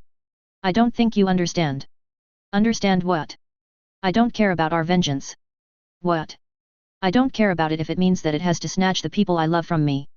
"Nym, there is nothing to worry about." Her father put a hand on her shoulder. "Father, I know you wish for Clegane to confess, and I wish it too." Nymeria exhaled deeply. "But what I care about most is you. With you gone, who will I have?" "Certainly not mother, and yes, Quentyn and Aelyandra will be there, but, what of my own kin? No parents, no grandparents." Her father looked at her before hugging her tightly. She answered the hug, bringing him close, so close that she didn't want to break the hug, to keep him next to her and prevent him from going out on this folly. I have to do this, her father said, slowly breaking the embrace. I know. Nymeria nodded back while holding back tears. But I want you to stay alive. Do you understand, father? I promise, he replied. Swear it on mother. Nymeria countered. She could feel her father grown uneasy, his eyes wandering around the room, before settling on her again. I swear it on your mother, I will live to see another day, he answered. Nymeria swallowed her spit and nodded weakly. Now, go, her father ordered. Quentyn must be worried. She dropped her head and made her way to leave, slowly walking to the door to the armory, beckoning the 4 Dornish knights back in. Before she could leave, she heard her father say something in the distance. Oh, I almost forgot. Turning her head back towards the doorway, she saw him pick up a helmet from the floor and slowly put it on. Slowly, her heart started beating normally once more. She ran up the stairs towards the pavilion that had been set up on the outside, facing the sea, where the fight would take place. Everyone of import was there. Tywin Lannister in the middle, of course, flanked by Mace Tyrell and Marjorie Tyrell on one side, and Kevin Lannister and Cersei Lannister on the other. Once again, the Queen Mother had been dragged out of her rooms, and was flanked by a Kingsguard who was conspicuously close to her.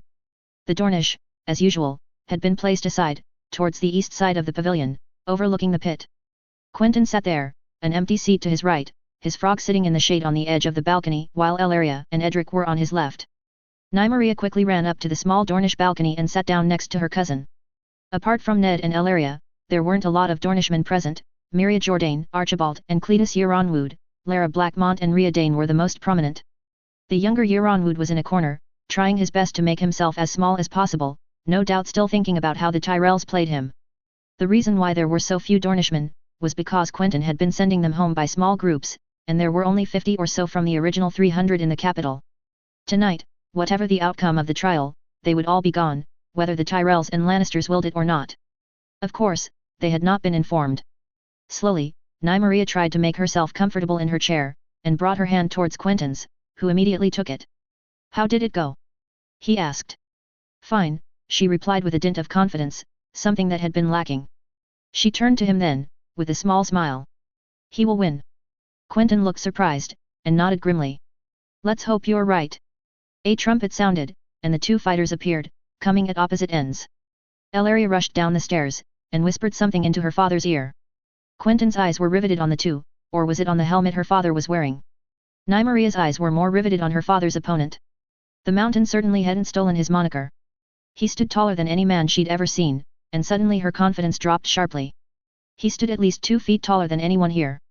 His shield was likely as large as Nymeria herself, a monstrous thing made of oak and rimmed with black iron, with the Clegane hounds painted on the front.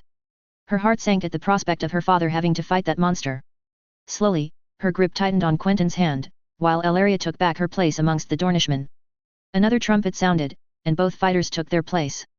It seems the Dornish, although they had been separated from the others, had the best seats, since Nymeria was sure she could hear both combatants breathing. Slowly, inexorably, her father and the Mountain closed in on each other. When they were within but 10 yards of each other, her father stopped. Did they tell you who I am? He asked. Some dead man, the Mountain's guttural voice came out. I am Prince Oberyn Martell of Dorne, her father said, keeping his sight on the beast. Princess Elia was my sister. Who? Asked. Clegane. Her father didn't answer with words. Instead, he thrust his spear forwards, but the beast dodged it easily, instead heaving his great sword forward, trying to cut the spear in 2. Her father danced around it expertly, jabbing at the Mountain's armor, cutting it. Princess Elia Martell of Dorne, her father's voice boomed. You raped her. You murdered her. You killed her children. And today, well today you are a lucky man. Did you come here to talk or to fight? I came here to hear you confess, her father replied. However, it seems plans may have changed. Suddenly, the Mountain roared and thrust forward with his great sword. Of course, he missed, and her father managed to take another jab at him. Nymeria's hand continued holding Quentyn's, her palms sweating while she struggled to keep her composure with every thrust of Clegane's sword. However, her father kept dancing and taunting, and with every taunt, the Mountain grew irritated. Clegane was losing balance, and he was losing blood. Her father had spotted the weak points in between the gaps, in the armpits and around the waist and knees. The beast was bleeding. Put him down, father. But he continued his charade. You raped her. You murdered her. You killed her children. Yes, we know. We all know, kill him. You do not wish to confess? Her father asked defiantly. Your partner, the pig-faced lord did. He said he killed Renus and you took care of Elia. He even said who asked for you to commit this monstrosity. Then, suddenly, he thrust his spear at the base of Clegane's right knee. The beast let out a blood-curdling scream, both his shield and great sword dropping from his hands. Her father gave him no chance to react, he took out the spear, then thrust in his other knee. The beast had fallen. A smile started to draw on her features, something that was shared by everyone in the Dornish party, except Quentyn. His was more a face of shock. Lorge died screaming. You will too. Her father shouted, thrusting his spear between the gaps of Clegane's armor, in his arms. The beast was now but a pathetic writhing mess, and her father had yet to deal the last blow. Confess. Her father roared at the top of his head. Confess and I will let you die.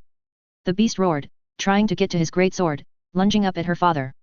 However, he saw it coming and instead shoved his spear right into Clegane's stomach, going right through his mail. Immediately, her father took Clegane's great sword, and sliced clean through the mountain's right leg.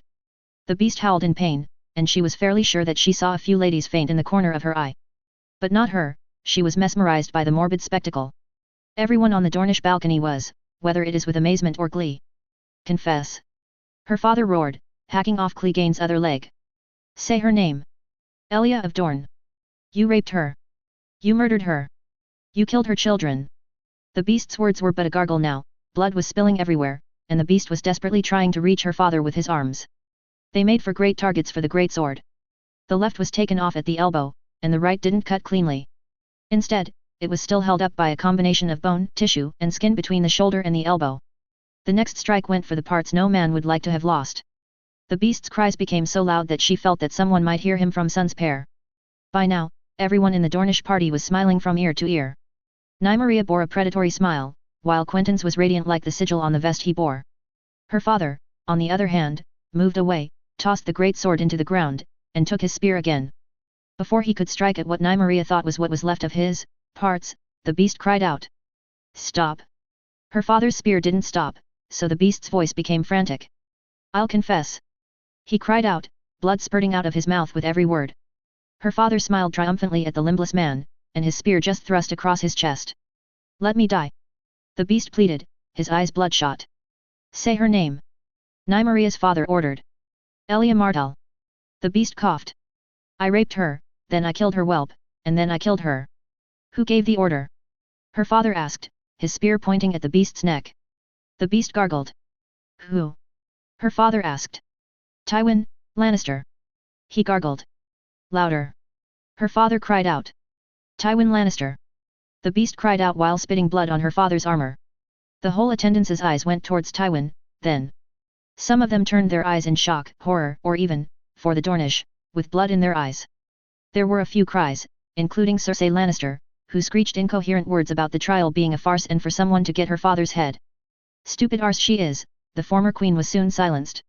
I should let you die in pain like the dog you are, her father growled, while the whole audience stood silent. You are lucky that I am a man of my word, unlike you, Lannisters. With a thrust of his spear, he cut open the giant's throat, putting an end to the miserable human that was once Gregor Clegane. The whole Dornish party erupted in cheers, and she barely heard Tywin Lannister mumbling her father's innocence before the gods. Instead, she immediately relaxed Quentyn's hands, leapt from her seat with him, and kissed him with a fervor she didn't know she possessed until then. We've done it. She laughed, tears running freely while she broke the embrace. There remains one more guilty party to bring to justice. Quentyn smiled at her. Nymeria eagerly nodded. You might want to go, with Ellaria, no? Quentyn asked, seeing Ellaria jubilant at his side. I think you two have to give some congratulations. She turned to Ellaria with a smirk, her father's paramour barely containing her joy. Don't worry. Quentyn winked. Enjoy your moment with him and join me in our rooms. When you come back, don't forget to give everyone the signal. Before the hour of the wolf, everyone needs to be at the agreed-upon area. Nymeria nodded sternly. Come in, love, what are you waiting for?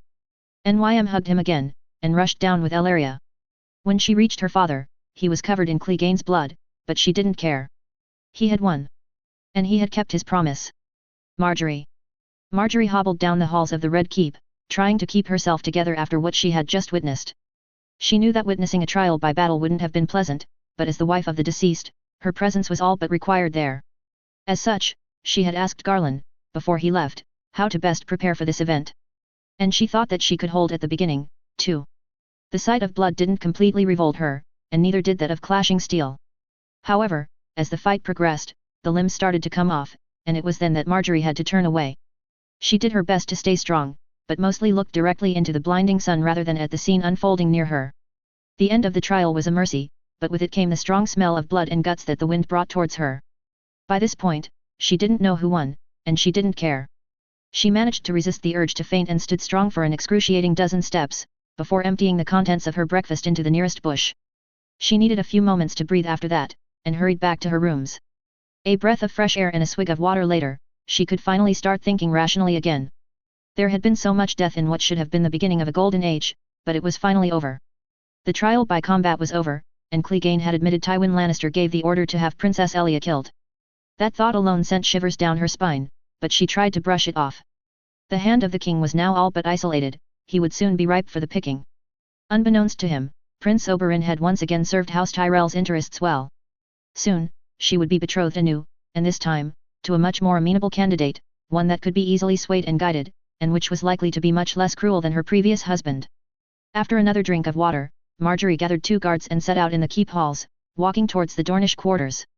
She arrived in front of a wooden door, and knocked twice. To her surprise, a woman with a green dress opened the door.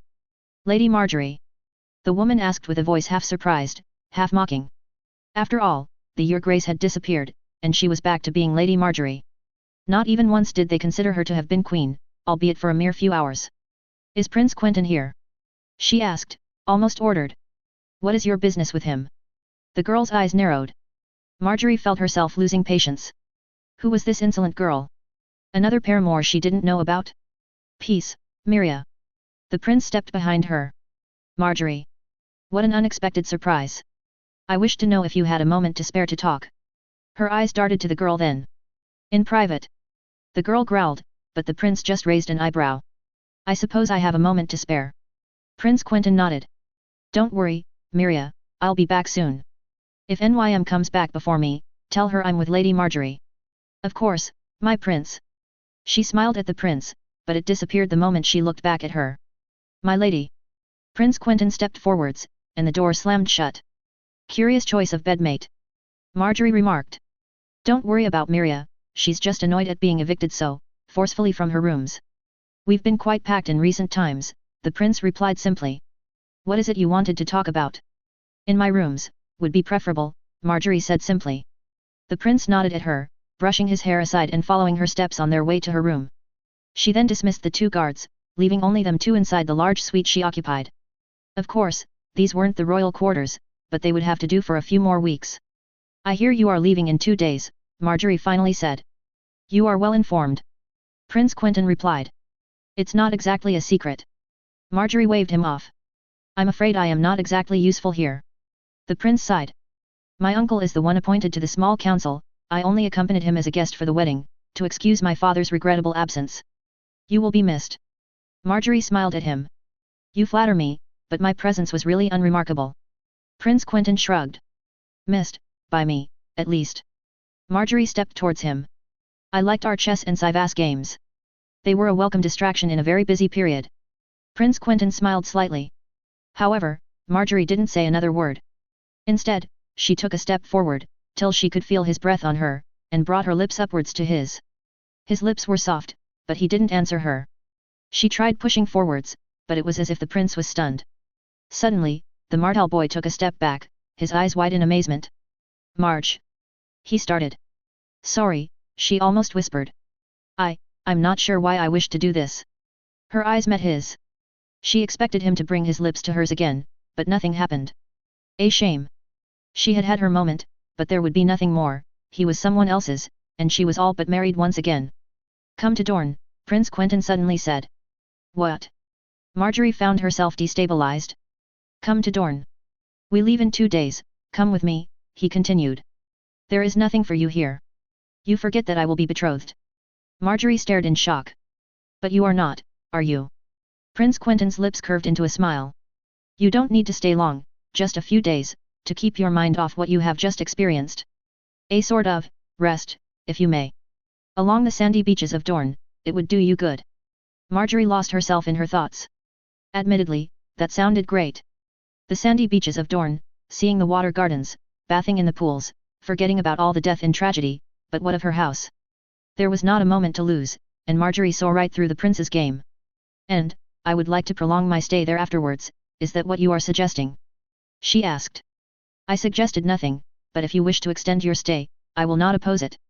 The prince shrugged. A queer marriage proposal. Marjorie almost laughed. Dorne does not frown on bastards, the prince quickly replied. He had struck directly at her heart. Florius. Her little baby that she had to abandon at Highgarden. The only thing she worried about every single day, with the fear that at some point, she might receive a raven with unbearable news. The thought of her happy and playing with other little girls, safe and hidden away. She shook her head inwardly. I will not be yours, will I? She asked. Did you wish to? The prince was once again quick to respond. Marjorie bit her lip. Admittedly, she had never really believed in marrying someone she loved, not as a daughter of House Tyrell. If you wish for love, I can offer what I can, the prince continued. Well, your paramour. Nym knows that we can never marry. She will accept that the woman who will become my wife will share my bed till she brings me an heir and a spare. However, the said woman I marry will also have to endure the fact that I will not love her and will bed another. The prince shrugged. After she brings me an heir and a spare, she may do anything she likes as long as she does not get with a child that is not mine own. Marjorie frowned. The Dornish were a queer folk, but she had been aware of arrangements of these kinds in the Reach, although they remained extremely rare, and usually were due to the proclivities of one or both of the participants in said marriage. The thought of being second to anyone herself, though, that shook her to her heart. Not to mention the main issue at hand, Dorne was but a petty prize when compared to the entire Seven Kingdoms. Tempting? Sure. She had no doubt that her marriage would probably be better with Prince Quentyn than one with Prince Tommen. And Dorne was no small prize, either. However, she could rule Dorne and much more through the Lannister prince, while she would only be a consort to the Martell one. I thank you for the offer, Quentyn, Marjorie replied. I will think about it. Marjorie. Prince Quentyn continued. If you wish to talk more about this, meet me at the foot of the apple tree in the lower gardens, 2 hours past the hour of the wolf. Come alone, or with one of your handmaidens if you wish, it will be more private. If you don't, it is also fine, and we shall see each other before I take my leave from the city. In the middle of the night? She asked. As I said, it will be more private, and I can talk without restraint. If I wish to learn more. The prince nodded. I will see what I can do, she replied simply. You may take your leave. The prince nodded and headed for the door. Before leaving, he left her with a few more words. Whatever happens, Marjorie, know that this offer still stands as long as I am unwed. For the rest, well, I wish you good fortune in the wars to come. Marjorie nodded, and with that, the Dornish prince was gone. She didn't know what had possessed her to kiss the prince, but had she not brought him here for that sole purpose? And if she declined the prince's proposition, why did it feel so enticing? Free of much of the burdens that weigh on her, with a husband that would at least care for her and that had wits to match hers. They could usher in Dorne's golden age. But Marjorie knew that deep down, she wouldn't be able to settle for Dorne, nor would she settle to be second to a bastard. She needed to forget about the little Dornish prince, and turn towards the future. She would have 7 kingdoms to take care of, and a new husband and king. No, Marjorie Tyrell wouldn't settle for Marjorie Martell, consort of Dorne. She aimed higher, and soon enough, she would be Marjorie Baratheon, queen of all 7 kingdoms, the Andals, the Rhoynar, and the First Men. Only thing was, for now, she was not married to the king, the Andals were not all put to heel, the Rhoynar seemed to be slipping away, and the First Men were eerily silent. Archibald. Night had fallen on King's Landing and, with it, an eerie silence had imposed itself on the Red Keep. A silence that was deceiving, however. Indeed, the Dornish had planned to make their escape that night. All of them. Quentyn didn't want to take any chances, it was now or never. The chaos following the end of the trial by combat wouldn't last very long, and their window of opportunity was closing. Many Dornishmen had already been sent home, but tonight, the last 50 would go. Prince Oberyn would lead the first group to the beach, while other Dornishmen would sneak in small groups, no more than 5. The small clearings below the Red Keep being perfect grounds for small embarkations to come and go between the Dornish ships at anchor offshore. Tomorrow, the Red Keep would wake up and notice that everyone was gone, and that a few guards had had their throats slit, too. After all, one couldn't be too careful. There were only 6 people left in their rooms, himself, Quentyn, Ned, Nymeria Sand, Miria Jordan and Iris Anson. Wordlessly, they all prepared, taking care packing their things, while Arch kept watch to see if anyone was coming. Finally, a tap on his shoulder. They were all ready. Is it safe to go? Quentyn whispered. Arch nodded in response. Quentyn turned to Ned and the two salty Dornish women. Well, good luck to you, he whispered, handing Ned his things, and his frog, which Ned awkwardly accepted. Take care of Achilles and make sure he doesn't croak. Just keep him inside your vest pocket and he won't say a word. Do you remember your instructions? If you aren't back before 3 hours past the hour of the wolf, we leave anyways. Ned nodded, trying to shove the tree frog into his vest as best he could, while the frog itself was having a hard time fitting inside, considering its head was deforming slightly. In the end, Ned gave up and kept it open. My prince, are you sure? Iris Anson, the older woman of the three, at almost 9 and 10, whispered. We must do this. It is what honor and justice demand, Quentyn replied, his gaze unwavering. Surely there must be someone else, Myria Jourdain protested in turn. We cannot risk harm coming to you. I fear that it must be me, and you know why, Quentyn sighed. We've prepared for this. Now, go. Else it shall be too late. Ned looked at Quentyn worriedly, but eventually nodded and tiptoed out of the room with the two women, bags in hand. Arch was now alone with Quentyn and the sand snake. It's time, Quentyn said in a dark tone. Arch and the snake nodded simply, following Quentyn out of the now empty room and into the dark halls of the keep. There were a few twists and turns, a few dead men in the hallways, their throats slit and bodies carefully thrown out of view or placed as though they were sleeping. Arch felt his breathing continue to increase rapidly. He wasn't exactly discreet like the other two with his size, after all, he wasn't supposed to be here. If only Cletus hadn't fallen for the Tyrell girl, he would have been here instead. But with his cousin making his bed with the roses, it was on Arch that the responsibility came.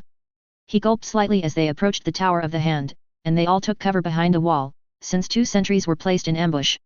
Arch immediately looked at the snake, who drew 2 daggers from under her dress.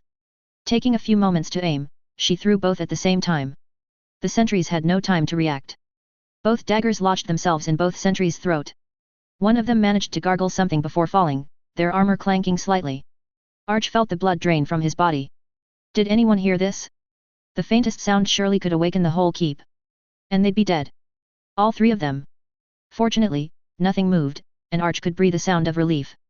Good shot, love, Quentyn whispered into his lover's ear, earning a smile from her while she took the bloody daggers back. Let's keep moving. Arch looked over his shoulder, worried that someone might find them. Big man is right, let's go. The snake led the way into the turning staircase of the tower. Soon enough, they were climbing these stairs, until they found the hall they were looking for. Of course, there were sentries there, in their crimson cloaks. However, it was more difficult. The hallway was facing a wall, not an open space, and the sentries were therefore one in front of the other. One dagger could kill one, but the other. The snake breathed heavily as all 3 of them took cover. Damn it! She whispered, frustrated. I think I have an idea. Quentyn whispered back, reaching for his pocket. Searching in his vest, he pulled out a golden dragon. Alia Jacta est. Quentyn whispered, blowing on the golden coin while sliding it down the hall. Arch frowned, not bothering to try and translate some kind of Valyrian dialect, instead keeping his eyes riveted in front of him as one of the sentries moved. Mechanically, he reached for his hammer, forgetting that he'd entrusted Ned with it, instead keeping a sword, much less cumbersome inside some tight hallways of the keep. The sentry didn't say anything, though. Instead, the soldier looked at his partner, and then took one step to the right and moved down to pick up the coin. The snake didn't have to be told anything. She pulled out the same 2 daggers and threw them again, with deadly accuracy. The sentry standing up took the dagger in the side of the throat, a clean shot. However, the one crouching didn't. Instead, he took it right on the cheek. Arch was ready to rush and finish him off, but instead, quick as a fox, the Volantine bastard took out another dagger and aimed straight at the throat, finishing the sentry off before he had time to cry out anything. That was close, Quentyn breathed a sigh of relief as he wiped the sweat from his forehead. Did you ever doubt me? The snake mockingly asked. I don't think I had time to, Quentyn whispered nervously. The 3 of them made their way past the sentries, taking care of finishing them off. Then, all of them moved in front of the door locked, of course. Shit. Arch sighed. What now? The snake turned her head towards Quentyn, who cleared his throat, and then knocked on the door. Arch thought his friend had gone mad. What was he doing? What is it? Came a voice from inside the rooms. My lord, Quentyn tried the best Reacher accent he could muster. It's the Dornish. They're gone. You must come at once. The door opened almost immediately. Wah! The figure said, clearly not expecting them to be standing there, before Arch shoved his fist into the man's face. The Lannister man didn't have time to react as he stumbled a few steps backwards. That was more than enough time for the three Dornishmen to step inside the room, quickly locking the door behind them. "Greetings, Lord Tywin," Quentyn grinned from ear to ear. "Pleasant night, isn't it? You." The old lion started, clutching his obviously broken nose. "Arch, bound and gag him," Quentyn ordered. Archibald didn't have to be told twice. In one great swoop, he picked up the hand of the king, took the ropes he'd been keeping in his vest pocket, and immediately gagged the old lion before he had the good sense to scream out. Then, he tied his hands and feet, ensuring that the lion couldn't move, and sat the unfortunate man in a chair. The snake took position on the bed, while Quentyn stepped up, Arch moving towards the door, keeping it closed, but also opening a small peeking hole in order to watch for intruders. Arch could see that the old lion was panicked. His demeanor was still calm, but his eyes told another story. "Sorry to interrupt your sleep." Quentyn frowned. "But I fear this conversation couldn't wait." "Love, I don't think he can speak," the snake intervened, grinning. "Good," Quentyn replied. "I'll do the questions and answers, then. You might be wondering, Lord Lannister, why am I here? In fact, I think you already know." The old lion didn't react, his eyes sternly fixed straight forwards, in a mixture of panic and confusion. Quentyn didn't care much, dragging forwards a chair of his own to sit upon across from the Lord of the Rock. "I'm here so that you may honor your house's word." Quentyn grinned from ear to ear. "A Lannister always pays his debts, no? Well, I am here to collect your debt, Tywin Lannister. The debt written in blood when you ordered your beasts to savagely kill Elia and her children. However, first I want you to know everything that will come after you die. I want you to know that you brought in the fall of your own house and that your legacy will be nothing but ash once I am done with you." Quentyn raised a finger to point at the old lion, looking like a maester about to give a lecture. "When you die, there will be nothing keeping the Tyrells from exercising their control over this city. Your grandson will rule as a king subservient to the whims of the Reach, and the Westerlands will answer to Highgarden in all but name. Sure, your grandson will rule for a time, of course." Tapping his finger against his temple, Quentyn continued, "Because for all your planning and great delusions of grandeur, you made yourself a lot of enemies, Lord Lannister. Your vassals are not loyal because they respect you, but because they fear you. And fear alone cannot rule. When you die, the Westerlands will collapse. Some will side with your son, Tyrion. Others might side with Sir Kevan, Sir Lancel, or Sir Davin. Others will want the protection of Highgarden. It truly doesn't matter in the end. The North hates you for what your family did to Ned Stark. When they come back, they will want to see your lands burn. The Riverlanders saw their keeps burnt, their lands reduced to ash, their people slaughtered and their daughters raped. Do you think they will hold back when they eventually turn their eyes west?" Quentyn spread his hands wide while the old lion glared at him, eliciting a short snort of amusement from the snake. Quentyn's grin took on an edge that would have been sinister in any other circumstance. "Most of all, the dragons hate you. For Aegon, for Rhaenys, and for everything that came after. When I bring back Daenerys Targaryen, will she show mercy to your family? Or will she burn them all? I don't think it matters, and I don't think I care. What matters most is that when I am done with everything, the Westerlands will be a pitiful shell of their former glory, their riches gone and their power destroyed. House Lannister will be but a footnote in the histories, a family that once ruled a kingdom reduced to bending the knee to the Tullis, Starks, or Tyrells to survive. Your house will be reduced to nothing. Your bloodline will rule neither the Seven Kingdoms, nor Casterly Rock, I can promise you that much. And all because you decided to have 3 innocent people killed out of, what? Fear? Pride? Revenge?" Standing up from his seat, Quentyn shook his head and looked down at their captive. His voice was surprisingly nonchalant as he spoke, "It doesn't matter. Once again, all that matters is that you brought it onto yourself. You brought everything onto yourself, Tywin Lannister. I am sad that you won't be able to see your house fall before your very eyes, because you thought it was best to be feared by the entire realm. Who will fear you now, lion? You have nothing left." Quentyn paused and drummed his fingers against his chin, as if deep in thought. Arch wasn't sure if his friend was giving the old lion time to think on his words or if he was actually debating what to say next.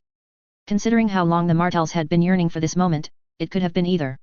"I thought about how you should die," Quentyn eventually said. "I killed Lorch the same way Rhaenys died, it felt fitting to make you die like Elia did. I surely would have had many candidates wishing to rape you to death." The old lion's eyes went wide at these words. "But then, I realized that would make me no better than you," Quentyn continued, rage in his eyes. "No better than a monster. No, I have a more fitting death planned for you, you colossal piece of shit. But first, I have one more revelation for you. One more little secret to share to prove that you have failed in everything. Love, why don't you tell him?" My mother is from the old blood of Volantis. The sand snake leapt from the bed. From House Magur, one of the most powerful houses. It is a cadet branch, not the main line, but one that commands respect nonetheless. Her father was, of course, of House Magur too, and he married 3 times. She came from his 3rd marriage, to a Westerosi. She had come from the Westerlands, as a matter of fact. Their captive seemed puzzled by this change in subject, looking at Nymeria with a tilt of his head. For her part, the snake smiled down at Lord Lannister the way one might at an uninformed child. She was a great beauty. Young, blonde hair, green eyes, smart, perfect. My grandfather instantly fell in love with her when she arrived in Tyrosh, with only her belongings and a few sacks of gold as she was visiting the free cities. Her family was supportive, of course, and she settled into the Volantine lifestyle quickly. He decided to marry her, promising her safety in Volantis. It was soon enough that they had my mother, their eldest. And eventually my mother had me. My grandmother was a sweet woman, but she was also very sad. When I asked if she had brothers or sisters, she would avoid the subject. But when I was 10, she revealed to me what happened to them, and why she left the free cities. Nymeria leaned forward, her formerly calm face now a rictus of anger. They were all slaughtered. Slaughtered for having dared to oppose a tyrannical decision from their liege lord. She was the only survivor since she had been in the Arbor then, and fled to the free cities. The snake was almost breathing on the old lion's face now. Her name, the snake continued, was Calarain. The snake laughed. It was not a happy laugh. You think you slaughtered us all? You think we wouldn't come and take our vengeance? That we didn't have cousins, sisters, or brothers not in the Westerlands when you came to slaughter us like pigs? Well, Lannister, it's time you pay your debt. And we Rains would like a lot of interest. I have brothers, you know, and I've already offered one of them the rock. House Rain of Casterly Rock. Quentyn grinned at the old lion, whose eyes were completely wild. It's done, he whispered. Casterly Rock will be given to the Rains as compensation for your horrid crimes. Enjoy death, Tywin Lannister. With a quick movement of his arm, Quentyn clutched the old lion's face and slammed it into the wall with enormous force. The old lion couldn't react, and tried to cry out. For Elia, Quentyn said softly, slamming the Lannister's head into the wall in a mess of blood and broken teeth. For Rhaenys. Another slam. For Aegon. Another. This time, the old lion had stopped writhing. Blood was dripping on the floor and a multitude of teeth were laying on the cold ground. For Elia. Again. For Rhaenys. And again. Tywin Lannister's face kept hitting the wall with such ferocity, Arch could hardly recognize Quentyn at all. The names kept coming, though. For Elia. For Rhaenys. For Aegon. For Dorne. Finally, when it was obvious the old lion was clearly dead, Quentyn took out his dagger and unceremoniously cut his throat while whispering softly, "For me." Quentyn shoved the body aside, Tywin Lannister's face being completely unrecognizable, being a mass of blood, brains, teeth, and skin, while Quentyn himself was breathing heavily, blood coating his shirt and part of his face. It's done, he finally sighed. Let's get out of here. Arch nodded simply. It was all over. The Dornish vengeance was complete. Lorch, Clegane, Lannister, all dead. The snake quickly dashed to the wardrobe to take out the old lion's coat marked with the sigil of House Lannister, bathed it in Tywin's blood, and smiled widely. Thank you, she said with a huge smile. Quentyn just nodded, smiling weakly, hobbling towards her. Arch had to support him as they looked to make an exit. However, Quentyn stopped. Wait, he said. Arch grew confused when Quentyn looked around the room, trying to find an object. Then, his eyes quickly darted to something, and he threw himself forwards. Going over the bed, he found a hilt, carrying a sword with a lion's pommel. Unsheathing it, he smiled widely, and both Arch and Nymeria's eyes went wide. Valyrian steel. Arch whispered in admiration. Quentyn exhaled deeply and smiled. I think we can get out of here. Arch didn't have to be told twice. They managed to run down the stairs of the Tower of the Hand, making sure to avoid the main hallways, while darting towards the gardens. It was then that curiosity got the better of him. My lady, Arch whispered to the snake. Was your mother really a Rain? No. The snake giggled, holding a hand to her face as if to keep herself from bursting out in loud laughter. Of course not. The old blood of Volantis are almost like Targaryens, they only marry amongst themselves. Why the act, then? He asked. I wanted Tywin Lannister broken before his death, Quentyn replied while looking around at the corner of a hallway. He had failed in everything, but still succeeded in wiping out the Tarbecks and Rains. I didn't want him to believe he'd at least succeeded in that. You think he believed it? Arch asked. Perhaps, perhaps not, Nymeria replied. It didn't cost us anything to say it. And if it succeeded, then Tywin Lannister's last thoughts would have been that Casterly Rock was going to be given to his worst enemy. I think you played the mummer quite well, Quentyn winked at her. I choose to believe he ate up every word you spoke. Arch nodded, not completely understanding why it was useful to torture a man seconds before his death. Instead, he focused on the road ahead, as they finally exited the keep. The night was completely dark, the moon being obscured by clouds which meant the moonlight could not illuminate their path. Just as well, it would make things easier. They hurried down the paths outside, quickly reaching the oak tree. There, Quentyn stopped, and put a hand on Arch's. Go, Nym, Quentyn asked the snake. We'll follow. What are you doing? She asked. I won't be long, I promise. He quickly closed the distance and kissed her fervently. I'll meet you at the beach, cousin. She smiled haughtily. The snake quickly left their field of vision, while Archibald was left alone with Quentyn. They waited and waited, but nothing came, and Quentyn was getting impatient. Suddenly, when Quentyn took a step forward as if to leave, a voice came from the bushes. My prince. Quentyn and Arch immediately turned their heads. Archibald couldn't exactly see through the darkness, but he thought he recognized the Tyrell girl Cletus was smitten with. Lady Ella, Quentyn whispered. I didn't expect you to be here. Queen Marjorie said I would find you here. She's not coming, she whispered. But I wanted to give you this. Arch stared confused as the Tyrell girl handed Quentyn a small envelope. It's a letter to be given to Cletus. You haven't broken his heart enough already. Arch took a step forward, but Quentyn immediately stopped him. Stop it, Arch, you're scaring her. Arch gruffly crossed his arms, while Quentyn stared at the envelope. Alla Tyrell continued. I wanted to tell him, but he doesn't want to see me. You may think I manipulated him, and that is partially true.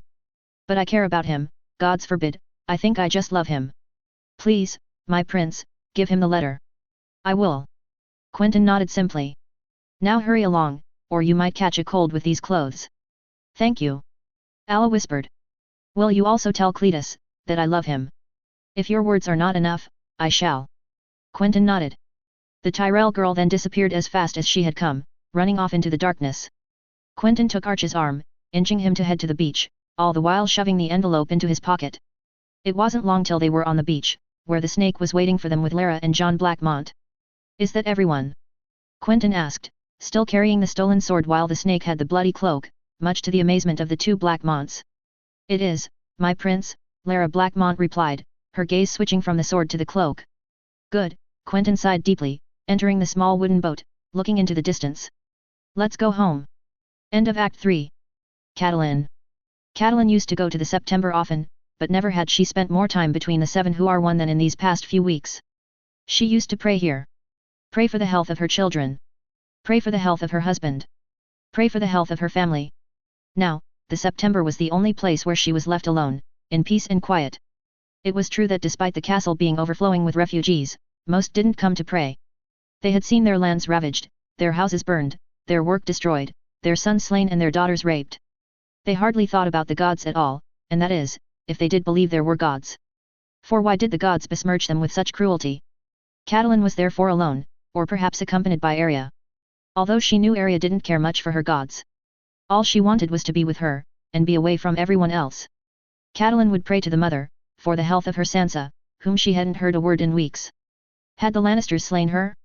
No. Impossible. She would know, she would have felt it. Sansa was still alive, that she knew. But today, it was different. Today, she lit a candle for the warrior. It was hardly the first time she did so. Every time Robb marched to battle, she would ask the warrior to protect him. And every time, her words were answered, and her son came back from the battle, alive and victorious. However, this candle wasn't meant for Robb. The dim light that flickered at the end of the stick was meant for Ed Muir. The Tyrells had finally had enough of the Riverlands' stubborn resistance. They had sent a host of 50,000 to lay waste to the Riverlands and lure Ed Muir out of the castle. Once again, fields burned, and the people suffered. And this time, the Roses had made it under the walls of Riverrun, and asked for a parley. She already knew Ed Muir was going to refuse whatever they asked. Not after what they did to his people. And there she was, lighting a candle to the warrior, hoping with all her heart that the gods wouldn't rip another family member from her. Struggling to her feet, she ended her prayer and went outside. Already, people were gearing up for war. There were horses running everywhere, and the blacksmiths were hard at work. Knights were donning their armors, and squires were painstakingly helping them. The sky was grey, with little to no sunlight. The sun had receded these days, only the grey remained. Winter was coming for them all. Dark clouds on the horizon also predicted rain and perhaps even a storm brewing in the distance. Worriedly, she took the steps that led her to the ramparts of Riverrun, overlooking the camps where the army was staying. These brave men that had faced off against the Lannisters time and time again, and had been victorious. But today, they faced their toughest challenge yet. Catelyn found her brother wearing his armor, giving the last orders to his men as he prepared his stand. He was imposing, just as she remembered Ned being when he set off for the Trident. His auburn beard twitched whenever he talked with the utmost seriousness, while his arms pointed at various spots, with men hurriedly setting off in the direction he pointed to. Behind him, two little figures that could have been easily forgotten if not for the sigils they bore. One was gagged and bore the Lannister sigil, his hands tied behind his back by a rope held by the second figure, hair cut short while wearing the arms of House Stark in a cloth too big for her, a small sword at her side. Arya. Catelyn frowned.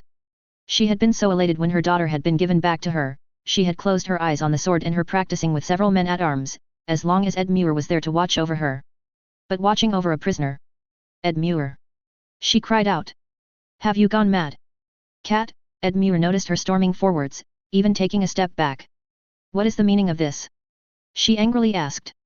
Cat, do not fear. Uncle Ed Muir is making me guard the prisoner. Arya smiled.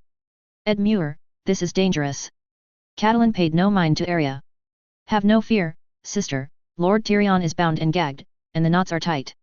Arya will have no problem watching over him, Ed Muir said as if it were normal. Besides, she is only doing so while one of my men gets ready for the upcoming battle. She hasn't been watching him all day. I surely hope so. Catelyn growled.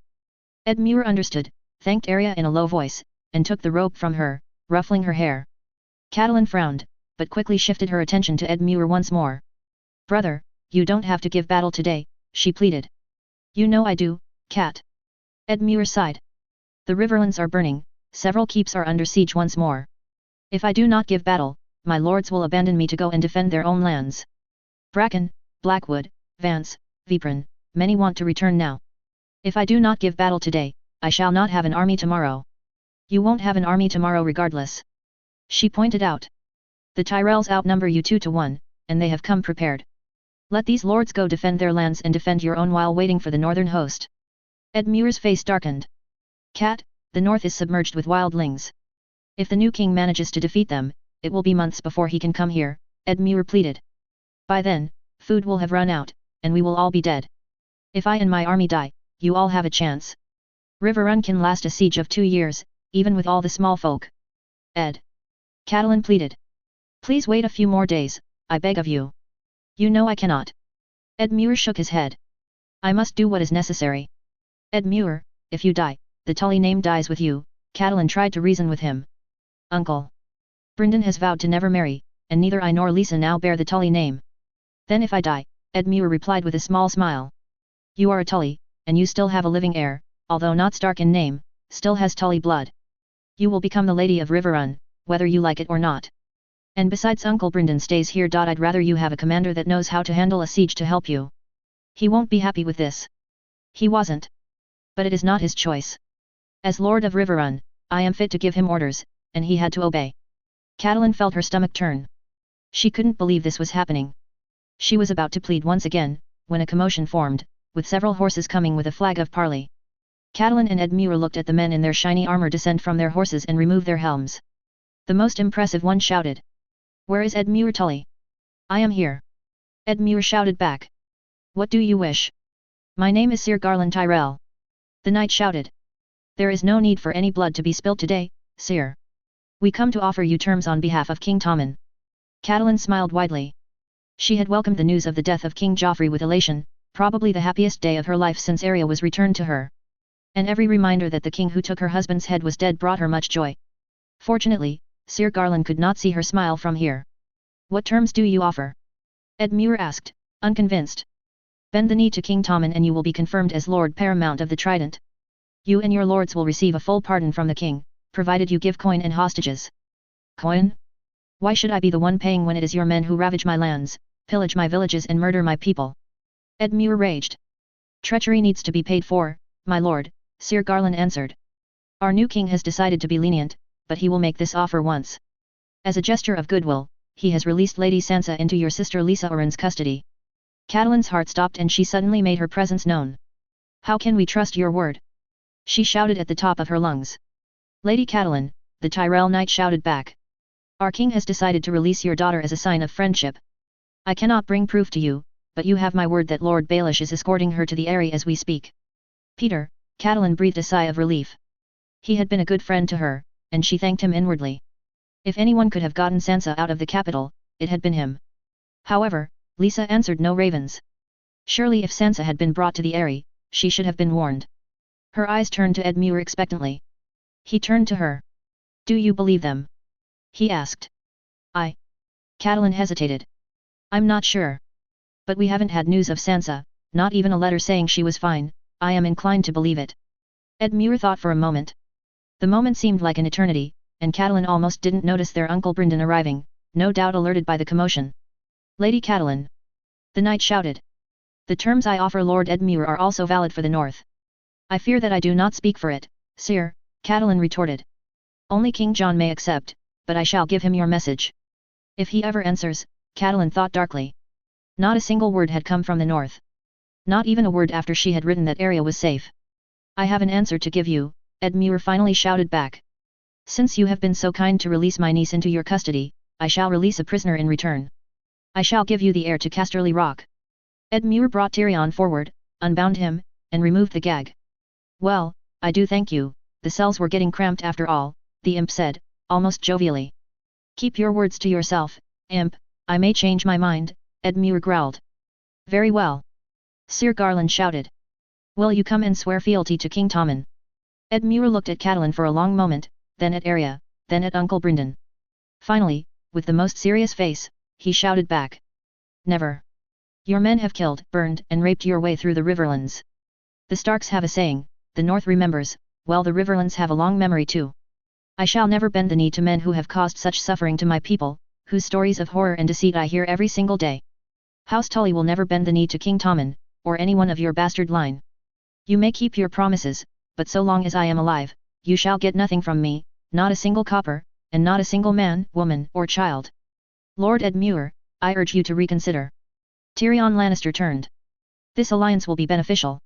As heir to the Rock Edmure finally snapped and picked up the little lion like he was a cask of ale. As for the heir to Casterly Rock, as he is so fond of reminding me. Edmure shouted, enraged. I keep my word. You can have him, if you can catch him. Suddenly, Edmure threw the little man off the ramparts. Lord Tyrion cried out in terror as he was thrust in the air for a brief moment. The men at the bottom of the ramparts looked at each other in complete shock while watching the little man fly, and hit the water below with a large thud. There was a moment of silence as he fell like a rock below the water, then a moment of shock when the limp body came back to the surface, floating lifelessly in the moat. Uncle Brynden. He turned, not even waiting for the Tyrells to lead their horses out of the camp. Prepare the men to sally out. Catelyn, Arya, and even Uncle Brynden stood in shock, and it was old Brynden who spoke first. Why did you do this? He asked. My people have suffered for more than a year. Edmure frowned. These people thought themselves untouchable, free to insult me as they pleased. Now they know that I am not a boy who they can order around. There will be repercussions, Uncle Brynden said. We still have the lesser Lannisters, and Lord Tywin will undoubtedly care about these ones more than the imp, Edmure shrugged. They will give you no quarter, Brynden warned. Good. Edmure smiled. I didn't plan on giving them any either. Sound the alarm, we are marching off to war. Edmure walked up to Catelyn and put a hand on her shoulder. Take care of Riverrun once I'm gone, he said. Catelyn hugged her brother tightly, despite the heavy armor he wore. He then moved on to Uncle Brynden, and gave him a few words, and finally settled on Arya. I know you don't like being a lady. Edmure sighed. But you might have to lead Riverrun one day, if my uncle doesn't want to marry. If you don't want to rule Riverrun, try convincing your great-uncle to do so, will you? I'll drag him to the ceremony if I have to. Arya smiled widely. Edmure smiled lightly and patted her shoulder. Goodbye, he then said, as a man-at-arms handed him a helmet. I'm sorry it had to end like this. Catelyn watched as Edmure then faded from view, then as he gathered and marched his army towards the fields in front of Riverrun. It was then that she finally turned to Arya. You should go back to your rooms. I want to watch the battle, mother. Arya pleaded. Arya, this isn't something a little girl like you should see, she replied sternly. You'll be watching, Arya replied. I am not a young girl, Arya, she countered. I've seen blood before mother, and I have killed before. I can handle watching a battle from afar." Arya stood her ground, annoyed. Catelyn swallowed, but seeing that Uncle Brynden wasn't opposed to it, finally relented. She could see the lines forming in the distance, the distant roar of thunder rolling. There would be rain, soon, and it would only add to the confusion of the battle. By now, Edmure's host was only a bunch of pea-sized specks in the distance. Breathing heavily, she murmured another prayer to the warrior, urging him to protect Edmure, and by some miracle, bring him back alive. Suddenly, the area above the castle darkened. The storm had come, and they would no doubt be soaked. But before she could even order Arya inside before they were drenched, a massive roar pierced the sky. In complete shock, Catelyn looked above, and then her heart almost stopped. A dragon! This was not a dream. This was not some kind of hallucination. She had a dragon massive enough to eclipse the whole castle under it right before her very eyes. Its scales were of a shimmering dark blue and its wings were so large they could envelop half of Riverrun's keep. There was confusion and panic in the castle. Half of the men were looking up in astonishment, the other half in fear. Is that? Her Uncle Brynden shook like a leaf. A dragon. Arya looked up, mesmerized. Catelyn didn't even have time to think as the legendary creature disappeared in the low clouds. For a few moments, there was silence.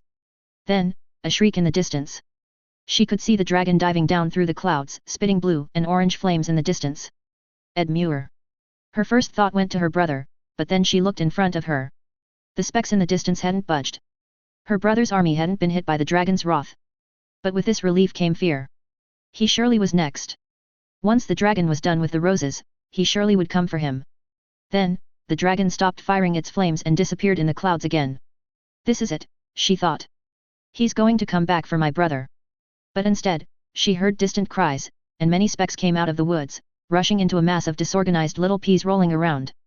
She saw the specks of Edmure's army stay put, then finally charge forwards. A few moments later, a relative silence fell upon the battlefield. Catelyn started to worry. Did she misjudge where Edmure was? Did the dragon annihilate him and was the creature coming for them, now? She had no time to panic. A small host of horsemen were running back to the castle, and a man-at-arms shouted. "Tully colors, my lady!" Catelyn breathed a small sigh of relief, but waited till the horsemen were in range. Then the man-at-arms turned towards her in shock. "Stark colors, my lady!" Stark, Manderley and Karstark. Catelyn didn't have time to process this information. Instead, flanked by Arya and Uncle Brynden, she rushed down the steps 2 by 2, nearly breaking her neck as she did. A commotion had formed on the portcullis as the horsemen rushed in. Amidst them, she noticed Edmure, safe and sound. "Edmure!" she shouted amidst the crowd. "What happened?" "He's with us." Edmure removed his helm with a broad smile. "The dragon is with us. He destroyed the Tyrell army. And the Northmen came back." A man clad in Karstark colors noticed her and immediately unhorsed and bent the knee. Removing his helm, Catelyn noticed the unmistakable figure of Rickard Karstark. "My lady." He immediately got to his knees. "We came as soon as we could." John, where is John?" Arya immediately rushed to her side and yelled at the man. The Northern Lord was about to say something when a roar pierced the air. The massive blue dragon circled once above Riverrun, before settling on the field just beyond the portcullis where the camp once stood. She noticed a figure jumping off of the dragon's wing, and she wasn't the only one. The soldiers on the portcullis all made way for the mysterious figure, who quickly walked forwards, the dragon taking to the skies yet again. Slowly, Catelyn could make out the features of the man, for he was definitely a man with that stature. Then she could make out his armor, his hair, and, no. Impossible. The man stepped forwards and breathed a sigh of relief. "Sorry that we're late." Catelyn didn't have time to speak a single word. Her body started to feel numb, and she collapsed. When she woke up, it was in her rooms, along with a splitting headache, just as if she had drunk an entire cask of the ale the Northmen were so fond of. Voices came out through the room, and someone brought her a glass of water. She could hardly remember anything, or did she? Was it all a dream? "Rest easy, Cat," a voice she recognized as her brothers told her. "You need to rest." "Edmure, is that you?" she asked, downing the water and rubbing her eyes. "What happened?" "You fainted," Edmure replied while she made out his features, slowly coming out of her trance-like state. "We had someone watch all night over you." It happened, did it not?" "The dragon, was it real?" she asked, shaking. Edmure looked behind him, and nodded. "Yes. The dragon was real. He annihilated the Tyrell host, and Sir Garland with it." Edmure's tone darkened. "It took several hours to find his charred body, we only recognized him because of his armor. Then, she blinked, finally noticing the other people in the room. There was Uncle Brendan, Arya and Jon Snow. You. She almost whispered.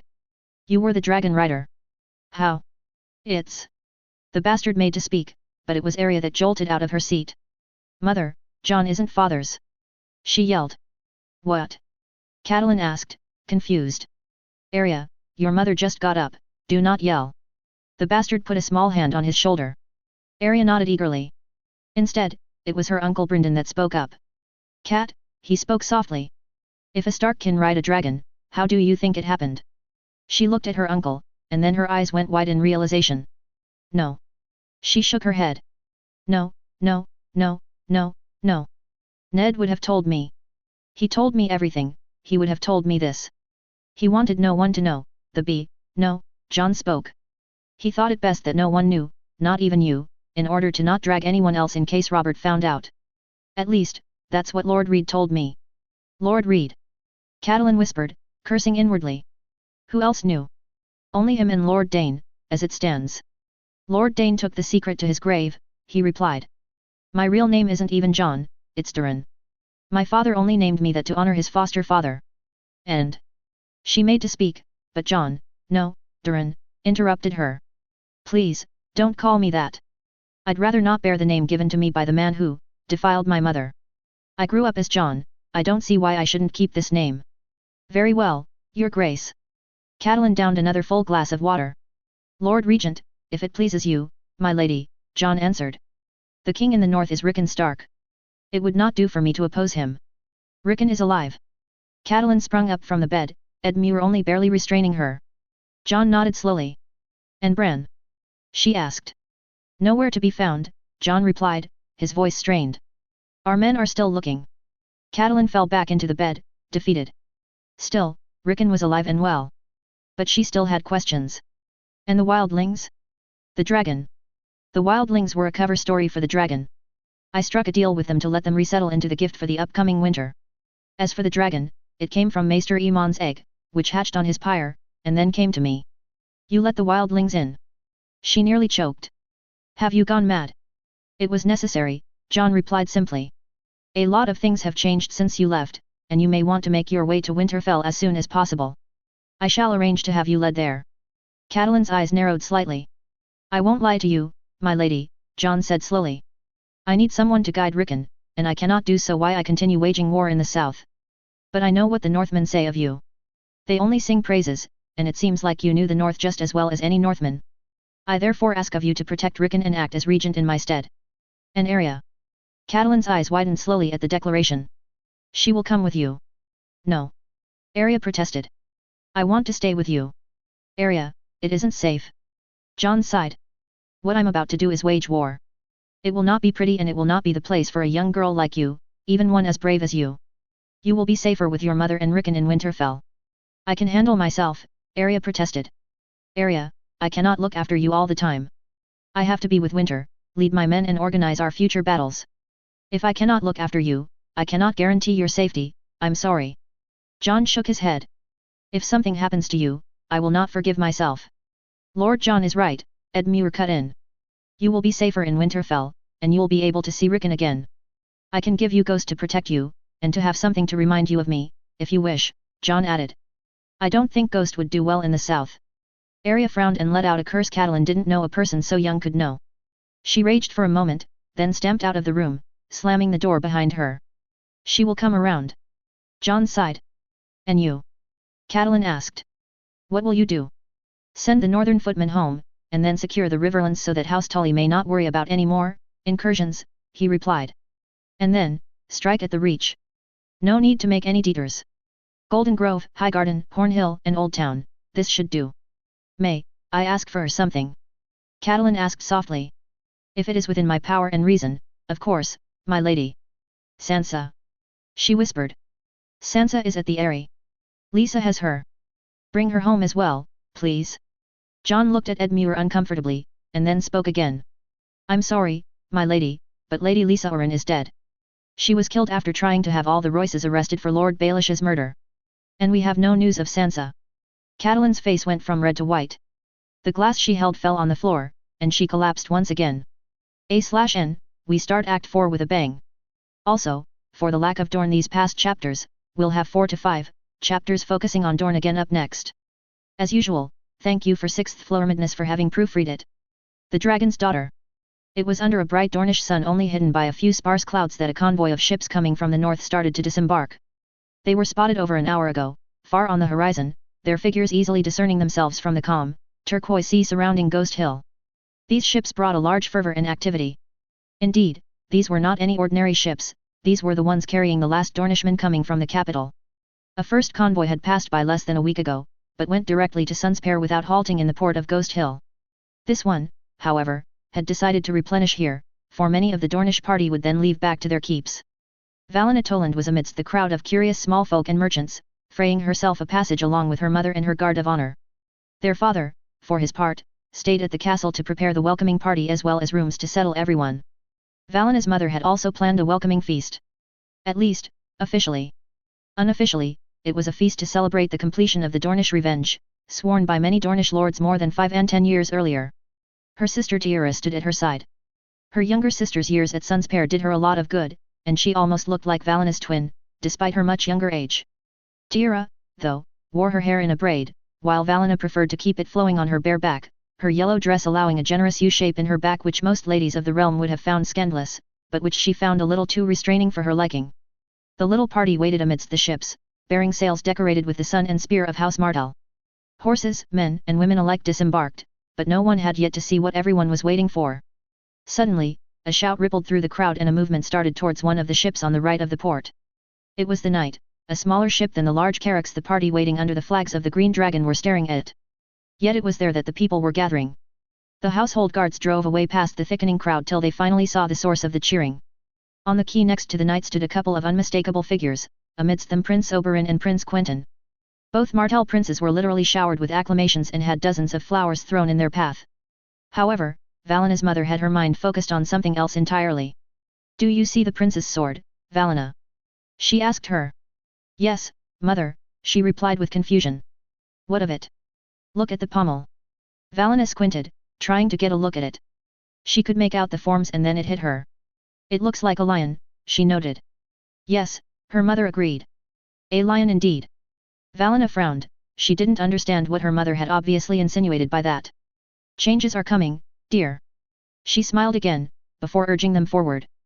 Valina still didn't understand. Nevertheless, she followed in her steps, etching to get a closer look at the prince's party. She barely listened to her mother welcoming the princes to Ghost Hill in a short, prepared speech. Her sister Tiara's gaze wandered, but her eyes set on the young Lord Dane, whose pale blonde hair could easily be confused with that of a Targaryen prince, his dark blue eyes clearly giving him an edge. But Valina wasn't interested in the Dane boy, no. Her eyes were clearly fixated on the younger Martell prince. Much had changed since their first meeting, 2 years ago, at Ghost Hill. Prince Quentyn had grown slightly taller, his eyes had taken in a hint of gold, his build was leaner, and his hair was slightly longer and wavier than before. Of course, he now bore the scar on his right side, tearing through most of his face, but this did not hamper his looks. On the contrary, even. His smile was still charming, and she remembered the nights spent together under the light of Ghost Hill's bright moon. Times were simpler, then. They were both sweet and innocent, and she could still remember herself quivering in his arms as he kissed her neck. Both knew this was only temporary, and that they would have to part ways. But their short nights spent together were something Valina absolutely did not regret, as both of them learned from it, cherishing these small memories. Most of all, though, back then, the prince didn't have that damned snake at his side all the time. Valina wasn't stupid, of course. She knew the rumors of the prince having taken the tenacious woman as his lover, and the daughter they had had together. It was hard to deny something had happened or was happening between them. But in the end, she reassured herself, Martell blood or not, the snake was still a bastard. And a bastard, even in Dorne, was nothing compared to a trueborn like her, more beautiful besides. It was true that many things had changed and, as she grew, Valina learned to embrace her future responsibilities as Lady of Ghost Hill. However, as her mother reminded her, there was now a new prize on the line, Sunspear. Everyone first had debated who Doran would betroth his son to, and then laughed it off. The prince held no real power over his son, and it was obvious that the prince would choose his own bride. Her mother had reminded her, Prince Quentyn was smart, and knew that he could not marry his bastard cousin. Then, who? Rumors were wild. Some thought that the prince was still loyal to Euron Wood and would marry the little girl Gwyneth. Others thought that the prince would choose a girl closer to him in age, either one of the Fowler or Jourdain sisters, or perhaps one of the Black Monts. Others threw out Valina's name, while some suggested that the prince would not even bother, and would send a delegation to Volantis to have his bastard cousin legitimized and wed her to tie themselves to the old blood. Some rumors, even wilder, suggested that the prince had seduced the Rose of Highgarden, and that little Floris Baratheon, supposedly born from the union of Renly Baratheon and Marjorie Tyrell, was in fact the prince's child. The future queen would then have lent a hand to her lover in destroying the Lannisters in exchange for her place at his side on the Sun Throne. But then again, Floris Baratheon supposedly had pure Baratheon features. Rumors were rumors. But the main point stayed the same.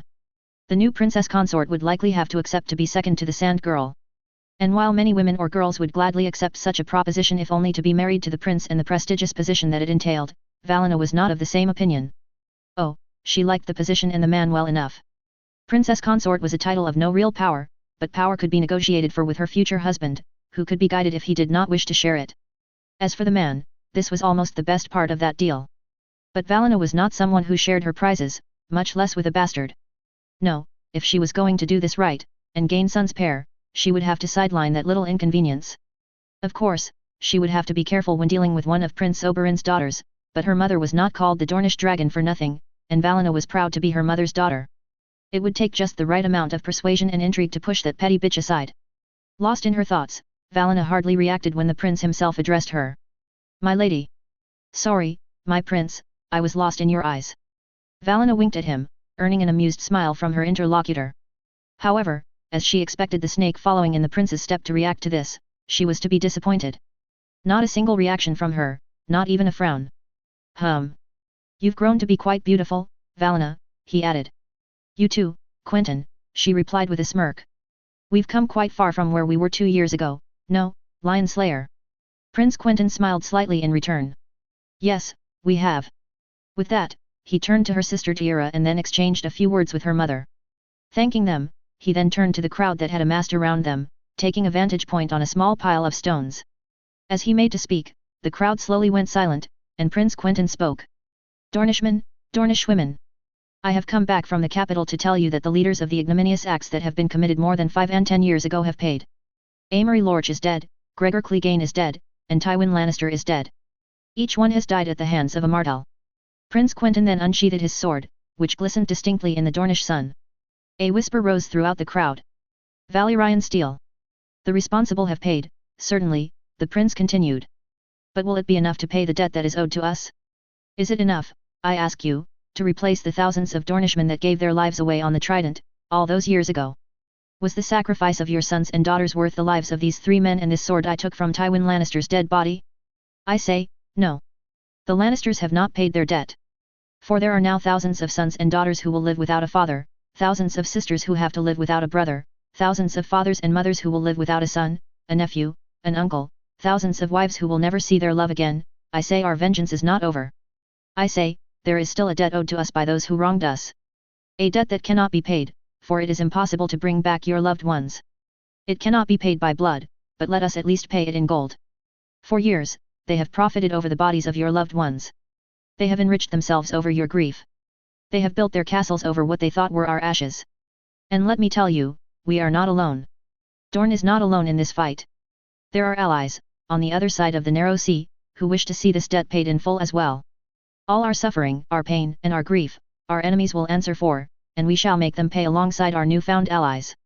Soon, we shall crush them, and we shall finally take what is owed to us. I say that the Dornish people should rise. To avenge their sons and daughters, to avenge their fathers and uncles, to avenge their loved ones, and take what is theirs, as I have. I call upon all the Dornish people to stand beside me, as we march to take what is owed to us. Not some petty throne or some blood on a stupid throne. No, I say we march to empty Casterly Rock. I say, we will not lay down our arms until the banner of the sun and spear floats over the rock and their minds have been emptied and given to us, so that our sons and daughters may lack nothing. Will you stand with me? The cheers were indescribable. To the rock! To the rock! Cried some. Lion Slayer! Lion Slayer! Cried others. In any case, whatever the goal, the prince's speech almost caused an upheaval. Huge crowds continued to applaud and gather along the road back to Ghost Hill, so much that Valina wondered if all the population of the town and then more had not come to celebrate. And in any case, there would be celebrations tonight. For 2 days, the princes would be feasted before they left to reach Sunspear once more. In the meantime, the wine would flow freely and feasts would be thrown. It was the least one could do to celebrate Tywin Lannister's death. Valina's mother spent without worrying about the cost. For her, it was well worth a few golden dragons to celebrate her brother's deaths all being avenged. But before that, something else kept her mind, as she nudged Valina to follow her to a small room. "Why am I coming?" she asked. "You are to be Lady of Ghost Hill one day, or better," Mother smiled at her. "Prince Quentyn will be your prince, or better. I think it is wise that you attend this small reunion, and feel free to speak your mind, my sweet." In the small room, she saw her father, busy writing letters, but her mother also, as expected, invited in Prince Quentyn, but, to her surprise, Prince Oberyn was absent from the talks. "Thank you for receiving me, Lady Nymella." Prince Quentyn nodded while Valina's mother closed the door. "I think it is I who should thank you, my prince," her mother replied succinctly. "After all, my brothers can now rest easy, their tormentors have been killed." Prince Quentyn nodded. "I hope your journey has been pleasant, anyways," Mother continued. "We had a few cases of seasickness and only one man overboard," the prince nodded back. "Yes, a terrible incident, especially since he was quite important to you, no?" Mother smirked. "He was my maester," the prince nodded. "He was feeling sick but went overboard during a storm only a day before reaching Ghost Hill. His loss is rough since he was looking at the development of new training grounds for healers in Sunspear, but new ones will take up his work, I am sure." Of course, her mother smiled slightly. Valina could not help but feel uncomfortable. She didn't remember a single storm in the area for 4 days. In Shipbreaker Bay, she could imagine, but around here? "Is there any reason Prince Oberyn is not here?" her father asked, speaking aloud what Valina had been wondering for some time. "My uncle will do what I say," Prince Quentyn replied simply. "Forgive Lord Julian," Mother continued with a slight smile towards father, who blushed slightly, "he is not very well versed in the current events. But may I ask, why the speech?" "I dare say we will finally go to war." "You suppose well, Lady Toland," the prince replied stoically. "I intend to go to war once I have brought back our allies from beyond the narrow sea." "Is that why you wanted the ships?" Valina caught herself asking. "Precisely, my lady," Prince Quentyn replied without skipping a beat. "The transports that can easily be converted back to merchant ships, or be sunk as block ships as soon as their duty is over." "And what are these allies you speak of?" father asked. The prince smiled slightly. "Well, the only ones who have even more reasons than us to hate the Lannisters of course," the prince mused, "and the ones with the dragons." Valina gasped. "Dragons? How could this be?" Father wore the same surprised expression as her, but mother barely raised an eyebrow. Did she know? But which Targaryen?" her mother asked. "What? There were several?" Valina knew that Viserys Targaryen died, and that Daenerys Targaryen went east, but that was as far as her knowledge went. Then, Daenerys Targaryen was alive, that much she could assume, but who was the other? For surely there could not be more than one. Prince Quentyn himself was slightly surprised by her question, but seemed unmoved. "Both," was his answer, "the more dragon riders on our side, the better our chances." "This is all madness," father cut in, but mother quickly regained control of the situation. "As much as I like your plan, my prince, there remains one small step you have not considered, you cannot make such decisions." "That may be true, but have you gone back on your commitments for Overlord?" the prince asked again, annoyed this time. "No," mother answered. "You have House Toland's support, I can assure you. But time is of the essence." "I agree, which is why I mustn't delay my departure for Sunspear." Prince Quentyn smiled slyly. "When can we receive an answer?" mother asked. "In a week, at the latest." "Good, then I trust you will need our ships, and some of our men, I expect." "You presume well, Lady Toland. You have them." "My husband will provide anything you can ask if we have the means." Mother tapped the oak table. "Sorry, mother," Valina felt like cutting in, "but what is Overlord?" "Well, let us just say that it will rectify a small problem we've been dealing with recently," mother replied. "Just so," Prince Quentyn nodded. "I cannot say much more at the present, for fear word would leak out to unwanted ears, but to easily conclude in all of our plans, we need more, how should I say this, clarity in the chain of command. I trust that I shall be convened to the council planned in Sunspear afterwards." Mother cut in before Valina had a chance to answer. "Of course. In 3 weeks, as planned," the prince answered once again. "Good," her mother replied. "Very well, thank you, my prince." As they left the room, Prince Quentyn caught Valina's arm with his hand. Softly, he asked, "Val, can I speak to you, for a moment?" Valina was caught unaware. When the prince called her Val, it was when they were intimate, and she could call him Quent, and not my prince. Suddenly, her eyes lit up, and she saw what the prince was getting at. Perhaps, not now, Quent, she said with a small smirk, hinting that she had understood his message. How about after the feast, in my rooms? We shall be more at ease than here. The prince frowned slightly but nodded. Of course. Good, I'll see you then. Valina left the room, winking at him. This was better than expected. If the prince was still interested in her, and which sane man wouldn't, then it would be all the easier to crown herself Princess of Dorne. But then again, she had to be careful. Treading in a nest of vipers wasn't going to be easy, and she needed every advantage on her side. She asked her father to change the seating arrangements so that she could be sat next to the prince, and asked for the sand snake to be put a couple seats down the line. Then, she made sure to fix her appearance, making sure her dress put her body in a generous light. Finally, she carefully selected a variety of different perfumes, and made sure to cover herself in them, selecting only the most exclusive and expensive of them all. During the feast, she made sure to talk to Quentyn as much as possible, although never too much to avoid drawing the suspicion of the snake, seated only a couple seats away. She made sure to rearrange her hair several times, and adjust her dress, even asking the prince to help her during one occasion. Finally, the most delicate part came up. Slowly, she rose from her seat, winking at the prince to follow her. Contrarily to what she had hoped, though, her heart nearly stopped when he immediately rose and followed her. Surely he knew to be more discreet, they had done the same thing years ago and he knew to wait a little. To her complete shock, though, the snake did nothing. She continued talking with her father as if nothing had happened. She attributed it to luck and continued on her way, skipping towards her rooms, which she opened in a hurry, locking the door behind her, kicking her shoes out of the way. Slowly and sultrily, she got on her bed and smirked, "So, my prince, what did you wish to discuss with me?" The prince barely registered what she was trying to do, and instead cut in with a question she never would have expected. "Val, would you be my consort?" She interrupted herself. "You want to marry me?"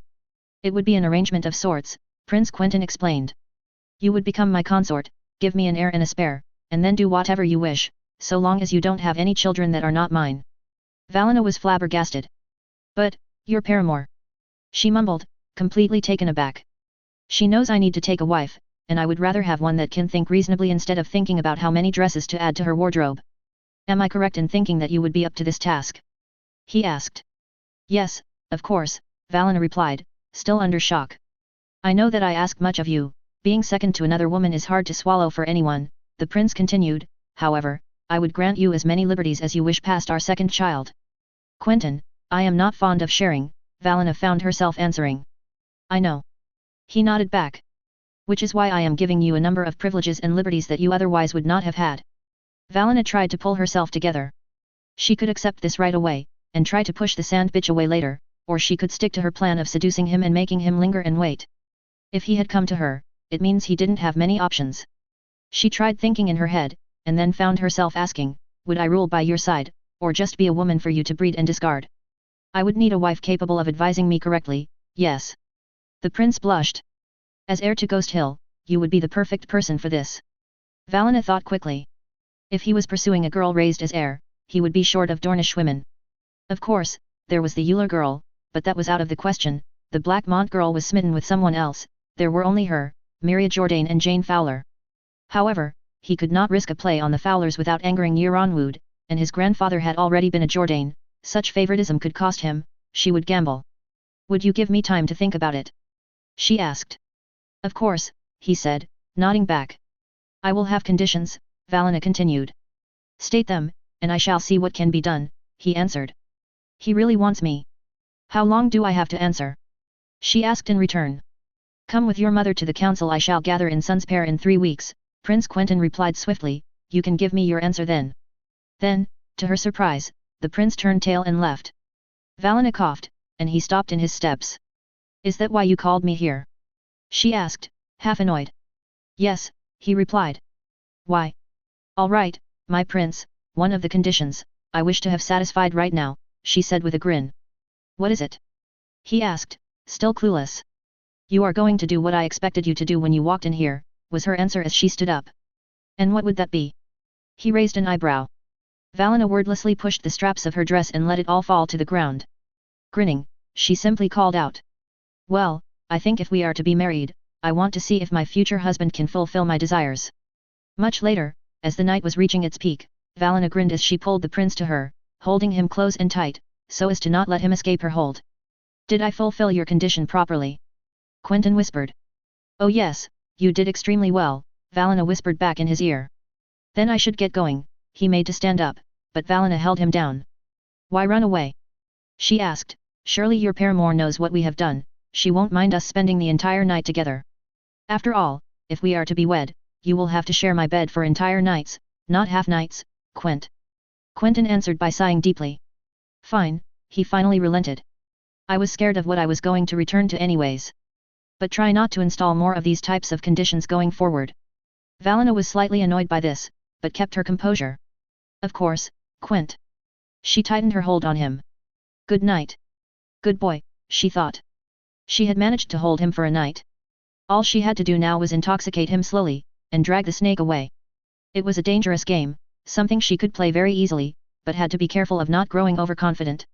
The fact that the sand bitch had not moved a muscle during the day worried her deeply. What was she missing? She would find out later.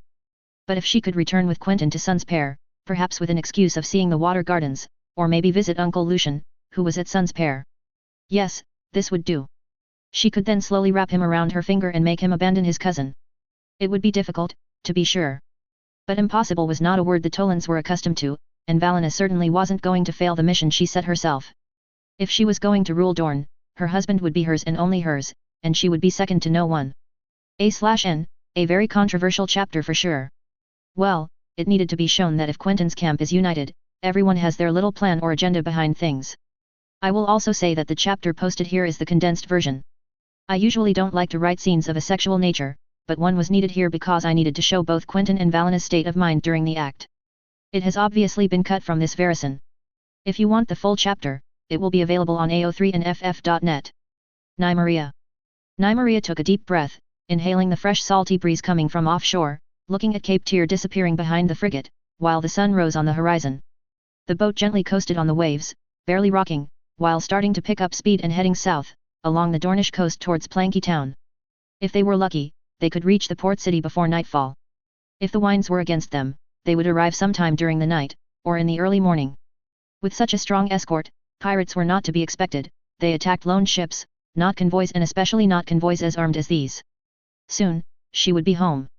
Finally free to meet her warm bed again, to breathe the perfumed air of her rooms, to find the courtyard of Sun's Pair, the pools of the water gardens, and her Dornish pearl, little Alyandra, who they had left for far too long.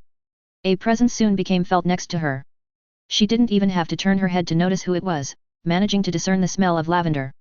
"Hey, love," she said, loud enough so that her voice wasn't masked by the sound of the waves. Quentyn didn't say anything, breathing in the fresh morning air as well, then turning around and smiling brightly, kissing her on the cheek. "Hello, Nym," he spoke tenderly, "how was your night?"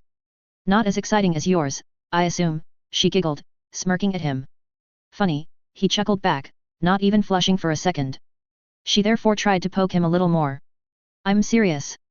My night was quite dull, but yours has been full of action." The Toland girl likely was heard as far as Yeronwood. She grinned. "Yes, she was very loud," Quentyn said with a frown, not subtle, even for a second. "You're becoming better at identifying teasing." She looked at him with a proud air. "Did everything go as expected?" "It did," he acknowledged. "I told you so." She let out a large sigh. "That girl is poisonous." "You told me as much," Quentyn replied, drawing another deep breath. "I thought I knew her to be more conciliatory, if you will." She shrugged in response. "I've grown up with most of these girls, Quent, I know how they are. Valina Toland is one of the most ambitious. I told you Miria was a much better option." "Is that because she would not frown on sharing?" he asked with a smile. Nymeria stopped dead in her tracks before laughing heartily. "You bastard, you're teasing me." She slapped him on the back of the head, earning a grunt and a chuckle from her lover. "I've taken lessons from the best," he smiled back, clutching his neck with his left hand. "Seriously, though, what happened?" she asked, straightening up. "She did the usual stuff, you know." He shrugged. "She thought she was seducing me, luring me into her bed, or something along those lines." "I knew that, what else?" she asked, unsurprised. "Well, it seems she thought that the best way of making my head spin and magically making me fall in love with her was giving herself to me and trying to make me go crazy for her." Quentyn sighed.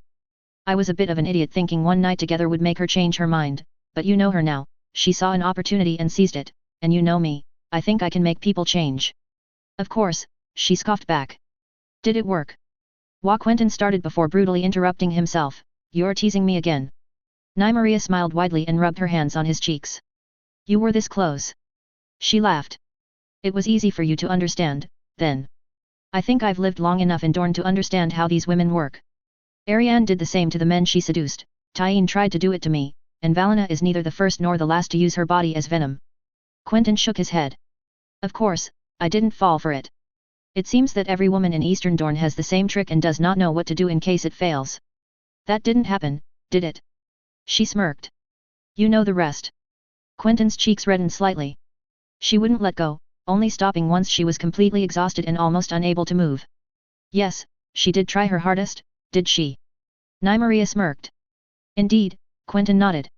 A little too hard, perhaps. Did you know she called my manhood her little prince, and her big prince? I thought people had died from embarrassment for less, but I apparently stand corrected. Nymeria had to cover her mouth to avoid bursting into a fit of laughter. What does she wish? Nymeria asked, probing further, trying not to lose control and start wriggling on the floor like a little girl. Take a guess. Sure. She thought for only a moment. Me gone and you all to herself. That's how I understood it, anyhow, Quentyn replied honestly. She does not wish to share, and everything she did led me to believe she was trying to pull me to her and away from you. I even thought she wanted me more than Sun's pair. Don't get too cocky, you're pretty but not that pretty, she teased in return. Did you get her to talk? Not much, unfortunately, he sighed. But she told me enough to know the main point of her intentions, which were if not getting rid of you, relegating you to a bedwarmer at best, and having more power and decisions in Sun's pair. The little bitch thinks she's going to come into our lives and just expect to take you away from me? Is she daft? Nymeria scoffed, crossing her arms. She thought her looks would be enough, Quentyn said. I don't blame her. She countered with a sly smile. That bright red hair of hers, those breasts and those full lips, I'd have killed to bed her, what a waste. Jealousy, now? Quentyn grinned. I confess. She smirked back. What happens now? Valena is really the best option we have. My choices are thinning out rapidly, and having Ghost Hill is a non-negligible asset for me, Quentyn pointed out. I'd love to marry Miria, and no doubt you do too, but 2 Jourdain marriages and 3 generations of Martells would cause some amount of discontent amongst the Bannermen. It would be an option satisfying to no one but ourselves. Nymeria did like Miria but she had to concede that Quentyn was right. He continued, I'm not cruel enough to separate Gynesaw Blackmont and that Manwoody boy, and it is out of the question for me to even think about the Euler girls. This leaves us with Valena here, or Sylva Sant Agar, who is currently in Highgarden, or even perhaps Alyria Dane, Ned's aunt, but I'm not very keen on giving the Danes a lot more than they already have. Spotted Sylva would do, Nymeria said after giving it a quick thought. I hadn't seen you explore that option. Because it is one of last resort, he added, I'm not keen on marrying her, but if there is no one left. And the Toland girl? She changed the subject back to the issue at hand. I'll give her a chance, Quentyn finally exhaled, making Nymeria frown. She's coming to visit her uncle Lucian in Sun's pair, and I expect her to try and continue to seduce me. I'll refuse to come into her bed like I did in Ghost Hill, and I'll make it explicitly clear that you and I come as one. She cannot expect to break us apart. And if she doesn't accept this, remind it to her. Quentyn suddenly stopped while seeing her grinning from ear to ear. Without doing her harm. You're no fun, she scoffed with a sly smile. Although I doubt she will accept this. Quentyn raised his hands in acknowledgement. If she doesn't, we will have to look elsewhere. I will continue to make it clear that a marriage with me, although it is not one with her, will not work if she ignores the ties that bind you and I. Quentyn fiddled with the lone ring on his finger, while Nymeria instinctively went for the intricate ring she wore on hers. You sound optimistic, she confessed, I doubt that one will accept such a thing lying down. She doesn't have much of a choice, Quentyn said firmly. I'm willing to offer concessions that are quite reasonable. I am not, however, willing to budge on us, Aelyandra or anything that could come in our way. Nymeria smiled and put a hand on his shoulder. Come on, the sun is getting higher and there is not much shade here. Let us find some refreshments and prepare our arrival. They reached Sun's pair in the early evening, while the sun was still an hour away from setting, thanks to favorable winds. Despite the late hour, in Sun's pair, just like in Ghost Hill, a crowd had gathered around the few ships huddled in the small harbour. Most of the convoy had been forced to leave for Planky Town to avoid congesting the small harbour, which was still in the process of being enlarged. It was already getting dark when the small party reached Sunspare Castle itself, which overlooked the rest of the city, where they were greeted by a small welcoming committee, at the head of which was Gillian Corgile. The young heir to Sandstone had tired eyes, and it was clear in his demeanour that he had worked tirelessly for the last few months. "Quentyn," Sir Gillian smiled, embracing her cousin. "I hope your adventures in the capital weren't too tiring." "Not as much as yours, I expect," Quentyn swiftly answered. "Let us just say that I haven't slept much these past few weeks." The Corgile boy massaged his temples, sighing, and Jairus being too occupied with his wife did not help things. "Did you manage to do all that I asked be done?" Quentyn asked. "Most of it is, but for some we are still waiting for materials," came the answer. "But overall, everything has been done as you conceived, and I'm glad you are here." "Is it because you are finally glad to see your friend again after so much time?" Quentyn asked with a slight smile. "Oh, yes." Gillian Corgile laughed.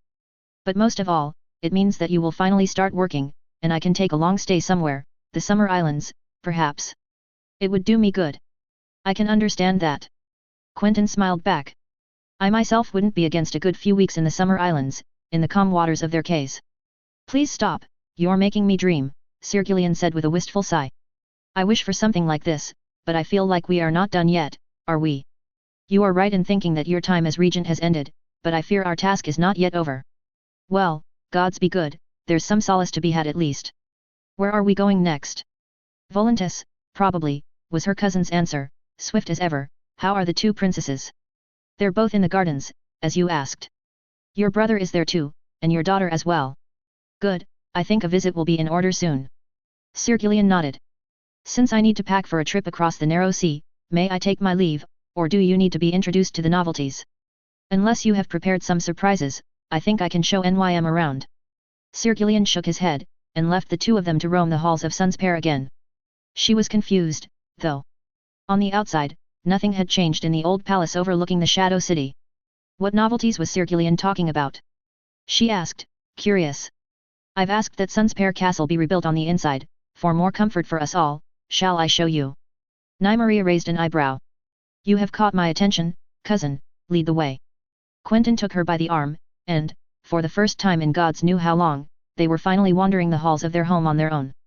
There was a small sense of melancholy as dusk settled in, and their footsteps were the only sound they heard other than the small chirps in the night. They walked down a large corridor that she didn't recognize and, suddenly, Quentyn stopped in front of a large door atop of which the sun and spear of House Martell was etched in wood. "Let me introduce you to our new rooms," Quentyn said as he winked. He pushed the door forwards, and Nymeria was immediately awestruck. These weren't the small rooms she stayed in for most of her childhood, or even rooms like her father's or even the prince's. No, this was a king's room, if even that, due to its sheer size. The floor was made of polished wood, which seemed to extend everywhere. The bed was extremely large and made of solid oak, covered with silk blankets and embroidered drapes of various colors, golden, red, orange, and yellow, while the cushions were just as large, covered in white with embroidered beasts such as tigers, leopards, and elephants. Right next to the bed was a large window, overlooking the Shadow City, and, a little further, the bay where ships were coming and going, guided by the fires of the newly installed lighthouse at the entry of the harbor. During the day, if the sunlight shone properly, the view would have been magnificent, covering the turquoise blue waters of the sea and the vibrant colors of the city of Sunspare. Around the room, many shelves and desks were placed around, with countless books and other items lying on them. What attracted her attention was the large mirror, placed opposite the bed and close to a large desk on which rested several bottles of ink and many scrolls of blank paper. The edges of the mirror were golden, strewn with images depicting the legend of Nymeria and the 10,000 ships. On the walls, several paintings, depicting landscapes such as the deserts of Dorne, but also other, more exotic places, such as the old city of Volantis, an attention she knew was destined for her, as well as several castles of West Eros, such as Winterfell, Highgarden, and Riverrun. Quentyn then led Nymeria further away, towards a closet, which he quickly opened by pulling the handle, the doors sliding on small wheels towards the left. She couldn't conceal her amazement at what she saw. Inside, neatly folded or presented, were dozens of items of clothing, from vests to doublets, shoes to gloves, and a wide variety of dresses, each more colorful than the other. "Are these for your princess?" she taunted Quentyn with a smirk. "Of course." He smiled slightly. "They're all for you, should you wish to have them. After all, you are my princess, no?" Nymeria's lips curved into a wide smile, but before she could even say anything else, Quentyn drew her attention to the other side of the closet, revealing boxes containing all the jewelry imaginable, necklaces, rings, earrings, bands, circlets.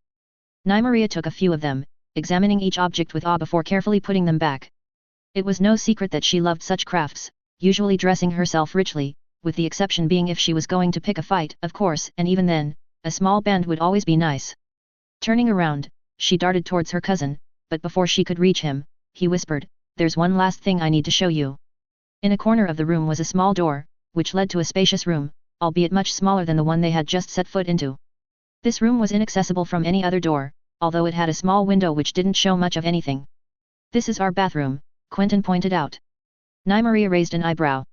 There was a large bath, of course, along with a large desk with a wide variety of soaps, perfumes and towels, but her attention was drawn to some interesting additions. On one side, there was a small seat, which Quentyn showed her how to operate. In fact, it was a toilet which water flushed out the waste, dragging it into a whirlpool, no need for chamber pots anymore. As for the desk, she quickly realized by herself that it had taps with water in them, while being overlooked by a large mirror, allowing her to wash her face, comb her hair, clean her teeth, or for Quentyn to shave without needing help. "Where do you get all the water?" she asked. "Sun's pair is rich in it." As a matter of fact, Quentyn replied, "there are underground rivers and oases flowing around, and we should have no shortage of it. I've also ordered for some water recuperation stations to be built, so that we may collect any rainwater when it falls, and the maesters are working on a process to filter out the salt from seawater, but I fear this won't be an easy feat." She nodded, satisfied with the answer. Then, Quentyn took her towards another interesting contraption. Lying behind another sliding glass door was a small space, with the floor made with colored stones, mostly pink and brown. Quentyn pointed to a pommel stuck above them, and to two levers right underneath it. "This is a shower," he said with a beaming smile. "It allows us to bathe without needing considerable amounts of water required for a bath." "How does it work?" she asked, intrigued. "You pull the levers and the water comes." He laughed. "Like this." She moved in, pulling one of the levers downwards. "No. Wait." Quentyn tried to stop her, but it was too late. She pushed her arm past him and yanked the lever. Suddenly, water came gushing out of the pommel, completely splashing Quentyn with water. Instead of rushing out, her cousin stood there, dumbfounded, with water quickly dripping over his head and onto his now soaked clothes. Restraining herself from another laugh, she yanked the lever upwards, and the flow of water stopped once again, leaving her cousin dripping with drops of water. "Well, I've got a few ideas for what we can do with this." She smiled widely at her still soaked lover. "My idea for now is to get a change of clothes and get some sleep." Quentyn sighed deeply, his shoes flopping with every step. "I agree." She patted him on the shoulder, leaving him to change in the bathroom while she took a step towards the bed, enjoying the comfortable mattress and the delicate sheets, taking off her lavish dress for something more appropriate to sleep. Traveling had been exhausting and now, all she wanted was for a good night's sleep. Quentyn came out of the bathroom, having changed into a new pair of pants, but not wearing a shirt, and his hair still being quite soaked, since it seemed he had trouble in drying it. She grinned. "You know, I think I like you better like this," she quipped. Quentyn fell on the bed almost like a rock, lying beside her, giving her a small kiss on her lips. "I hope you like it here," he finally whispered. "It's wonderful," Nymeria replied, embracing him as she put her head on his shoulder. "I think I could stay here forever, with you."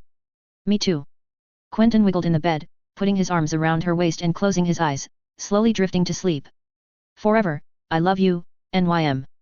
Nymeria smiled widely, and whispered into his ear, hoping he'd hear her although sleep may have already set in. "I love you too, my little prince." Sansa. Of all the places on the continent she would have hoped to set foot in one day, she did not expect to visit the water gardens so soon. Far to the south, in Dorne, in a land that seemed almost mystical, she would be lucky if she were to travel there even once. And being of the north, such travel was almost impossible. Yet, here she was, surrounded by the calm pools and the shade of palm and orange trees. Not a soul to disturb her, except perhaps a couple of children running, chased by midwives or maids, while the guards stood silently, far away. It felt good, to be finally left alone. To be in peace, not constantly jeered at, humiliated and beaten. The people she crossed paths with were all pleasant to speak to, and none laid so much as a finger on her.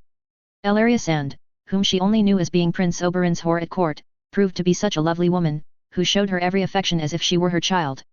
She took care of Sansa, presented her own daughters to her, and made sure that she had every comfort here, clothes, food, water, a comfortable bed and peace when she needed it. She showed her the vastness of the gardens and the calm sea and splendid turquoise beaches right next to them. Elaria Sand was a gentle, kind soul. Something Sansa was sorely missing recently, and she thanked her much for it. But Sansa didn't delude herself. She knew that she was just a hostage between these walls. She wasn't allowed to ride anywhere unless it was with a close escort, never mind even going to Sun's pair. But if she were to trade jailers, at least she thanked these ones, for they treated her like she was a proper lady. But now, she was alone, even further from the north than before. Her family was still out of reach, and she had no news of them. What happened to her family? Rob, Bran, and Rickon were dead, but what of Arya, Jon, and Mother? Where were they? Were they safe? So many questions, and so little answers. For now, though, Sansa decided to soothe her mind the only way she knew how, to take a dive in the pools. Slowly, she took off her light Dornish dress, a gift from Ellaria that had belonged to one of the Red Viper's daughters when she was younger, and put it aside, amidst the palm trees. The area of the gardens she was in was a clearly secure area. No less than 8 guards were on duty in this place alone, and they could only let through the members of the Martell family without any announcement. This suited her well. It meant no one would come, and if they did, it would probably be Ellaria or one of her young daughters, who had sought to play with her. No one would come to stare at her, no one would disturb her. Shedding her last items of clothing, her shoes, she slowly dropped into the pool, feeling the warm water around her ankles, then along her entire body as she sunk further in. She enjoyed the feeling of it, a fresh respite despite the water temperature, since the sun was high in the sky, and peels of sweat had started to form on her forehead. She sunk her head deep into the pool, her auburn hair slowly sinking with her whilst she closed her eyes to avoid the stinging sensation of more water rushing into them. The water soothed her scars, making the light twitches and small pains go away for an instant. When she rose out of the water to take a breath, she could feel her hair falling in front of her, and quickly shoved it back. It would not do to feel uncomfortable while swimming, and it would do even less for her hair to graze her burnt face. With a few strokes, she went towards a part of the pool which laid in the shade of a large orange tree, whose leaves had painted a side of the pool with green and yellow. The heat was much more bearable there.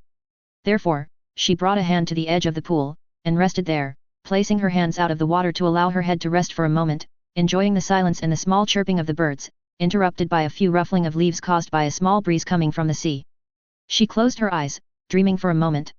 However, this didn't last long. Sansa started to feel uneasy, like something was amiss. She looked around, as if she knew she was being watched. Suddenly, a figure appeared amidst the palm trees, and she instinctively retreated into the water. "My lady, I did not mean to scare you," said a feminine voice. Sansa squinted, her vision blurred by the sun bearing down on her. "Who goes there?" she asked. "It's me, my lady," the voice of the small figure answered, "Myrcella." Sansa slowly tiptoed her way back towards the edge, where a stony staircase had been edged into the pool, resting on a shallower area. Indeed, she could finally see the person that had interrupted her afternoon swim. It was the Princess Myrcella, with her long blonde hair, wearing a Dornish robe similar to Sansa's own, but strewn with the sun and spear patterns so particular to House Martell. "I did not wish to interrupt your day, my lady," the Lannister girl spoke softly, "I merely hoped we could speak. We have not spoken in a long time."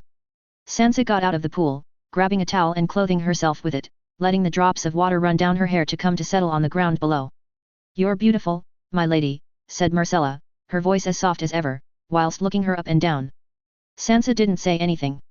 Instead, she just looked at the girl inquisitively, as if waiting to see if she would drop the mask she was wearing, or to see if she was truly genuine in her intentions. Inwardly, Sansa hoped it was genuine concern. After all, the girl was a child, not even 3 and 10 yet. But she knew better. "I'm sorry." Myrcella shifted awkwardly in front of her, looking downwards. "What for, my lady?" Sansa dared to ask. "For what he did to you," Myrcella's answer was quick. I cannot fathom what you had to go through. I cried for you, and prayed for you, whilst I was still in the capital, my lady. I thank you for your prayers," Sansa said. "But I fear they were not of much use." Myrcella seemed to be uncomfortable at Sansa's answer, but nodded nonetheless. I knew, Joff was." The Lannister girl was struggling to keep herself together. "My brother was a monster." Sansa didn't say anything, letting Myrcella continue. "He was always mean to everyone. The servants, the maids, even Tommen and I," she confessed. "But my mother was always kind to me. I could not have imagined her doing this to you." "Then you do not know your mother at all," Sansa thought bitterly. "She might just be a bigger monster than he. Joffrey was a monster, and now he's dead." Sansa's reply was cold, without any emotion. "Yes." Myrcella nodded. "I cannot rejoice in his death, but I can certainly think it was a liberation for you, just like when my great-uncle Kevin sent me here." Myrcella took a step forward. "I was afraid at first. Leaving my family, my home, it was all hard. Of course, I knew it was going to happen one day, but so soon? However, one thing did console me, and that was getting away from Joffrey. He could no longer torment me, but I feared someone else might do so. After all, it was no secret the Martells despised us. Sansa didn't utter a word, instead adjusting her towel while looking at the blonde-haired girl. But I have been treated with nothing but kindness here. Even the Red Viper's daughters, those whom are called the Sand Snakes, only treated me with the utmost kindness, love and respect, as if I already were one of theirs. I'm happy for you, my lady. I hope that you will find some happiness here, as I have. I thank you, my lady. Sansa nodded in response. Does your betrothed treat you well? Oh, tries as sweet as could be. Myrcella suddenly bore a broad smile. I could not dream of a better husband, I must admit. But, tell me, my lady, are you adjusting well here? I am trying to, my lady.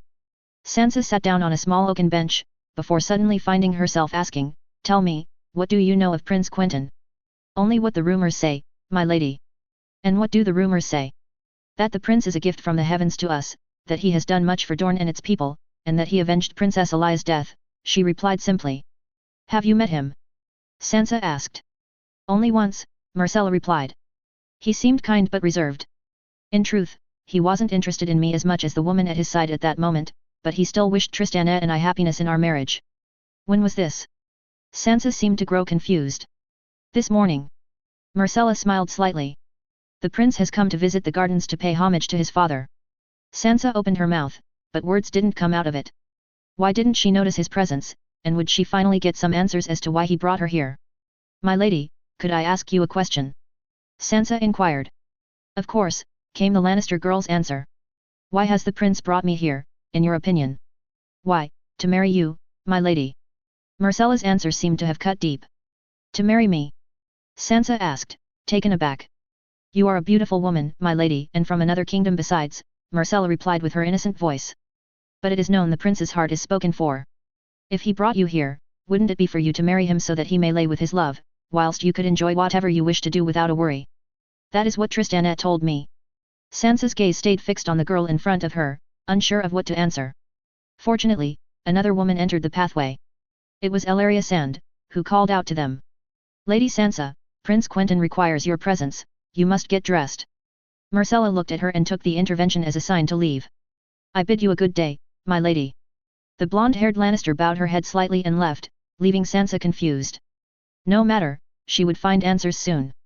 Putting on her dress, she was quick to dry her hair and walk towards the doors to the small patch of gardens and pools she was staying in, and was escorted to another place, less crowded, and with much more shade. In the middle of this new garden was a table at which Prince Quentyn sat alone, garnered with fruit and pitchers and glasses. Alongside it was an empty chair, clearly destined for her. Quickly, she walked down the stony path which snaked through the palm trees to find the prince standing, awaiting her. Lady Sansa. He rose, please sit. Sansa curtsied before taking the chair opposite him. Wine. He offered. If you would, Sansa agreed to a glass, no more. The prince took a pitcher and served her a glass of Dornish red, whilst serving himself only a cup of water. He then handed her a plate full of cut fruit, on which lay apples, grapes, peaches, plums, oranges, pomegranate, and clementines. She took some of it to her mouth, enjoying the sweet sugary taste of the clementines whilst also tasting the fresh wine coming to soothe her throat. How are you faring, Princess Sansa? The prince started by asking. I trust everyone has been kind to you. I am well, my prince, Sansa spoke in a low voice. I have been well treated, but as I have told your men, I am no princess. I am sure my men have told you why you are addressed as such. Though I am pleased to hear you are well here, the heat can be challenging to adapt to, and do call me Quentyn. Her interlocutor rectified his curly hair as he brought water to his lips. I shall. I am sorry for not meeting you earlier, I had business to attend elsewhere, and these past weeks have been a true nightmare. I needed a few moments of rest, he continued. Sansa nodded at these words. When we met in the capital, I did not expect the Lannister dogs to have mistreated you in this way. He crossed his arms, staring at her with a twitch in his right eye, his scar almost judging her. But you are a strong woman, princess. You survived your torturers and you kept your wits while more fickle women would have broken. I truly admire your courage. Sansa was taken aback by these words, and couldn't manage to mutter anything. When I ordered you to be taken, I must confess, I only intended to stop your suffering. Even with the Tyrells in charge, who knows what could have happened to you in that wretched city? No. If I got you out, it is because I wanted you to stop suffering. I thank you, My, Quentyn, Sansa answered, floored. I know you must long for home. Gods know I can understand how you feel. But as it stands there are enemies between Dorne and the north, and as such, I may not return you even if I wished to. The prince sighed. Even if you wished? Sansa wondered aloud. Prince Quentyn nodded. I will be honest, princess. Prince Quentyn looked at her with sad eyes. Completely honest. You are my hostage here. Sansa's eyes fell. Of course, it was too good to be true. As she had thought, she had only swapped jailers. Now, I do not intend to see you unhappy. I promise you, on my life, that you will be returned to your family as soon as possible, he said, clutching one of her hands. I understand. Sansa did her best to repress tears. Princess, something is bothering you, the prince observed. Please, speak your mind. Sansa looked him in the eyes, fighting back the tears, and said to his face, don't you wish to marry me, my prince? Me? The prince's eyes went wide. Who gave you such an idea? Your brother told Lady Myrcella, and she told me. Tristana is too young to understand what is happening. Quentyn chuckled. As for Lady Myrcella, she is a sweet girl, but too innocent. No, I do not wish to marry you. I am not so cruel as to have saved you from a horrible fate to forcefully tie you to me, far from your home and your family. Sansa breathed a sigh of relief. No, the prince continued, reaching towards his doublet and pulling out a letter, which he promptly gave to her. This is the reason I must keep you here. Sansa took the letter, and quickly began reading it. Suddenly, her face turned white with shock. Quentyn. I write to you most urgently. It seems that the North has kept a weapon from us. A week ago, a force of 50,000 strong men that set from Harrenhal was destroyed at the walls of Riverrun. The survivors say they were set upon by a huge blue dragon, who wiped out the army and forced them to scatter. Word has now travelled that it had a rider. The identity of the rider is Lord Regent Jon Stark, whose real parentage you know. He supposedly is acting in the name of King Rickon Stark, of Winterfell, and since then has been helping the Riverlanders. I know nothing else. I hope this raven finds you well, as it may be my last. The Ironborn have been seen around these waters and we might be the target of their next assault. We must all be ready. Do what you must for Dorne. Unbowed, unbent, unbroken. Your cousin. Cirella. Sansa put down the letter, in shock. I must admit that this was very unexpected news. The prince sighed, his face betraying no emotion other than a slight frown. But I must owe you the truth. Your bastard brother is not Eddard Stark's. He is the son of Rhaegar Targaryen and Lyanna Stark. This makes him a Targaryen. Sansa gasped, her fingers shaking. Durin Targaryen, to be precise. A secret that is now no longer one, seeing as he has somehow acquired a dragon of his own. Rickon is alive. Sansa allowed herself a smile. It seems so. Prince Quentyn nodded. In any case you may now see why I need to keep you here. Dorne will soon go to war, and your cousin was not on the list of the enemies I intended to face, much less one with a dragon. Sansa's heart lifted. Surely, Jon would come and save her, now that he had a dragon. He could come into the courtyard of Sunspear and fly her away from here. But that was if she knew where she was. While honor may dictate that your cousin may be my enemy since he represents the stain on Eli's honor, I am not one to jump to hasty conclusions. Perhaps your cousin may be amenable to us, and in which case, I will be happy to hand you back to him or your brothers so that you may join your family as soon as possible. Sansa's eyes darted to the prince, who seemed genuine. However, if he doesn't, then in order to stop every castle from Euronwood to Sunspear from a fate worse than the dragon's wrath, then you must understand that I cannot do otherwise than keep you here till I get dragons of my own. I am sorry. Sansa gulped and nodded slowly. I understand, Quentyn. In the meantime, while you are my hostage, the prince held her hand again as they stood up and walked away from the table, I do not wish you to lack of anything. You will be treated like a princess, and I have given orders as such. If you have any concern, however personal they may be, bring them to Elaria who will bring them to me. If you wish to travel, I can have an escort arranged. If you wish to visit certain establishments or wish to go to bathe in the sea, I will have ladies come with you as well. You are kind. Sansa bowed her head in thanks, holding his arm while sliding the letter inside her dress. If you wish to buy yourself any stuffs from the market or the shops, I shall give you gold to spend, princess, Prince Quentyn continued. If you must speak to me immediately you will be let through to my rooms. Just remember to knock first, it will save us some embarrassment. I will tell Lady Elaria if I wish anything, Sansa said with a slight smile, the prince showing her to the door to her rooms. Have a good evening, princess. The prince kissed her on the cheek and let her in her rooms, finally leaving her alone in her chambers, which were already large enough for a king. That night, she closed her eyes with a wide smile on her lips. For the first time in so long, she could feel that her family was close, and that they had not forgotten about her. Soon, they would come for her and they would finally be reunited. She would hug Mother, Rickon, John, and Arya, for even if there was no word of her sister, she knew she was alive. But most of all, she smiled at the thought of John having a dragon.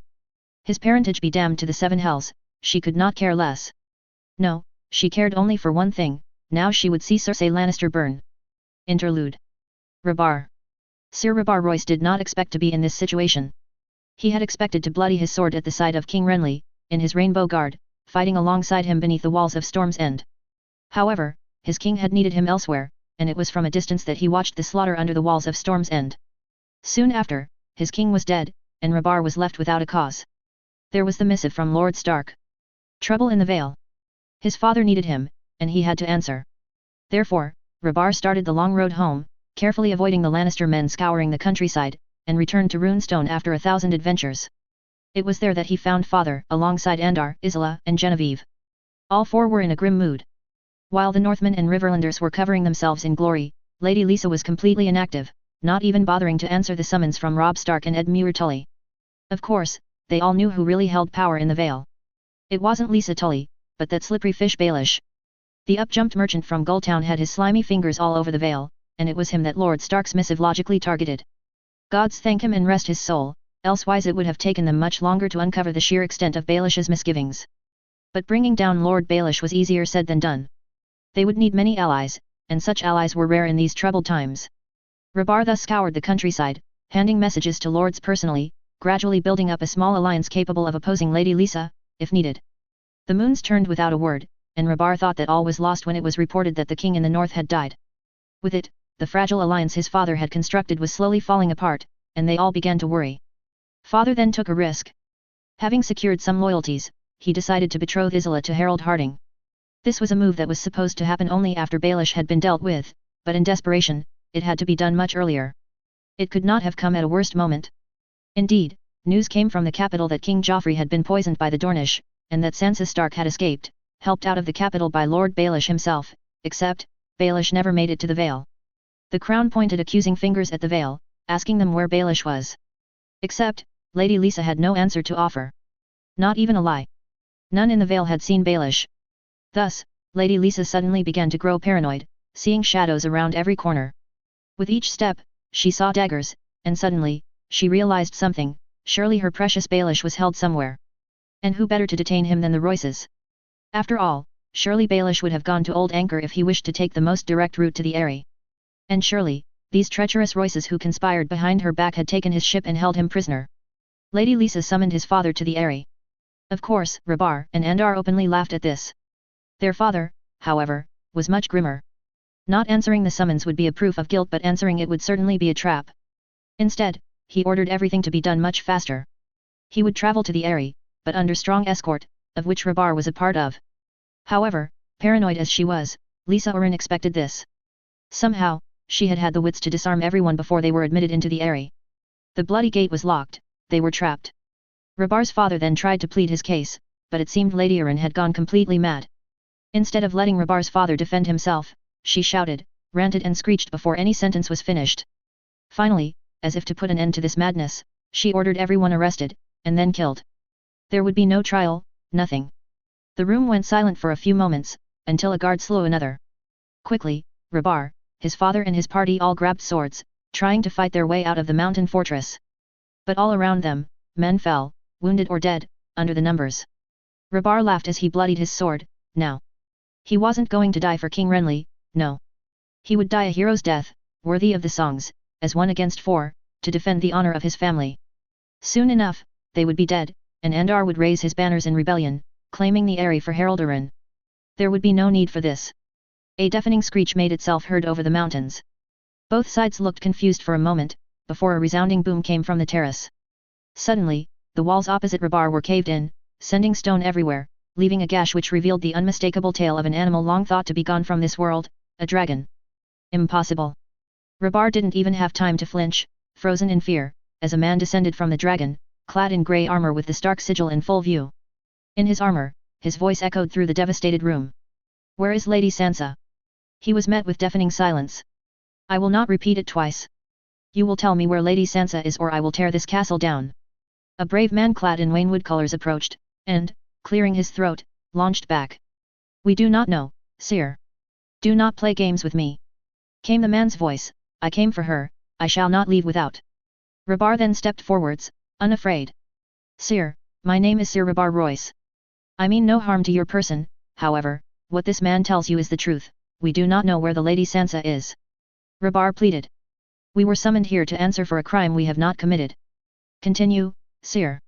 Lady Arryn summoned us to answer for Lord Baelish's disappearance.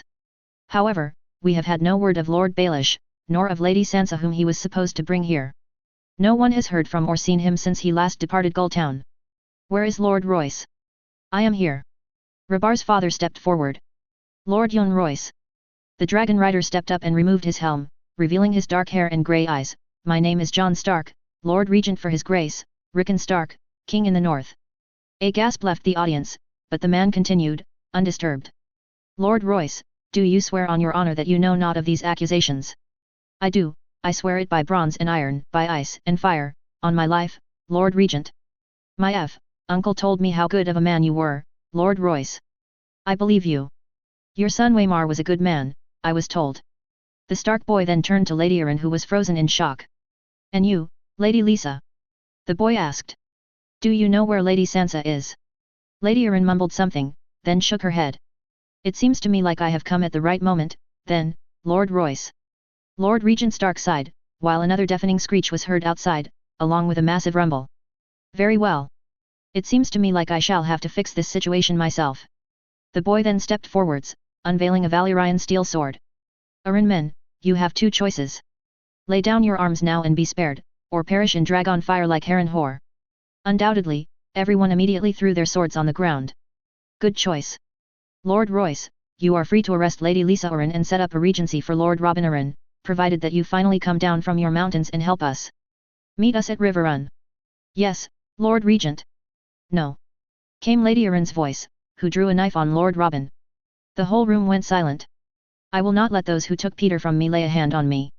Do you hear me? Lady Arryn had drawn a knife and was holding it disturbingly close from Robin Arryn's throat.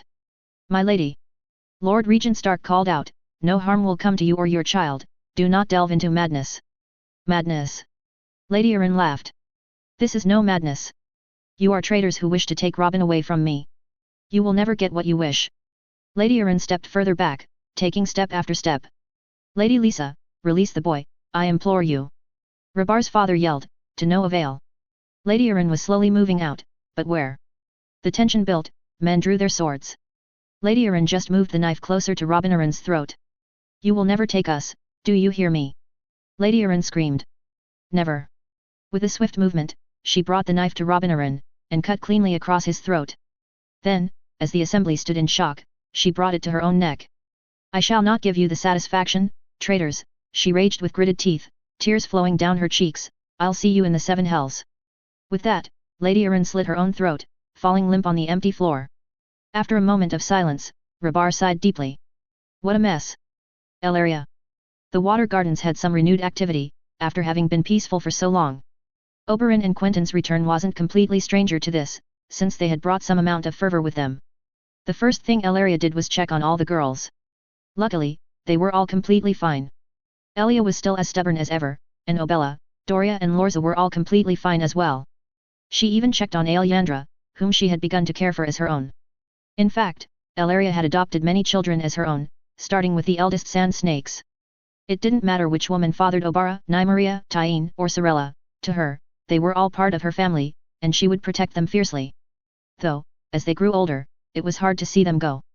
Obara had long since had her independence, Nymeria came to finally love someone, Tyene went to Highgarden, and Sorella had gone to Old Town too. Thus, she worried. Her little ones, Elia, Obella, Doria, and Lorza, they would have to fly with their own wings too. Yet, she wasn't ready for it. To her, Elia would always be the shy 6-year-old who played hide and seek in the gardens with her. Yet, she was 4 and 10, now, a woman, who rode horses like the best Dornish racers. Elaria sighed, wondering when the best time to tell Oberyn would be. He'd returned a few days ago, but she didn't have the courage to tell him yet. When would that occur, she couldn't tell. Perhaps, another few days? Elaria glanced in one wing of the gardens. Quentyn and Nymeria were sitting there, little Alyandra in the boy's lap, squeezing Quentyn's frog, who was clearly not enjoying the experience by the way it tried to get out of the girl's strong grip. Alyandra Sand was not like the other girls in the gardens. She attracted attention, less because of her parentage, but more because of her figure. Her eyes were brown with a tint of golden, but her hair was the most majestic part, bright silver with a slight dark streak, both of which contrasted with her olive skin.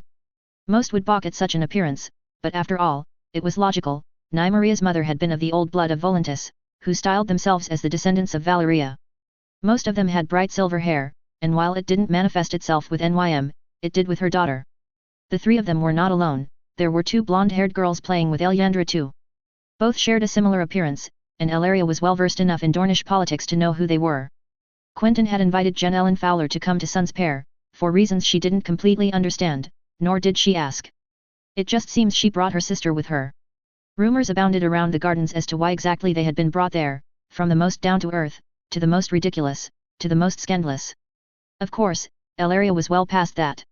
If Quentyn had asked for the Fowler girl to be here, it was for good reason, perhaps another power play vis-a-vis of the Euronwoods, who, it seemed, grew bolder by the day, nearly demanding a marriage between Gwyneth Euronwood and Quentyn. Quentyn noticed Elaria's presence and handed Alyandra over to one of the Fowler girls, before excusing himself. "Are you enjoying home again?" he asked her. "It feels good to be back," she nodded in response. "And how are all the girls?" Quentyn continued. "All are fine, healthy, and as problematic as ever," she chuckled. "I can imagine it's going to get harder with a fifth on the way," the prince smiled slightly. Elara stood still for a moment, mouth agape. "How did you know?" she finally asked. "Maester Kale oughta let it slip when we were discussing Alyandra's health," Quentyn replied curtly. "Does Oberyn know?" Elaria shook her head. "I haven't found a moment to tell him." "You must, Elaria," Quentyn shifted.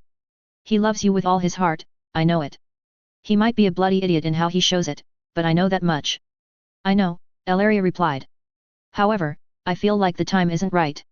It has been too little time since we came back." Quentyn nodded simply, and Elaria tried to deviate the subject. "How has your reunion with Alyandra been?" "Wonderful." Quentyn's lips curved into a smile, for once. "I don't think Nym and I have had so much, I don't even think I can put it into words." Elaria chuckled. "The first one is always the most difficult. When the others come, you've already been prepared." "Really?" Quentyn asked, surprised. "But if your next children are more difficult than the first?" She shrugged. "It doesn't matter much, you've already grown from a child to a parent, and you know what to do quite instinctively." Seeing no response, Elaria probed further. "Are you an Nym?" "No." Quentyn shook his head. "One is enough for us. Perhaps in a few years, when we've grown older and no doubt wiser, but for now, Alyandra is more than enough to keep both of us occupied." "I understand." Elaria nodded. "And Nym will likely much like her freedom." "It was part of it," Quentyn answered back, his hands wandering in his pockets. "But mostly, our freedom, not only hers. Dorne's future is at play, and I cannot have to focus on both the child and Dorne." "What is coming?" Elaria asked, worried. "War," Quentyn sighed. "It doesn't please me either, but we have danced on the sidelines for too long. War is coming, perhaps not to Dorne, but it will involve it." "War, with whom? Has your vengeance not been complete?" Elaria frowned. "Our vengeance is sealed as far as I am concerned. But there remains the issue of whom we choose to bend the knee to. And a Lannister king is not a price I am willing to accept." "You would go to war for Myrcella?" Elaria's eyes widened. "No." Quentyn vehemently shook his head. "Although the prospect is tempting, it would not do. I intend to bring stability to the realm, all the while reinforcing Dorne's position. Bringing Myrcella to the throne would only bring problems, I'm afraid." Then Quentyn shifted his posture, more reassuring. "But I promise no harm will come to your daughters, I promise. And I will do everything to protect my cousins, even the one that loathes me." "Is that a promise, Quentyn?" "Yes." "Good." Elaria crossed her arms. "See that you keep it." "I shall keep one more," came Quentyn's voice again. "Which one would that be?" "I promise that by the time this is over, my idiot of an uncle will have married you, so that your daughters may have a name that is not sand, a holdfast to keep in perpetuity, and proper marriage prospects." Elaria stood there, dumbfounded, while the prince slowly walked back towards the four girls. Maron. Maron Stonebuilder was, just like his father and his father before him, a stonemason. He'd travelled Dorne from Starfall to Sunspear and from the Prince's Pass to the Green Blood. At 4 and 30, Maran had had his fair share of experiences. He'd grown into a very well-respected man, having done work for the highest lords in the land. He'd done a bit of every work, from repairing broken statues, to building staircases, walls, and pools. He'd worked with stone, sandstone, slate, and even marble. Perhaps in a few years, he could claim the title of Master Mason, just like his father had been. This time, he was called to work with marble. Indeed, the castle of Sunspare was upgrading its bathrooms to have marble flooring, and, as someone with experience in placing said marble, Maran offered his services. Ever since the new prince took over, life had been much easier. His children had places to play in the city with the others, and the trade from the rest of the kingdoms had benefited Dorne greatly, as expensive objects or foods found themselves at every household. War was far away, and Maran blessed the gods for it. He had lost a cousin on the Trident, and his wife had seen her brother come back without most of the fingers of his right hand. This time, the prince had gotten revenge for all of Dorne without so much as wasting a drop of Dornish blood, and he was thankful for it. But as the sheets placated on every street mentioned, this would not last. Blood would have to be shed, but if it was to see his children not lack of anything during their lifetime, Maran was glad to pay that price. But he was no warrior. Thus, he went to Sunspare, and was hired as a stonemason. The hours were good, and the pay was quite nice too. The food offered was great, and the housing in the city was more than comfortable for he, his wife and their 3 children. Every day, Maran worked his hours, and would eat proper food and wine, with a smile on his face, knowing his family would be cared for. However, this nearly wasn't to last. A poorly installed hinge in one of the bathrooms Maran was working on collapsed, opening a gash in the wall and sending scraps of marble hurling towards him. One of them scraped his leg, cutting a deep wound into it. Maran's blood stopped. He knew he would not have long to live, and that his leg was forfeit in any case. How would his family be cared for? Garin was only a boy of 10, and Lyra was hardly trained in any skilled work. However, he was immediately brought to a small infirmary in the castle. There, he was treated immediately, and his life saved. When he asked when they would remove the leg, the man talking to him just smiled and told him there would be no need for this. Then, after 2 days, he was sent away. Not back to work, but to something called a hospice. It was filled with small beds, and septas were doing the rounds, checking on everyone there. It was there that he was now, slowly learning to walk again as the gash had impaired his knee.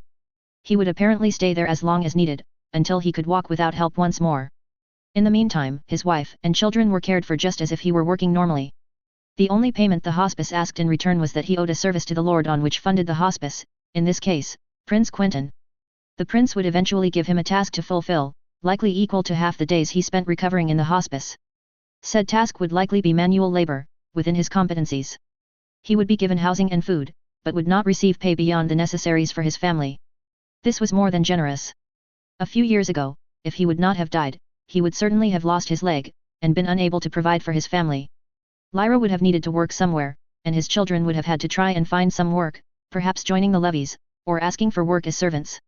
Instead, his wife and children could continue to live comfortably, and Maran would only have to work without pay, something he had done when he was an apprentice anyways. No, really, life was looking up for Maran Stone Builder. He hoped it would stay that way. Euron basked in delight at the scene in front of him. Towards the sea, flames devoured the horizon, his ships and that of the Redwynes, bathed in fire and the blood of the sacrificed. Towards the city, more flames and more blood. Old Town was ablaze, houses burning as his Ironborn fought, burnt and pillaged.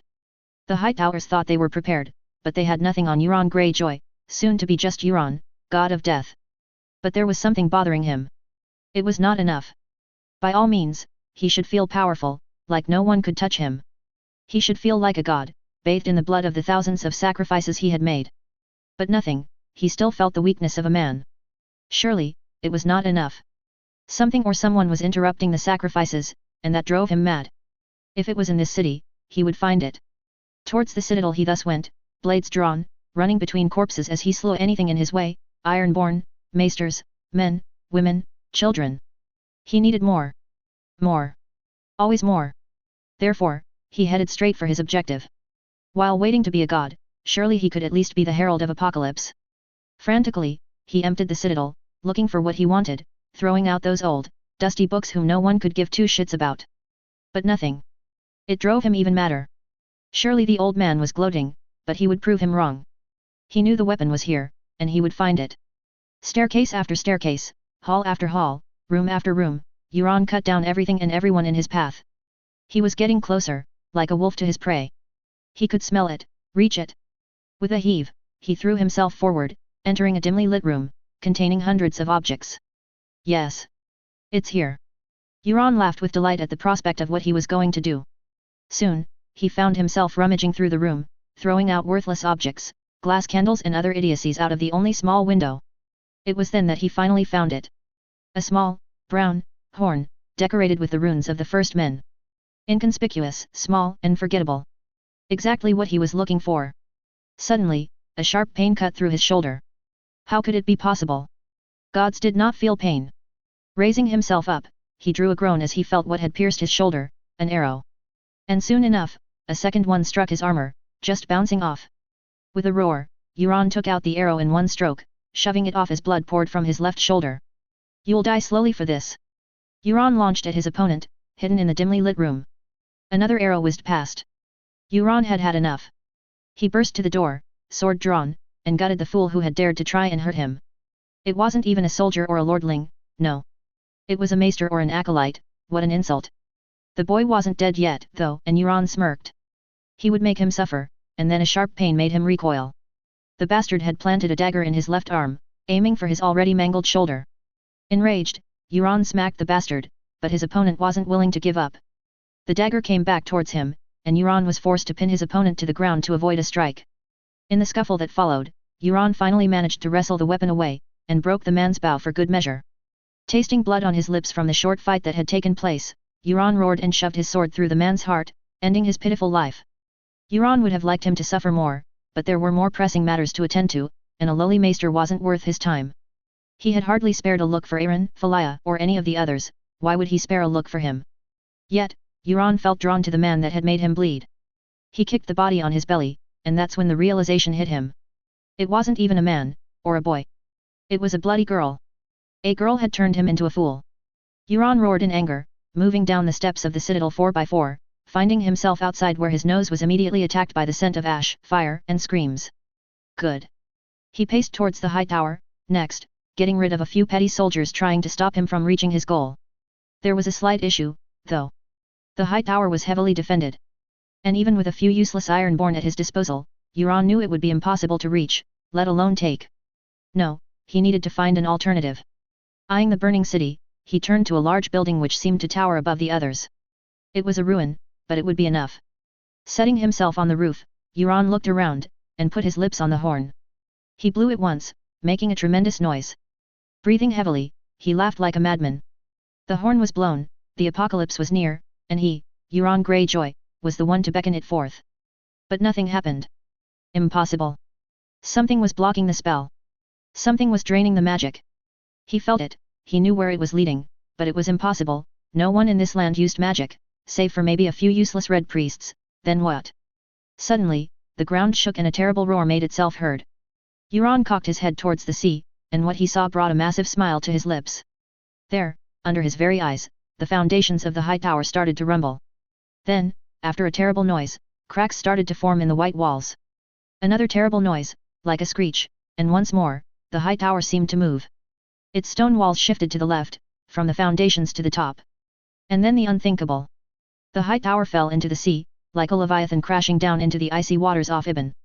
Last to hit the water, the flame atop the high tower, who, like the city around it, extinguished itself.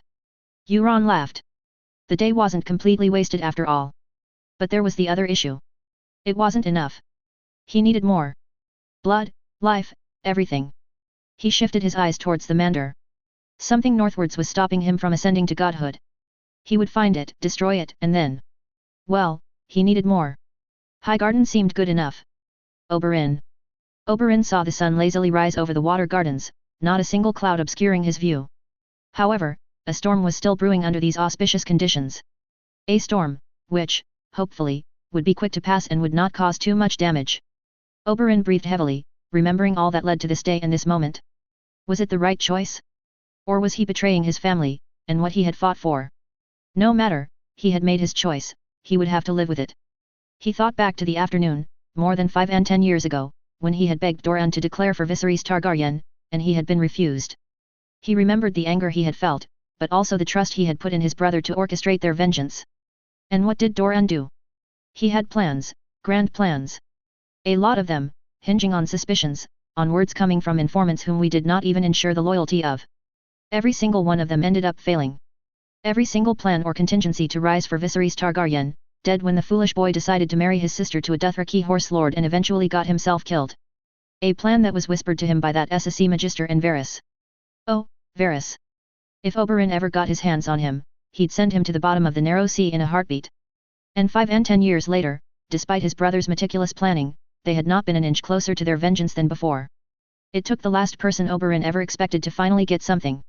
His nephew, Quentyn, had finally had enough and took matters into his own hands, like Oberyn should have done long ago.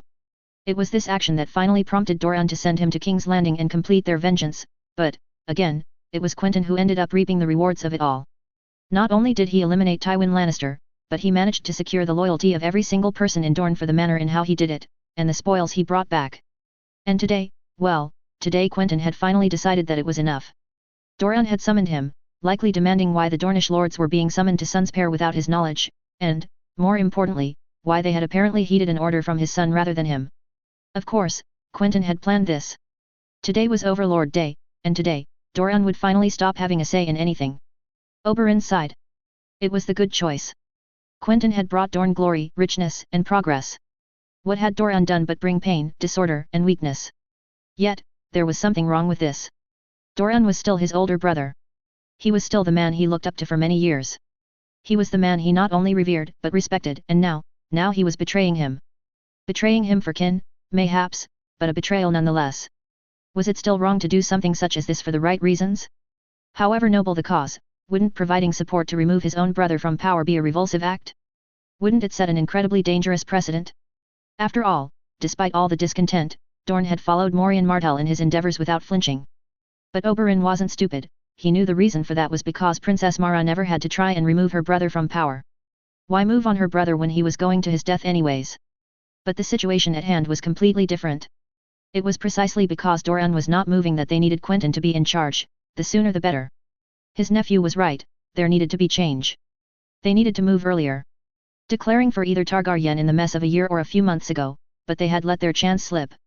The Ironborn were mostly defeated, both Baratheon brothers defeated and their forces either scattered or joining those of the Tyrells and Lannisters. The Vale declared for the north, and joined the Riverlanders. It was too late. The forces and lines had been drawn, and Dorne alone could not stand to either alliance.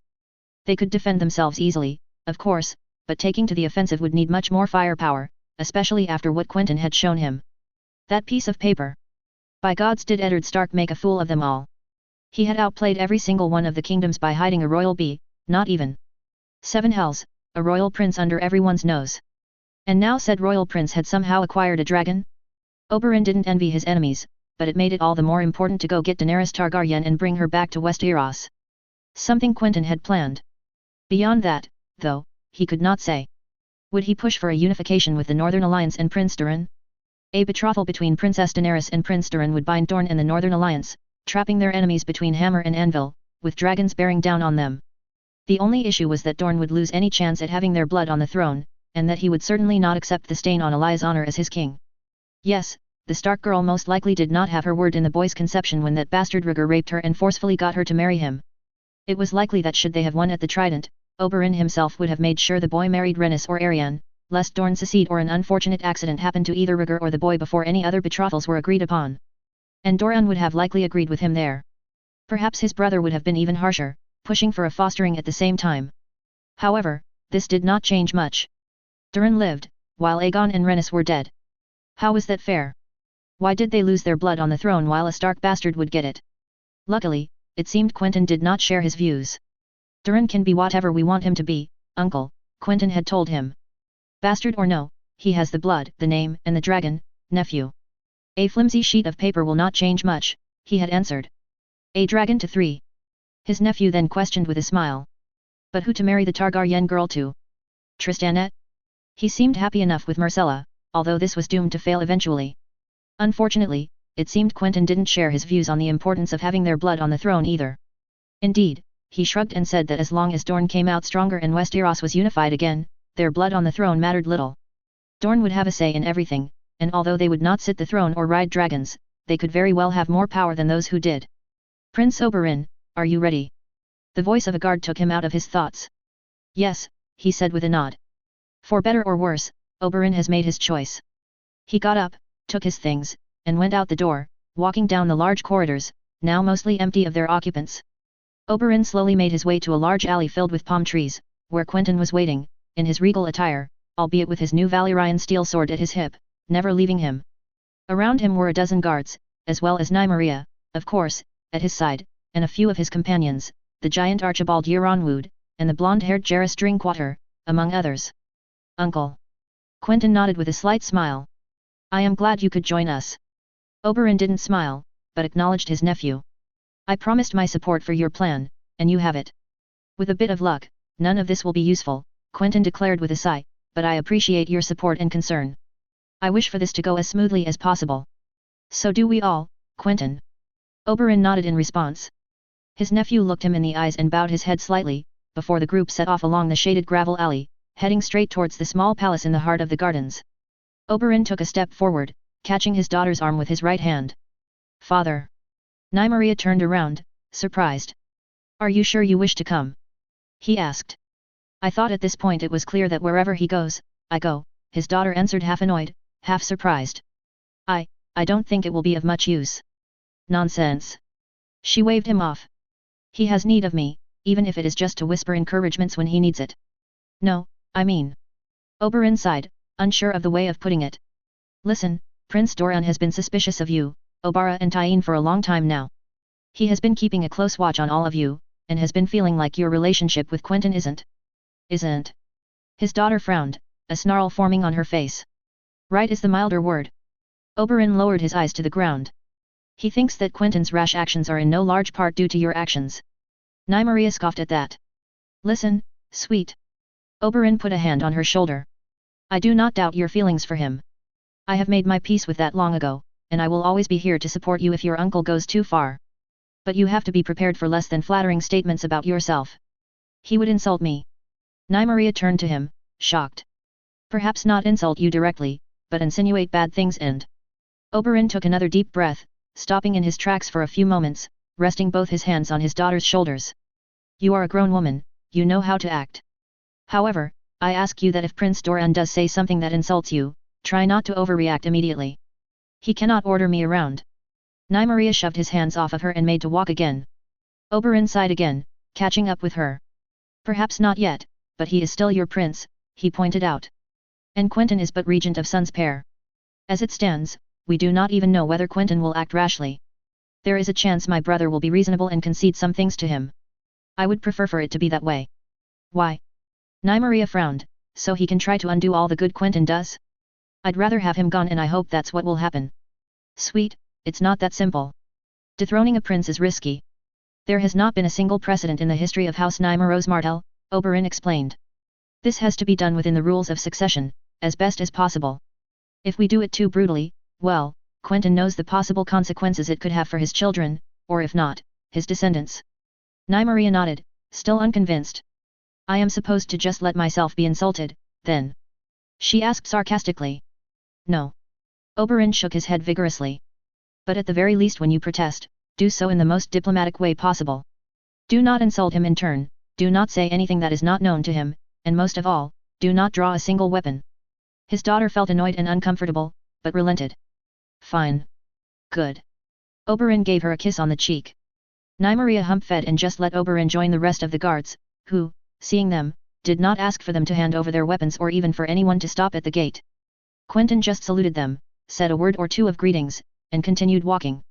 Times were changing indeed. The group moved forwards, until the center of the private gardens, towards a large area where silken covers had been placed to shield everyone from the sun. On the middle of it all, perched atop his seat, was Doran himself, flanked by a couple of guards, and, of course, Ario. Doran frowned when he saw how many people flanked his son, but said nothing. Instead, he pointed to two seats, obviously destined for Oberyn and Quentyn. Oberyn and Quentyn both walked forwards, leaving the rest of the party to slowly follow behind them. Quentyn gave a few words to the Drinkwater boy, who nodded in response. Unable to tell what had been said, Oberyn took a seat, while Quentyn took a few more moments to do so, but only after having bowed his head. Father. Quentyn nodded simply as he took his seat. Doran, though, did not say a word. Instead, he crossed his arms and frowned. What is the meaning of all of this? He asked. The meaning of W. Oberyn started, before getting cut off. Not you, you fool. Doran snarled at him, causing Oberyn's eyes to widen in shock. We shall talk about you later. I can ask the same question, then, Quentyn said softly. Why are you escorted by this many men? And why are they armed? Doran asked. I take my own security seriously, father. After King's Landing. Let's talk about King's Landing. Doran energetically spoke. You overstepped your prerogatives greatly. Do you even know what you did? I do, Quentyn replied, sipping a cup of tea which had been presented to him. Do not ask for apologies, father. I will not give any. You are lucky that you are my son, else I'd have you punished for this, Doran growled. You put the Dornishmen and women accompanying you in danger. What would have happened if your little escape failed? If I may say so, father, the security of my person and every Dornishman or woman present in our group was compromised the moment you sent me to the capital. Quentyn crossed his arms, his voice still calm. What did you think the Lannisters would do when they came face to face with Lorch's killer? Not try and have him killed? Because they did. This wouldn't have happened if you stupidly went after Lorch. Doran started, before it was Quentyn's turn to interrupt. Yes, and we'd have to wait for him to die of old age. Quentyn laughed. Or better, wait for someone else to strike the blow. A Stark, a Tully or one of their lackeys, what a vengeance that would be. I am disappointed, my son. Doran sighed. I thought that a prince like you knew that vengeance cannot cloud one's mind lest it destroy you. We needed time. Yes, yes. Quentyn waved him off, earning another scowl from Doran. Time. You speak of patience, and that is all well and good. But... Quentyn then grabbed an orange from his pocket and began peeling it, while placing an overripe one on the table before them, then pointing at it. You, father. You are a patient man, I shall concede. However, you wait, and you never seize the opportunity presented to you. Like an overripe blood orange, the plans are no longer good, they leave a sour taste in your mouth. Quentyn then stopped peeling his own orange, and brought a slice to his mouth. Me? I know how to wait too, father. But I also know when to strike. And that's the most important thing. To know when your fruit is perfectly ripe, when you can taste its savory sweetness on your tongue. That's the difference between you and I, father. There is a lot more to it than that. Doran replied. What have you brought us for, brother? Oberyn finally intervened. Doran turned to him then, his face filled with a dark gaze, then calmly continued. I thought it was time to end all of this. Doran laid back in his chair. You have done great service to Dorne, Quentyn, I will not strip you of that. However, you have pushed your prerogatives too much. Do not think that I do not know the game you are playing at. Quentyn raised an eyebrow, genuinely surprised. First of all, you will stop this stupid dallying with your cousin. I have turned a blind eye to it because I know you are young and such feelings can be hard to contain, but this has to end now, Doran explained swiftly. I will not have a prince of Dorne having a cousin as his paramour, and even less one of your uncles. Doran, Oberyn warned softly, sensing the tension mounting behind him. No offense meant, brother. Doran raised a hand. I simply meant she is of bad influence to Quentyn. I will send her to send a peace banner to Highgarden. In the meantime, your daughter will be taken to some place where she can be raised properly. Oberyn's head immediately turned to Quentyn, whose expression was now completely frozen. His gaze was becoming darker and darker, and Oberyn feared what would happen next. As soon as this is over, you will go to Essos and meet Daenerys Targaryen, Doran continued, unfazed. There, you will offer your hand in marriage and you will win us our blood on the throne. It will be your reward and your punishment. You talk about our vengeance so much, you will finally be able to contribute to it, but as punishment, I will give Dorne to Tristanette. No.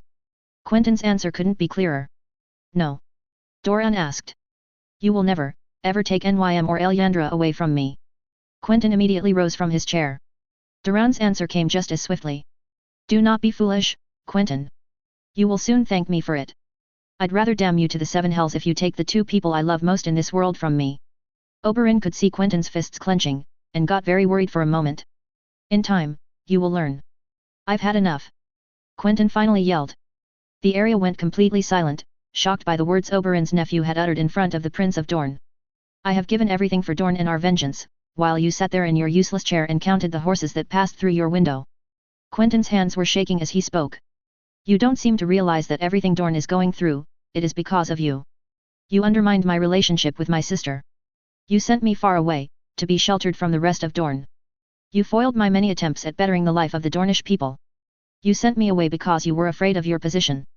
You did nothing while golden opportunities came and went. You did nothing to get rid of Lorch, Clegane, or Tywin. You just sat there, and did nothing. Quentyn pointed to himself, then to the group behind him. We did everything for you. He continued his tirade. Dorne's betterment. Lorch, Clegane, Tywin, the dissensions between the Lannisters and Tyrells, it was all us. Now damn you if I ever follow one of your orders again. I don't think you realize, father, but you are nothing. I am Dorne now. And while I will agree to your order to go to Essos, it will be the last I fulfill. Because although I will bring Daenerys Targaryen back, I will not marry her, because I do not care for that throne, I do not care for our blood on it, and I certainly can't care less about her. I want Dorne, an accommodating leader for Westeros and those responsible for the deaths of Elia, Rhaenys, and Aegon dead, that is all. Quentyn then calmed down in front of his shocked father, and took his seat once again. I will not bend to your demands, father, Quentyn finally said. I will continue serving Dorne, but I will not do what you ask of me. Quentyn. Doran sighed deeply. I did not think you would be as stubborn as your sister. Do not let lust take the better of you. Bold words coming from the man who did that exact same thing 25 years ago. Oberyn's jaw nearly dropped at his nephew's attack, but, to his surprise, Doran remained completely calm. Me and your mother, it was complicated, Doran replied, but it is also because of this that I warn you now. You cannot continue seeing your cousin, and that is my final word on it. And my final word on it is that I'll continue seeing her whether you like it or not, father. Quentyn had a wide smile. I'll even marry her if I have to. You wouldn't dare do such a thing. Doran countered. Father, I would tie you up to a pole, bind and gag you, then force you to watch as we make another child, that's how much I would dare to do such a thing. Quentyn's answer took everyone by surprise. Quentyn. Oberyn's head turned towards his nephew in an instant. However, Quentyn was unrelenting, and stood firm, although he shot an apologetic glance towards Oberyn. Then I have no choice but to force such a decision on you. Doran sighed. Force it on me. Quentyn scoffed, you cannot force anything on me anymore. I am still the Prince of Dorne, son. Doran frowned. Do not presume so much. Are you? Quentyn asked. As I said, what have you done for Dorne that I have not done better? No, father. Dorne is mine, and as of today, you will retire, and name me as acting Prince of Dorne, while you can go and do whatever you like. What? Doran stood up from his seat. Have you gone mad? On the contrary, father, I am serious, Quentyn replied simply, you are tired and after so many years of ruling and suffering of gout, I do think that you need to enjoy the rest of your days without worrying about politics or war. As such, you will draft a letter which describes your abdication while you name me as Prince of Dorne. I will do no such thing, Doran angrily replied. Shame. Quentyn sighed. Father, please, let's do this easily, there is no need to escalate. You wouldn't dare. Doran's eyes narrowed. I would and I will. Quentyn took a deep breath before continuing, if you refuse to abdicate in my favor, then I have no choice but to declare you unfit to rule by this decree. What? Doran quickly stepped forward and snatched the piece of paper from Quentyn's hands. As you see, it has been signed by all but 2 Dornish major lords. Quentyn's eyes met his father's, who was completely dumbfounded. They all find you unfit to rule and nominate me as Prince of Dorne. What a bunch of fools. Doran scowled. I'll deal with them. Oberyn, in the meantime, escort Quentyn back to his rooms and make sure he does not get out of them unless I say so. Oberyn, though, didn't move. He had made his choice. Not you too, brother. Doran's expression completely fell, as if Oberyn had just struck a knife in his back. Everything for Dorne, Oberyn replied. I'm sorry, Doran. Doran then looked at his own guards and Areo, then back at Quentyn. Finally, his mouth opened. Areo, escort Prince Quentyn. Before he even had time to finish his sentence, every single person behind Quentyn had unsheathed his sword. Even more surprising, 4 of the guards near Doran had also unsheathed their own blades, pointing them at the Norvashi. Then we are truly lost, Doran's expression fell, and he slumped back to his seat, defeated. Areo, stand down. With this order, everyone put their blades back from where they had unsheathed them. What's to become of me? Doran asked with a resigned look on his face. Nothing much out of the norm for you. Quentyn shrugged. You will just be removed of your title, otherwise, you can do whatever you like, except of course, if you try and impede me. In that case, I shall have your freedoms revoked and you will be contained to the water gardens. Oberyn looked at his brother, who looked around, as if looking for someone, then he shook his head. You will plunge Dorne into war and suffering, boy, he finally exhaled deeply. We could not stay out forever, Quentyn shrugged while he rose up. As Quentyn and his group made to leave and Oberyn spared one last look at his brother, Doran made out a few words that only he heard. I should have kept Arianne. Not paying attention to his words, Oberyn scurried off to join the rest of the party, which was already exiting towards the large gravel alley. There, he managed to listen in on the end of a conversation between Quentyn and Sir Jaehaerys. Did you understand? Quentyn asked. Yes. I summon all the Dornish lords for a great council at Sunspear in 4 days, and I tell Gillian to transmit the Anvil order, Sir Jaehaerys replied with a small bow and a smile, my prince.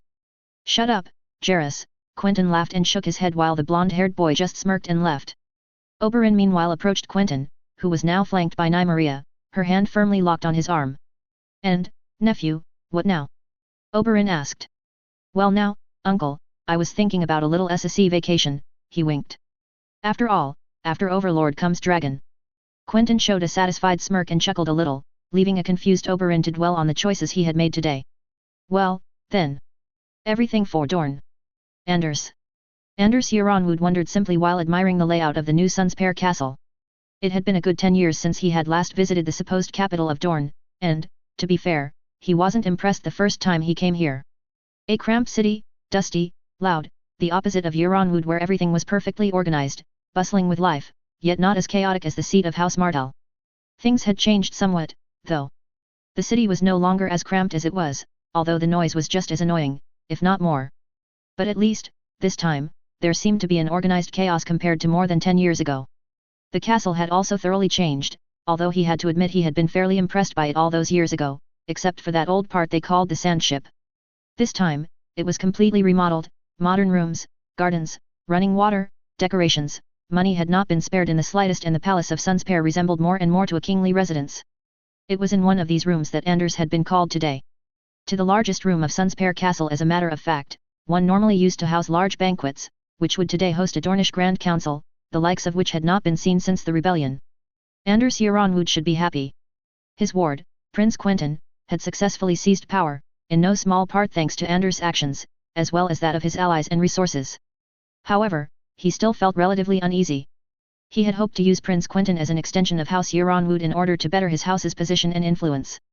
But the prince had been slippery. With every move Anders made, Prince Quentyn had countered him. The alliance between himself and House Fowler, the moves he made to centralize the prince's inventions to Euronwood, every one of his moves came back with the prince striking a blow in return. As for Cletus, his son, who was traveling with the prince, Anders had hoped that he would at least pacify the prince. How wrong he was. Cletus didn't really care much for Anders' plans, and did absolutely nothing to prevent Prince Quentyn from hindering their position. And the less said about Archibald, the better. It seemed the giant had essentially become more loyal to the prince than to his own house. In due time, he would have to remind them what the Euronwood name means.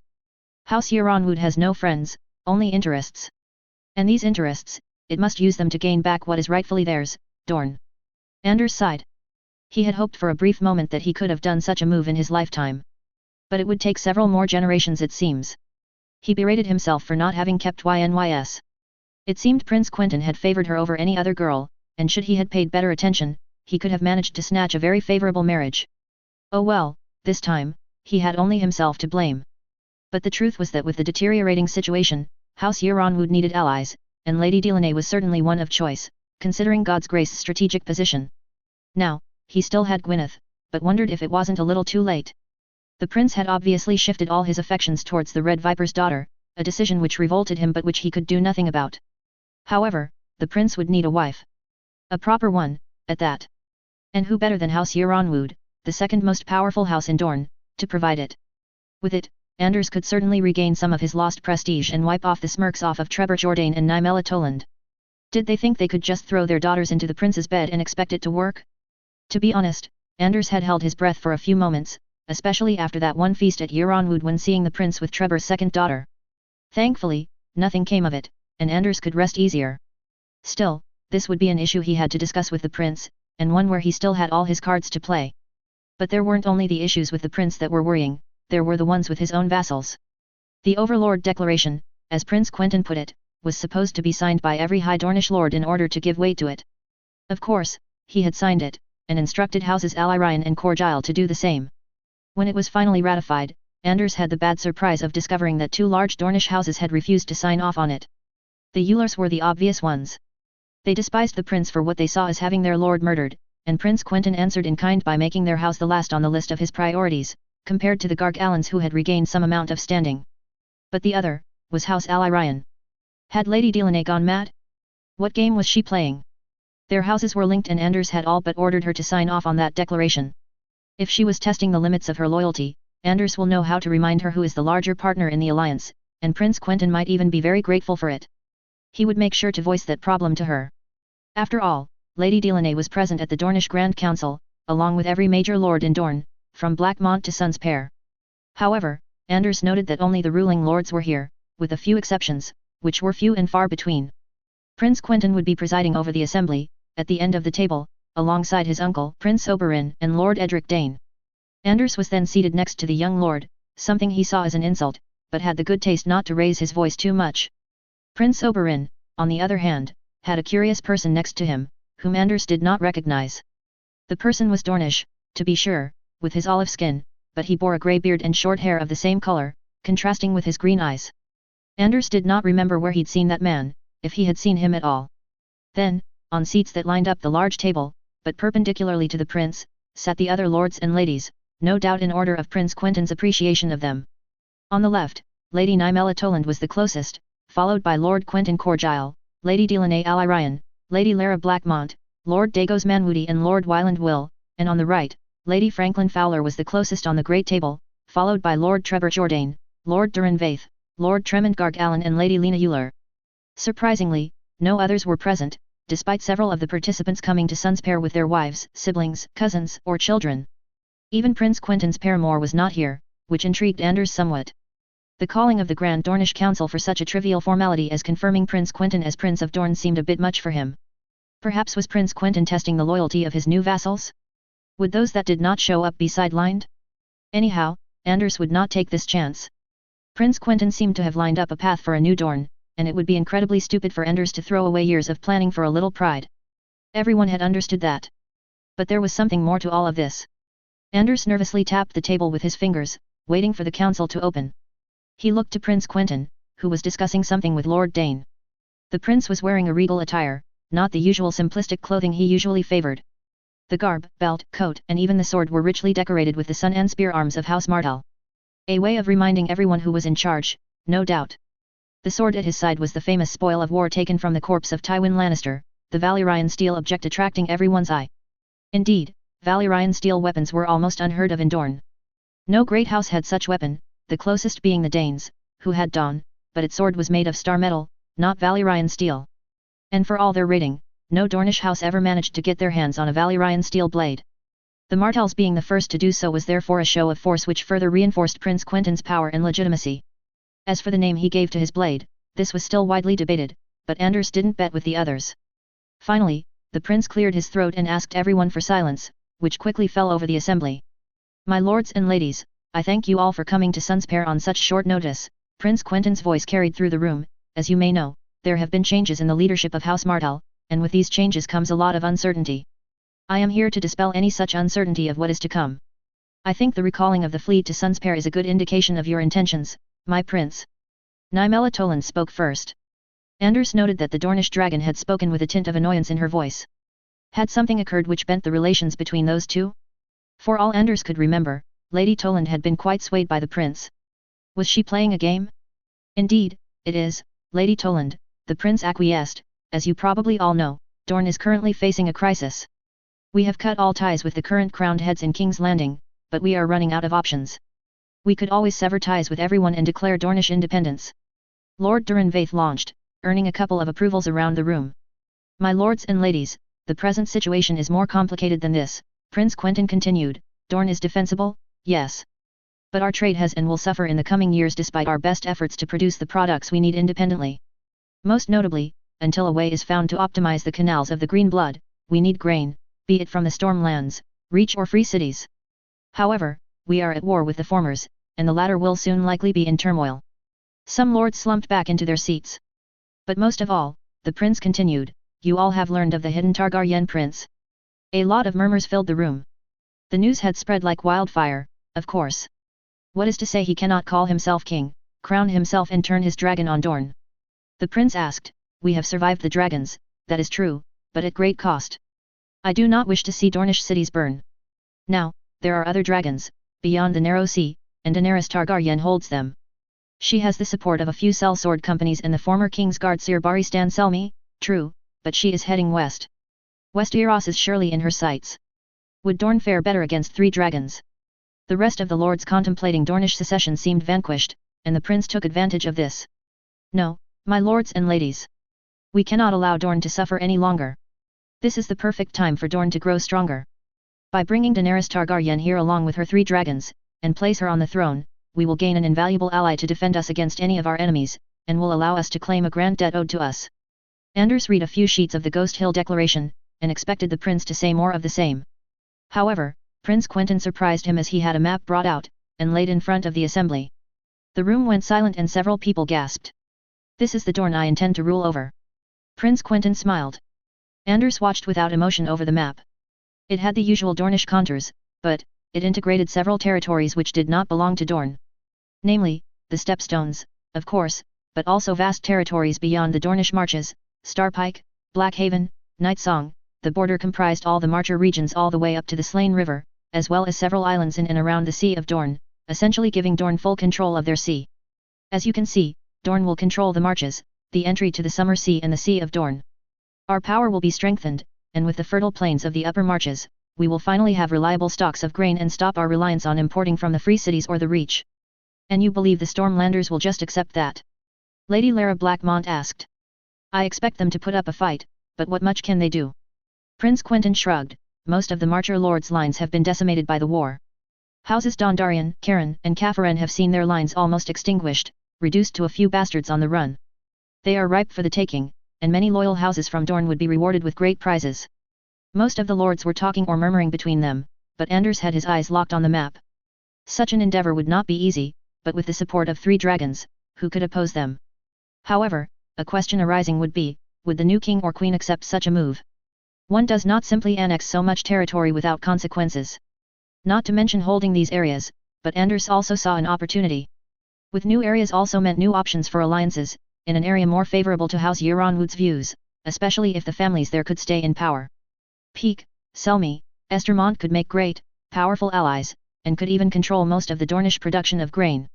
Anders smiled slightly, and laid down in his seat. There were opportunities to seize, to be sure. As Lady Toland said, and as Lord Jourdain already knows, I have asked the fleet to group at Sun's Pair, Prince Quentyn continued. Uncle, how many ships have we at our disposal? 2/3 of the ships we have, including all but 5 of the new ones, have grouped either at Sun's Pair, Plankytown, or Ghost Hill. The Red Viper answered. To prove to the new monarch of our goodwill, we will mount a proper expedition to deliver our message. As such, I expect that every one of you send a few men of your choosing to come with me to Volantis. Prince Quentyn continued. You can thus see why such an important number of ships is needed, especially if we are to land a whole army in Dorne. And if we do not have the men? Lady Lena Euler asked with venom in her voice. Isn't your brother, Sir Ulwick, a proper knight wanting to earn his spurs? The prince replied with a smile, surely a mission to the east would give him experience. Lady Euler grumbled something, while Anders picked up on something, and asked. You said, follow you to Volantis. He spoke up for the first time. Who will govern Dorne in your absence? Prince Oberyn will, Lord Euronwood. Prince Quentyn spoke up, pointing to his uncle. He will rule Dorne and make all arrangements as to the proper transport of eastern troops to and from the ports from Sun's Pair to Euronwood, to convoy them to the Boneway and the Prince's Pass. Our efforts to modernize the roads are well underway, but everything must be ready soon, at least on the coastal way that goes from Will to Ghost Hill. Anders slumped back into his chair and wished he never asked. At least Sir Maron was a useful idiot, but the Red Viper was smarter than he let on, and the least it could be said was that Anders did not have the best relations with him. Another opportunity out the window, Anders would have to find something else, as usual. As for our mission, Prince Quentyn continued, I intend to gift Queen Daenerys something more than just a fleet to convoy her to Dorne. I intend to gift her a husband to seal our alliance with, and one that has Dornish blood in his veins. The room started to grow nervous and a slow rumble swept through. Who would the prince offer? His own hand? Unlikely. Prince Tristanet? That was possible, the betrothal to Princess Marcella was weak anyhow. Sir, why don't you introduce yourself? Prince Quentyn pointed to the man whom Anders did not recognize. My name is Sir Kyle Sand, of the Golden Company. The man spoke up with a deep, booming voice. Almost immediately, voices began to be heard. Were they hiring the Golden Company too? I have been charged by Sir Harry Strickland, commander of the Golden Company, to evaluate the potential transport of our forces from Volantis or Lys to Dorne, forces which include men, horses, and elephants, the man continued, silencing the many voices in the room. Prince Quentyn has been in contact with us for some time, and his offer, once we had lost our main patron, was most generous. We are hiring the Golden Company. Lord Franklin Fowler asked. Not exactly, we do not have a contract in gold, but rather in blood. Prince Quentyn replied, to which Sir Kyle nodded. There were confused looks amongst the participants now. The Golden Company will not work for gold because we have declared our allegiance to the rightful king of the Seven Kingdoms, that is, Aegon Targaryen, the son of Rhaegar Targaryen and Elia Martell. The room fell deadly silent for a few seconds, before devolving into a complete cacophony.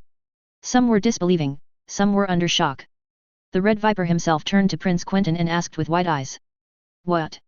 Is this true? As true as can be, uncle. Prince Quentyn smiled. Father had been working on it for a while, but I have had it confirmed. Then you must let me go with you. That will not be necessary, even though the offer is appreciated, uncle. I need you here. The prince's eyes narrowed. But... I know, you wish to meet your nephew. My nephew is dead, Quentyn, I know it, everyone knows it. Prince Aegon was smuggled before Tywin sacked the city. Sir Kyle intervened again. It was planned for Princess Rhaenys to be smuggled out too, but unfortunately, no suitable double was found until... Prince Oberyn frowned. All the more reason for me to come with you, then. He pleaded. If Elias' son lives, I must meet him. You will. Prince Quentyn nodded. But not in Volantis. You will wait till I bring him back here, and then you can meet your family. The sooner the better, of course. Quentyn. This is final, uncle. Prince Oberyn clenched his fists, ready to argue, but finally relented in front of the prince's dark gaze. We will talk about this later. The Red Viper let out. We can, was his nephew's answer, but my decision won't budge. I have assured Sir Kyle and Sir Harry of my willingness to cooperate. The prince then stood up to take the stand. However, such cooperation must mean that I must meet the one who calls himself Aegon, who would then be my cousin by blood. If I can thus confirm, along with some of you, the truthfulness of his heritage. The prince pointed at random in the assembly. Then I will have no issue to seal the alliance with Queen Daenerys, whose parentage is not left in doubt, by supporting a marriage alliance between my cousin by blood and the Dragon Queen. Prince Quentyn then stood up, towering over the rest of the lords and ladies assembled. I thank you all for coming to this grand council, and your support and fealty are accepted. I shall have refreshments brought in, and you may then ask me, Prince Oberyn or Sir Kyle, any question you wish, before we start sailing for Volantis. We shall sail at the moon's turn, stopping at Lys to replenish, before heading eastwards, where the Dragon Queen is converging. The Golden Company will meet us there. Anders rose up slowly, waiting in a corner while the new prince was swarmed with questions, all the while debating what course of action to take. Surely, Cletus and Archibald would accompany Prince Quentyn in his endeavour, while the new prince would no doubt ask for him to prepare Euronwood for war, notably by clearing the Boneway and preparing Euronwood as the main logistical base for the Dornish army. But Anders had other things to consider. With the upcoming war, he would have to secure his position and his line, and that would have to go by finally getting a betrothal for Cletus. However, such a betrothal was not easy to find. He had almost succeeded with the Fowlers, until Prince Quentyn put an end to it. The Jorda Innes were an option, but one that scarcely interested him. The best prizes were no doubt in the reach, but this road was now blocked by the war, and unavailable to him. Anders could still hope the war would be swift and the spoils of war would likely benefit him, as one of the new monarch's early supporters, but for that he needed a quick victory and the Targaryens to be generous. In short, Anders was at an impasse for his son's potential candidates for the moment. He could still marry him to one of his direct vassals, but there were more likely better opportunities. One would have to be patient. However, there was still the issue of Gwyneth, and this time, he would try his best to raise it to the prince.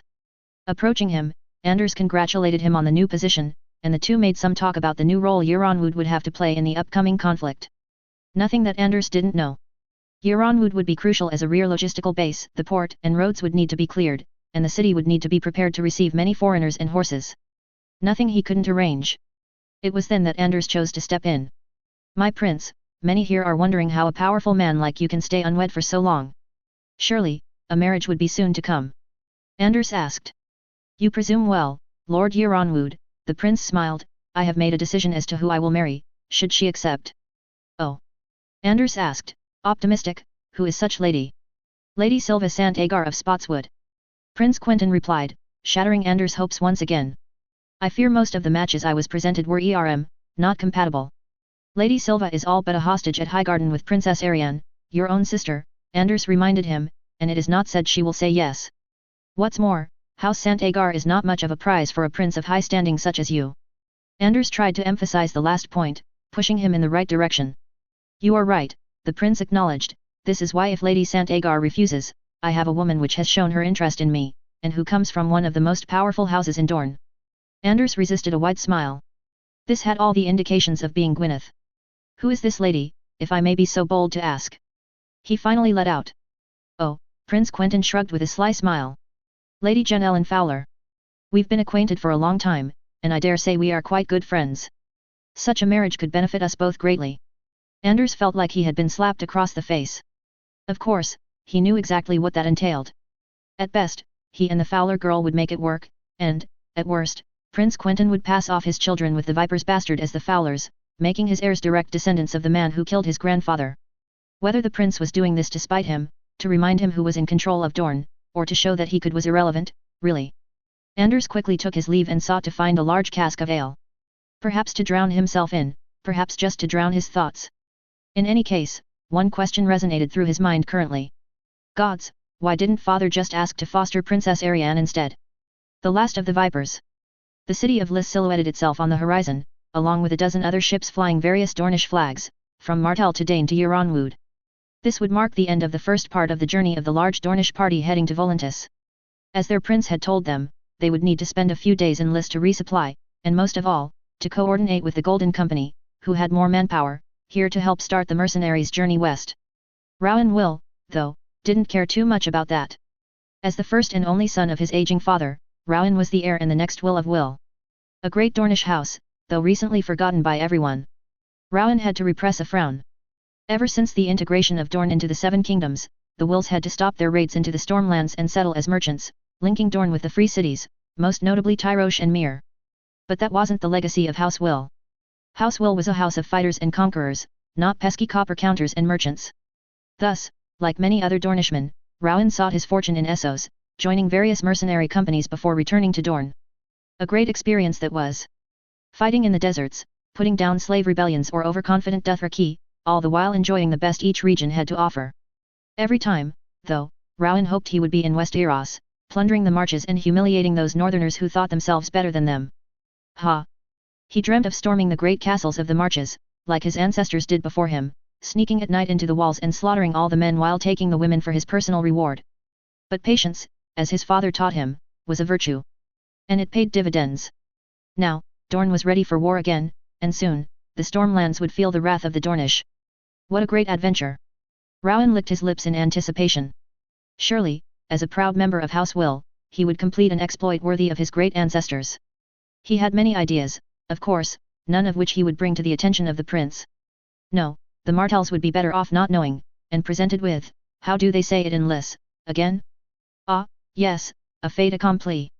For the Martells were usually quite distasteful in that regard. Pillage, rape, plunder, and murder were completely fine, but a dose of originality in doing so was not. Ha, well, Rowan would do well to bring back the will touch that had severely been lacking for 100 years. He also had to start seriously looking for a wife. His father had been adamant, he was his only son, he needed to marry and have legitimate children. Of course, like a good Will, Rowan had bastards lying around, in Essos or in Dorne, it didn't matter. But to inherit Will, he needed a legitimate child. His father did propose matches to him, but none were to Rowan's liking. All old, Dornish, women, no. He needed a bride from Essos, of good Valyrian stock if possible, and young, of course. A proper wife for a proper lord. None of these Dornish whores would suit him. And perhaps he could find one here, in Lys. After all, the city had many manses lying around, perhaps he could convince a rich heiress with his charms? Rowan smiled slightly, he had another prize in mind. His father kept repeating to him about Will and its legacy, and true, it was great. But why not aim higher? For generations, the Wills had been content with little, not even achieving a consort position in more than 500 years. But now, there was a golden opportunity. The Dornish were sailing to bring Daenerys Targaryen to West Eros, and bring back glory. Good for them. The prince didn't want to marry her? Even better. Thus, Rowan now had a plan. That little Targaryen girl could very well be interested in the charms of a proper Dornishman like him. Oh, there was that plan of marrying her to Aegon Targaryen, but he could easily be disposed of. Rowan would slowly bring himself closer to the Targaryen girl, flirting and seducing her, perhaps even becoming her lover. An accident would happen with Aegon whilst in the midst of a battle, or a hunt, these happened all the time. Then, as a good friend of the queen, he would help her during her grief, and when the time comes to choose a new husband, who better than the devoted heir to Will, who had stood by her side and gave her all the affection she needed. Of course, he would likely have to battle against others to gain her affection, but such things were easy for Rowan. A girl almost 10 years younger could easily be bound to him if he reached her first. Timing was essential in that sense.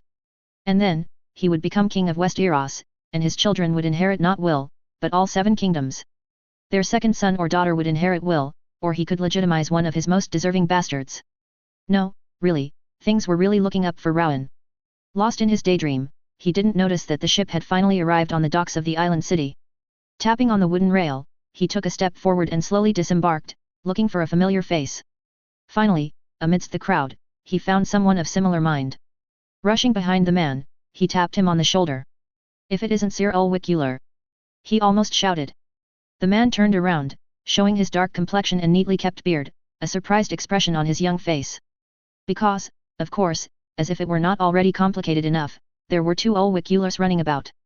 The older, the late Harmon's brother, and the younger, Harmon's son, and, technically, Rowan's cousin through Will, his father's younger sister and Harmon's wife. "Cousin." Sir Ulrich nodded. "How do you fare on this fine day?" "Oh, just wonderful, Ulrich," Rowan replied with a grin. "I've never been better." "That's good to hear." Ulrich awkwardly replied as they passed through a few Lysane streets which were abnormally crowded. "How have you been taking the news?" Rowan asked. "Of my father, do you mean?" Ulrich sighed, "As well as you'd expect." "And I suppose Lena and you have hatched a plan?" Rowan asked bluntly. Ulrich looked surprised and shook his head. "No. No." Rowan seemed taken aback. "You do not wish to avenge your father?" "My father hatched a stupid plan to have the heir to Dorne killed because he didn't like his face or something like that," Ulrich scoffed. "If I have someone to blame, it's my father's stupidity. Lena likes to act tough because she partly blames the prince, but what was he to do? Just die?" The heir to Will nodded sympathetically. "There's no point to wishing something horrid to happen to Prince Quentyn," Ulrich shrugged. "The man has proven he's more of an asset than the princess ever would, and although father dreamed of me becoming a consort of hers, it would likely never have happened regardless." Ulrich turned to Rowan, and showed him the view of the Lysane waterfront. "Now, the only path I can trace for myself is here," he commented. "The gods have given House Euler a chance to prove themselves faithful in their alliance, and I shall not waste it. There is redemption to be had here, cousin, whether it is glory, wealth, or marriage. By standing at the side of the Martells, or the dragons, for that matter, it will be possible to give a fresh start to House Euler and forget about our previous misunderstandings." So Rowan thought. Sir Ulrich also had views on the Dragon Queen. He would have to make sure that they would not come to fruition. Rowan had a feeling that his cousin only sought to cover himself in glory in battle, something Rowan himself would do his best to prevent. A new path. Rowan smiled. "Cousin, I think I'll drink to that. A new dawn awaits us both." I could use a drink right now," Ulrich laughed. "The sun is bearing down hard."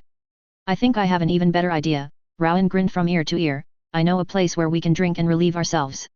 "I know what you are thinking about," Ulrich laughed, "but Liss is expensive, and our houses do not have much coin. You are also not in a good position to ask to just come along with the prince, even if the man was to offer anything anyways.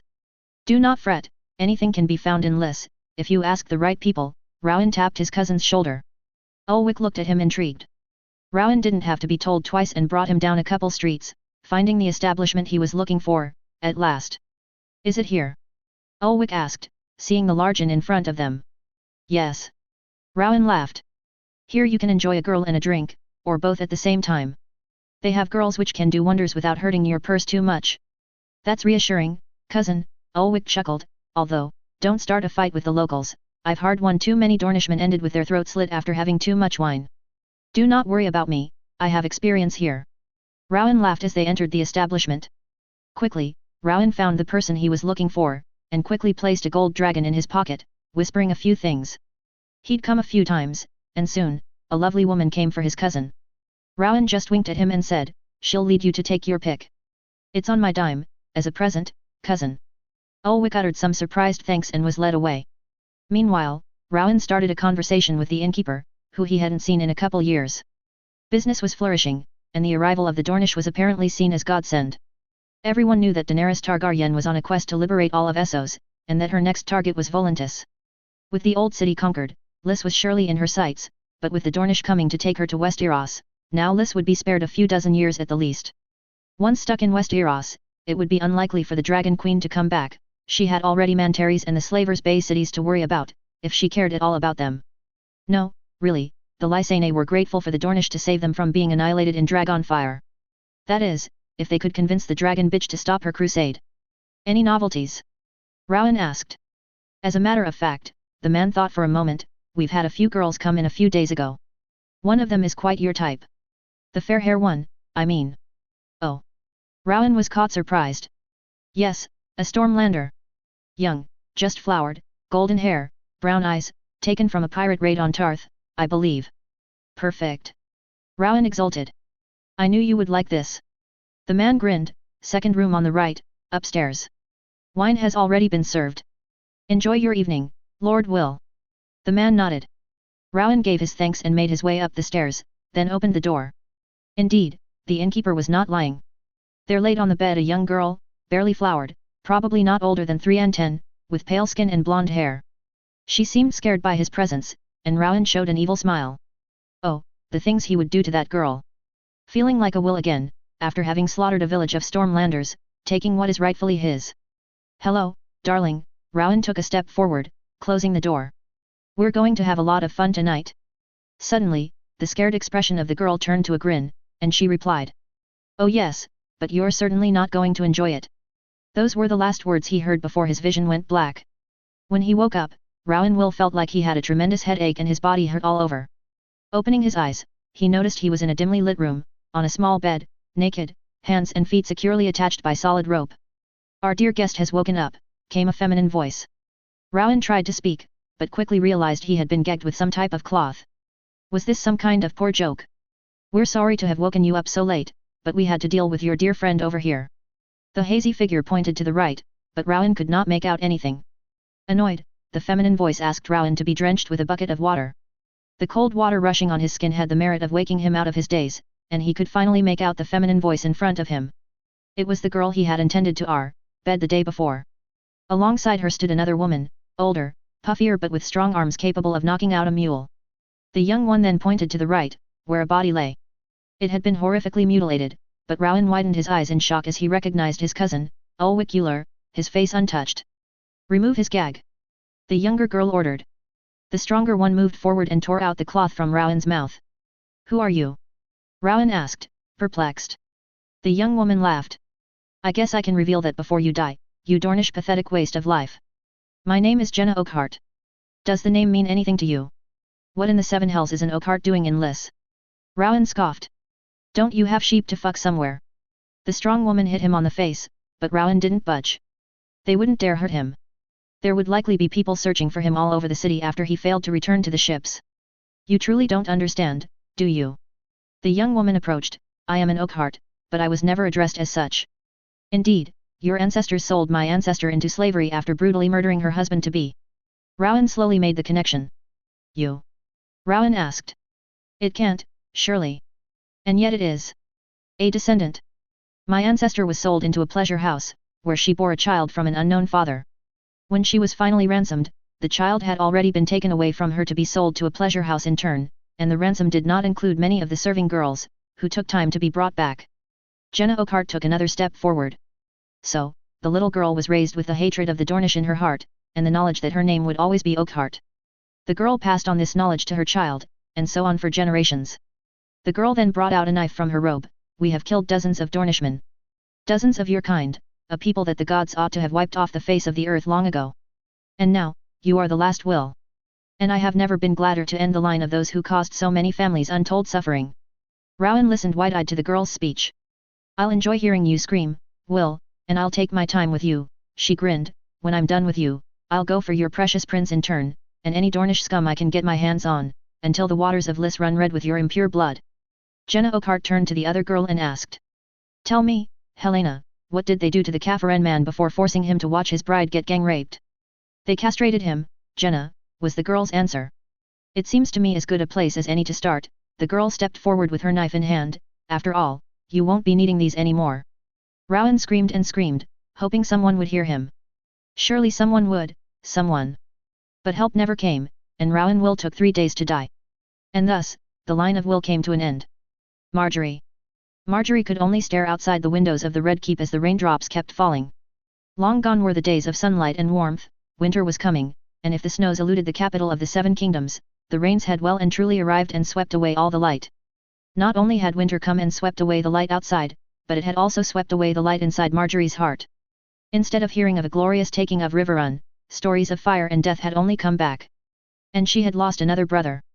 It is said that they could not identify most of the bodies, so little of them were left after the dragon swept them away in a sea of blue flame. The little that survived scurried back to the capital, bruised, burnt or terrified. She had seen most of them, huddled outside, shivering, looking at the sky and running to take cover under the stone walls, sometimes even crying, at the sound of a small bird flying by. Shock made way to disbelief. How did the Starks get a dragon? Did the Northmen have this trick lying around for years and not made anyone aware of it? According to some, the dragon was larger than the castle of Riverrun itself, something she had a hard time believing. For a dragon to grow to that size, it should be hundreds of years old. And after disbelief, came the news. The Starks had not one, but 2 dragons. A dragon sheltered under their noses for 5 and 10 years, the bastard son of Lyanna Stark and Rhaegar Targaryen. How did they miss it? Surely, someone should have known, noticed something. One does not hide a Targaryen bastard easily. And then came the anxious wait. The dragon was going to come for them all, he was going to burn the capital to the ground for what had happened to Eddard and Sansa Stark. But nothing came. The days went by, and although the bad news accumulated, it seems the dragon had no interest in them. However, she had no time to even breathe a sigh of relief. News came, from Old Town, of the massacre at sea, then the sacking of Old Town. The High Tower had fallen, and although Leighton was dead, Baelor had rallied the survivors. The Ironborn were marching north, in a mad quest to fill their bloodlust by pillaging the Reach. They were not the only ones. The Northmen and Riverlanders had reached Golden Grove not 3 days before. Fortunately, the dragon did not burn the old keep, but the Northmen greedily served themselves in the stocks of House Rowan, taking everything they could get their hands on, gold, silver, grain, everything disappeared north. And the dragon went south. From Golden Grove, there weren't many targets you could aim for. Marjorie was shattered. She had lost Loras, then Garland, she would lose Willis too? And then what? Would the Starks just let them be, after having destroyed their lands? Or would she be saved for last, after having seen all her family die around her? There were knocks at the door. Marjorie got up, a tear rolling down her cheek, quickly swept away. A queen doesn't cry, even if she really wants to. Enter, she finally said. The woman who entered was one of her handmaidens and cousins, Eleanor. She was not smiling, instead showing some kind of anxiousness. Her betrothed, Alan Ambrose, was at the massacre at Riverrun. She had worried about him, thinking him to be amidst the pile of charred bodies. Thankfully, Alan got lucky, he was only slightly burnt, something many could not say. A half-burned sword arm would be all he'd have, and Marjorie remembered Eleanor breaking down at the sight of her betrothed, alive. Today, Eleanor wore a simple gown, anxious, like everyone in the keep. Your Grace, Eleanor almost whispered, it's about Ella. Has the maester found what was wrong with her? Marjorie asked. Ella had not been feeling well in the past few days, in a state oscillating between fever, vomiting and tiredness. Everyone just thought that it was stress, especially since what everyone had gone through in the past few days. But, as the days passed, nothing changed. Your Grace. Eleanor continued, avoiding eye contact. Get on with it, Eleanor. Marjorie snapped, catching herself cold, sorry, it's been a long day. She's pregnant, Your Grace. Eleanor finally sighed. Pregnant? Marjorie's eyes widened. Eleanor nodded. Not very advanced, but due to the stress, she had a few side effects, the maester said thus. And, the babe? Is it all right? It should be fine, but Ella has to rest for a few moons to try and calm down her state. Marjorie nodded in response. Thank you. Eleanor curtsied and left the room. Marjorie shook her head. There was no doubt to who the father was, and her current state did not allow for her to take moon tea. It would be too dangerous for her. Gods, the Dornish always sowed their problems wherever they went. Suddenly, another knock. Marjorie once again beckoned the person to enter. This time, it was her grandmother, who was also in a somber mood. Grandmother, what news? Marjorie swiftly asked. Nothing good, I'm afraid. She sighed. No news of that dragon and no news of Highgarden since Willis' last letter. And the council meeting. Your father wishes to raise a new host to go defend Highgarden, which is fine, if we weren't sure it would be torched. Her grandmother shook her head. Tarly convinced him not to. We would be taking away all our forces that we dearly need to hold the storm lands. With a bit of luck, Willis won't do anything stupid and give in to any demands the Northmen have. Marjorie silently nodded. What do you think will happen? She asked. Well, if we're not burnt to a crisp at this moment, I can only assume the Northmen just want to plunder our stocks of food to prepare for the winter, the longest in living memory, according to the masters. She sighed. They will go back to their frozen wastes and hopefully leave us alone. You think the kingdoms will stand? Marjorie asked, although knowing the answer. The north is out of our hands. The Riverlands and Vale might just be too. I'm afraid that if we do come out of this alive, you'll be queen of 5 kingdoms. Marjorie swallowed. 4, without Dorne. Not much. The richest kingdoms, to be sure, but when she had been crowned, it was as queen of 7 kingdoms, including the Rhoynar and the First Men. It seemed now that both were out of her reach. No need to be so gloomy. I certainly trust Willis to be smarter than your father, her grandmother scoffed. These are dark times, do not doubt it, but the storm seems to have passed. What of the Lannisters? Marjorie asked. Her grandmother snorted in response. Cersei is still grief-stricken, half mad, if you ask me.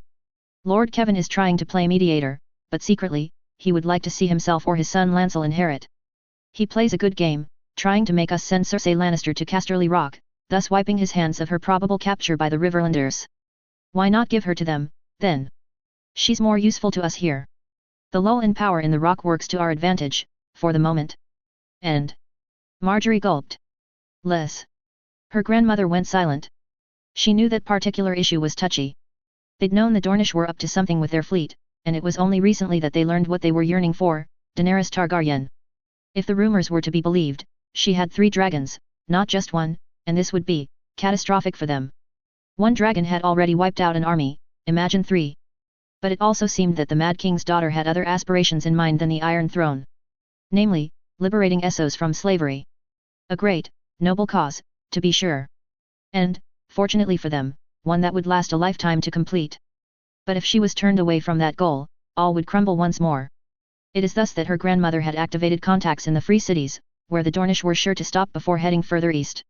Of course, their privileged location was Lys, something they should have expected. All the better for them, it was easy to make people disappear in Lys. However, it was even better when they learned who else was apparently there. Quickly, her grandmother had worked with her father on the issue. Scraping together a bunch of old contacts, from all levels of society, they managed to hatch a plan, to kill Prince Quentyn, thus stopping the Dornish's mad quest and provoke a succession crisis, or, failing that, to cull as many Dornish nobles to start small fights which could disjoin their effort. And with that, if they could also finally settle the score of these pesky pirates. Marjorie had scoffed at the first reading of the plan. It sounded so outlandish. If Prince Quentyn had survived 3 attempts on his life already, a 4th surely would not work any better. And if he couldn't be killed, why even bother with the rest? Killing off Dornish nobles may do nothing for them except fulfill some old grudges buried from hundreds of years ago. But there was no real alternative. If the Dornish succeeded and brought back Daenerys Targaryen, then all they could really do is keep the seat warm for her. Better to try and gain nothing than do nothing and gain nothing. There has been no news, her grandmother said with a shake of her head, but news travels slowly, especially from far away. I do not doubt that we shall have our answer soon. Marjorie grasped her necklace nervously, spinning the golden rings around her fingers. Is that all? She asked. I'm afraid it is. Her grandmother stood up and sighed. All we can do is wait, unfortunately. Marjorie watched her leave slowly, while she found herself alone in her rooms once more, looking out the window at the raindrops falling on the city. Truthfully, for once, she hoped that her family's scheme would fail. With Prince Quentyn dead, Daenerys Targaryen would come back regardless. He had planted an idea into the Dornish's heads, and they would bring it to completion. No, it was futile, all they could do now was try to find a way out of this. Marjorie looked at the grey skies, searching for a ray of light amidst the clouds, finding none. She had had a ray of light, not so long ago. Why was she so foolish not to take it? Dorne was not the 7 kingdoms, but it was still prestigious. Yes, she would be second to another, but did that truly bother her? As long as her children inherited, she could care less. And if he promised her ruling and riches? She remembered Prince Quentyn's words, then.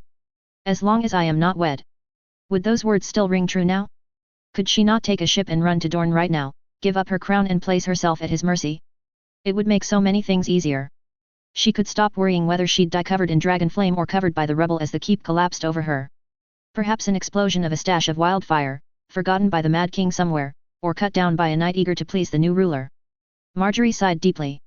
She wanted to go back in time, shake herself silly and tell her to accept and bring Allah while she could. Would her past self believe in the stories about a northern dragon and a foreign queen? She also doubted that very much. All she could do now was pray, hope and stay alive. And perhaps the gods would grant her one final wish, to get out of this wretched city alive. Ariane. Rain fell on Highgarden as if the gods were crying all the tears in their heart. Long gone were the days of sunshine, now the gloom had set into the capital of the Reach. Gloom after the disaster at Riverrun, gloom after the sack of Old Town, and finally, gloom as the dragons and krakens headed straight towards the heart of the Reach. She heard Old Town was in ruins, the citadel burnt and the high tower flung into the sea as if it were a sand castle. Her mind had raced to Sorella.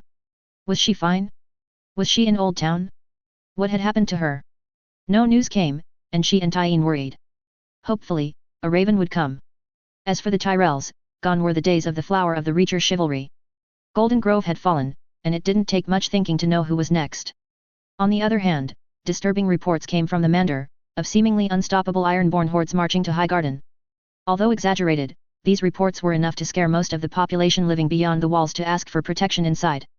As such, much of the small folk of the surrounding areas were now huddled here, waiting with grim anticipation.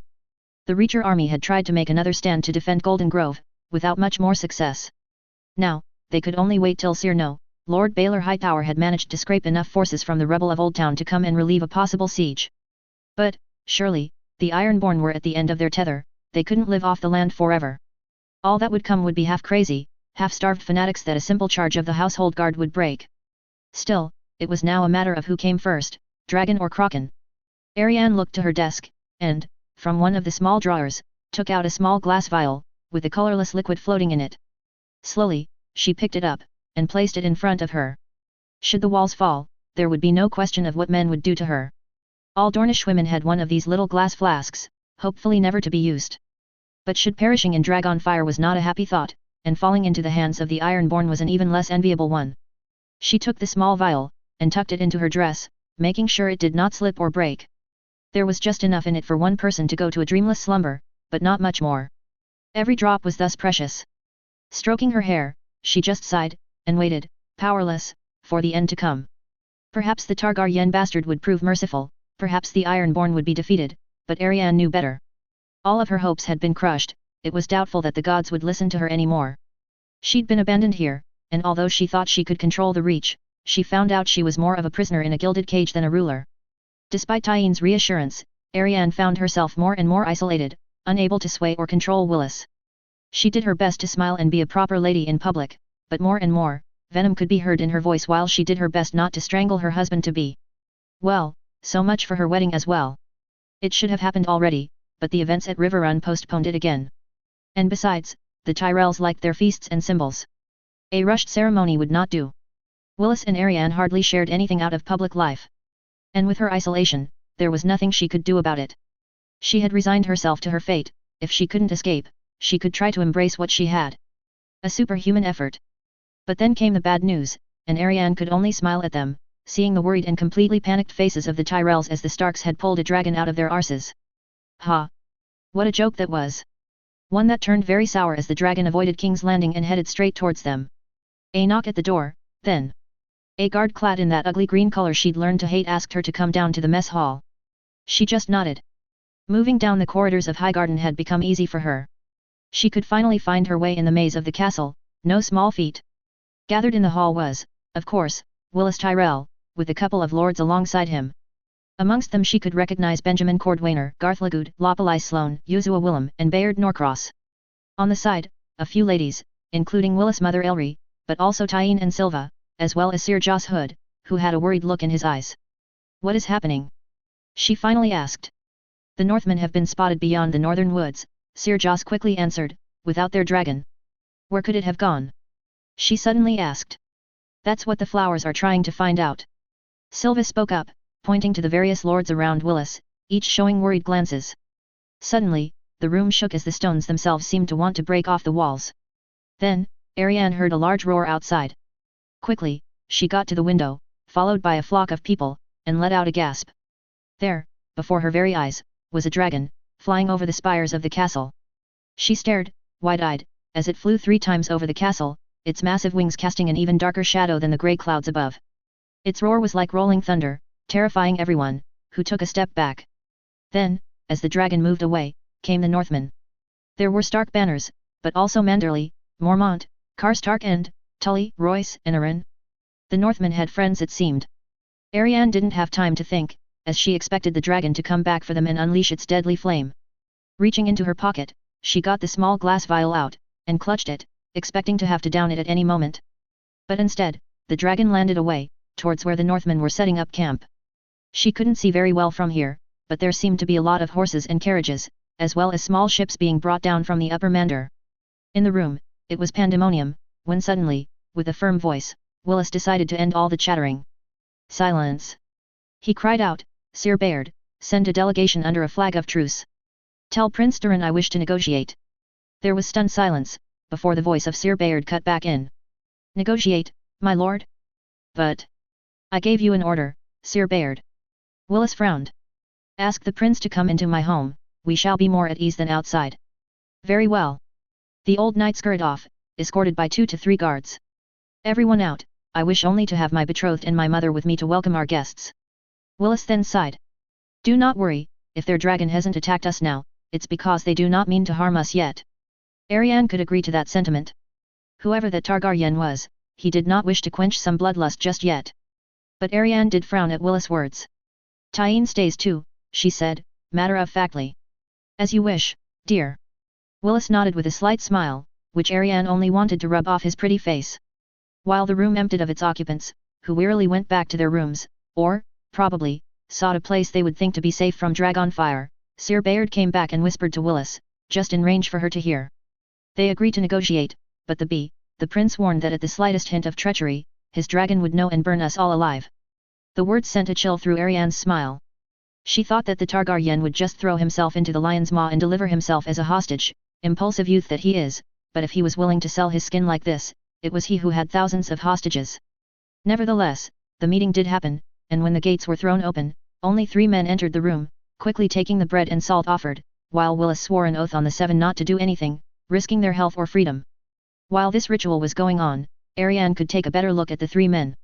One was old, tall, and brisk. Likely a veteran of 100 battles, his face was wrinkled and scarred, showing the signs of a tired man, bruised and who wished for it all to be over.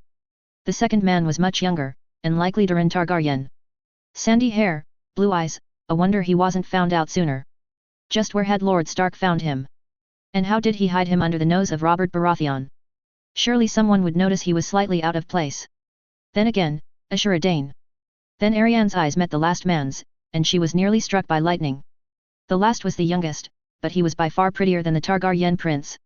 Clean-shaven, dark hair, grey eyes, she stared languidly at him, then remembered her dreams as a young girl. A dark-haired knight, dark and dangerous, who came to save her and then.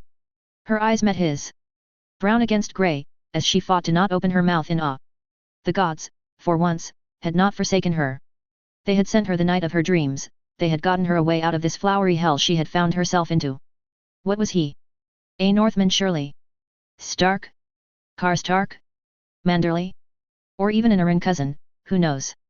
The man's gaze stayed fixed on her for a few moments, enough for him to show a slight, compassionate, smile, before turning his head back towards Willis, who had started to speak, his body leaning on his cane, while trying to remain confident, as if there wasn't a giant dragon behind these walls. Prince Durin, thank you for responding to my offer and gracing me, your humble servant, with your presence. He finished with an extended hand to the sandy-haired boy. This one, though, had a flash of surprise go through him. He looked down at Willis' hand, and then took a step back.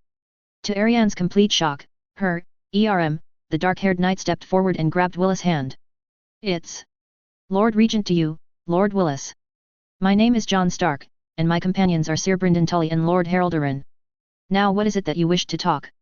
Be brief, I'm afraid we do not have much time and Winter is very impatient.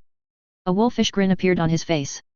Oh, and if you call me Prince Durin one more time and I'll burn Highgarden to the ground, do we understand each other? This time, Arianne did not escape the need to immediately take a seat to stop herself from fainting. Cletus. Cletus looked forward to this short stopover in Lys as a way to finally get out of the heat of Westeros. A new start, if one preferred to call it that, or at least, he could pretend it to be one. A new start, perhaps because he felt stupid he had fallen for a honeyed trap, or perhaps he felt guilty to having let his friends and family down. Most of all though, Cletus had thought that he'd failed himself, and guilt gnawed at him regularly. Therefore, in Liss, he decided to forsake the old ways and do his best to, if not redeem himself, at least try and better his ways. And, true to his word, he had not stepped a foot in a pleasure house or any establishment of that nature. He'd stayed and counted coppers, looked at books, and sought to act as a liaison between this island and Yeronwood. But quickly, the fervent atmosphere that had gripped the island city had turned sinister. The atmosphere in the Dornish camp was, disturbed to say the least. Around the table gathering of several Dornish lords, there was chatter and incomprehension. There had been cases of disappearances in recent days. Although this was to be expected, the rate at which they happened was unnerving. And it's not like the men disappearing were just too drunk or spent too much time in a whorehouse, no. They were always found. Thus, something had to be done. It seemed the Dornish were specifically targeted, but by who? And for what purpose? Who did we find this time? Quentyn, on the edge of the table, asked. A merchant found 2 bodies floating in the sea. Nymeria Sand sighed, handing him a small piece of paper. One was identified as Sir Ulwick Euler, missing for 5 days. The other was too mauled to be identified. And who are we still missing? Quentyn asked, distraught. 3 men, Ryan ally Ryan, heir to God's grace, pointed out. Sir Raymond Crow, Sir Jason Illyrian and Sir Rowan Will. How many does this give? Quentyn asked, frowning. 8, my prince. Ryan ally Ryan sighed, as worried as him. Something in Liss wanted the Dornishmen dead, but what? Or rather who? Quentyn was frustrated, it could be read on his face, as he nervously tapped the table beneath him, before finally releasing. Damn it to the 7 hells, I came here to replenish my fleet, not to hunt down a murderer. The room fell slightly silent at that. Although Quentyn had a temper, and did not hesitate to put people back in their places, seeing him lose control of his emotions like that was a rare sight. We'll catch him. The sand snake put a hand on his shoulder while raising the other in a fist. We'll catch whoever has done all of these terrible acts and we'll make them pay. In the meantime, we've given strict orders not to go into whorehouses alone, even if it is for service, Sir Ryan continued. We've had a suspicion that the whorehouses have been where our men were lured and killed. I don't understand. Quentyn shook his head. All of these men whose remains we've recovered, they've been brutally killed, but Lysane are usually very smooth about how they eliminate people. Poisonings are what they are known for. You suggest these people might not be from here?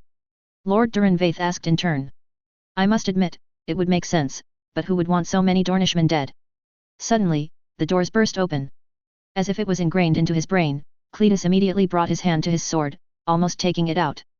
Thankfully, it was just Sir Dazil Dalt, out of breath, with a broad smile. I have news. He shouted. Let's hope they're better than the ones we keep getting, Cletus whispered to Arch, at his side, who somberly nodded. What news? Quentyn asked. I might know who has been killing our men. Or, rather, a way of knowing. He smiled, raising a letter in the air. Sir Dazil rushed the letter to Quentyn, who frowned and asked, who gave this to you? A young girl came to our party, on the market, Sir Dazil explained. She must not have been older than 2 and 10.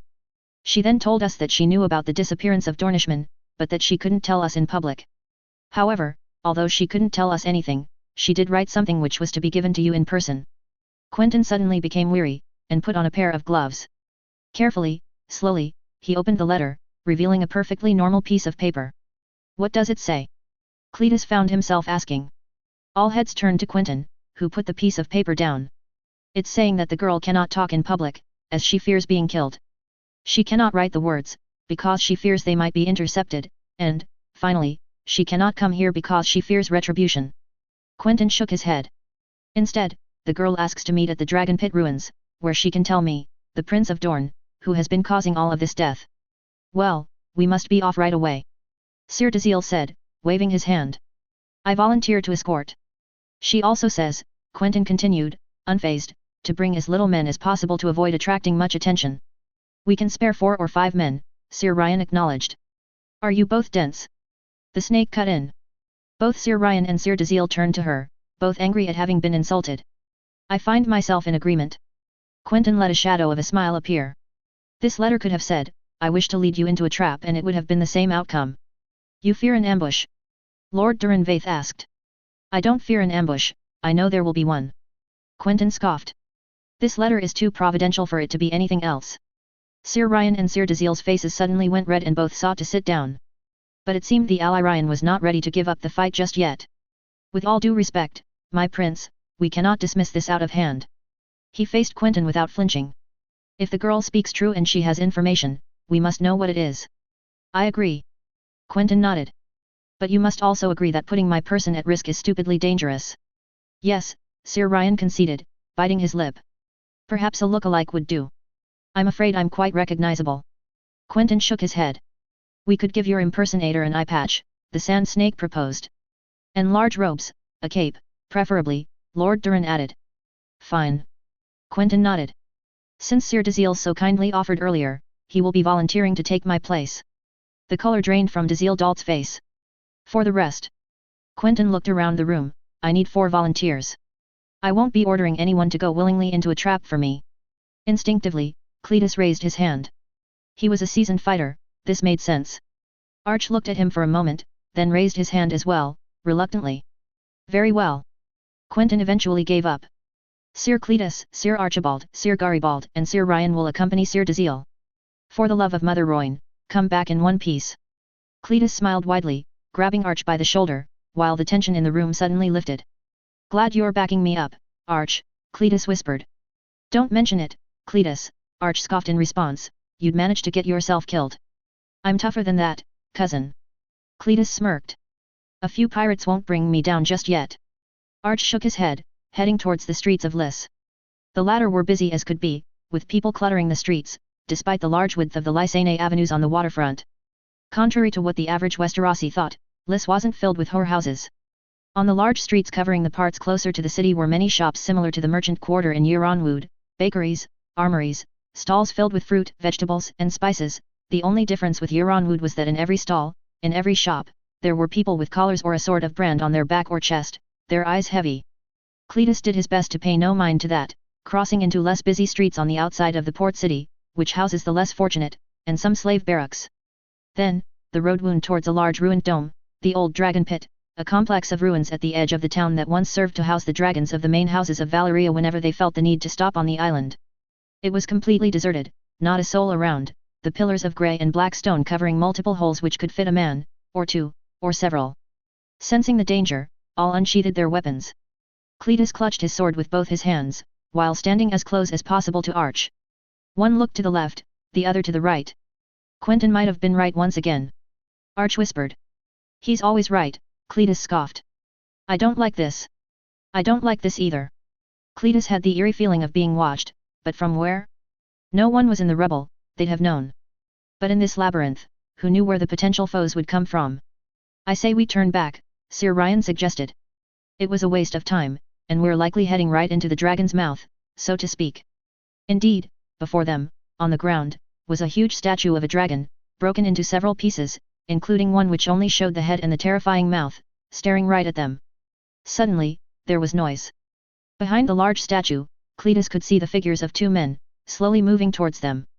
In an instant, he signaled all the knights in the party, who immediately sensed the danger.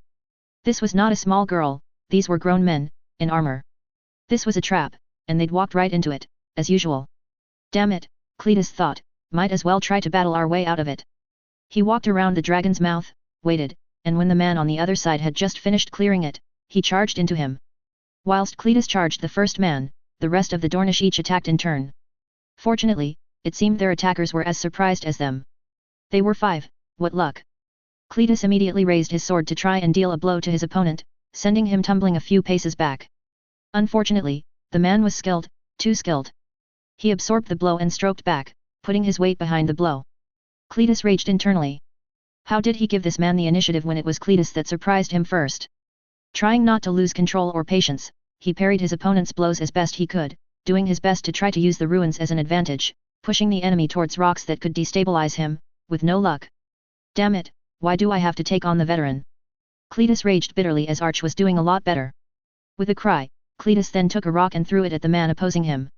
Surprised by this maneuver, he let his guard down, which allowed Cletus to rush him and block him against the dragon statue, their swords clashing whilst both struggled to get out of the grasp of the other. You're the bastards who take pleasure in killing our men. Cletus found himself asking, his face red with anger. Bastard. His opponent spat. You're the monsters who have been killing ours. We've killed no one here, yet, Cletus said as he broke out of the man's grasp, trying to finish him off. But the man was resistant, and did not let go. Killing unarmed men in brothels and inns, what a dishonorable way of doing things, his opponent taunted, it's more difficult when your opponent has a sword in hand. Cletus suddenly felt uneasy. I don't know what you are talking about.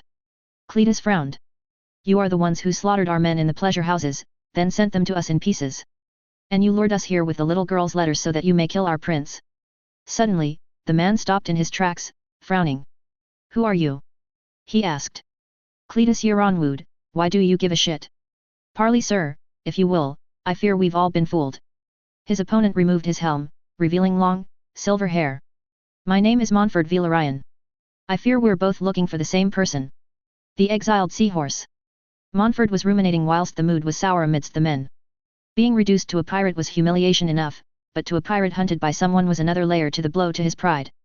At least, he thought, Driftmark and Dragonstone still stand. He'd made sure of that, having sunk anything the royals had larger than a cog in the narrow sea.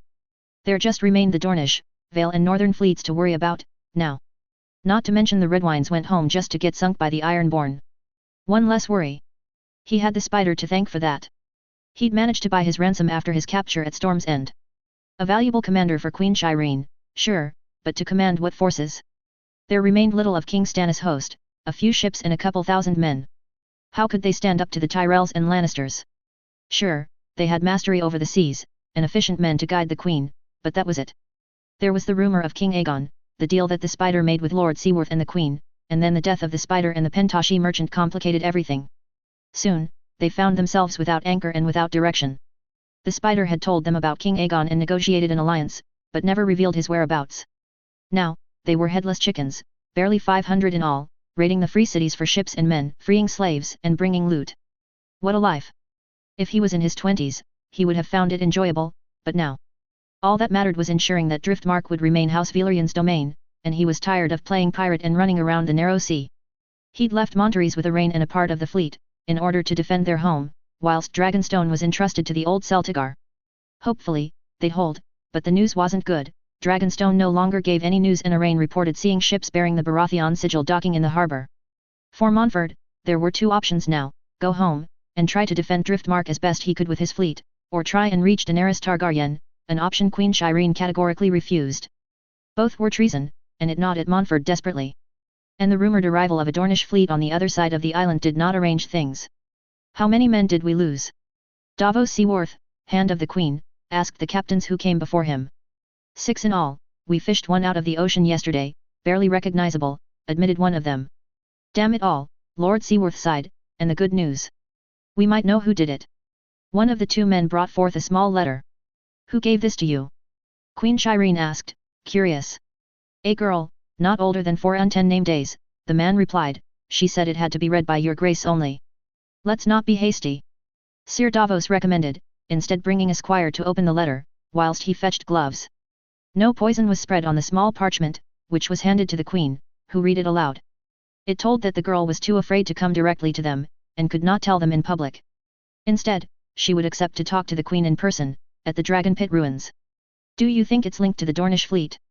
Lord Bar Emmon asked. As far as I know, the Dornish don't even know we're here. Montford narrowed his eyes, but I will tell you something else, your grace, this looks like a trap to me. I agree with Lord Velaryon, the Hand acknowledged, this is a perfect place for an ambush, and why would they specifically ask for you to come? Thank you for your counsel, Lord Hand. Queen Shireen spoke, her voice filled with confidence despite her young age. However, ambush or not, we must take this seriously. We cannot risk your presence there, your grace. Haryon Celtigar, cousin to the current lord, intervened. I agree with Sir Haryon, the Lord Hand acquiesced, this is too dangerous. But we are bleeding men, the queen turned her eyes to the Onion Knight, bleeding profusely, my lord. If there is a chance of knowing what happened, I'll find out. You will do no such thing, your grace. Sir Davos shook his head, but you may be right. We cannot dismiss this out of hand. I can take a few men with me. Montford proposed. We can go to the ruins and find out what is happening there. They'll be expecting me. The queen interjected. I must go with you. We can find someone similar in stature somewhere, the Lord Hand was adamant, we will not put you at risk, your grace. The queen sighed, but nodded. Very well, Do as best you can, Lord Hand. Lord Velaryon, take 4 men and see where this leads, but at the smallest sign of treason, you run without a fight, understood? The Onion Knight looked him dead in the eyes, his gaze fixed with utmost seriousness. Understood. Montfort nodded. I'm coming along, said Jonas Bar Emin, holding Montfort's shoulder, I've been here this far. Montfort approved the request, smiling slightly. Jonas was the 3rd son, but he also was a skilled fighter. He would be a great asset if things got out of hand. With himself and Sir Jonas, Montfort also selected Sir Harrion Celtigar, Sir Irian Storm and Cain Massey, all competent fighters, except for Cain Massey, a squire of 9, who would impersonate Queen Shireen under a disguise. Arrived at the ruins of the old dragon pit, Montfort couldn't help but shiver. The place had an eerie atmosphere, with its dark and light stones spread around as far as the eye could see. More importantly, there laid several hiding places large enough to fit a man or 2, ideal for an ambush. Everyone thus remained on guard, ready at the slightest occasion. Then, rounding a tall dragon statue, Montfort heard a cry, and a man appeared in front of him, sword drawn. A trap. Of course, it was. After overcoming the initial surprise, Montfort did his best to regain the upper hand, pushing his opponent back, thus regaining the initiative. But his opponent was good, too good, even. Young, faster, but inexperienced. This is what Montfort could bet on. Slowly pushing him back, suddenly, Montfort opened his eyes wide through the gaps in his helm. His opponent had thrown a rock at him. He ducked, but thus lost the initiative as a blow pushed him towards a rocky structure. He struggled whilst the opposing knight finally spoke for the first time. You're the bastards who take pleasure in killing our men. Bastard. Montfort spat at the insult, how dare he? You're the monsters who have been killing ours. We've killed no one here, yet, the knight growled. Killing unarmed men in brothels and inns, what a dishonorable way of doing things, Montfort replied while struggling to break the deadlock, it's more difficult when your opponent has a sword in hand. I don't know what you're talking about, the man showed a tinge of a southern accent, you're the ones who slaughtered our men in the pleasure houses, then sent them to us in pieces. And you lured us here with the little girl's letters so that you may kill our prince. Suddenly, something in Montfort's mind snapped. This seemed awfully similar to what they had been experiencing. And the last line. Who are you? Montfort asked. Cletus Euronwood, why do you care? Said his opponent, panting. Parley, sir, if you will. Montfort suddenly pleaded, I fear we've all been fooled. His opponent relaxed his grip, taking a step back, but still pointing his sword at Montfort. As a sign of goodwill, Montfort sheathed his, removing his helm. My name is Montfort Velaryon, I fear we're both looking for the same person. His opponent lowered his sword, removing his helm, revealing his long, darker hair. We've received exactly the same letter, sire. Our men have been killed just like yours have. Montfort continued. Stop fighting. Sir Cletus yelled, whilst Montfort did the same. It took some time for everyone to settle down, but in the end, there was no harm done. Sir Jonas had a broken wrist, Cain Massey was bleeding from the elbow but would live. The Dornish had been hit too, albeit less severely. We've been fooled, Montfort repeated, someone wanted us to kill ourselves. But who? Sir Cletus asked, confused. Suddenly, there was movement behind one of the statues, and a small figure ran away. Seize this person! Montfort and Sir Cletus cried at the same time. Sir Harrion and one of the Dornishmen ran forward, quickly catching up to the small figure, who had tried to dash her way through the ruins. Unfortunately, when they returned, it was with a limp body of a young girl, the same who had given them the letter. She took poison before we reached her, Sir Harrion said with a sigh. Was this the girl who gave you that letter? One of the Dornishmen rose up, clutching his wounded hand. Yes, that is her. Well, shit, this is going to be awkward to explain to the prince. One of the Dornishmen laughed, looking around. What are you lot doing so far from home? Serving our queen, Sir Jonas answered, earning a stern look from Montfort. Which one? Sir Cletus raised an eyebrow. Ours or another? Who is yours? Montfort asked. Queen Daenerys. The Dornishman shrugged. Queen Shireen, Montfort replied with difficulty. But we may be allies, in a way. Montfort gambled it. If King Aegon existed, he had Martell blood, therefore the Dornish could know of his whereabouts. How so? A huge man in the Dornish party stood up, his hammer in hand. We're looking for King Aegon, 6th of his name. There were looks of embarrassment amongst the Dornish now. After a few hushed words, it was the oldest man of the Dornish knights, clad in Illyrian colours, who spoke, you might want to come with us. Nymeria. This is great fun. Nymeria laughed while Quentyn could hardly contain both his annoyance and relief. If I understand you correctly, Sir Davos. Quentyn sighed, brushing aside her remark. You wish to meet King Aegon, for what purpose? To pledge our swords to him, the bearded man replied simply. We have long decided that bending the knee to a Targaryen king in exchange for his mercy is the best thing we could do. Quentyn frowned at that, licking the bottom side of his lips. I see. He finally let out, and you think that we know where to find him? Well, you are not wrong. Quentyn nodded in turn. But how can we be sure that you mean well, sire? On my honor, the child queen spoke, with the confidence of a grown man, we mean no harm to you or yours, Prince Quentyn. Nymeria liked the little one. She had spirit, and more balls than many men. Although she did not have a weapon in hand, her wits were as sharp as any blade. Quentyn seemed to have some affection for her, letting a small smile slip on his lips, before nodding. Very well, my lady, on your honor. I hope you take after your father in that regard. This made some people wince, but neither Shireen Baratheon nor Davos Seaworth took offense, it seemed. If we are not friends, we are at least allies, I can consider that, Quentyn said, after a few moments thinking, we have the same goal, to see King Aegon sit the throne. However, you must understand that Queen Daenerys is just as important to us. We see no reason not to agree. Sir Davos nodded. Then, we can have an agreement, we will lead you to King Aegon. Our fleet sets sail on the morrow, provided the wines are fair, Quentyn replied. For where? Montfort Velaryon, the silver-haired man, asked. Volantis, NYM let out, not leaving anyone to answer that. Daenerys Targaryen is converging on the city and it is there that King Aegon will meet us, as agreed upon. Quentyn nodded, confirming her answer. As allies. Sir Davos extended his arm, which Quentyn took, clasping it. However, Quentyn did reach to whisper in the man's ear, which only she could hear, don't get in my way, Onion Knight, or I'll see that you are scattered to the seven winds. The old man made a face, but whispered something else in return, we both want what is right, do we not? You have nothing to fear from me. Quentyn nodded and the two of them unlocked their arms, taking back their respective seats. We found nothing about this girl you found at the dragon pit. Quentyn asked in turn. Nothing, unfortunately, my prince. Sir Ryan shook his head. No one knew her in the city, and she had nothing allowing us to identify her or her motives. She couldn't have done this alone. Lord Velaryon frowned.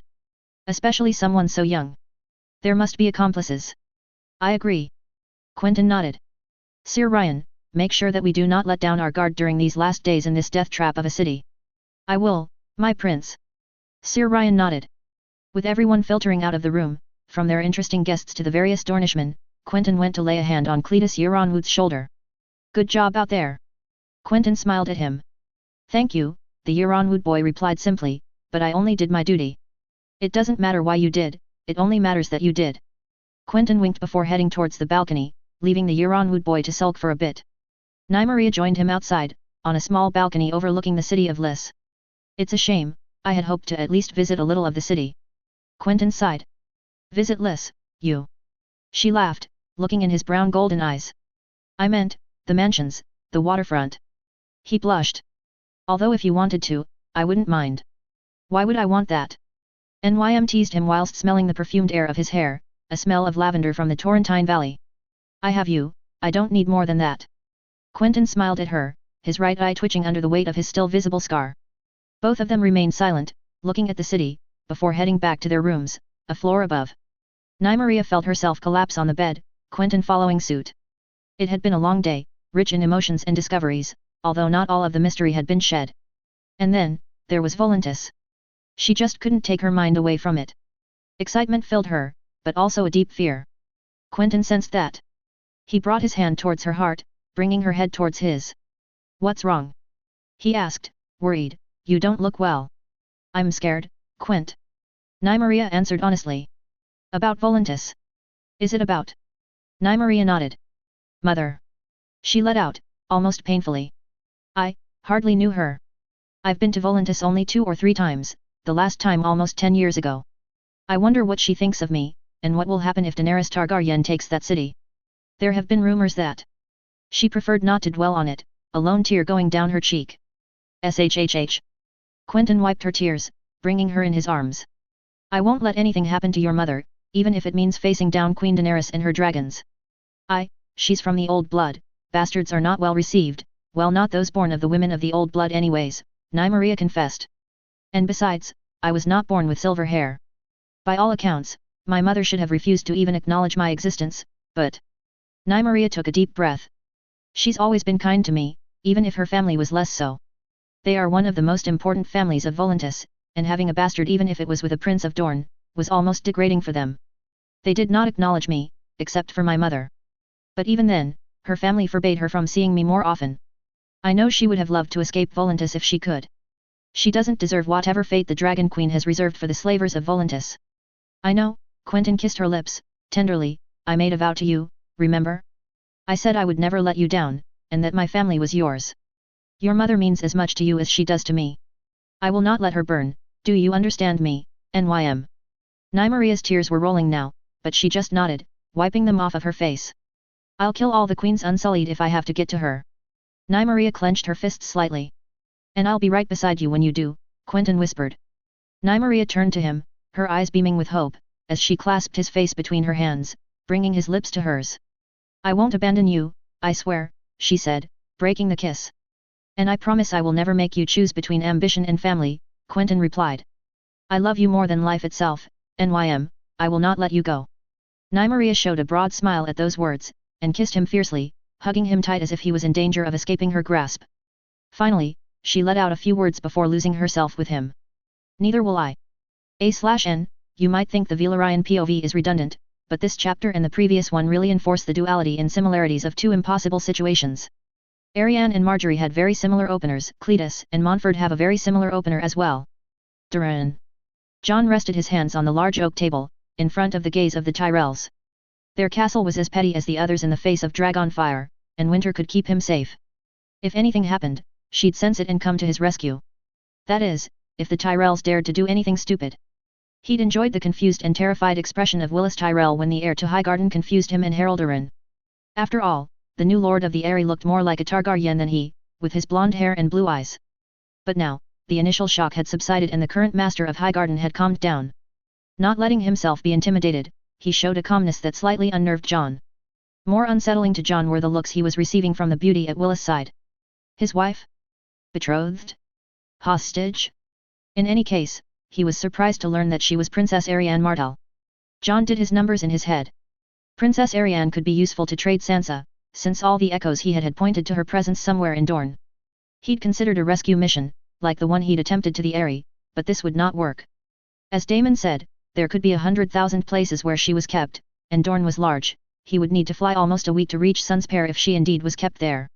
Such a journey would be hard, especially not knowing the country.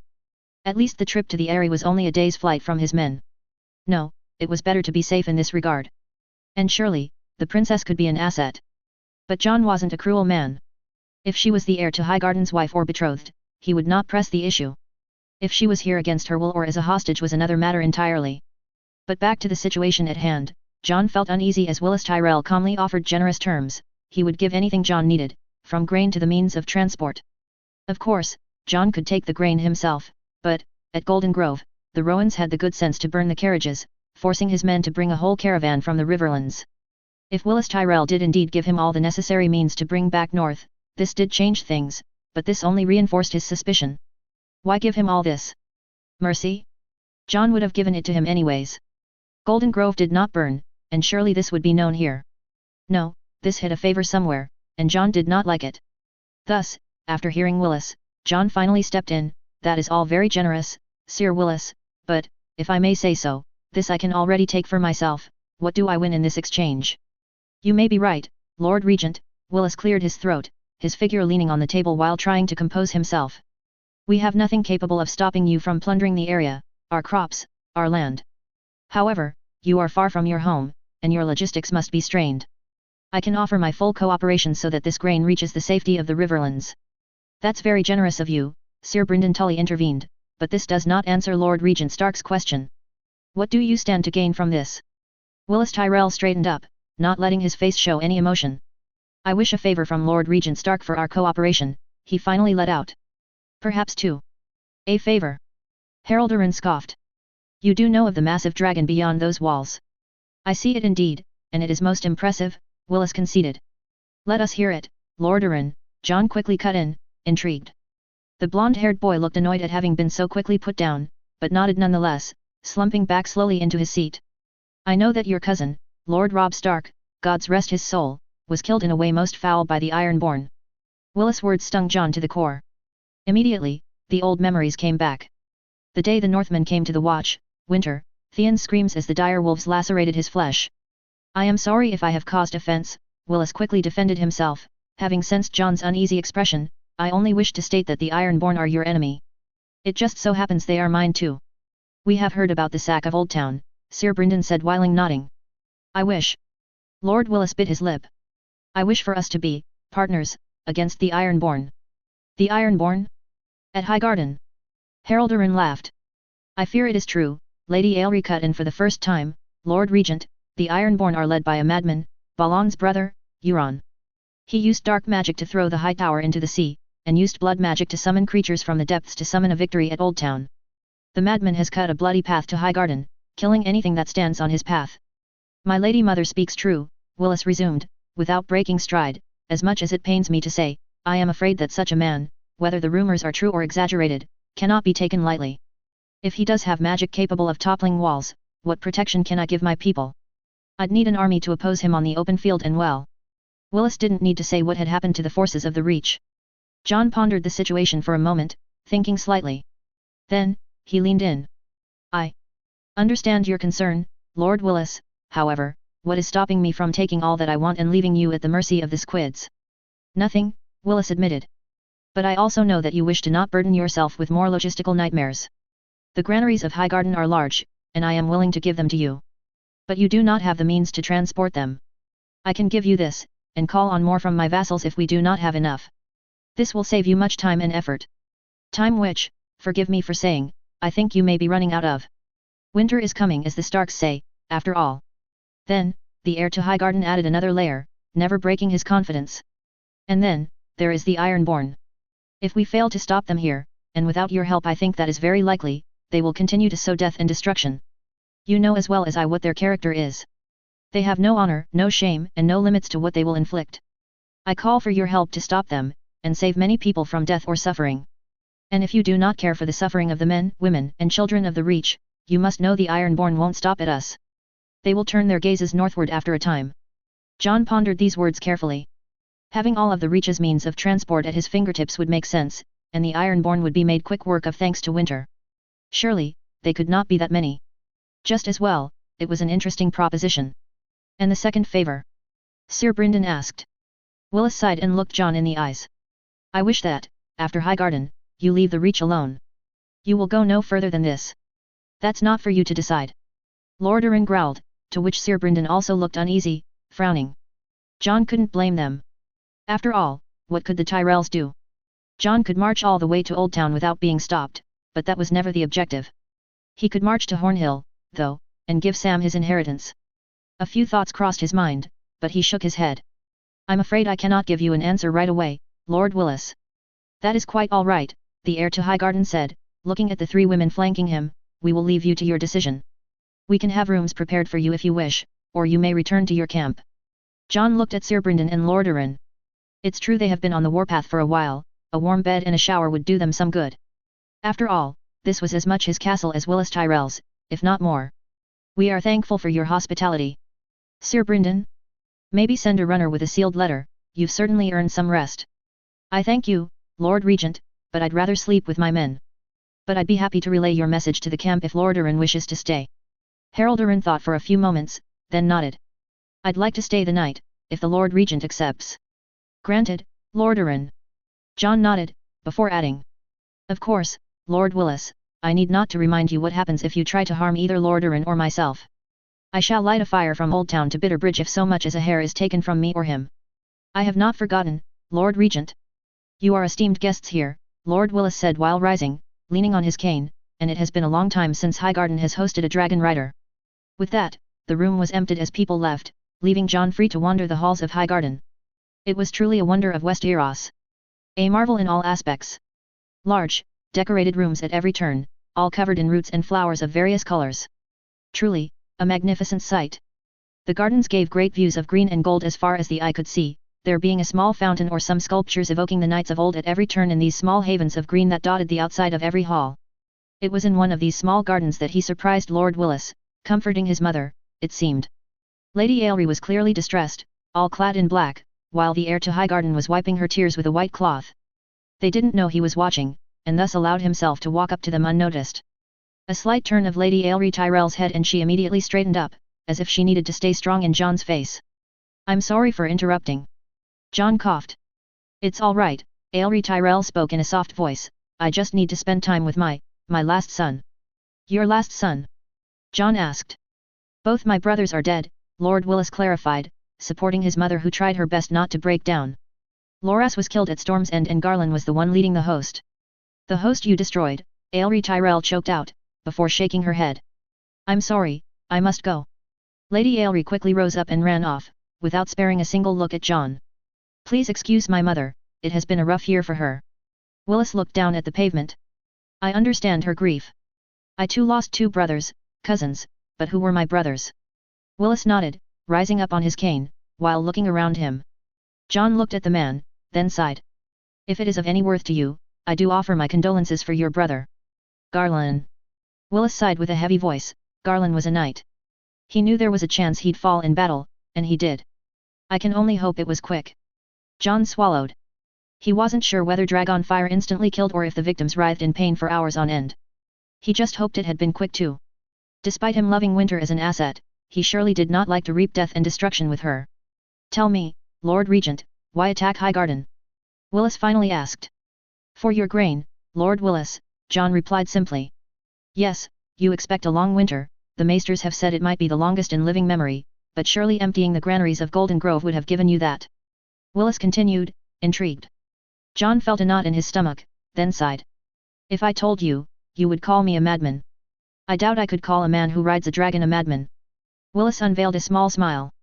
John took a deep breath. "It has to do with beings you would call legends," John warned again. "And a few months ago, we thought the dragon's dead for 150 years, Willis replied, touching a small rose blooming in the garden. "And here you are. The north is facing a return of the others." "When?" John said the words, it felt like an entire weight had been pulled off his chest. "They others are real, Lord Willis. I have seen them and I have fought them. They raise the dead and corrupt the living. Not much can stop them. The north is preparing for war. It will not be a war for the north, but a war between the living and the dead. And I intend to win it." Willis looked on, not revealing the shadow of an emotion, just nodding as John went on. "They have slaughtered the wildlings, and I have let them through the wall. Men, women, children, that and the armies of those who wish to rally for the greatest fight our kind has seen will need to be fed. And that, Lord Willis, is why I need your grain." Willis rubbed his beard for a moment, before, to John's surprise, nodding respectfully. "I see." He coughed, "And why haven't you the Iron Throne?" "I have no use for an oversized chair." John scoffed. "An oversized chair that can give you a lot of power," Willis replied. "If we are facing an unprecedented threat, as you say, then taking the throne would be the best thing you could do. You wouldn't just be asking for the armies of your allies, all the kingdoms in Westeros would bow to you and be sworn to obey." John listened with half a heart. He hadn't considered taking the Iron Throne. He had no need of it and hadn't desired to fulfill that part of his heritage. But Willis wasn't wrong in his argument. Should you take the throne, you may well sway all of the kingdoms to your side. And thus, it would not be just the north against the others, but 7 united kingdoms facing the threat. And who better than? Willis paused, suddenly looking uneasy, then continued, "Then someone with a claim, a dragon, and the blood to lead them." "I had not considered it." John paused, biting his lip. "But the chair is still not worth much to me. All your southern games are not something I wish to deal with for the rest of my life." "But is it not the duty of a leader to make tough decisions for the sake of his people?" Willis asked. "To take it upon himself to accept something he would not usually do, so that they may be better off? You could be that person, Lord Regent. All you have to do is accept a part of you that you reject." "That's enough, Lord Willis," John frowned. "Just a suggestion." The heir to Highgarden then bowed before exiting the small garden, leaving John to his thoughts. He walked around the garden, twisting the Reachman's words over and over in his head. Finally, John settled on a bench next to a small fountain. Surely, taking the throne would cause more trouble, but as Lord Willis said, he would be obeyed and the chances of having to unite all the kingdoms seemed more and more appealing. Suddenly, a female voice struck him out of his thoughts. "Enjoying the calm, Lord Regent?" John turned around, discovering the Dornish beauty which sat at Willis' side during the conversation around the table. She wore a delicate green dress which showed all of her curves, displaying expensive jewelry around her arms and on her face. John could almost see some Val in her, if not for all of the expensive attire and skin tone, of course. He shook his head inwardly. Val was lost to him, he had made a choice. As you can see, princess, he finally answered. Please, she scoffed, I haven't been a princess since I arrived here. Call me Ariane, it will have the merit of me not having to suffer through more my lady from these idiots. John smiled.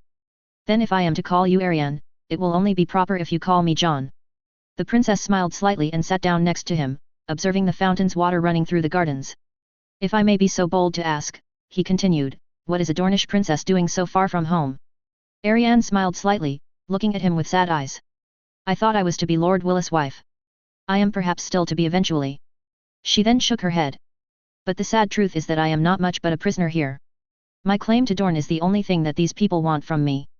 John frowned. Surely, your betrothed must be crazy to mistreat a woman as beautiful as you. He protested.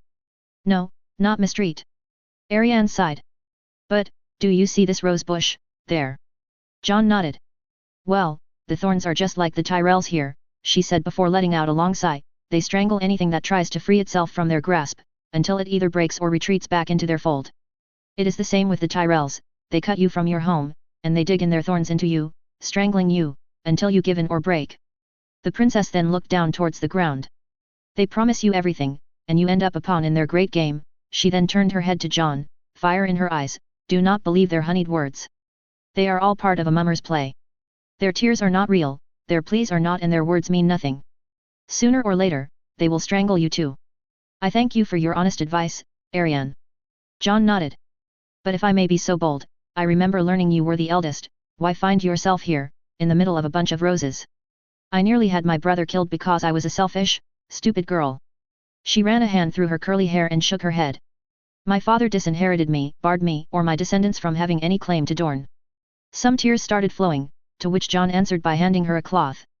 When I heard the news, I was devastated, she continued, all I wanted, since I was a little girl, was to be the greatest ruler Dorne had ever seen, even greater than Nymeria herself. And it had been snatched from me. I thought I could redeem myself in Highgarden, but I was wrong. I understand, John said, looking at her, when I was a young boy, I thought I could have Winterfell one day. It was a feeling, I never wanted to usurp Robb, he was my brother. But it was there. After all, I was older than him, I had the Stark looks, surely, I was better suited, right? But I was also a bastard, and bastards don't inherit a thing. Ariane was listening attentively now. I never really wanted to usurp Winterfell. After all, I loved all of my siblings, cousins, equally. I would never have wanted them harm, but I must confess that when Lord Karstark came to me saying I was the new Lord of Winterfell, I had a tinge of joy. Joy which faded when my brother Rickon came back. He then raised his hands above his chest, I know it may sound horrible. For a brief moment, I regretted that my brother was alive. I was a fool, a selfish fool. It seems we have more in common than I thought, John. Ariane smiled sadly. It seems that both of us had this brief moment of joy at our kin's misfortunes when it allowed us to gain something we truly wished and desired. But we love our kin more, that's what makes us good, no? John agreed. I would never wish harm to come to Rickon or Arya or Sansa. Ariane nodded in agreement. You grew up with your cousins, I hardly knew my little brother, and when I finally did, I nearly lost him because I chose to be foolish. Daemon told me some of what happened, John replied. Daemon? Is he all right? Ariane asked. When he came to the Night's Watch he was morose, nearly broken. But he gained purpose and redemption in service, I think. He willingly followed me when I left the wall. Daemon was injured at Riverrun and has stayed there since then. Gods be good, he is alive. Ariane smiled. I feel awful for what happened to him, he was my friend, and I betrayed him. You didn't betray him. John put a hand on her shoulder. He went too far and he knows it. Will you, walk me back to my rooms, please? Ariane asked with a small smile. I think I need your presence at my side. It feels good to talk to someone who listens. John rose in a hand, which she gladly took. Do you not have Dornishmen with you here? John asked as he pulled her to her feet. I do, Ariane replied. But they do not listen much. They keep telling me Willis is the perfect husband, but they cannot open their eyes to the reality. What would that be? He is the perfect husband for anyone but me. I am not one of the many southern girls you may see here. I do not wish for my husband to tell me what to do, even if he is soft-spoken and kind. I wish for someone to let me rule by his side, one that does not shy away from letting me do what I want, one that likes a sharp tongue and that knows how to love and take me properly, she said, confidently. John smiled. Princess Ariane was an interesting character. But was it surprising? According to the tales, all Dornish women were said to be this way. They talked a little more on the way to Ariane's rooms. About Dorne, the north, their family. Then, arrived at the door, he made way to say his farewell. However, to his shock, Princess Ariane rose, cupped his face and kissed him deeply on the lips. John did not resist, but neither did he push her away. Was that who he was? She was betrothed. He couldn't do this. Something inside his head suddenly brought him back down, and he immediately broke the kiss. Sorry, Princess, that was unbecoming of me. John sighed. Ariane looked at him, confusion in her eyes. You are betrothed, it wouldn't be right of me, John continued, seeing confusion in her eyes. Betrothed to a man who doesn't love me, Ariane whispered while pushing her hands towards him once again, a jailer is what he is. A golden cage perhaps, but a jailer all the same. All they want is my right to Dorne, my name, nothing more. You say this isn't right, but isn't that for me to judge? And I judge that I wish to kiss the man who will rescue me from them. She was beautiful, and he needed this more than he needed anything else at the moment. His mind wandered again, losing himself in her eyes for a brief moment. Betrothed, yes, but unwillingly, could this change things? What would his father, uncle say about this? A kiss, nothing more, surely. He gently cupped her cheek with one hand and ran his hand through her hair with the other. Slowly, he deepened the kiss, which became rougher, more passionate. Gods knew how long they stayed that way, but when they finally broke it, Ariane was smiling, and, to his shock, so was he. Would you stay with me longer? She asked. John froze for a moment. He remembered what he'd done with Val. He had chosen duty over love and desire. He could have had her, but he refused it to please the North. And now the gods have graced him with a second chance. Something he failed to do with Val, could he do with Ariane? However, the thoughts kept crossing his mind. She was betrothed, this wasn't right. But then again, there was this burning desire within him to take what he wants. He had been denied it all his life, the Stark name, Winterfell, Val, he could have had all of them, but he was denied every single time. She's not betrothed, you idiot. And now, he had the opportunity to have Ariane. To make her his. A voice cried from inside him, burning, you are a dragon, take what you want. I am not a dragon, John inwardly cursed. He knew better than these people. He wouldn't give in easily. But once more, the memories came back. The humiliation, the pain of having something at arm's reach only to have it taken away brutally. All he did, for his family, for his honor, for his people, it was only at his detriment. Why couldn't he have what he wanted? John was entranced. He felt something, he knew that much. She was beautiful, strong-willed, experienced, to the seven hells with all of this, why shouldn't he give in to his own personal desires for once? He had followed those of others long enough. Take what you want. The voice kept repeating. Take it. Finally, John made his choice. As Ariane opened the door to her room, he kissed her roughly, pinning her on the opposite wall while slamming the door. His hands wandered around her hair, freeing it from its small bounds, while he sought to make his tongue dance with hers. On the other hand, the princess' hands were on his back, trying to feverishly tear down his garments, her nails tearing through the light fabric of his shirt. All of this continued to fuel the fire inside of him. He needed more. Perhaps, for now, he could be a dragon.